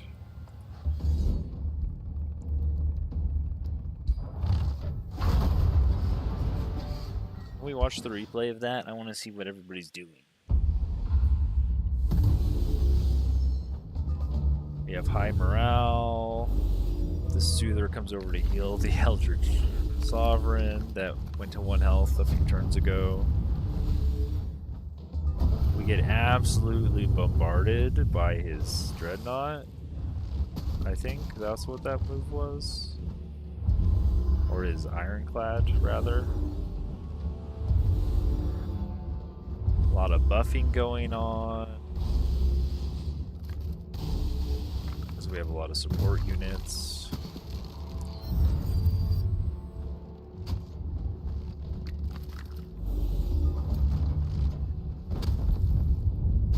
The cannon gets a triple. Wait, it killed our mage. What happened? Did we resurrect it? We did. You can kill our skeletons and we will resurrect them because we have mad amounts of necromancers. Very good. Our skeleton mage got one shot by the mage lock cannon, but it's fine. We don't need any more of these. We're good. We have 3 full armies.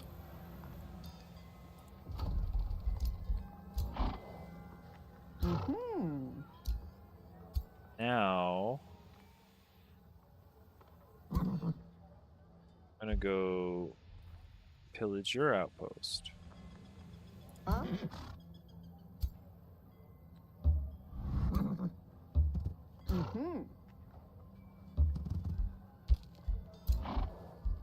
Boss levels up. I think we're gonna take taunt. So I want to make sure he's attacked as a defender.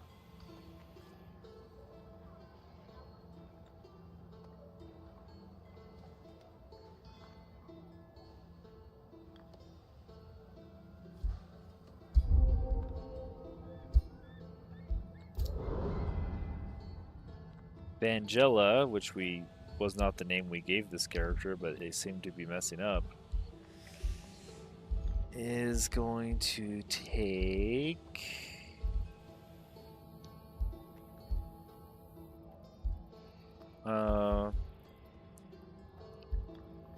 I mean, you have so much utility. Maybe we just go super tanky. I don't really want to go towards Terrifying Aura, though.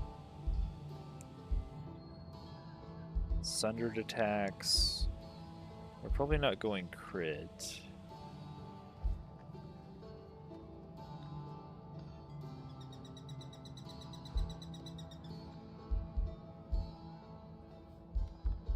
How do we get to killing momentum? We could go through summons. Then we'll have a lot less life. I think we're just going to grab 15 hit points. It's kind of a lot. Go Sundering Sweep Weekend Aura.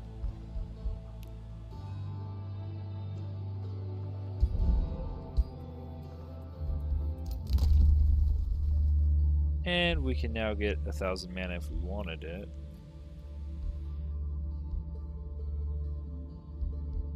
I think we're going to take Astral Inspiration though, because we're not really... Ooh, actually...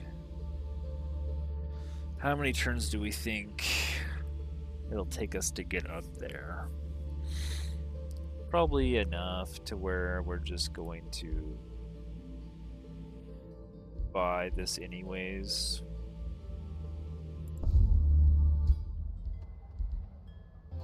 Considering we're kind of down on knowledge still, but...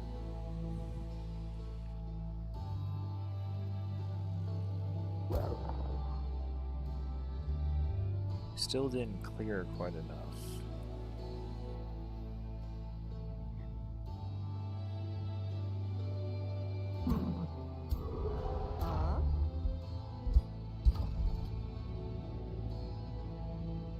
We could give them a Whispering Stone.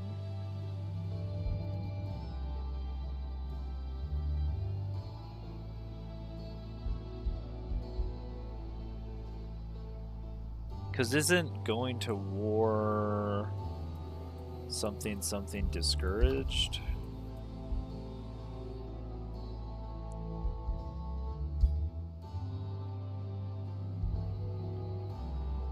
Didn't we already go to war? No, I think they started at war with us.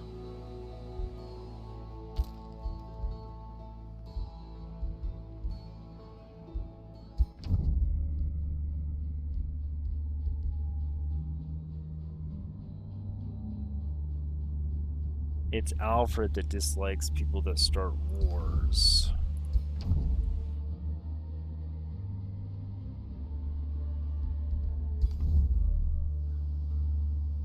I guess we'll try to vassalize it. And then maybe...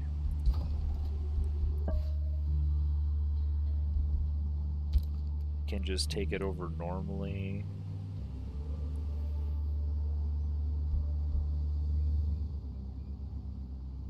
Because this is kind of a tenuous scenario. There's a lot of rulers that could just blow up.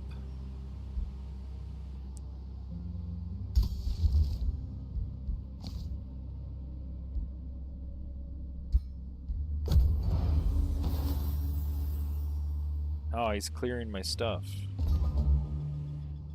Knock it off.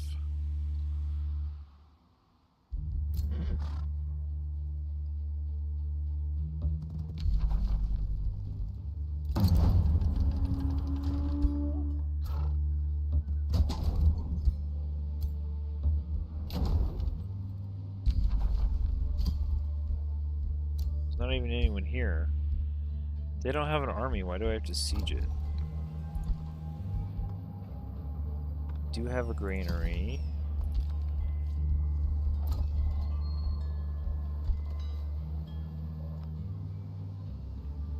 Can literally build nothing, we're so poor.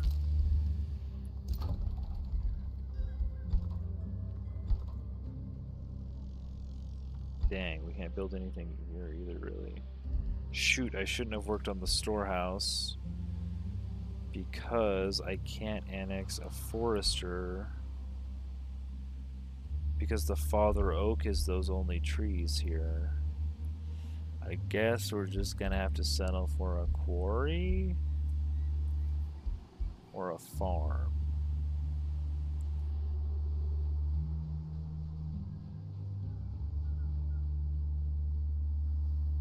I guess we'll go with a farm.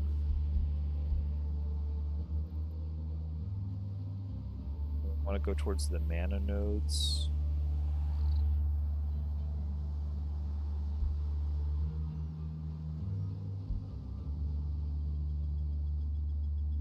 Oh, this is a swamp.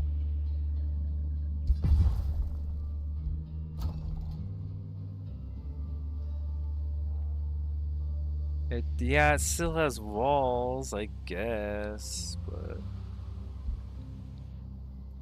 I feel like, do I even need to leave my armies here? Could I just have my armies do something else? Like clear?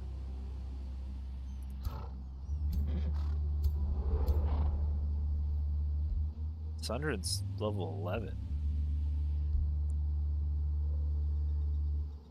Could clear this ancient wonder.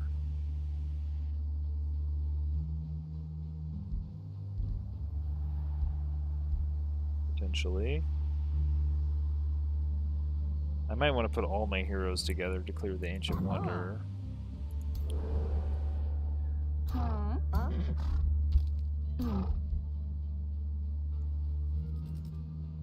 Just center up here.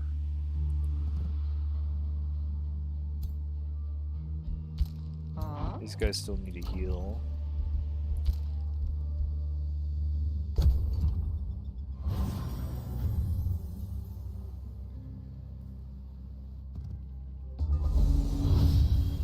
Oh, wait. He has another army in there now. What the heck? That's not very big. It's just a 490. I guess I'll help though.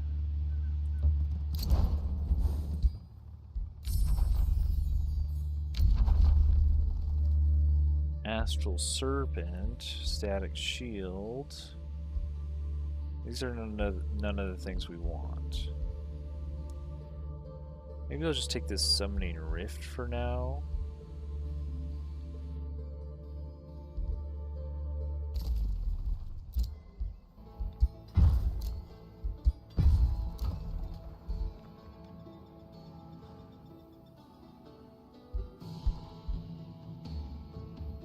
We have 2 foresters boosting this, yeah? So we need a quarry or a farm.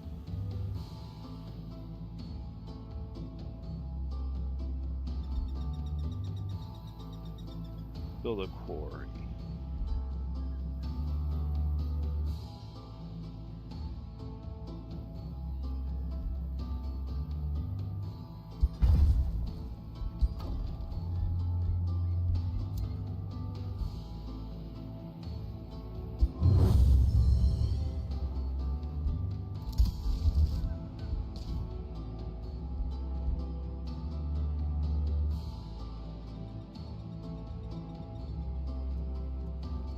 We can turn our souls into thralls and then our thralls into knowledge.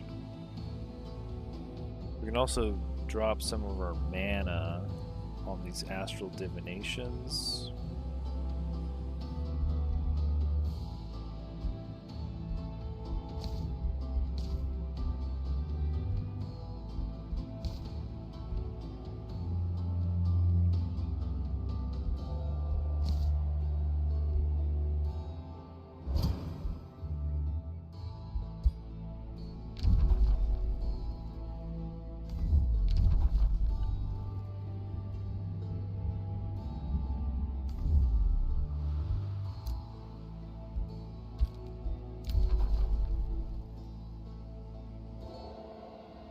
Nebulox is ready to negotiate? Nope. Not really. Why does it tell me that? Propose an alliance? Sure. You have forged an alliance with Carissa, the Fire Queen. She approaches you, a genuine warmth underneath her sly smile. I have to admit, when I set foot on the Saharan oasis, I did not expect to resolve our differences in any way but bloodshed. But you have impressed me, Nebulix. Despite other less approachable guests, perhaps we can truly make a difference in Magehaven after all. How do you suppose we celebrate this alliance, mighty Eldritch Sovereign? Statues shall be erected in every city to celebrate our bond. This alliance will be written in blood. We must combine our efforts to train more soldiers. No, I have full armies. Actually, some of them need to die. Honestly. So we'll take the Imperium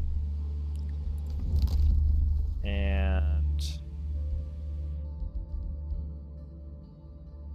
could use forced march. We could get another whispering stone. I think we need to save some though. We're getting pretty close to... Actually... I mean, we could boost allegiance. But wait, if we incorporate a free city, is there an option to change it over to our race?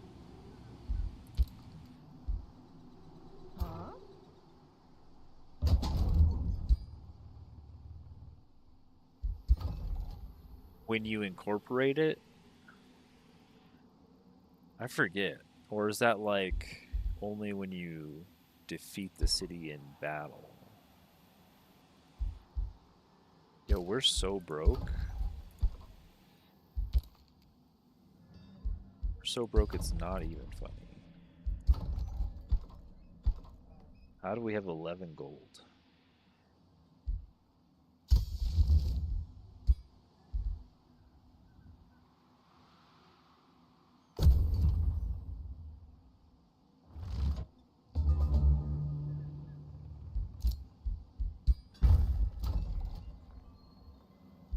We can't annex again. We need a forester.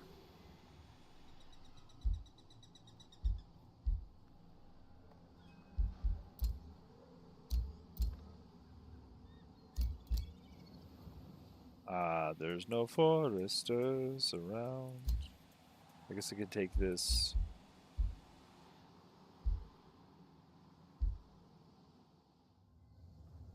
Oh, this is already built. Yikes. Another quarry? I guess we could start building into the sea area. Some quarries.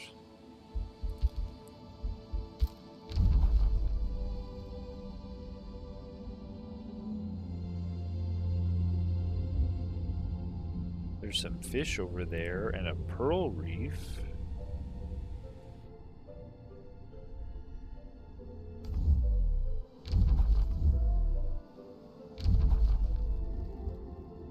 Oh, there's also a mana node up here, but I guess it's too far away.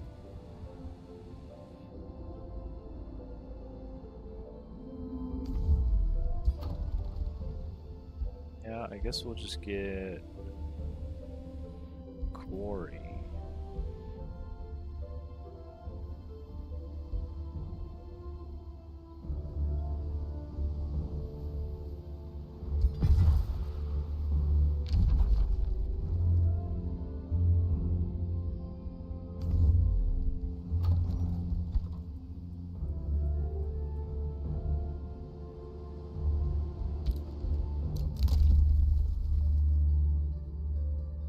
Newly summoned or recruited magic origin units gain +1 ranks.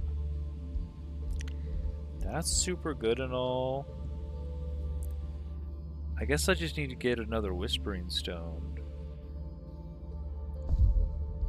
And I'm just gonna give that to whoever makes the most gold. Oh, you guys make no gold. Holy moly, these cities are garbo.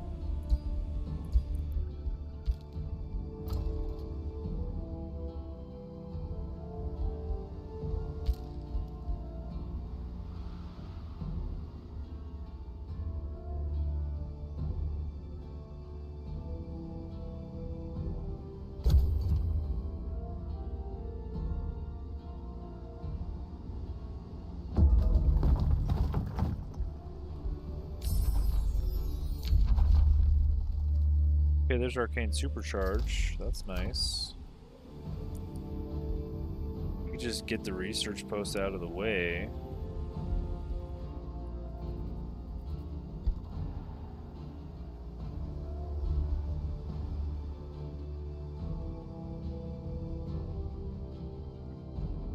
Do need a lot of gold.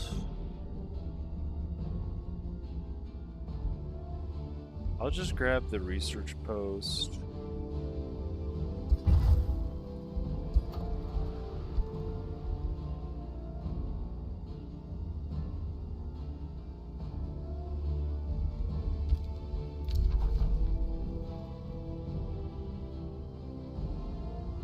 Carissa started negotiating with them. We're ahead of her, though.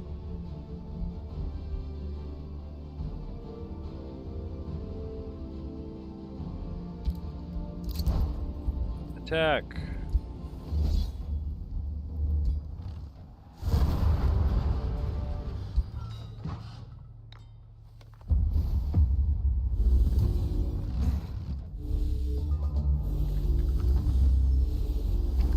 Should get some gold out of this, right? We used our siege project to pillage or whatever it was, the free one that gets gold. Soulbound. Ooh, that lightning damage. That's pretty good for this early on. Level 11. Or, I think she's level 9.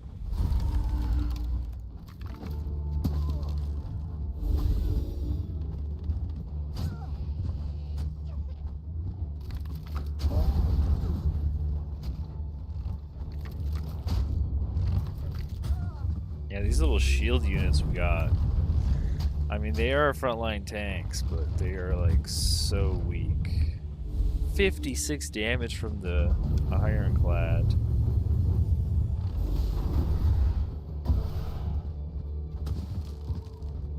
Yeah, those things are no joke. We have 2 wyverns in every fight, though, because we got the summons on the ruler and our first hero. So we're actually running with a few extra units. No, we don't need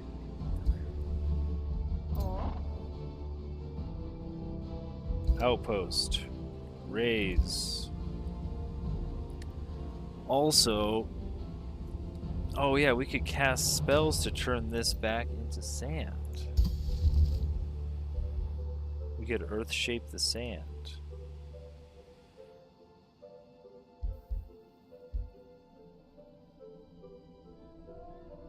Loses ashland.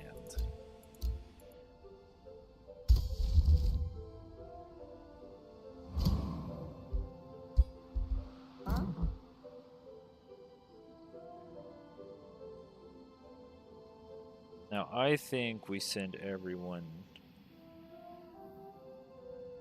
together, honestly.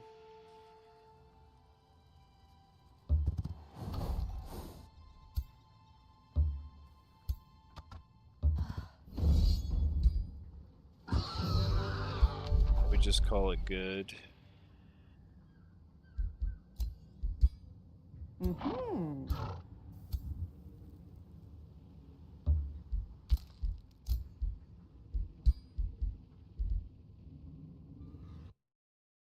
Yeah, if we have a few more hours. We're gonna grab Sundering Sweep.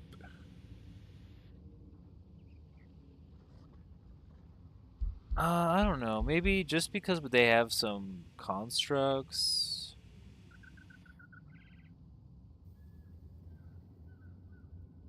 We do kind of want to help our Eldritch Sovereign dominate things. Even if this is a dead ability on some of the constructs.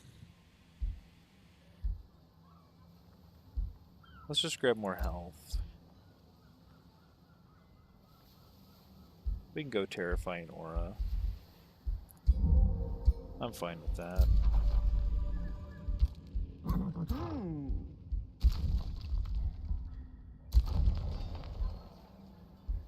Finally, I have gold again.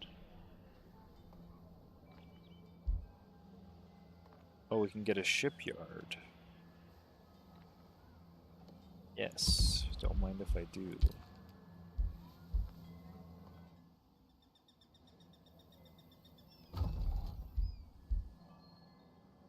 Oh, these guys are really mad.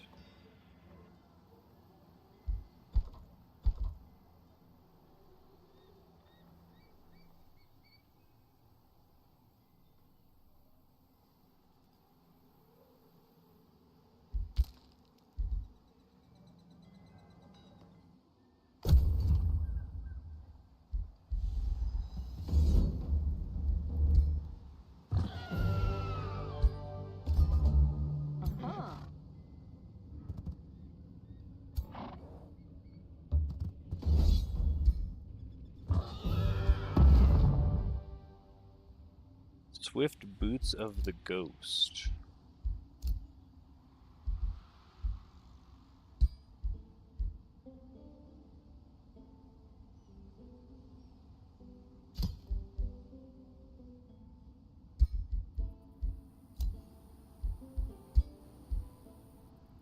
Oh, I should probably give it to this guy.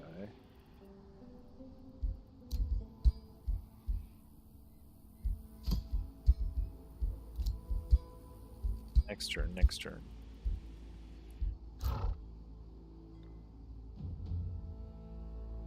There's a wonder.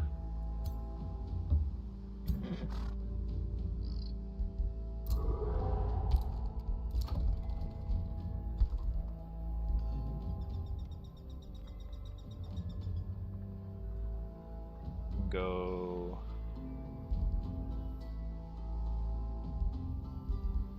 Steen, get another farm. Or another forester. Well, we can't actually get another forester. There's no more foresters. Oh, there's one right here. Very nice. I think we have basically enough food, though. Kind of feeling now we just go into knowledge heavy.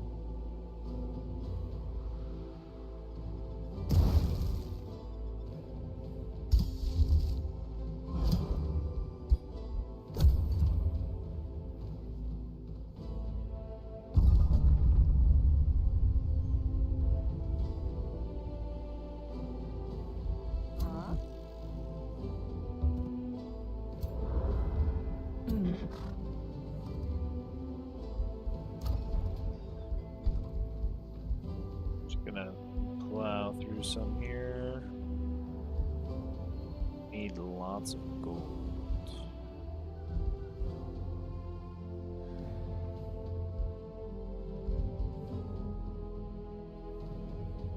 Don't really care about draft. I guess we don't have our tier 3 units yet, our summoners, but we have so many necromancers.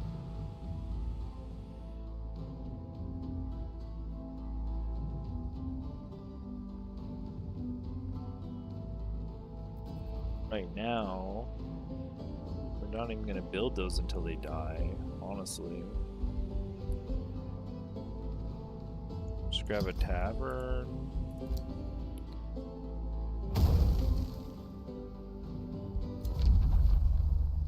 Open borders?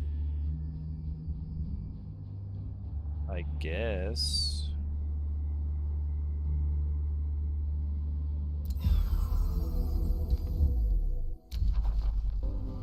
Noctis declared a rivalry with me.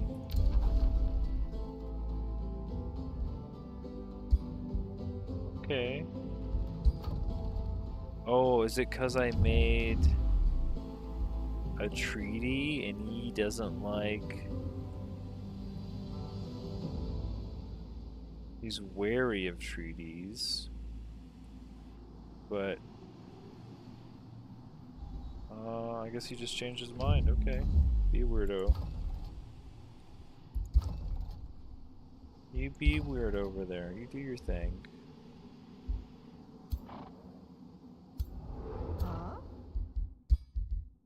We're on turn 32. I think we're on track. You're supposed to have 4 cities by turn 40. So, if we start our 4th city over here with the Imperium we have, I think we're doing fine. I'm gonna keep earth shaping this sand though. Right here away.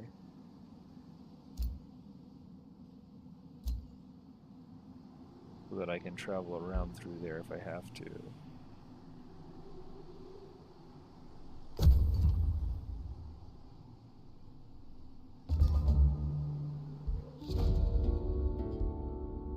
Divided we fall. As Edward's liberation of the realm develops, Alfred attempts to reason with him. You were one of the torchbearers who united the nations of Athla, Alfred says, but the wizards on this realm are not your enemy. We aim to bring unity to Magehaven. For a moment, Edward seems distraught, but then anger returns. Unity? The Commonwealth was unity. Wizards only know deceit. Your mind is poisoned, and I will not allow you to hinder me. Surrender or perish. Alfred's expression hardens. It saddens me to see a hero fall to the fever of war. Oh, last dreadnought. But I cannot allow your threats against my allies to go unanswered. Diplomatic state between Alfred and Edward changes to war. Stand together with Alfred. Unity above all. You have forged an alliance with King Alfred Elderstone. He approaches you with a smile and spreads his arms. Great Eldritch Sovereign, I am glad we have reached an alliance. I knew these trials were not in vain. No matter our origins, together we can protect the innocent people of all realms from those who mean harm. I am glad to have you on my side, Eldritch Sovereign Nebulix.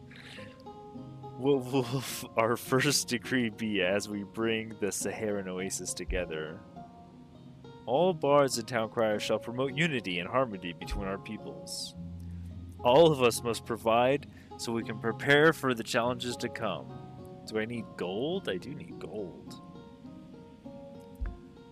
Definitely need gold.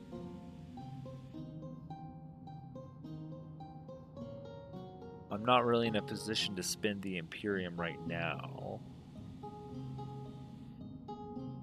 Although it is quite a bit.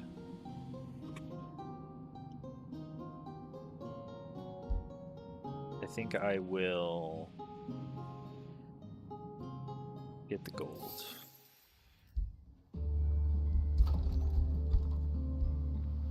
That will allow us to build. I guess we could get our Mystic Spire.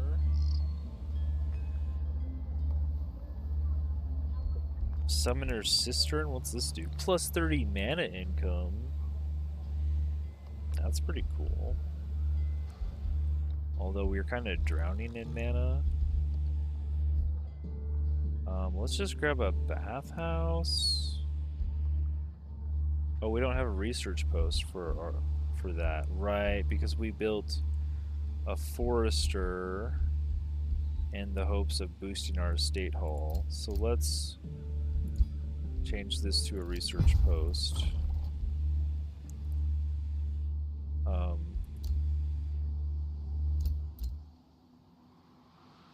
Oh, we could get a forester over here.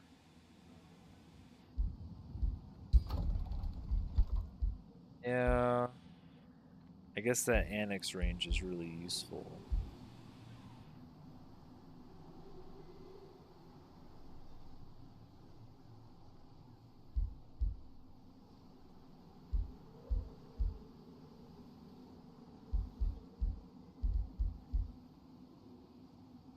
Might as well. It's plus 10 gold, which is not a ton.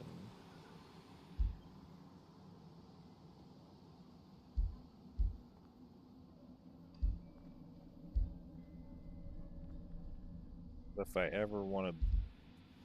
I guess we don't really need the estate hall. We're kind of past the food portion.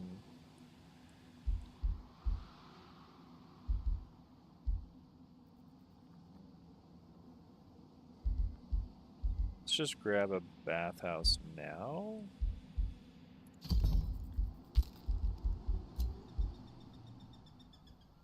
And...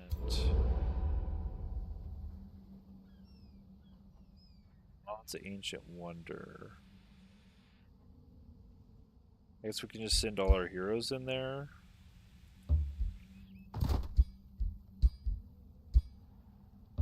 Mm-hmm.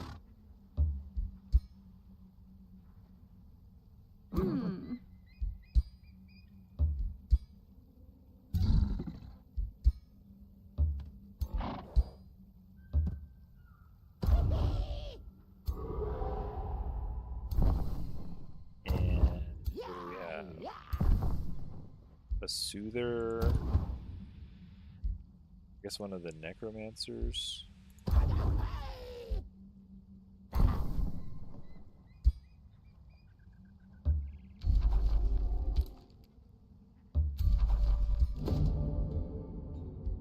The Serpent Caverns. Stony serpents loom like pillars in the heart of the underground maze. The entire scene looks like a shrine dedicated to an outlawed deity. Ornate rock formations surround the stone-shaped altar, where the idol of snake-haired woman stands. The living serpent lurk at a distance until you touch the altar. The idol grins and crumbles, the snakes hissing in anticipation. A hollow echo shakes the cavern. Disciples of the Gorgon goddess, choose your sacrifice, lest you find your greedy hearts turned to stone. I'm not going to sacrifice my people. I will fight you. You stand no chance. I put all my heroes in an army. These guys should be able to clear that gold wonder in this setup. You guys are super boned. You have madness? Madness!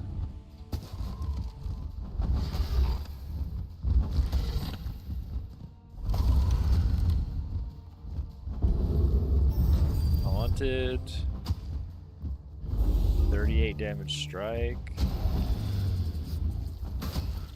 Yeah, they're doing some damage. And then 100 damage lightning evocation. Why are elementalists so strong? Jeez.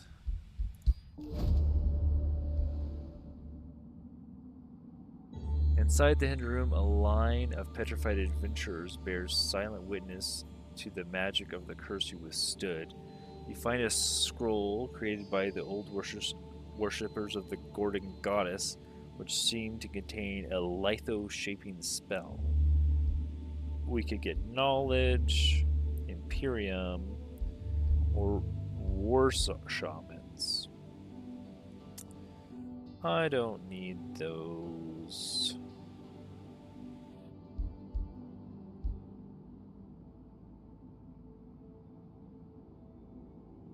Wow, it's actually really strong.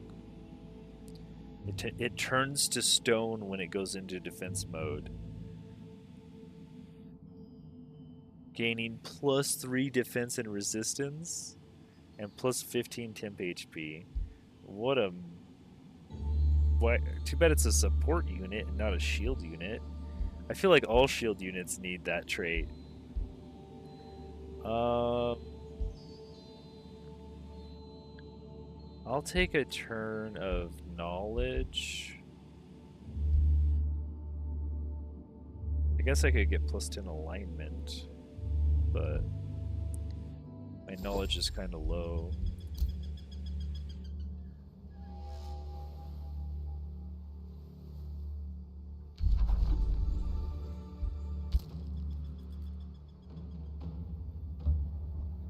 Oh, oops. I didn't mean to move them away from my armies.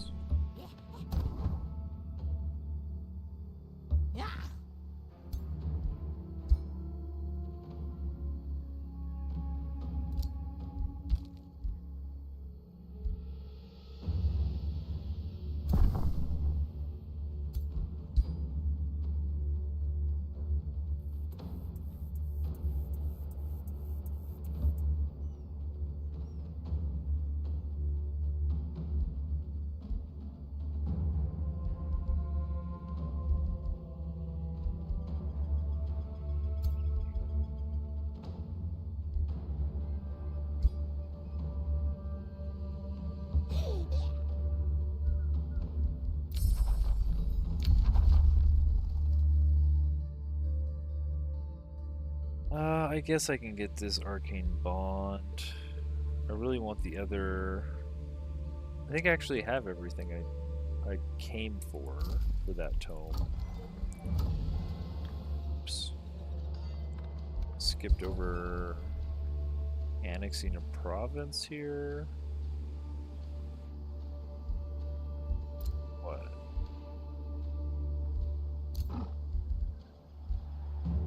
Cost the shield is level 4. Let's just give you vigor and warding aura.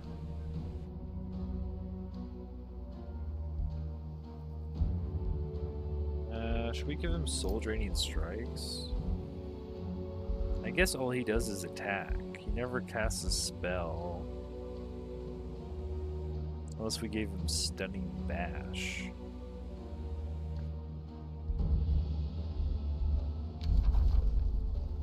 He's not always in range to attack. That's true.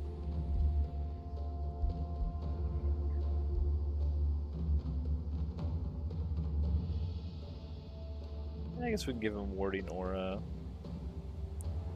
Give everybody around him resistance so we can actually defend them.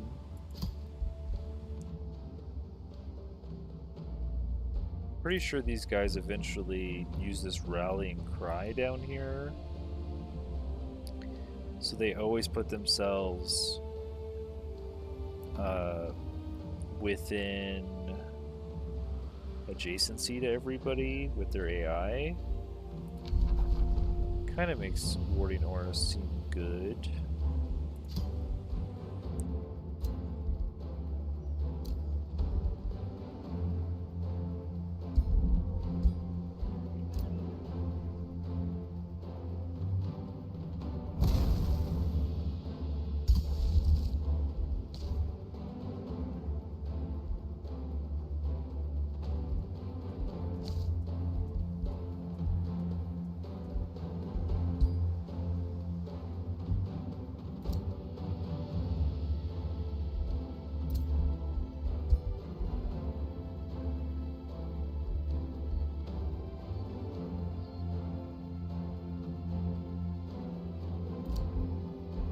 Keep going down.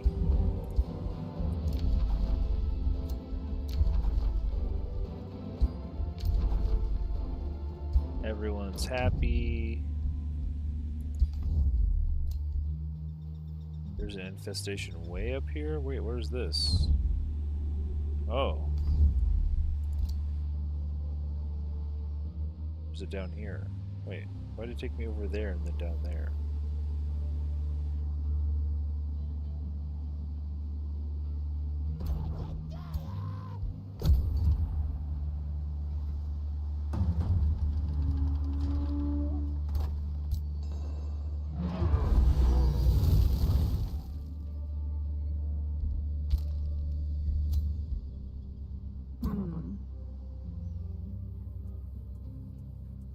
So I think we have one too many necromancers in this army now.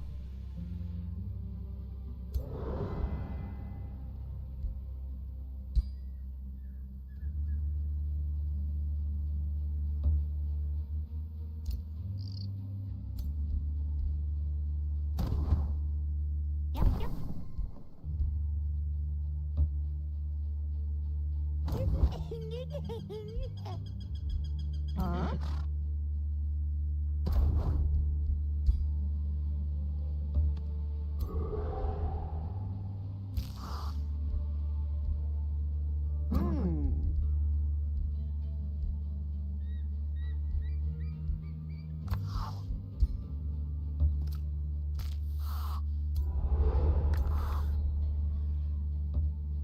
Okay.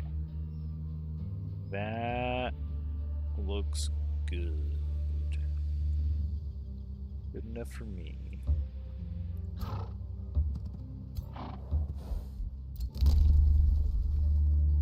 Philosopher soldiers. Gain knowledge whenever your units gain ranks.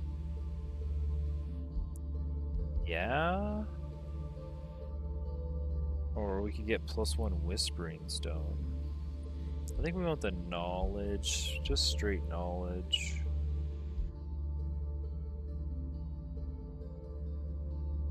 This is all of our Imperium. We need 200, 400 more. It'll be 10 more turns. I don't think we can click that. Yeah. Kind of just need to set up a city over here. Period. End of story.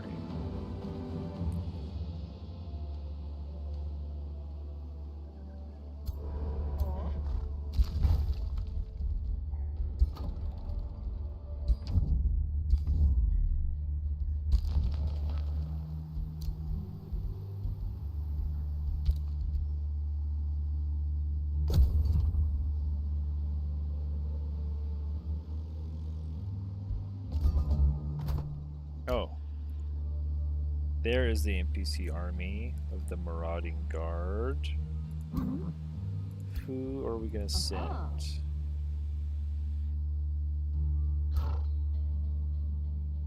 Mm-hmm. 32 is our lowest. Ooh, 87. I guess Larissa? No. I send Sundrin. Our ranger with Koss.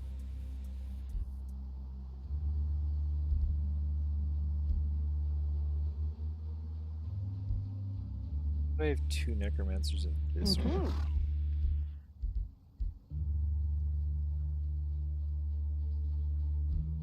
Huh? I feel like I should give them an archer. Huh? I give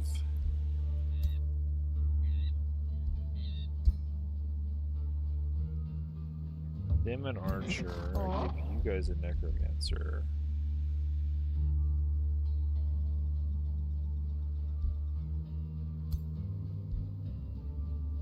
Oh, I could just give you guys the soother. Huh? Huh? Huh?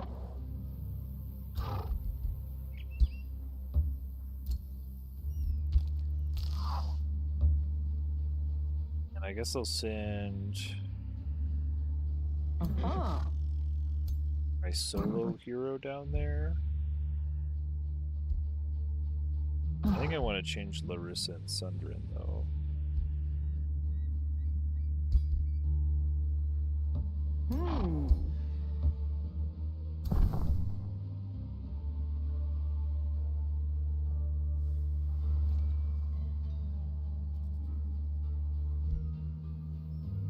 That means I should continue earth shaping this so I can run over it.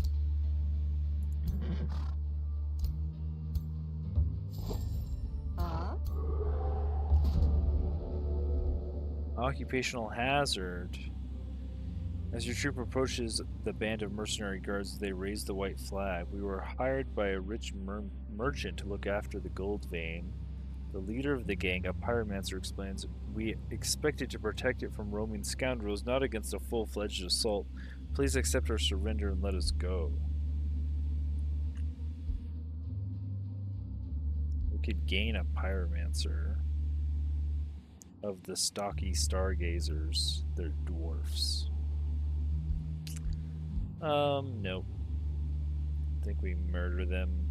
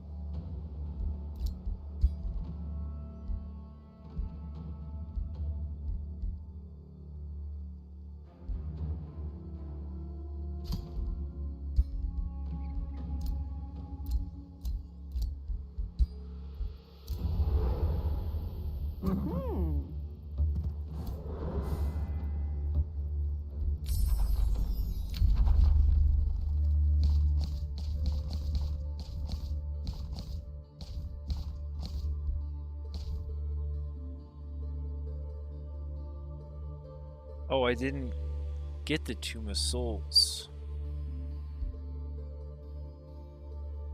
I picked the other tomb first. We should have had banshees already. I was wondering what was going on. I picked the Tome of Summoning before the Tomb of Souls. Well, well, well. I suppose that's why I felt like I needed to summon up a bunch of skeletons. But it would be really nice if they died and we could use these banshees. But in combat, all my units do is revive the skeletons all the time because I rushed out so many necromancers. Well, let's get the souls now. Bodies are frail.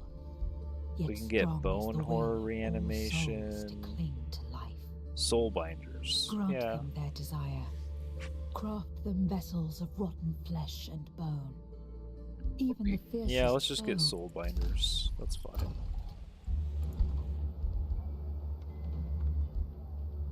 And we're looking at all this stuff is boosted here.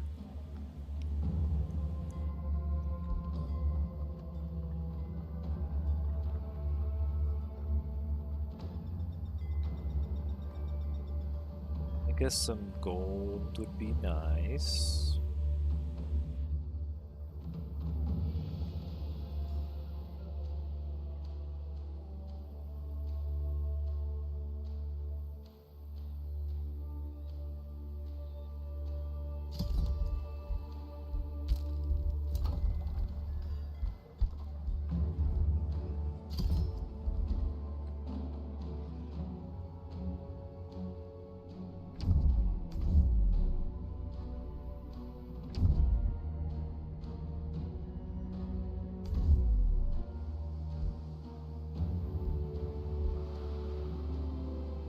We need a quarry.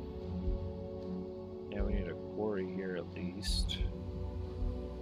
Not some foresters. Oh man, I didn't think about not building the city near any trees, really.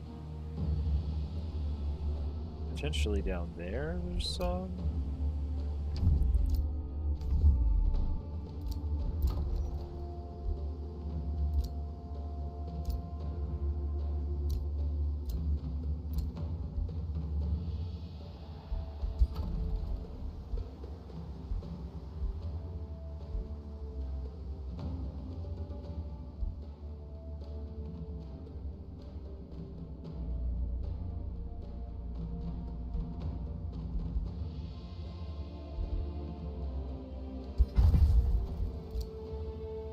Oh, we got another hero, but we're broke.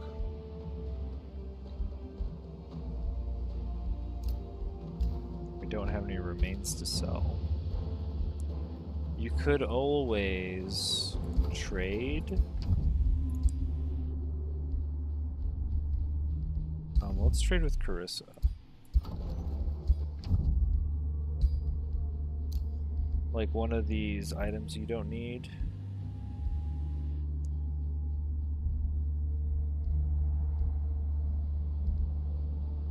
Like 50 gold.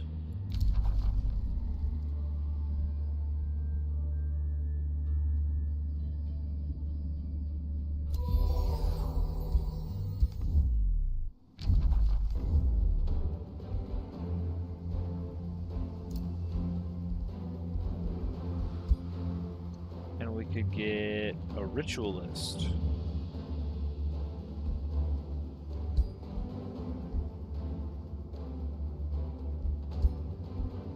Oh, what do we have already? We have a backliner here, elementalist, defender. Oh man, we have so many heroes.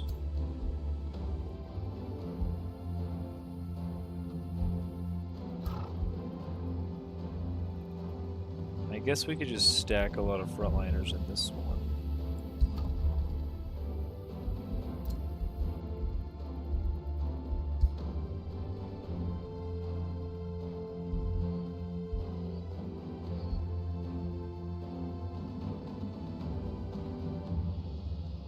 Shniva the supporter.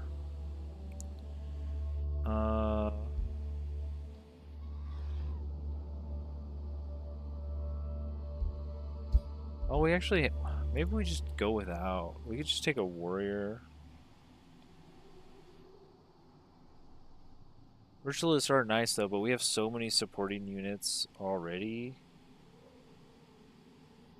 Let's just grab a warrior, I guess. And run him out here.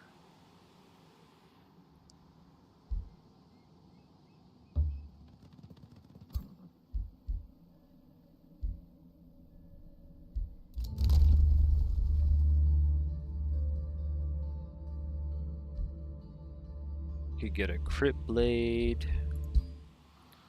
We don't really need that. How strong is this guy's army? 700?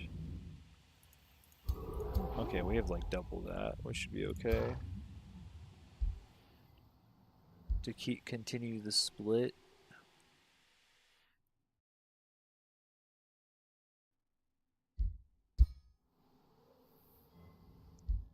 See if we can't get to turn 40. What are we on? 34?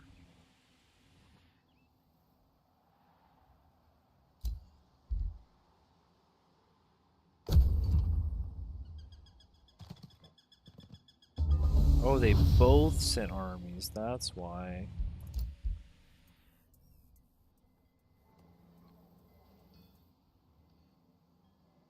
Gotta take out both of them.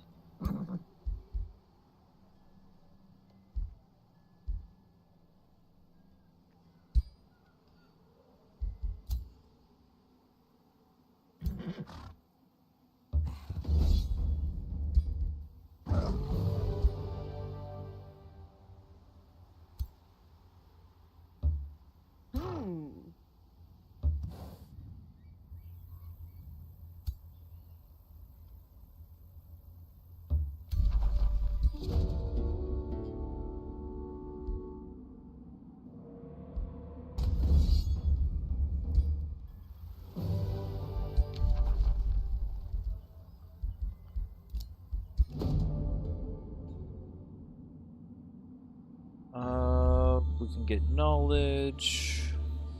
We get a dire penguin with the unspeakable horror trait. Its attacks inflict remorse and lower morale. Let's just gain knowledge.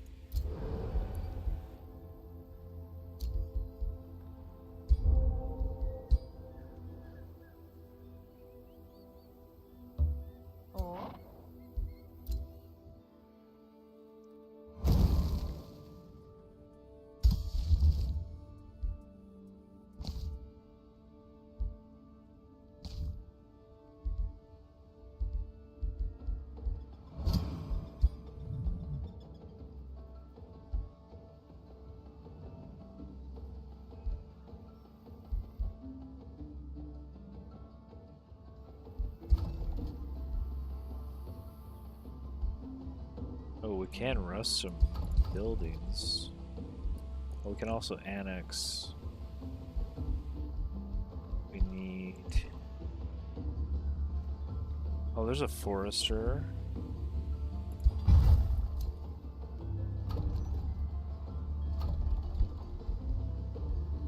Dang, now we need another one. Let's just build the academy.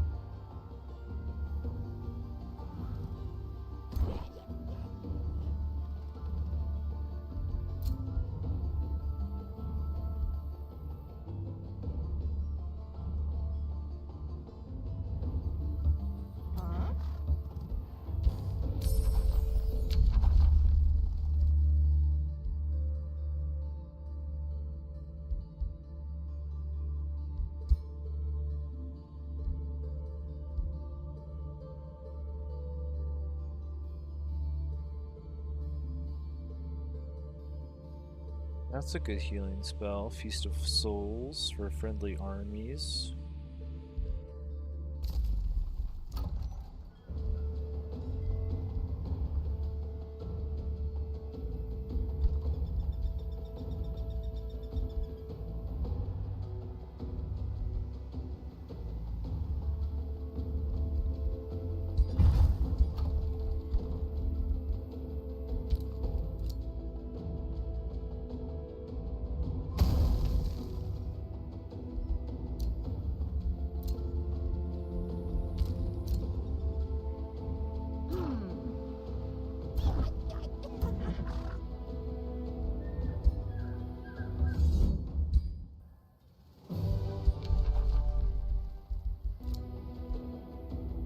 Oh, there's a zombie fighter, finally. It's another frontline unit. Skeleton polearm.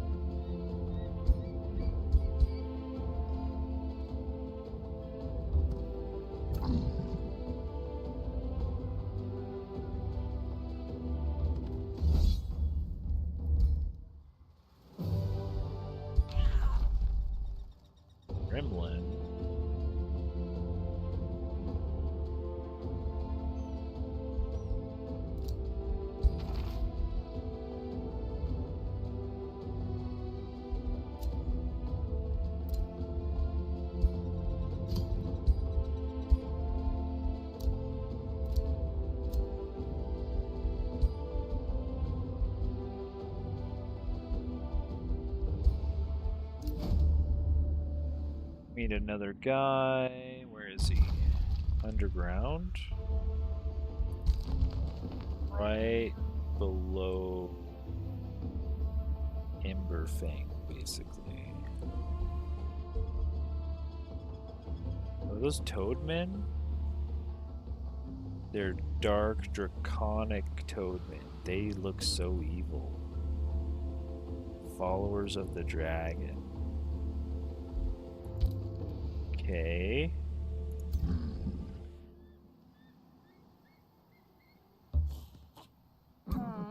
Kinda need to heal now.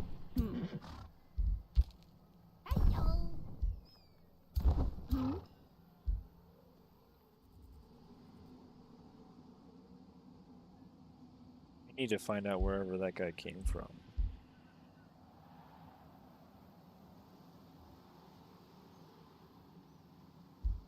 Let me just go ahead and click this button. Now we have some to play with. Gain +1 Whispering Stone.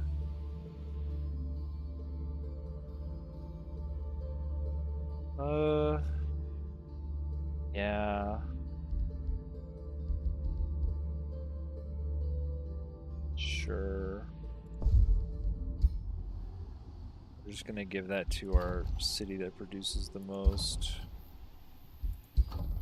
This guy.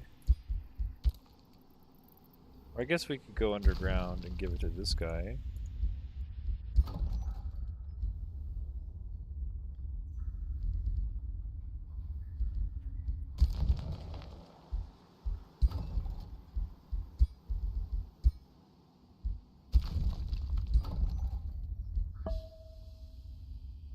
Oh, we're just barely behind Carissa, I think.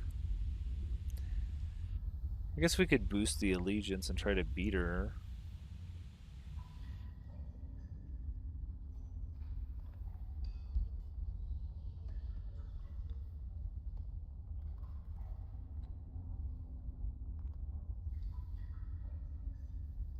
It's kind of not worth it.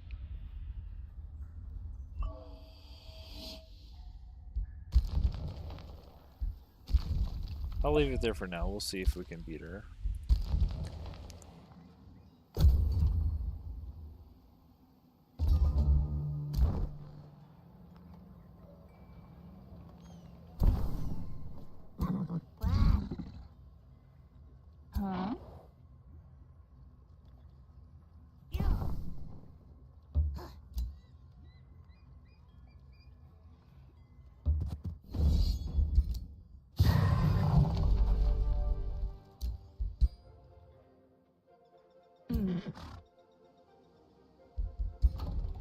Oh, there's Oleanus. Why don't we give it to Oleanus? I didn't even realize that was there.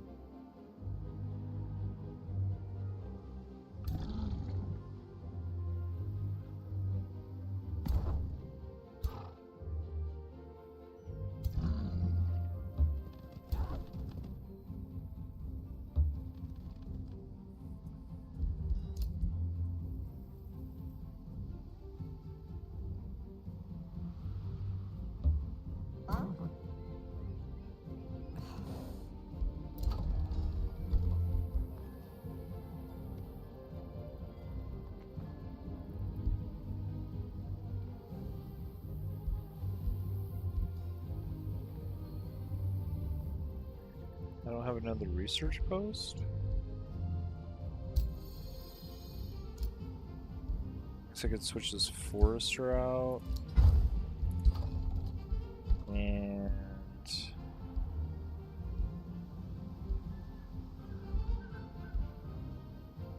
just get a Masonic Hall.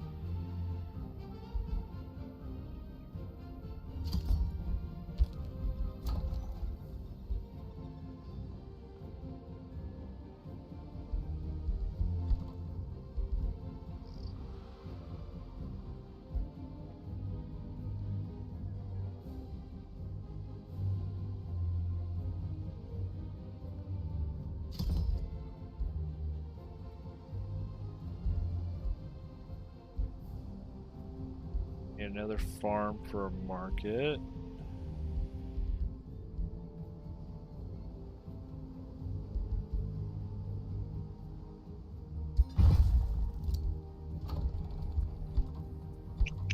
Yep.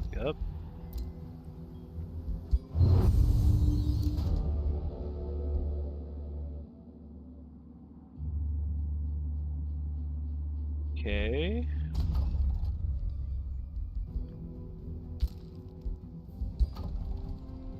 These guys are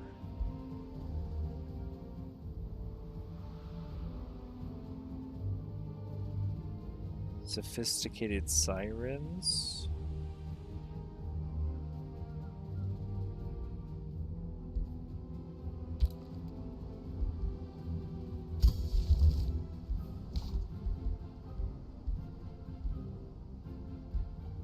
Do our dark knowledge rituals, sure.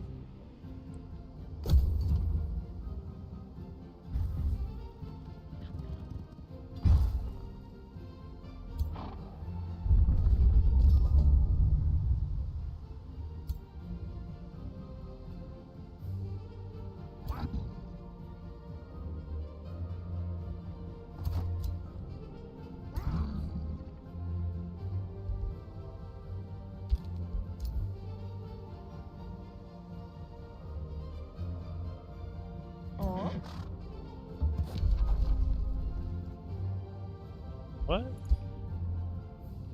Oh, this is Carissa's. Oh, did she just wipe these guys out? I guess she did. Oh.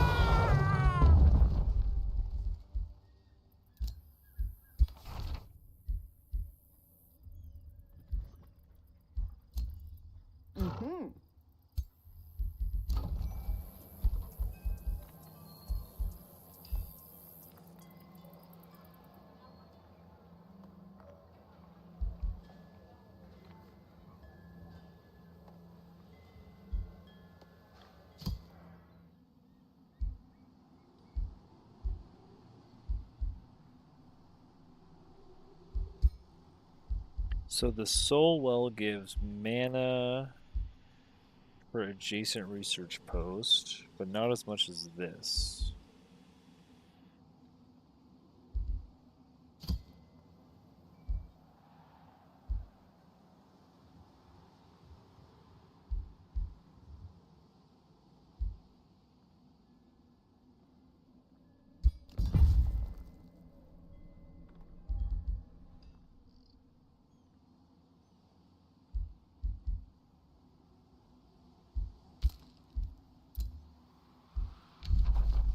Larissa gets, this is our elementalist, so she can get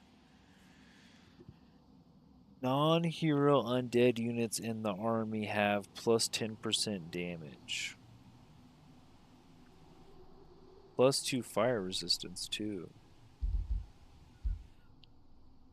Yeah, I think we kind of have to take that.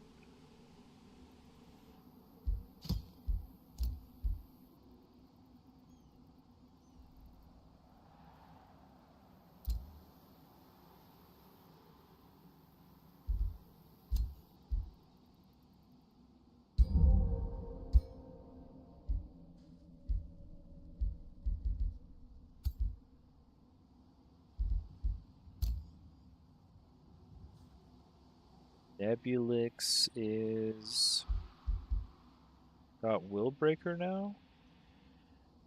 Oh, and he's also got Forgotten Tome of Curses, Necrohex, Fire Hex, Frost Hex. Becomes a zombie. Okay.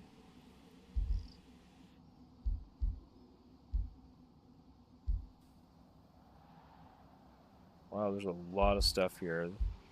Can't believe how much development work this must have taken. I guess we just go curses and unholy leader.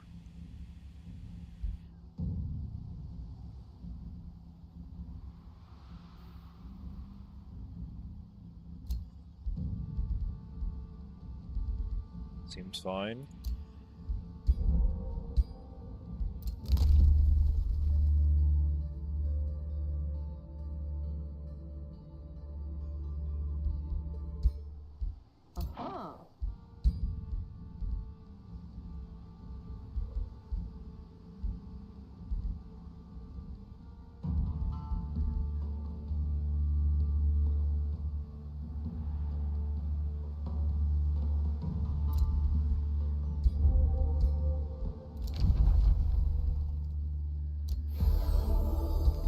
Oh, we can share vision. Very nice. There's a tree of Fae. Oh, there's a temple of Gaudir right here.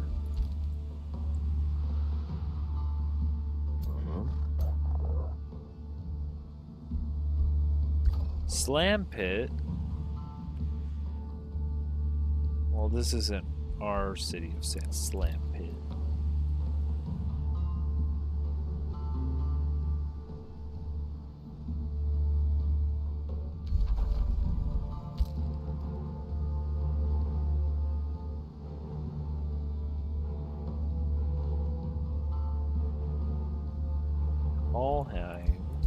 We haven't met these guys.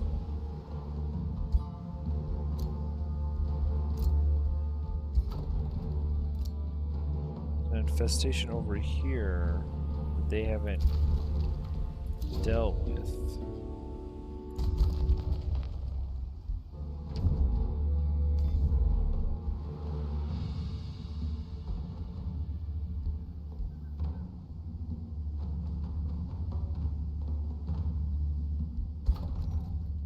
I guess we'll turn Gorpit into our city.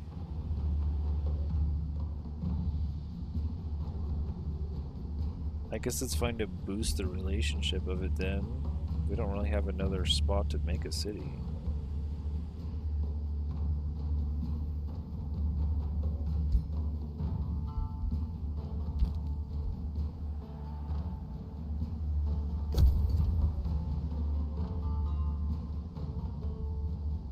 Yes, I'll bring peace through death, for the living only cause pain and hardship.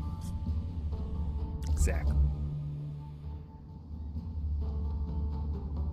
Oh, I would have to ally with Noctis here as well. I don't think that's going to happen.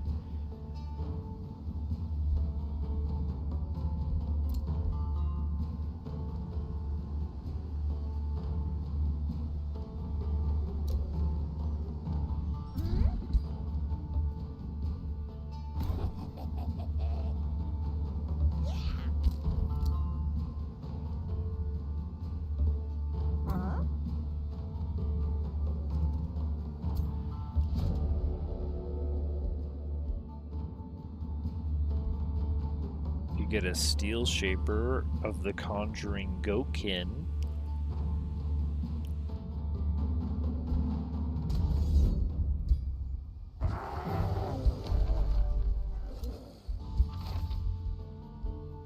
A unicorn mount.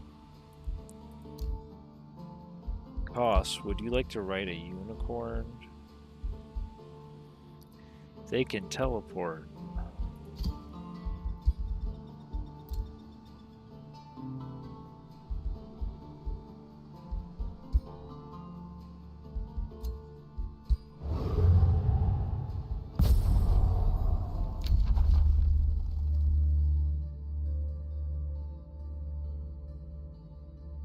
I guess we can get the rotting explosion now because we kind of want to kill these guys we have.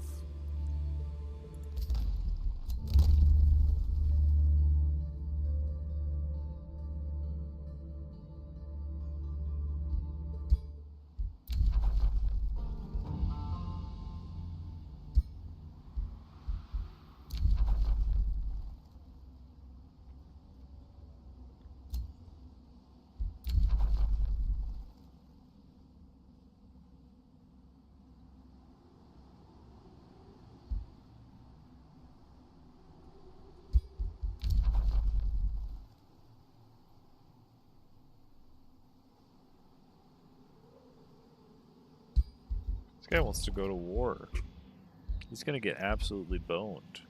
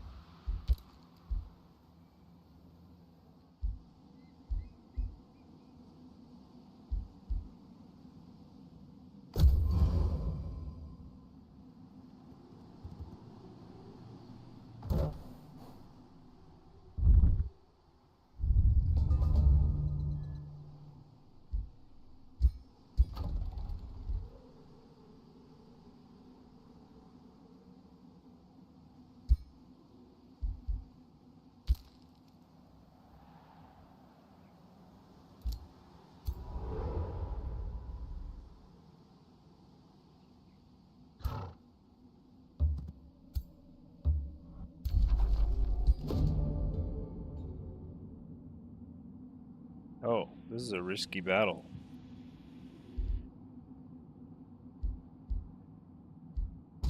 I guess I should set up my army a little bit better.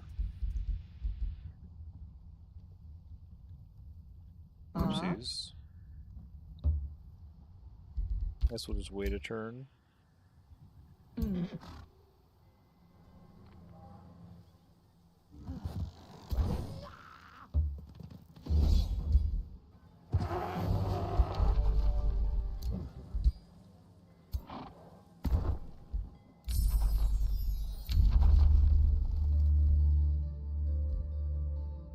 Feast of Souls.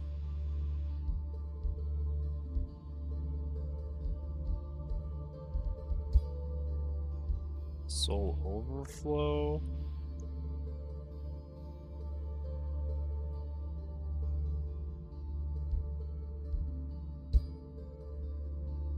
I guess we'll just take Feast of Souls. Casting cost 20 souls. Well, I guess we have a lot of souls. Holy moly.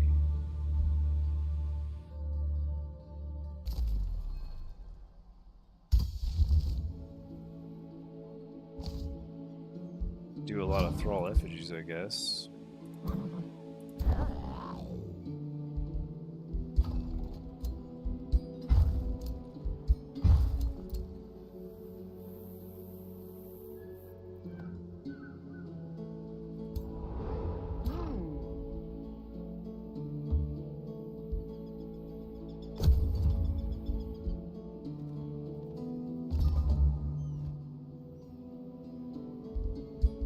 So we need send our weakest 2 units out of here.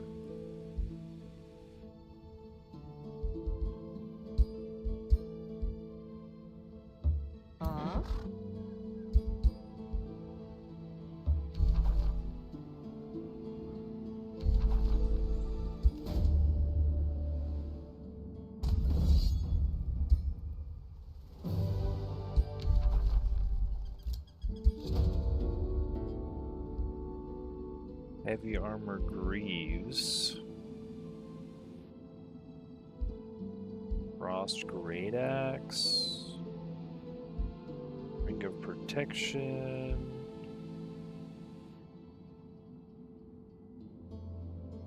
Oh, I get all of them? Sure. But I'm just a little evil.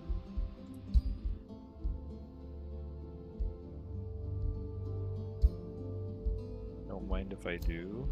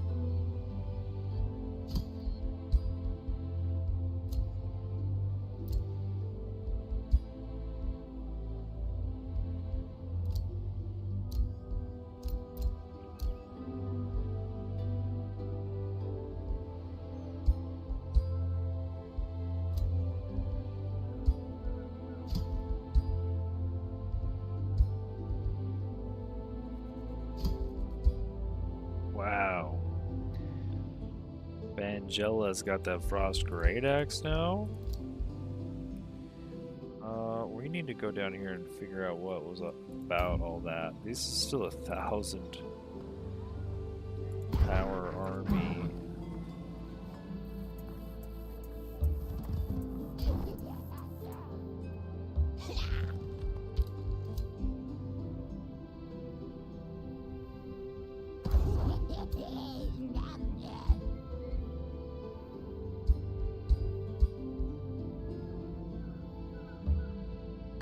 Oh, did I make... I think I accidentally made more units. Oh well. No. I just moved those guys out of the stack.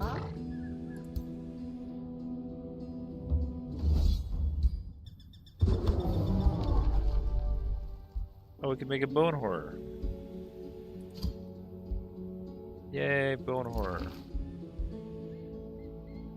Icy staff of healing.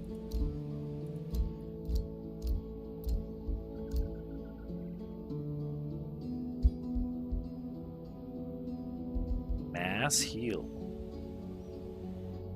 It's pretty cool. What's this thing do? Electrified.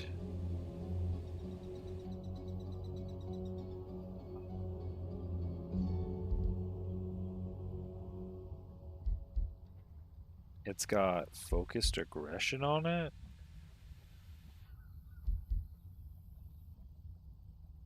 Get it. What's so good about this? It's doing 12, 21 damage. This is doing a lot more.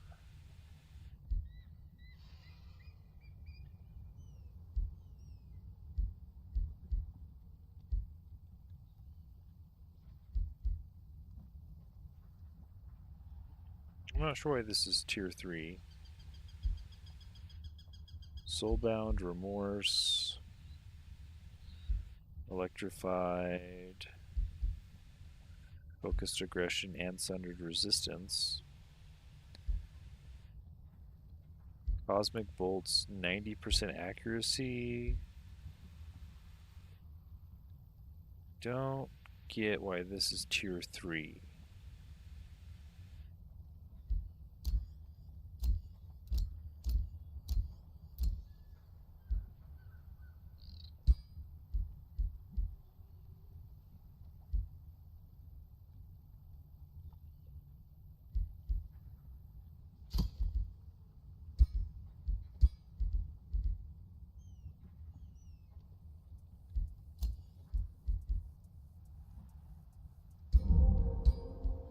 Mm-hmm.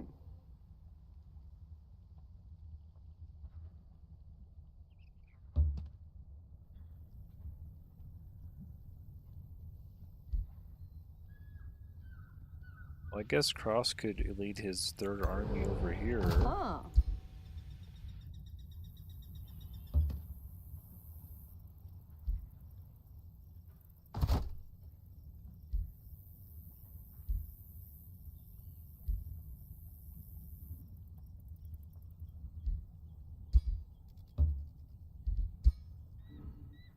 Mm-hmm.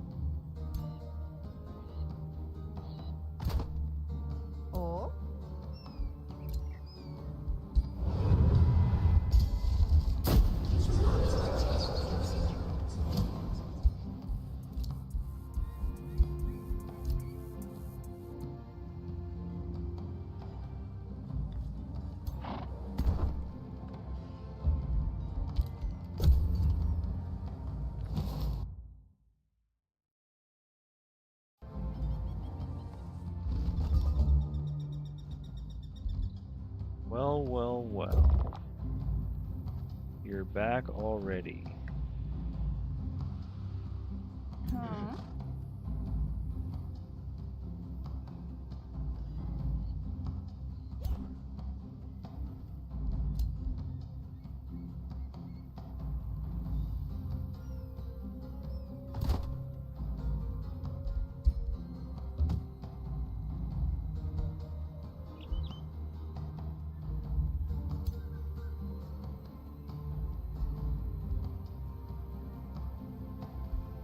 Huh?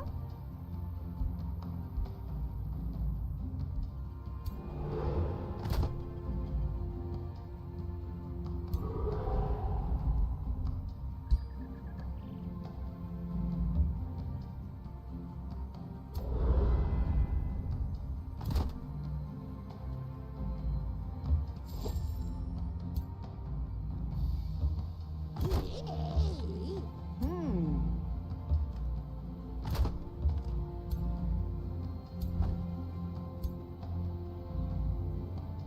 I could actually fight this army.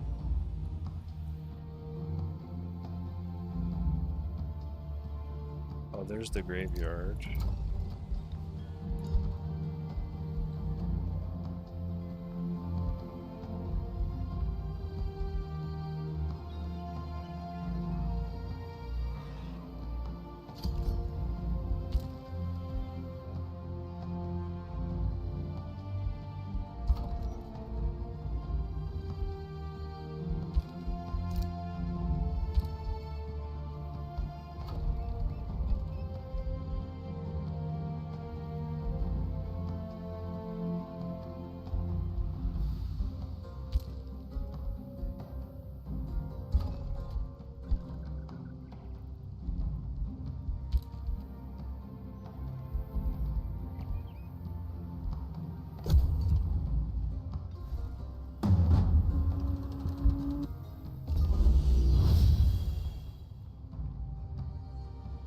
Well, we got past turn 40. We still don't have our city. I guess I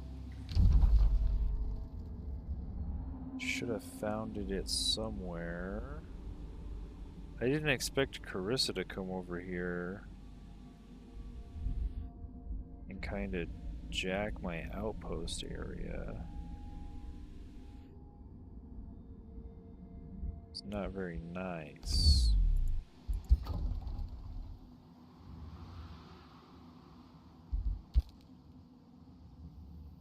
Mm-hmm.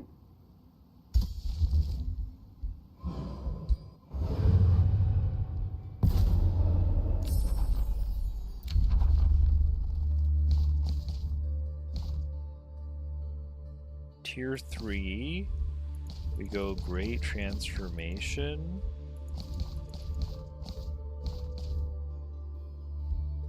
And then Amplification.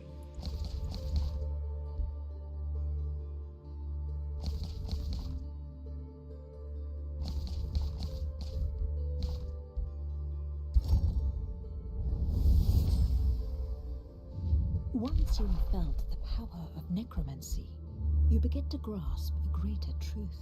I don't really want to An go for empire Necrotic does not really Spires. require life to truly live. Life is untidy. It is unpredictable and inefficient. Grant your people Bedded the gift Legion's of pretty lasting good, but let's undeath, just get and White. they shall repay you with eternal, ordered obedience.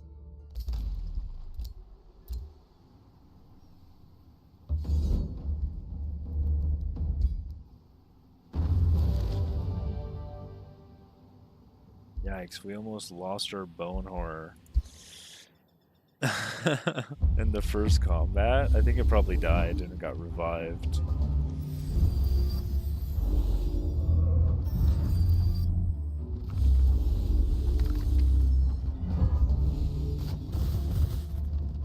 Oh, right. It's a progenitor golem. It does tons of lightning damage.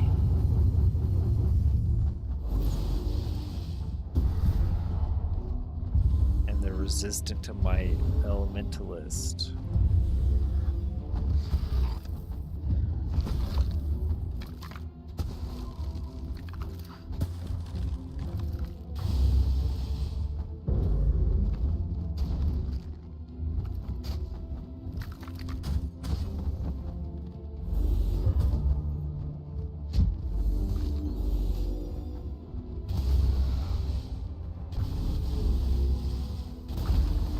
did kill it.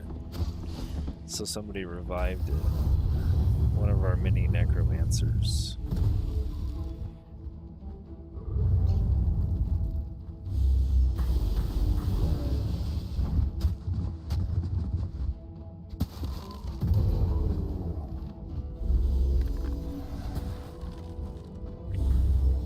I kind of get the idea of these guys. It's a little different. The units are a little more expendable being undead.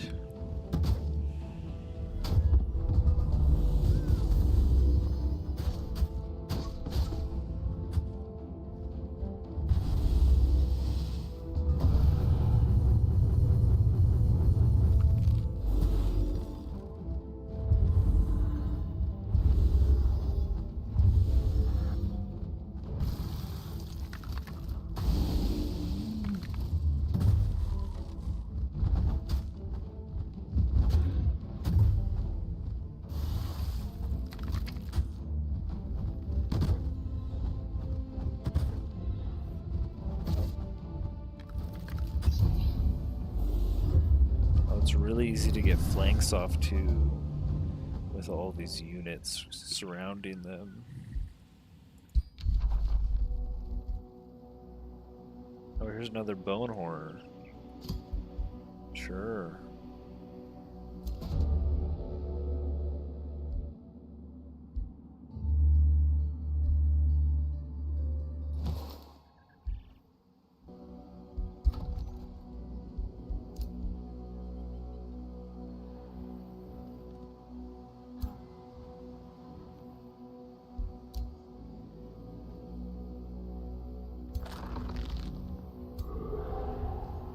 Huh?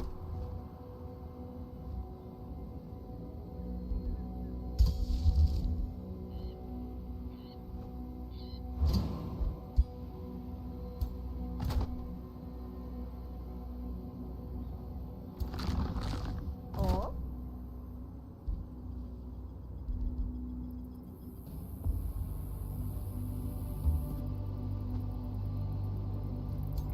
Huh?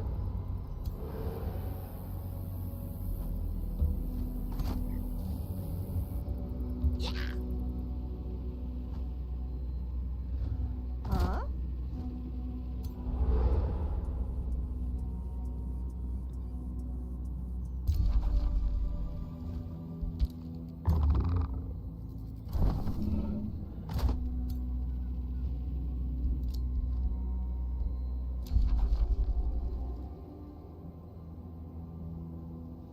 Oh, you just need to stand on the seal? That seems rough. You can't clear it all? So you need to be done with your army, and then you just stand on the seal. Or else you're kind of trolling, I guess.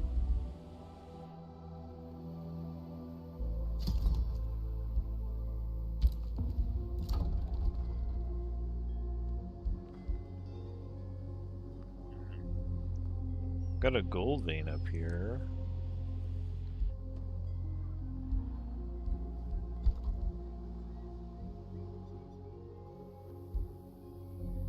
Can build a market. Do need a market. So we kind of need a mine too.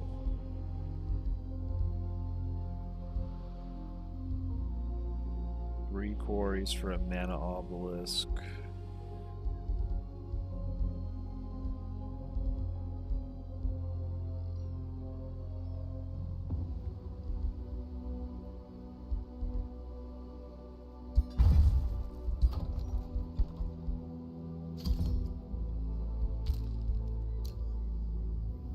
Angela gets unyielding. And Spirit Breaker aura.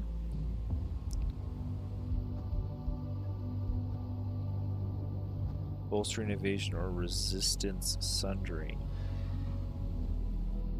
I think we're just going to take Spirit Breaker aura.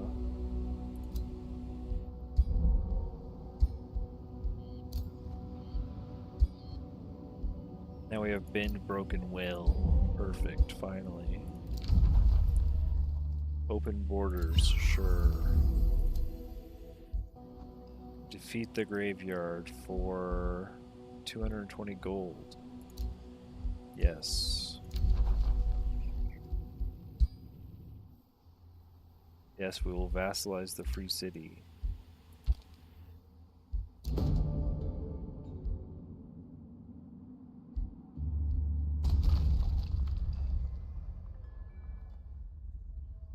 Astropolis is right under Valheim?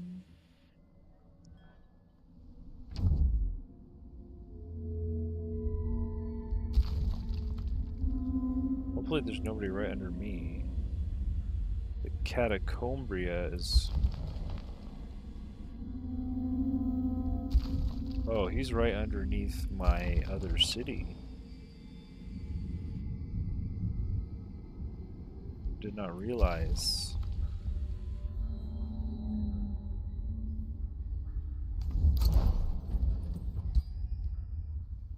Oh, this guy's under siege.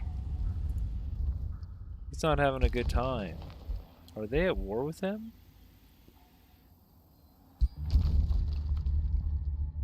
No, he's at peace with us. He's just at war with Edward Portsmouth, but nobody's coming to his aid because he's an isolationist.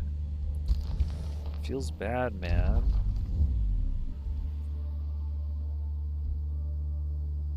Maybe you should get some friends.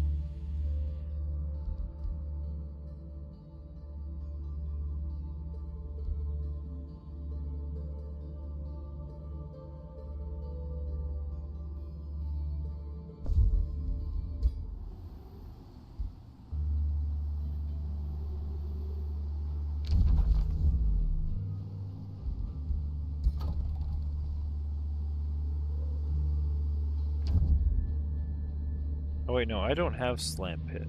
I'm trying to get Gore Pit.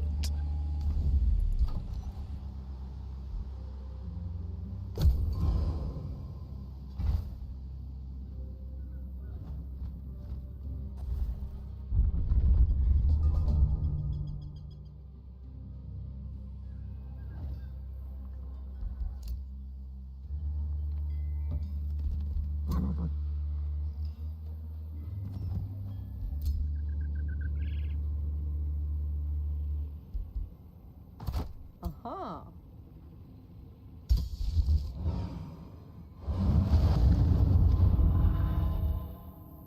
Mm-hmm. Huh?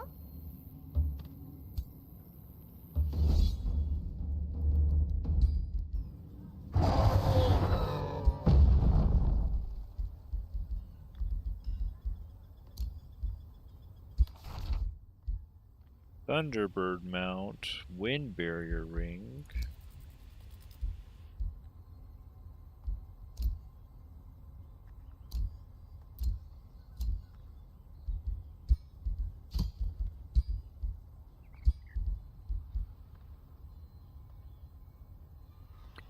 No, Larissa is a leader of her army. Let's get regenerate hit points.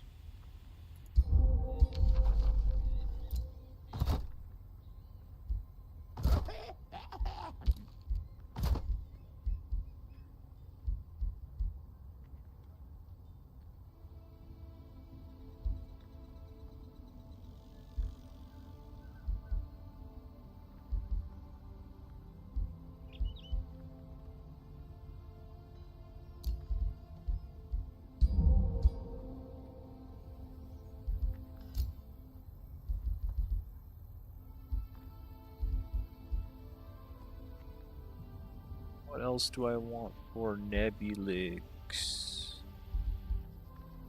I guess I could take the free teleports, Delirium now. I guess the free teleports are pretty good.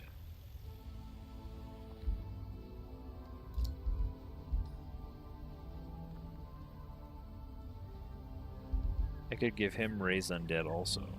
Or her, rather. Let's just take the free ability for now.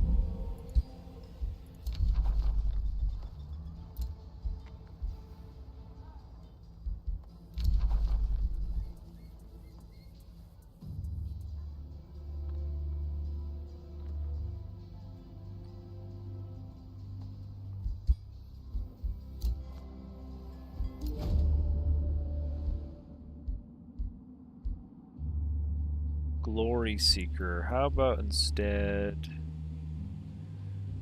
Oh, you could be an explorer.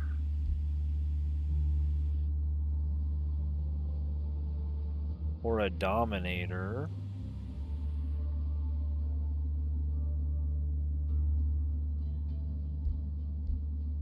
Recruit or raise units after combat.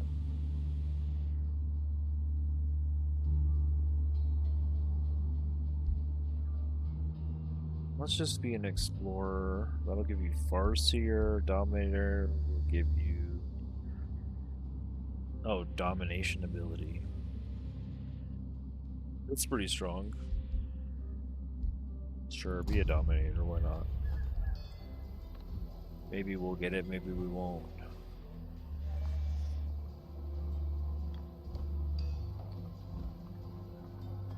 Poor guy's an introvert.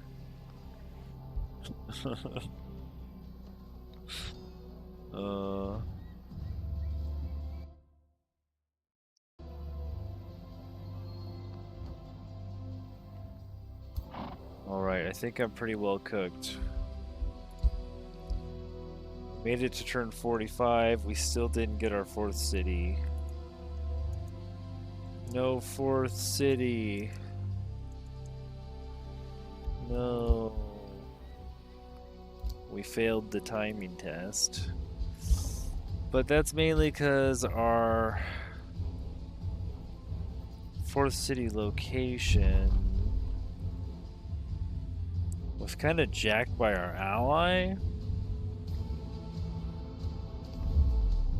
Like, I came out here to destroy this outpost of Edwards, and there's 2 mana nodes right here. It would have been perfect. I could have built this outpost myself and then killed Gore Pit.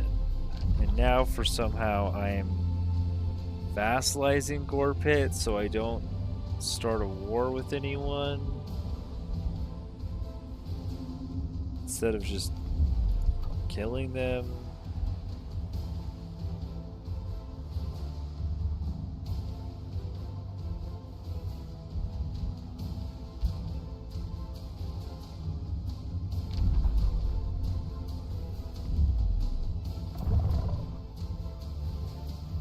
Wait, why is this seal army so much weaker than the one near my base?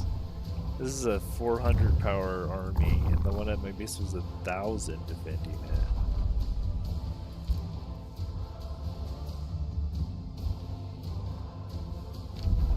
Dang.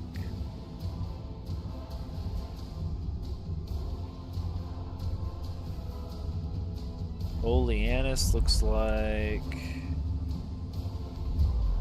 I can't really see its all of its resources, but it's kind of tucked in a corner. Gore Pit is like surrounded. Oh, I mean, it's already annexed a lot of good resources. We have 2 mana nodes, 3 mana nodes. This is plenty of resources for a city. Geez, I really wish Carissa wouldn't have settled there, though. It would have been way better if you could have annexed out through all this stuff.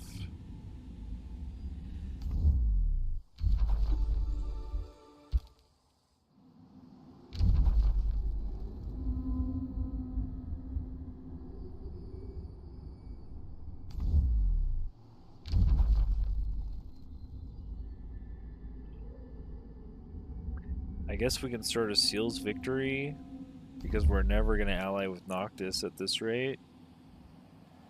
Seal's Victory restore Edward Portsmouth defeated. I guess We have a seal here, here, and here, and here. We could just try to keep clearing until we have 4 substantial armies, maybe 8 armies, and we put 2 at each. That's probably enough. They'd have to send quite a bit to kill 2 of my really stacked up armies.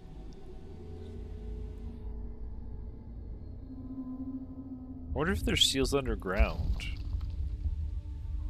I don't see any, but I haven't really explored underground.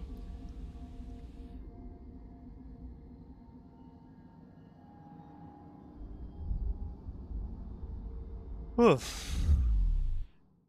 What a game. I think we made it a little bit quicker there at the end, but I also quit narrating as much. Try to get through some of it.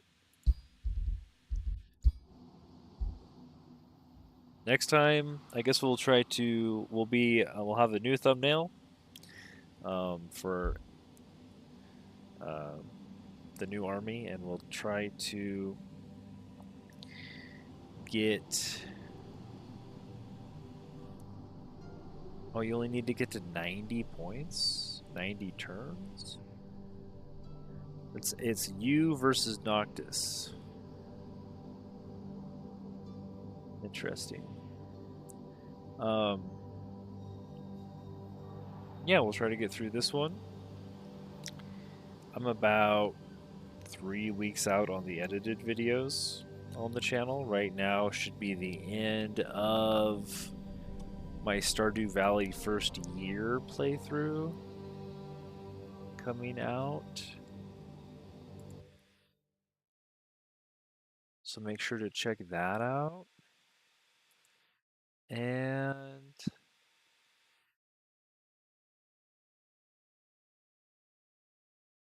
well, somebody subbed and somebody unsubbed, and we're back where we started at the beginning of the stream. Make sure to sub and let Google and YouTube know. We have thousands of hours of watch time on this video too. Let them know that I deserve a cut of that ad revenue. If they're going to make you watch the ads, make sure the money goes to the creator. So hit that sub button.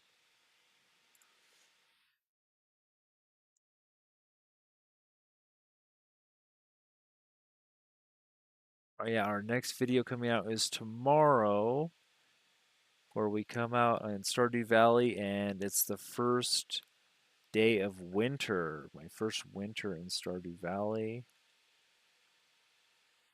And yesterday we had the episode where we married Emily. So if you're interested in a chill, cozy game, go check those out.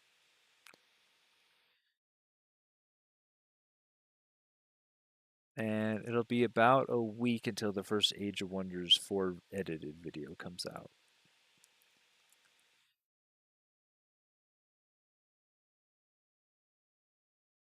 So I will leave y'all with that. Shout out to the 3 viewers on Twitch. You guys are awesome. And the 11 people still on YouTube after all this time. And Zunwar. Shout out to Zunwar. Chatting it up and actually interacting while he plays his playthrough. I hope that goes well, Zunwar.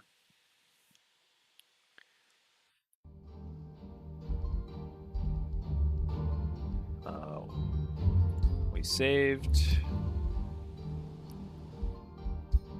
Quick save just to be sure, I guess. And I definitely messed up a few things. I will say I don't think that having the lower knowledge was a big deal at the beginning. Yes, awesome. Thank you, man.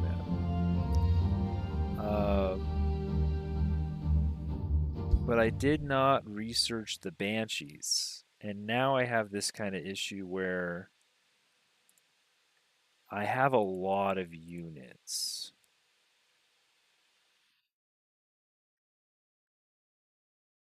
I did not research the Tome of Souls before the other tome of summoning. So I didn't get the summon Banshee spell. So I didn't go through all my mana summoning Banshees. Oh, actually, it costs souls. So I don't have any Banshees. And I would have liked some Banshees. And I kind of drafted a bunch of Necromancers. So I don't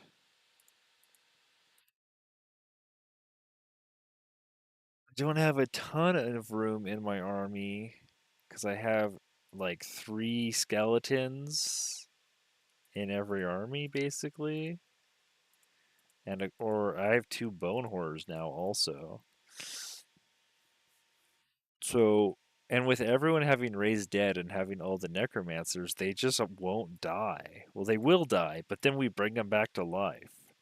So it's not like we can get a clean death where we get value out of them dying and we get experience on our heroes doing some hard fight.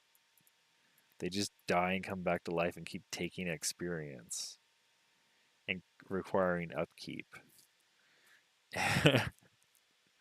So, I mean, I guess we could skip Banshees entirely and just go straight to Reapers. Or we could just summon up a few Banshees along the way and have even more armies than I feel comfortable with. I mean, I try to only run 3 armies. The Bone Boys are hard to kill, it's true. I try to only run like 3 armies, but now we're kind of at a weird spot where we got a bunch of extra heroes we didn't plan on getting because of the scenario giving them to us. And so I call it scenario. That's an Age of Empires term. It's not a scenario, it's a story realm. The story realm gave us a bunch of heroes from all of the previous storylines for this one. Reoccurring characters.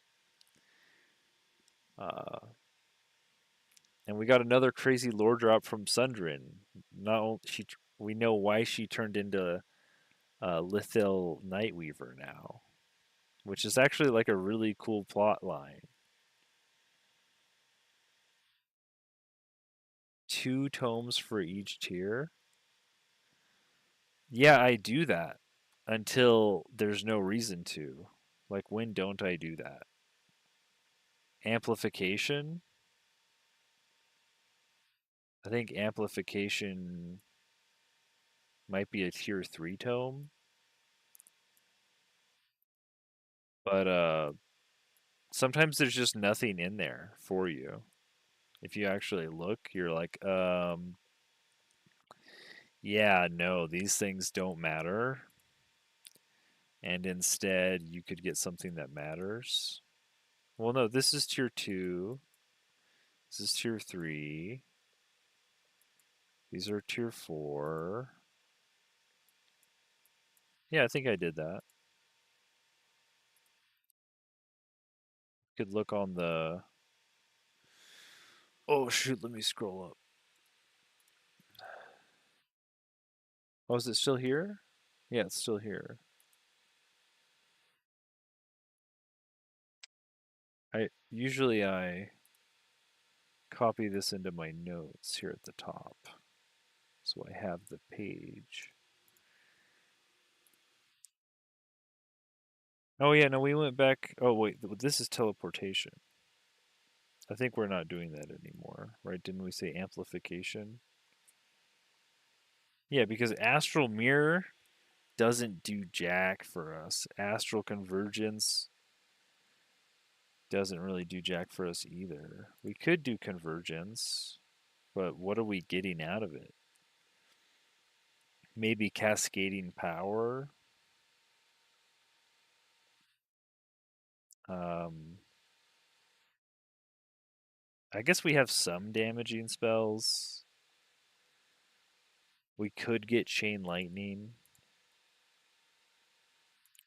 but if we go back and we grab the tier 3 tome,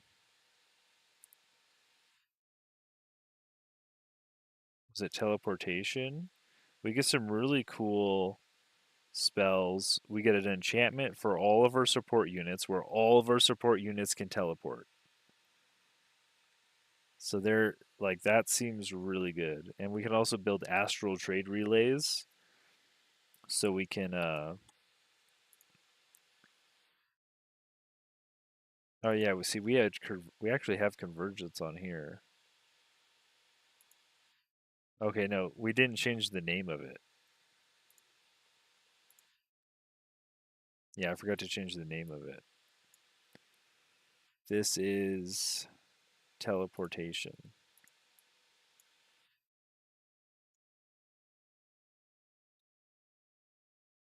Yeah, astral mirror is better if you have frontline units. And frankly, we don't have a ton of those. We have a couple of bow and horrors, but those things are gonna die, and probably get revived because we have so many necromancers.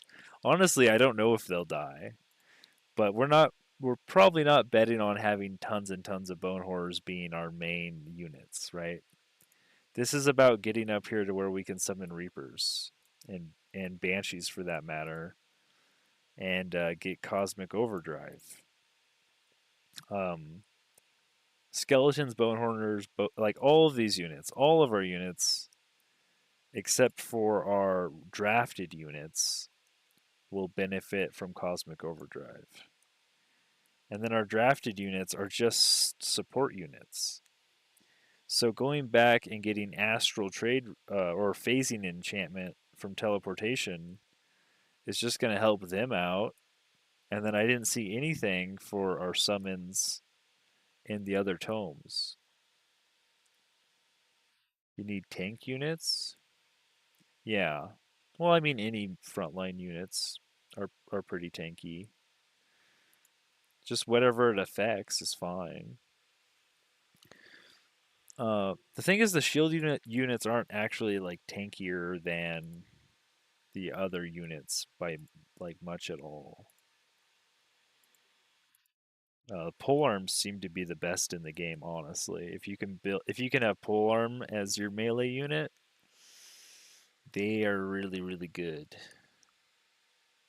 Or if you're gonna have a charging unit like a bone horror, you want that thing to have heavy charge, not normal charge, because heavy charge gets around the pole arms.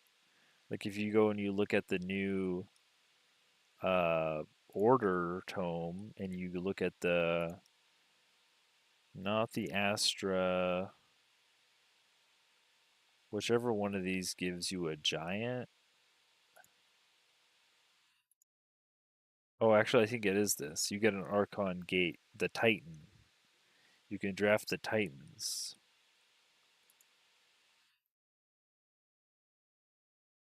Tyrant Knight, Shrine of Smiting.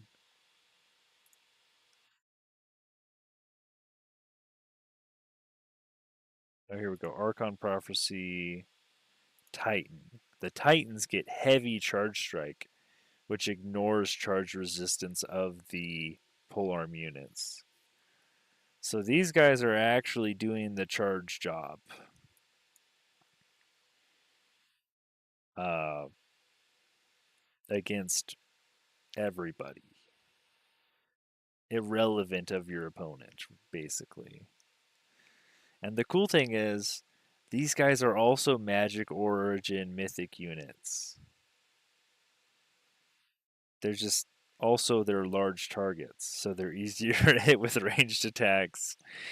And pole arms uh, guys usually have more damage against them. Um, but when they come in with the heavy charge strike, and they're led by an Archon,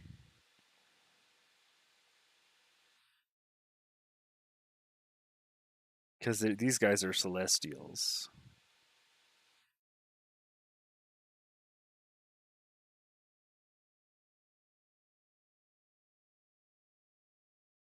These guys, they don't have a leader trait, but I guess the undead titans, they summon skeletons and stuff. They have their own kind of thing going.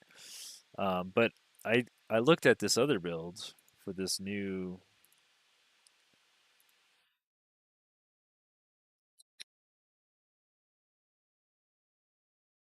It was this one. I didn't go through the whole tome list, but you could get like 200% damage on these guys' heavy charge if you on the Titans heavy charge if you lead them with an Astra, and then you full heavy charge strike with Cosmic Overdrive. This thing's hitting for uh, I guess if it crits, you're probably looking at 150 damage, something like that. And if it doesn't crit, probably like 75.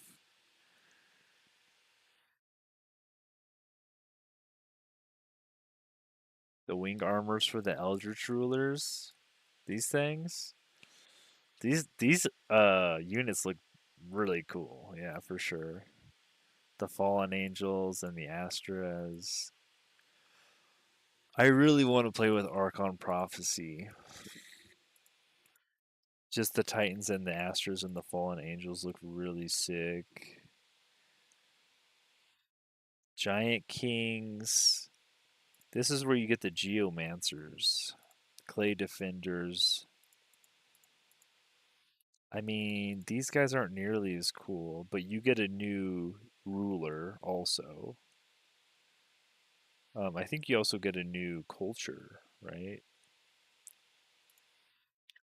The Ways of War. I don't see anybody talking about any of these units. Maybe they're over them. I mean, the dragons are Magic Origin mythic units.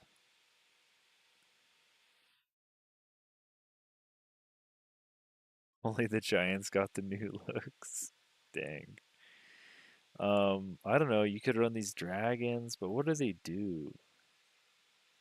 Grace. These guys are like supports. Link to a friendly unit. These guys are like supporting dragons, and then these guys are ghost fire dragons. Mask of Calamity.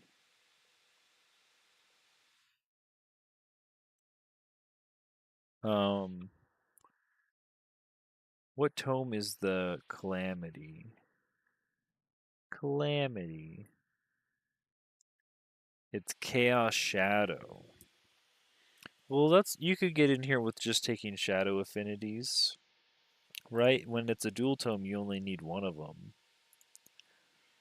So you could come in here tier 4 and grab this up instead of like the Reaper, and you could run these dragons if you wanted to. Uh, just a little bit different. I guess in this DLC, right? They also brought out the Shade, which was similar. So it's the Shade versus the monks, kinda. You have the good dragons and the radiant guardians versus the accursed ogres and the accursed blades and stuff. And then you have the righteous judge as opposed to the accursed trickster unit. So these guys are magic origin, battle mages. Yeah,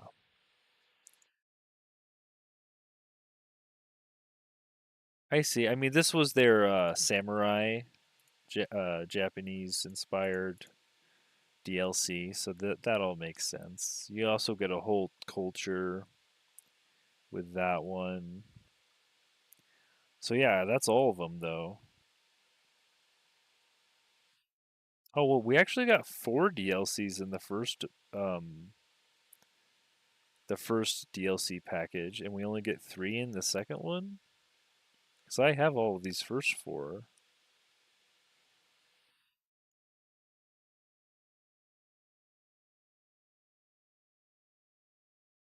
I don't know why they went down to 3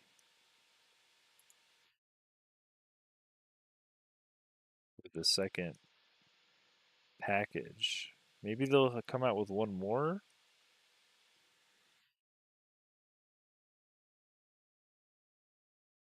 in the second set before they go to the third set. I guess the third set was confirmed.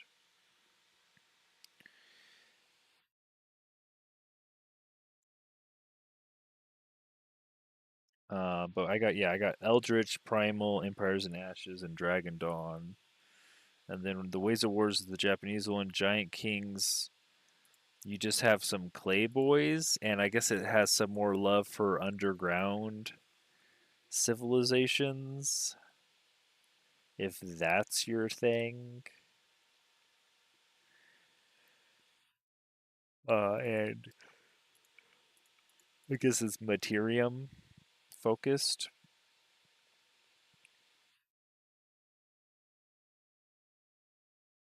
Seems a little lacking though, as far as the units go. But if you go and you look at the units from Eldritch Realms, you didn't get a ton of units either, but you did get some of the most busted units, like the Pyre Templar.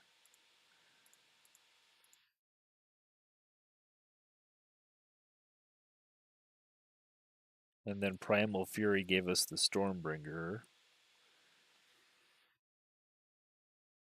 I mean, when you get a tier 4 unit that's a form unit, these things scale into the stratosphere.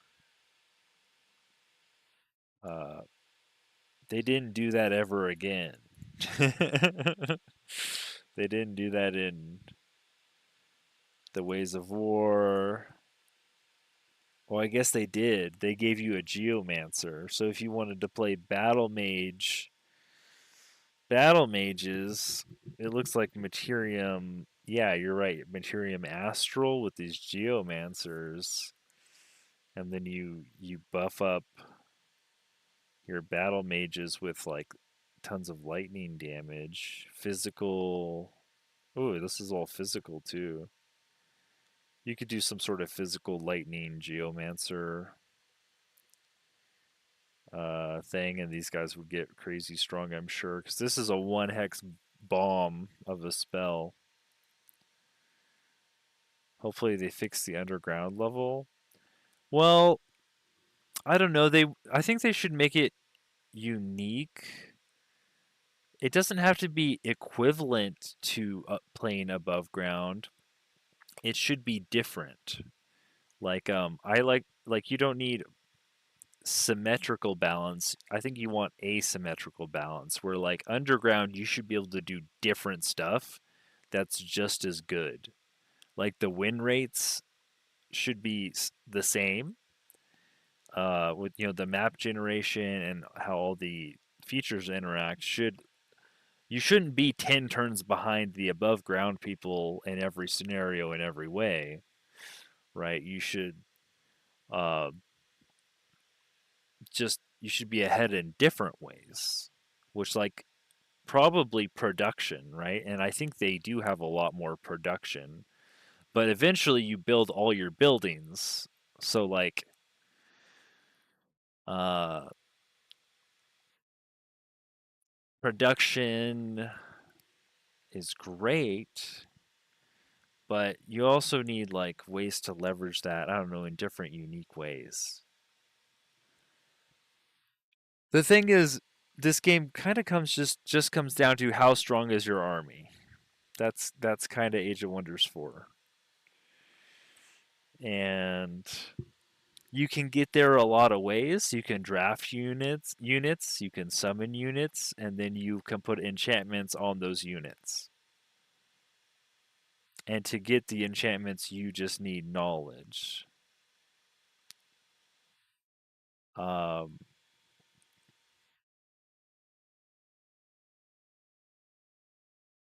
I guess I haven't really played Underground, so I don't know what's quote unquote wrong. I just hear that they're always like 10 or 20 turns behind everyone else.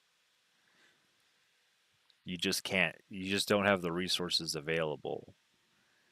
Which I guess that means like if you make a empire or a faction that is supposed to be underground, you shouldn't have that issue, right? Like when you are prospecting or digging, I guess it's mostly digging, right? Prospecting's for mountains. You should be able to prospect underground too. But when you're digging and you have, I know there's some traits where it's like you have a chance to get more resource nodes when you dig up an area. Like that should make you at least equivalent with above ground players.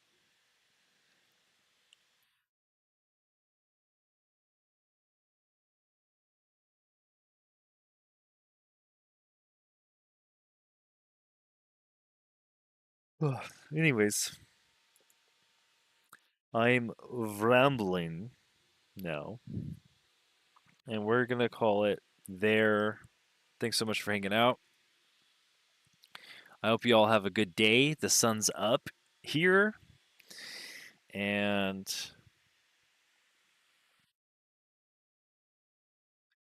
I'm gonna enjoy what bit of it I can while I edit. It's just an expansion problem. At least above ground, you can expand easier than underground. Right. You have to find like the open underground areas to put your cities. And you can't annex hallways, right? So, yeah. You don't have provinces to annex, which means they need to like redo the map generation so that you have provinces to annex. Like lava, more diggable, like the diggable areas probably should be deeper so that you could actually dig out annexable provinces. But that has to do with their underground map generation, not necessarily like adding content. And all they're really doing is adding content. I don't know much about this studio, honestly. So I can't speak to like what you can expect from them. You probably know more than I do. All right, until next time on Playthrough Pulse.